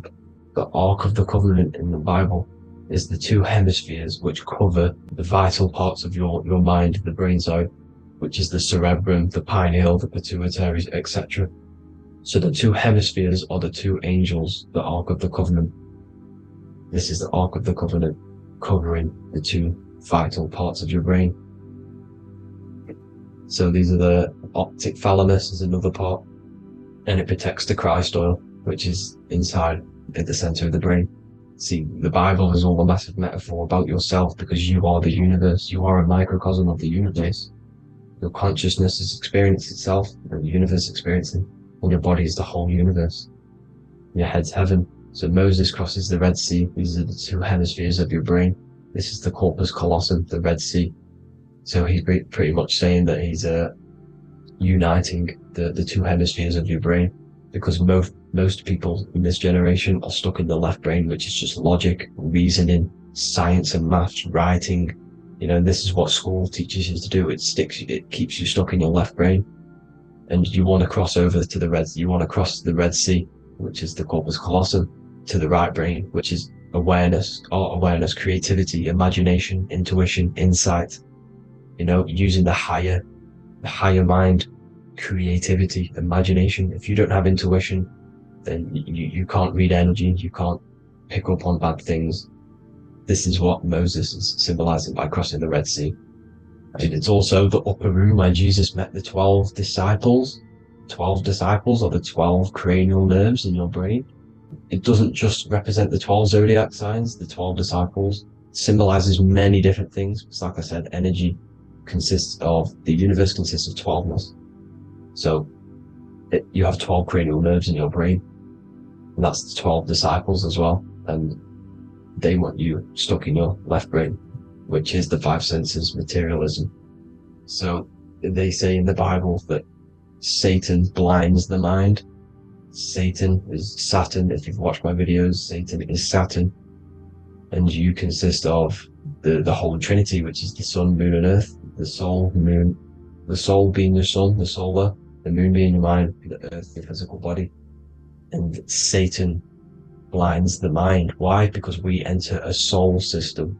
This is a soul system, not a solar system. And Saturn is the Lord of the Rings, which is the outer ring. When your soul enters the soul system, your soul starts to materialize, it hits Saturn. Why? Because Saturn starts to materialize you. You take on the 7 virtues, which are the 7 planets, which are your 7 chakras. And to get out of this soul system, you must get out of your lower nature, your animal nature, which is lust, desire, greed. The number of the beast, 666, which is Saturn, Satan. So you enter the soul system, you take on the 7 energies, which you turn into physical matter. And this is your descension from heaven, to say hell. And then you must raise back up from matter to spirit. They say Satan blinds the mind. Why? Because your mind gets materialized, your soul and mind get materialized. And when you get materialized, it's an intense experience. You lose the divinity within you. You forget the divinity. So Satan, which is the first planet, first energy you take on, the material body, he blinds the mind. He makes you forget everything, your divinity. Then you must remember, ascend up Jacob's ladder, the 33 vertebrae, to heaven. And this is a microcosm of the macro, because you will ascend back up to heaven if you do this, when you leave your physical body, when your body decays. So when it talks about in the Bible, completely destroy them, the Hittites, the Amorites, the Canaanites, all the ites, this is what God says to the Israelites. It says completely destroy them. It's basically symbolizing saying destroy your lower nature. The Canaanites, cannibals. We're under a Canaanite system now, which is cannibalism. And this is flesh eating, lust, greed, all the demonic stuff, all the lower vibrational stuff, the lower nature, eating, sex and survival, the lower three chakras. You must get out of these lower three chakras and return back to spirit, which is heaven, which is spirit, love, being holy, being truthful, being passionate, going back to Satan blinding the mind. All of the planets are made out of these three symbols. Satan blinds the mind, and that's why Satan's symbol, this is the symbol for Saturn, Satan, this symbol of Saturn is the cross, which is physical matter, the earth, over the moon is your mind. So the Saturn symbol saying matter over mind, he blinds the mind, Satan blinds the mind once you enter the soul system. And you must remember, in the Bible it talks about the Genesis, which is Eve, the sin of Eve, which is biting of the tree of knowledge, with the serpent which wraps around the tree. It says the serpent placed himself on the tree. Well, the serpent is the spinal column. It's the serpent telling you eat from the tree of knowledge of good and evil, which is your nervous system. And eating from the tree of knowledge of good and evil is doing bad things. For example, over-sexualized, overeating, eating the wrong food. That's eating from your nervous system. It's decaying you, and it's preventing you from achieving the God self, the God consciousness. This is the symbolism of, the tree on the serpent, telling you to eat from the left brain, with the left brain being the sinister. Sinister is Latin for left. That's sin. Sin is left. And left is lefty Lucy, Lucifer, right, righteousness, right, God, godly. The tree of knowledge of good and evil, which is your nervous system, because it determines good or bad. That's the only thing you experience in this world is your nervous system. And then the tree of life is the cardiovascular system, and the Garden of Eden is your body. So that's it for this video, people. I hope you've got a greater understanding of how you are the universe and everything is inside of you. Just keep in mind you are the universe experience in itself, and your body is a reflection of everything. The 12 constellations, the 7 planets, everything's inside of you. This world is an expression from the inside outwards. You can't affect the outside world to manipulate reality. Everything's inside of you. I hope you got a greater understanding of this. God bless.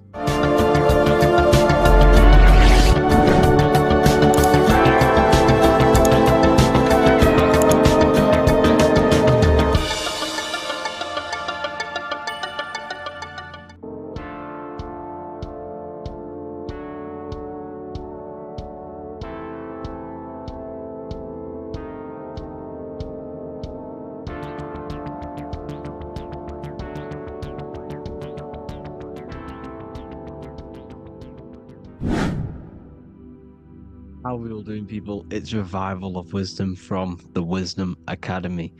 Today we're going to be breaking down God, consciousness, and the higher and the lower self, and how to overcome the lower self. Now, the first thing you need to understand is that you are the invisible intelligence within the brain, within the body. This invisible intelligence is known as the mind. But you are not the mind. You are the observer of the mind, which is the soul, the invisible entity. The mind is your intellect, your intelligence. Now, the mind is it's hard to put this in words, but the mind is something that gives you the ability to explore the universe. And this inner self is the I am. It's the quiet, the inner self, the voice you see in you hear in your head. This is why within spells high twin, inside, internal.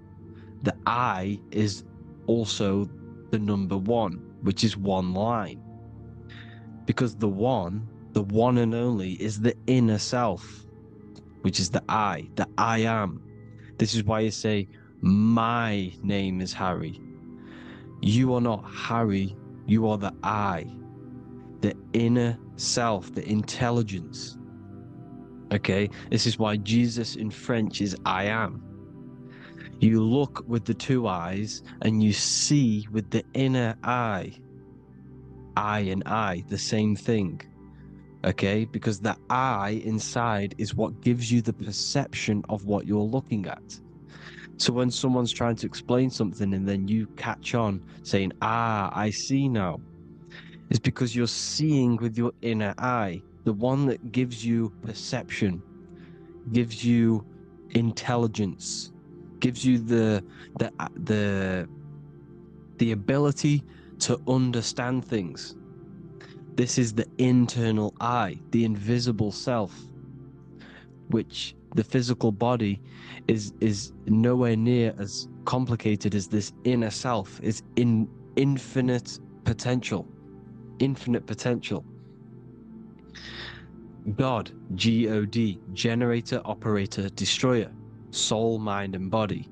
Brahma, Vishnu, Shiva, the Father, the Holy Spirit, and the Son. They're all the reason why you see God is always a triad is because it represents yourself. Your invisible intelligence is God. Me and you are the same invisible intelligence. We are the invisible intelligence experiencing the program being ran by the central nervous system and the brain. I always say this in my videos, but I have to, in order for you to understand the things that I'm going to say later on in the video, you need to understand this concept, is that you are the consciousness experiencing the nervous system, the tree of knowledge of good and evil, which is you here. You would be in this invisible intelligence right here in the center of the brain. Now, this is why the ancient Christians show God is in the brain.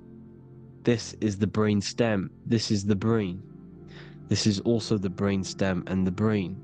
The brain stem and the brain. It's all depictions of the brain because the brain's the computer, the electromagnetic computer, which decodes the demands created by the invisible intelligence, the I, the inner self, you, your true self.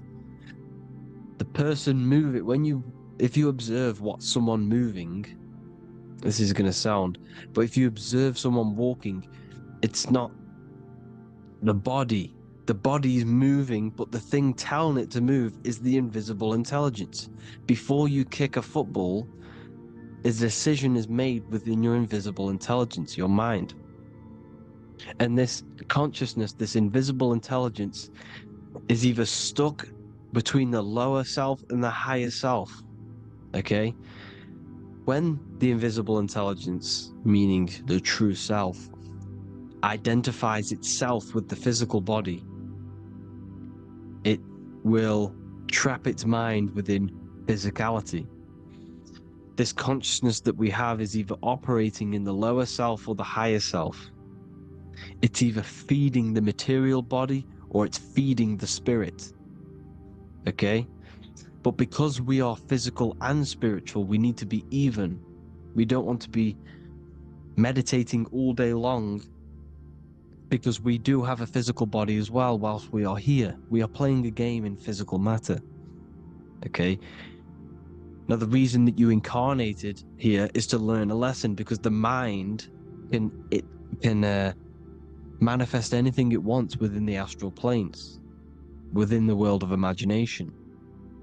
It can manifest anything it likes, but it incarnates into matter, into this game, so we can understand Labor, because anything in matter you have to labor to manifest. But in the astral, you can manifest at the click of a finger.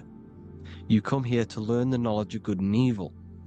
And your consciousness, I came out a bit off topic there, but your consciousness is experiencing the lower or higher self. The lower self is manifested in the lower parts of the body. Sex, food, and power, the lower three energy centers. These centers are like mini brains. You are literally thinking with these centers. And when your mind is stuck within these lower centers, you'll think, have you ever heard the term of thinking with your penis or thinking with your, you know what, as a man? Even females maybe, but mainly this is a boy saying, you're thinking with your penis. This is a truth, it's truth in plain sight. You think with these energy centers. When you're living off the lower three centers, all you care about is sex, food, and power. Eating, sleeping, and greed. Power's kind of like greed. Now, when we move up to the higher parts of the body, when we live our life within the higher parts of the body, this is considered heaven. Love, expression, intuition, and wisdom. This is what we need to be aiming to do, moving out of the lower half of the body and living our life within the higher self, the higher parts of the body, thinking with the higher energy centers, thinking with love, expression, intuition, and wisdom, spreading love, expression, intuition, and wisdom to others. Heaven is even. This is why Jesus is pointing at the heart chakra, always pointing at the heart. Earth rearranged his heart, because in earth you're manifested as a physical being. You're in the heart, good and bad. You need to be balanced between the good and bad. Because love can be a demon too. That's a whole nother video, but love can be a demon. Now the seven chakras are known as the seven seals in the Bible. When the Lamb opened the seventh seal, there was silence in the heaven for about half an hour. This is a verse from the Bible. The Lamb is Aries, which is the higher brain, the cerebrum, Ram, Aries. Because when the Ram opens the seven seals, you enter the kingdom of heaven. Because these chakras seal your invisible intelligence. They seal your true self. You are behind these seven seals, your true invisible self, your true consciousness. Because behind these seven seals, you do not think about anything materialistic. Your intelligence is not material. It's not physical. It's not from the physical world.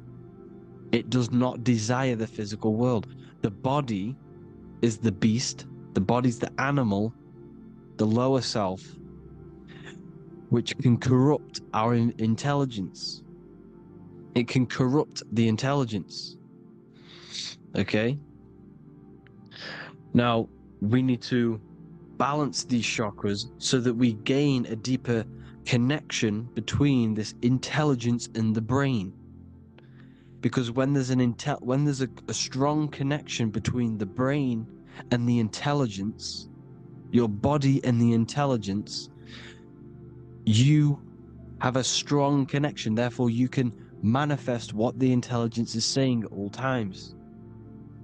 Meaning, when, for example, your higher self, this is intelligence, the higher intelligence is always speaking to you. It's always guiding you. It's always telling you the right thing to do. You can feel it when you're doing something wrong. You can feel that you're doing something wrong, because this higher self, this intelligence knows what it needs to do here.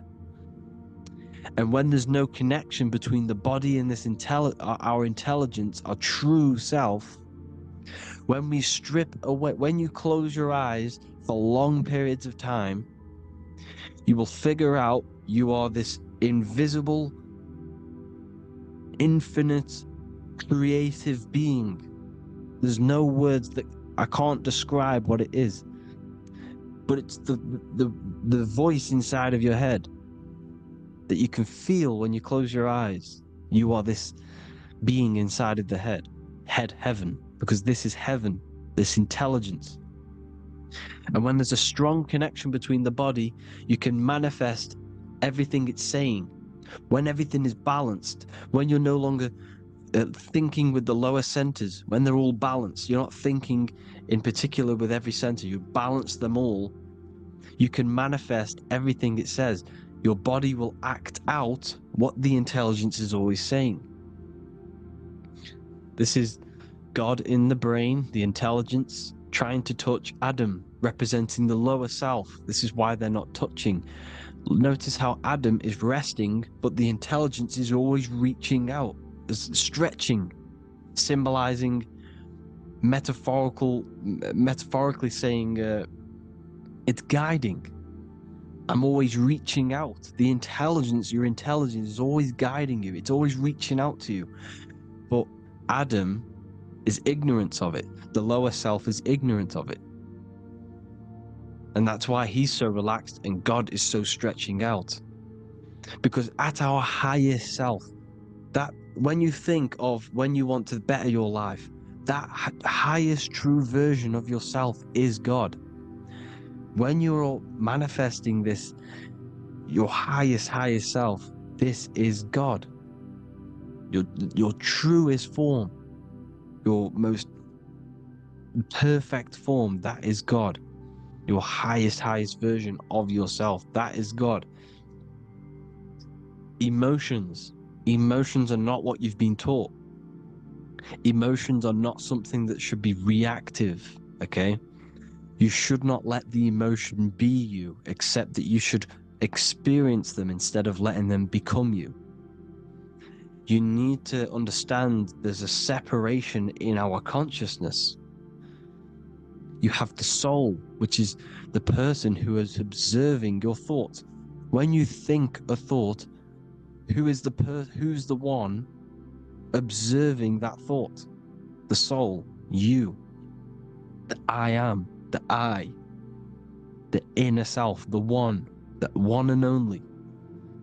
And inside of every single body, inside of me, inside of you watching this video, there is this same intelligence that is inside of me, inside of you. And it's the exact same intelligence, experiencing a different body. And this is what we mean by the universe is mental. We all are all sharing the same ball of consciousness in a different body. The animals, the fish, the cells, all expressing this one consciousness. Me and you are the same. This is why the golden rule is treat others like others should be treated, because I am you and you are me in a different body. Now, going back, you need to identify that there's different levels of consciousness: soul, mind, emotion, and body. Okay? Your emotions are on a separate layer than the body, the mind, and the soul. So when you identify there's a difference between all of these, you do not let them become you. You do not let your mind rule you, because your mind can be corrupted. Your soul is the one that is pure good, pure love, but your mind can be corrupted. Okay? Your emotions can be corrupted. The body can be corrupted, but the soul can never be corrupted, only layered on top. You can only throw piles of programs within the subconscious, layering the soul down, but deep down inside of every single one of you, there is a loving being. Because the love comes from the heart. Love is the universal emotion, expression. Now, your thoughts can become bondage, your emotions can become bondage. Now, what do I mean by bondage? By conquering the lower self, we need to conquer our own mind, because the mind is what's manifesting the lower self. When you're thinking with the lower half of the body, when you're becoming your emotions, you need to experience the emotion, not become the emotion. Do not let the emotion become you. Do not let your thoughts become you, because your thoughts are tools that you can manifest. Your thoughts are the idea. Your emotion is the energy that you can use to manifest that thought. Your emotion is energy in motion, emotion. You use emotion to manifest, to feel as if you already have the thought. Therefore, you become that vibration. Therefore, your emotions are actually a creational force that is given to you to manifest things because you're a human, a manifester. You're here to manifest things. You're a creator. You are a god. Your inner self, your intelligence, your I am, the one and only inside of you, the inner self, the quiet one, the one that's deep, deep down, the invisible intelligence, is a creating. It's creating things all the time. All the time. Speak no evil, see no evil, hear no evil. This is the astronauts, they're Freemasons, but they understand this because thinking, seeing, and hearing can corrupt your mind. And when you have a corrupted mind, you'll have a corrupted subconscious. The subconscious will manifest into the body because 90% of your behavior comes from the subconscious mind. So you got to speak, see, and hear no evil. A sin, what is a sin? To overcome our lower self, to overcome our lower self, the 7 deadly sins are not something that goes against an external God. A sin is something that goes against your inner guide, your inner conscience, the inner self that is always speaking to you. It's always telling you the right thing to do. A sin is something that goes against this inner guide. And this is why you can feel something where you can feel you're doing something wrong. Because the inner guide is speaking constantly. And when you commit these 7 deadly sins, which are 7 internal states which keep your invisible intelligence bound to your physical body. Because evil, right? Evil love bondage. This is why they stay in this realm and they control this realm, because they love the bondage of the body. They like matter. They want to stay in matter for eternal life. They don't want to ascend back into the heavenly realms where you do not have a physical body. You can explore the universe within the astral planes. They stay bounded to the body, bounded to the 3D construct of the physical world. They have greed, lust, envy, gluttony, wrath, sloth, pride. They want all of this. And if you want that, that's okay. But deep, deep down, you don't want that because your soul is always telling you the right thing to do. Your soul knows what to do to get out of here. It needs to detach from the external world. Detach from all of these 7 internal states which bound you to your lower self, your lower centers. That's what a sin is. You know, you have a left and right brain. The left brain is always analytic. The right brain is metaphorical. So the right brain is producing a holistic view of reality. Now, what do I mean? And not view, perception. When you see, because your eyes are parts of the brain, so when you look at something and you look, that image is produced in the back of the brain in the visual cortex. And then the right brain produces a perception, a holistic, it breaks down what you're seeing into a holistic image, a holistic perception. So for example, if you're in a woods, the right brain sees the whole woods as one big woods. The left brain is breaking that perception down into individual trees, branches, and leaves. So the left brain's to do with duality, the right brain's to do with wholeness, unified. The left brain's dualistic, analytic. This is necessary so that we can pick things up and manipulate them and break things down. We need the left brain, we need the right brain. I'm not saying any of them's bad, But the left brain, sinister in Latin, means left. Because when you're left-brained, you see everything in dualistic. You see everything is dual, when everything's actually one. We need to be focusing and strengthening our right hemisphere. I'm not saying sit in the right hemisphere all the time, but we need to be strengthening our right hemisphere. And this is why left is sin and right is right. Because when you focus on the right hemisphere, you see the holistic perception of creation. The right hemisphere sees humanity as one unified consciousness. The left hemisphere sees everyone as individual persons and egos. Because the left hemisphere is dualistic. And this is why the Bible says, cast the net onto the right side of the ship and ye shall find. John 21:6. What does that mean? Cast your energy, cast your perception into the right hemisphere of the brain, and ye shall find unified consciousness. You shall find your higher self, the one and only. If then you have been raised with Christ, seek the things that are above, where Christ is seated at the right hand of God. Wow. Powerful. What does this mean? Seek the things that are above, where the Christ is seated at the right hand of God. God is your consciousness, your invisible intelligence between the two hemispheres. The right hand of God is the right hemisphere. Seek the things that are above the heart.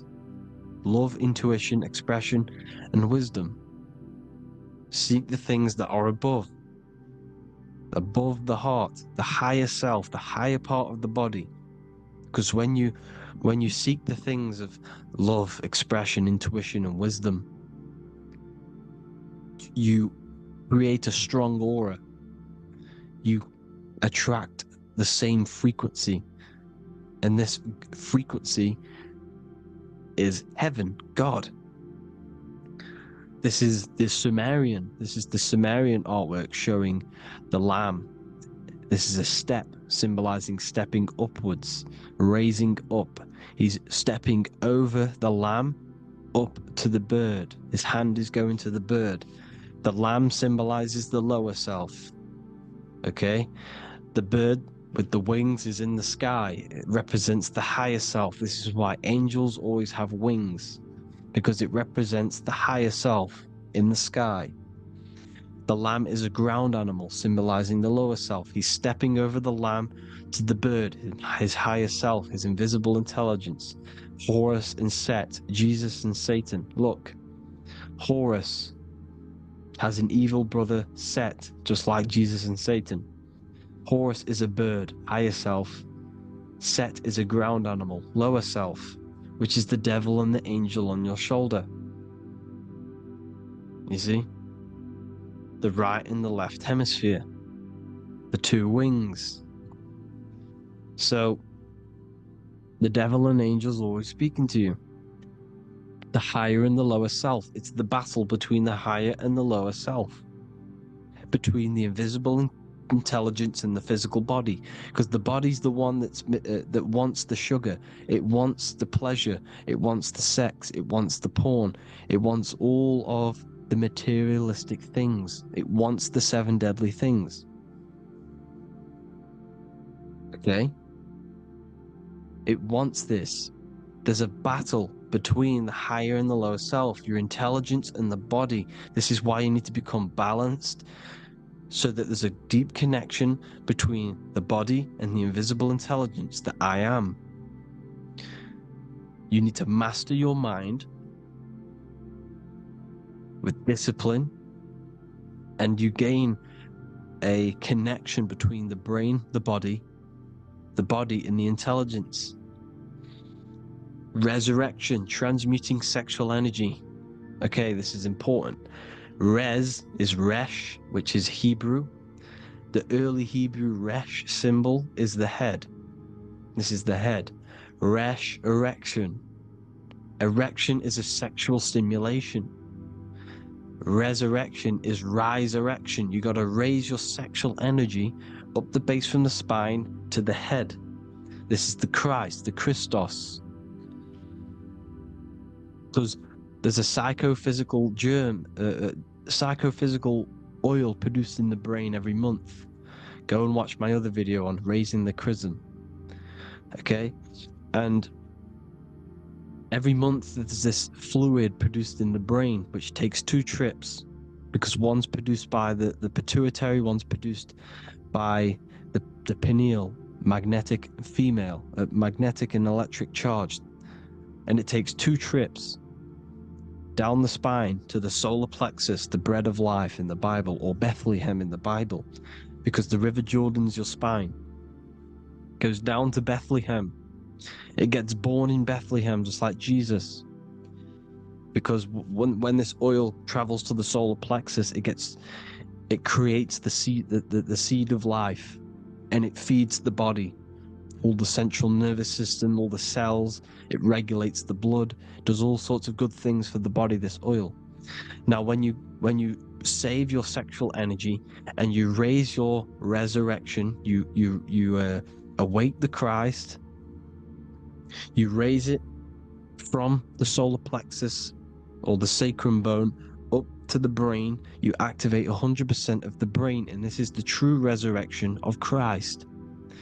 Instead of wasting the energy and giving away your sexual fluids, because behind the fluids is the energy. So when you release that fluid, the energy is out there. You've released the energy. Your sexual energy is the most potent emotional force a human could possibly feel. Same with any animal or anything. The sexual urge, the sexual emotion is the most powerful, potent emotion that you can feel. It takes over the whole body. When you feel sexually aroused, it takes over everything because it's so potent. And when you fight the serpent, when you fight the sexual energy, which is shown here in the Egyptians, the cat cutting off the head of the serpent, or Hercules fighting the serpent, or in the Greek mythology fighting the 7-headed dragon, the 7 chakras. The serpent is your sexual energy because it symbolizes your kundalini. When you fight it and you transmute this energy, instead of releasing it, instead of acting sexually on it, you can transmute the energy, transfer it from the solar plexus up to the brain. You can do this with other tasks. Instead of releasing it, instead of raising it from the solar plexus to the brain, you can use it for other things. So for example, you want to think critically. You can use it for critical thinking. You can use it for going to do exercise. You can transmute sexual energy into anything. But you can do this, you can raise the sexual energy, and you can use this energy to push the cerebrospinal fluid from the solar plexus up through the spine, up the 33 vertebrae to the brain, and it'll activate 100% of the brain. And this is the resurrection of Christ. Jesus was never dead. Jesus was never rose from the dead. It symbolizes the Christ, Jesus Christ. Christ is Christos, which means oil in Greek. The resurrection of the Christ, the Christos, the oil. When it activates 100% of the brain when it's raised, and it can regulate all the systems, it can regulate all the blood, it can regenerate the body. And this is the true Antichrist. They don't want us doing this process. The Antichrist is not against Jesus, it's against the fluid in our body that makes us live hundreds and hundreds of years and makes us live as gods. This is the true resurrection. And when you fight the serpent, you fight your sexual urges, your sexual emotion, the most strong emotion that you could ever feel. You can do this process. And this is the true secret of transmuting sexual energy. Because when you transmute the sexual energy, you can become a god. And this is why Hercules is fighting the serpent. Notice how the serpent is low. He's reaching down to it. It represents the lower self.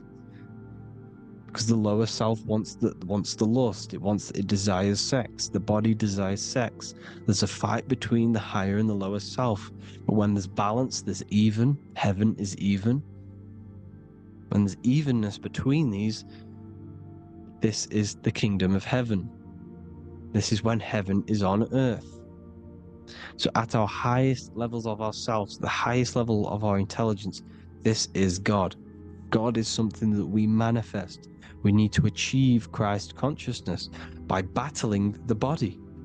There is no battle outside of the physical body. It's an internal battle.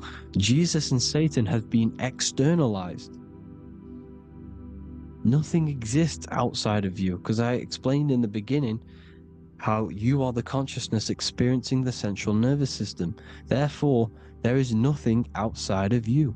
It's all internal. Jesus and Satan have been externalized. Why? Because it's business. The church is a business. It's all a business. They've created these figures to be historical when they're not historical. The Bible's not historical. It's all externalized. It's called exoteric, when the truth is esoteric, internal teachings. So anyways, people, balance the chakras, balance the two hemispheres of the brain, balance the conscious and the subconscious. Balance is perfect, the yin and yang. You are spiritual and physical. You live in day and night. You need to be balanced. Oneness. Seek oneness. And this is the true kingdom of heaven. And when we all realize that we are all the same intelligence, the same consciousness expressed in different bodies, when we all realize this, we all realize we're all one. Doesn't matter what race you are. It doesn't matter what race you are, where you're from, your nationality, because none of you are actually from here. None of you are from the physical world.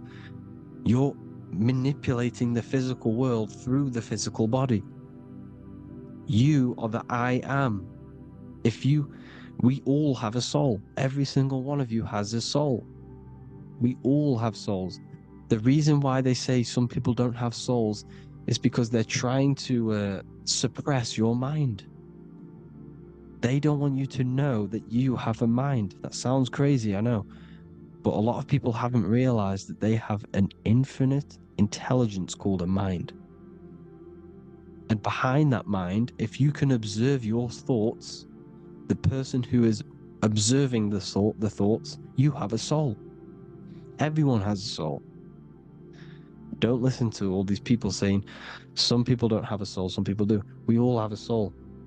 Every single one of us. So anyway, you need to break the lower nature of yourself. At our highest levels, we are gods. Our intelligence, our universal intelligence, the I am, the intelligence that's inside of the brain, is God. Our minds are being corrupted within believing that you are the body, and by the result of this is a society like today,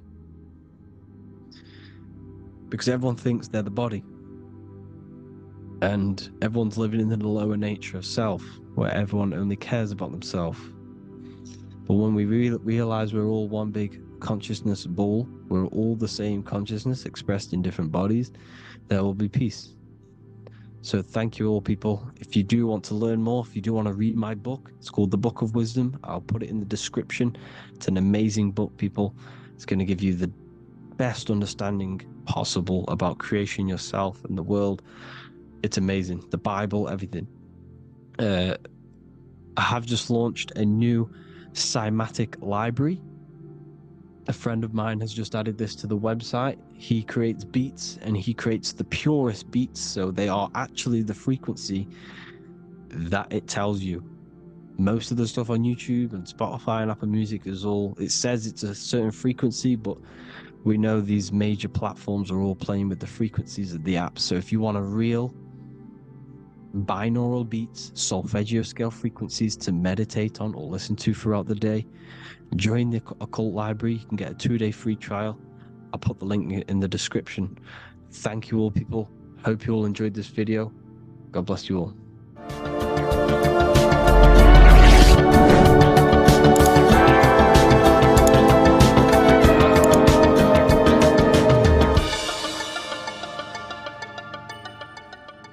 Welcome to Revival of Wisdom. Welcome people, we're back with another video, and this video is about Freemasonry and the connection to the Illuminati. Please, as always, to make sure to hit that like and the subscribe button and turn on the notifications to never miss a video. On May the 1st, 1776, the founder of the Illuminati, Adam Weishaupt, founded this secret organization, and this date can be found in Roman numerals underneath the all-seeing eye pyramid on the $1 bill. This $1 bill also says Anno Coptus Novus Ordo Secularum. This is Latin for announcing the birth of the New World Order. This New World Order will be headed by Lucifer, the all-seeing eye, and followed by the 13 layers of bricks for the 13 elite bloodlines. So your Orsini's, Rockefellers, Rothschilds, Soroses, and the other 9 elite families. So when Adam Weishaupt created the Illuminati, he made it consisting of high-level degree Masons, French and Latin philosophers, and many more powerful people to all become one society. So this is why you see Masons using this same symbol of the all-seeing eye inside the pyramid. But not all Freemasons are part of this Illuminati secret society. As the 33rd degree Freemason Manly P. Hall said in his book The Secret Teachings of All Ages, Freemasonry is a fraternity within a fraternity, an outer organization concealing an inner brotherhood of the elect. So what he's saying here is that Freemasons have to go up the degrees of Freemasonry, and once they hit the top, they either get elected or not into these secret societies like the Illuminati, Skull and Bones, and Knights Templar. So when you see celebrities doing this one-eye symbolism, either covering one eye, doing the triangle, or doing 666 over one eye, this is showing and reflecting the symbolism of Freemasonry. They have taken the oath to never speak on anything they learn about Freemasonry. Duncan's Ritual of Freemasonry book states the oath they have to take. Quote, I ... of my own free will and accord, that I will hail, ever conceal, and never reveal any of the secrets, arts, points of Master Mason's degree to any person whomsoever. All this most solemnly, sincerely promise and swear. Now, this is what happens when they break the oath, stated in this book, quote, myself severed in two, my bowels taken from thence, and burnt to ashes. So this states that Freemasonry comes first, before any law of the land. It has the right to kill you if you break your oath. This is the hand gesture they have to do every time they enter the ritual room inside the Masonic lodge. This is the cutthroat symbol, showing you and reminding you of the oath and what will happen if you break it. Now in this book, Richardson's Monitor of Freemasonry, it states, if you break your oath, binding myself under no less penalty than to have my throat cut across, my tongue torn out by the roots, and my body buried in the rough sands of the sea. If they do not decide to kill you, this book states this by pointing him out to the world as an unworthy vagabond, by opposing his interest, by dearranging his business. In other words, they have the power to frame you and destroy your reputation to the world. and destroy your business if you break this oath. So yes, they do kill to keep this truth hidden, because this truth of this reality is what keeps them in power. They have the ability to manipulate people, because people do not know what manipulates them. This is why they call themselves the government. They govern the ment, which is the mentality, because the mind is the root cause of reality. They control what you perceive to control what you manifest. By knowing the truth, you are set free, and you no longer need no controller above you. So this is why they are willing to kill and do whatever it takes to keep the truth concealed within these high-level degrees of masonry and these secret societies. However, going back to Manly P. Hall's book, it states, part of the symbols are displayed here to the initiate, but he is intentionally misled by false interpretations. So this is saying even Freemasons are intentionally misled and told lies to conceal the truth, to make sure the truth is hidden in the high degrees of masonry. So that's it for this video, guys. Thank you all for tapping in. Please leave a like and a subscribe. God bless.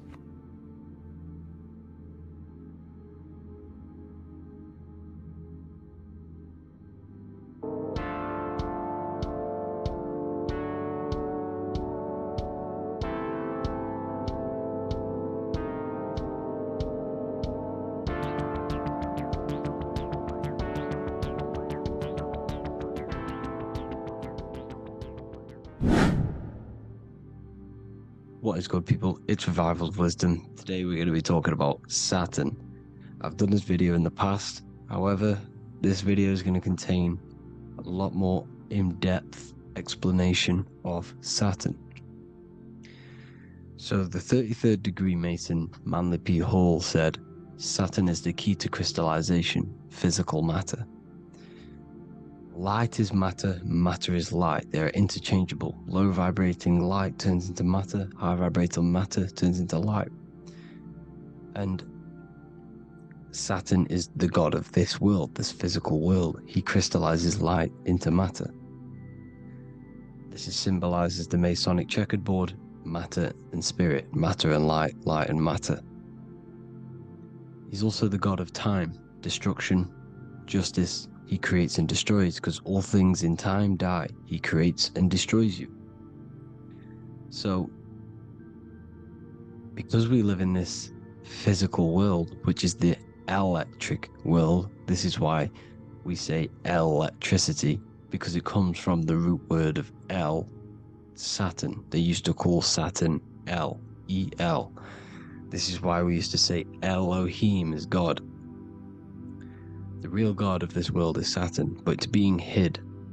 This is being hid. Jesus is Saturn. All of this is Saturn. It's all Saturn worship.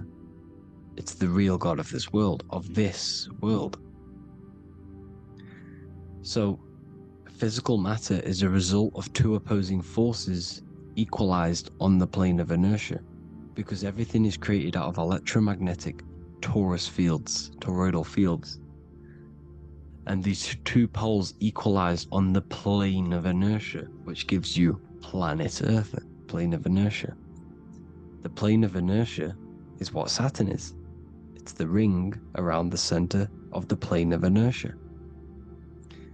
Thank you to Walter Russell saying, physical matter is a result of two opposing forces on the plane of inertia.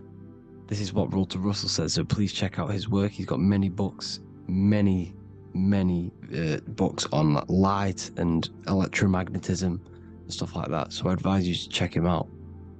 So the torus field gives you the binary code 0 and 1, the female vagina and the male phallus. This is the code for this world. Saturn crystallizes physical matter. Now Saturn is the most outermost layer of the 7 layers of heaven, where it says in the Quran, it says Allah, it is he who created the 7 layers of heaven. Saturn is the outermost layer. He's the top. He's the most high. So when we say the most high, we're referring to Saturn. He's the most high before the firmament, before the stars. So Saturn is the god of this world. He's the Lord of the Rings. He wears the crown. The crown is the rings. Crown, Kronos. So the planets are luminaries. They are lights. They are beings. They are energy, conscious energy. And we're in the heart of the solar system. Saturn is the outermost layer. He is the one of this world. He's the god of this world.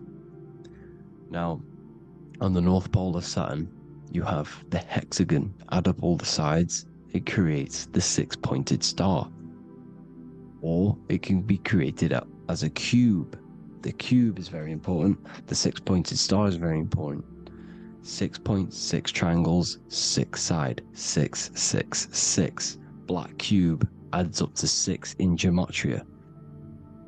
Now, what did I say in the beginning? Saturn crystallizes the physical world. He creates physical things out of light. You are a light being. This is why we say human. Hue means the light spectrum. Hue, man, we are light manifested into physical forms. Human. And we are incarnated through Saturn. Satan, same thing. The number of the beast is 666, and the 666 comes from the 6.6 triangle, 6 sides of Saturn, 666. We are all known as carbon-based life forms. Carbon, the atomic structure of carbon, is 666, 6 protons, 6 electrons, 6 neutrons. We are materialized into our physical bodies through Saturn, through the number of the beast. These bodies are the beast, it's the animal. The divine, the Christ, is the consciousness within, because you are a physical, spiritual being combined into one, hexed into one. Hexagram. This is a hexagram. You're hexed into physical matter, spirit and matter, light and dark, combined into one. Now you contain of the mark of the beast, the mark of your body. Your body's the beast. It says in the Bible, Satan, who is the god of this world. This world. There are many different worlds, but this world is run by Saturn, and it says that in the Bible. Saturn is Satan. It's the same thing. And look at the crown of thorns wrapped around the heart. The soul is in the heart. The mind is in the brain. The soul is wrapped around the rings of Saturn. You're wrapped in physical matter. This is what it's showing you.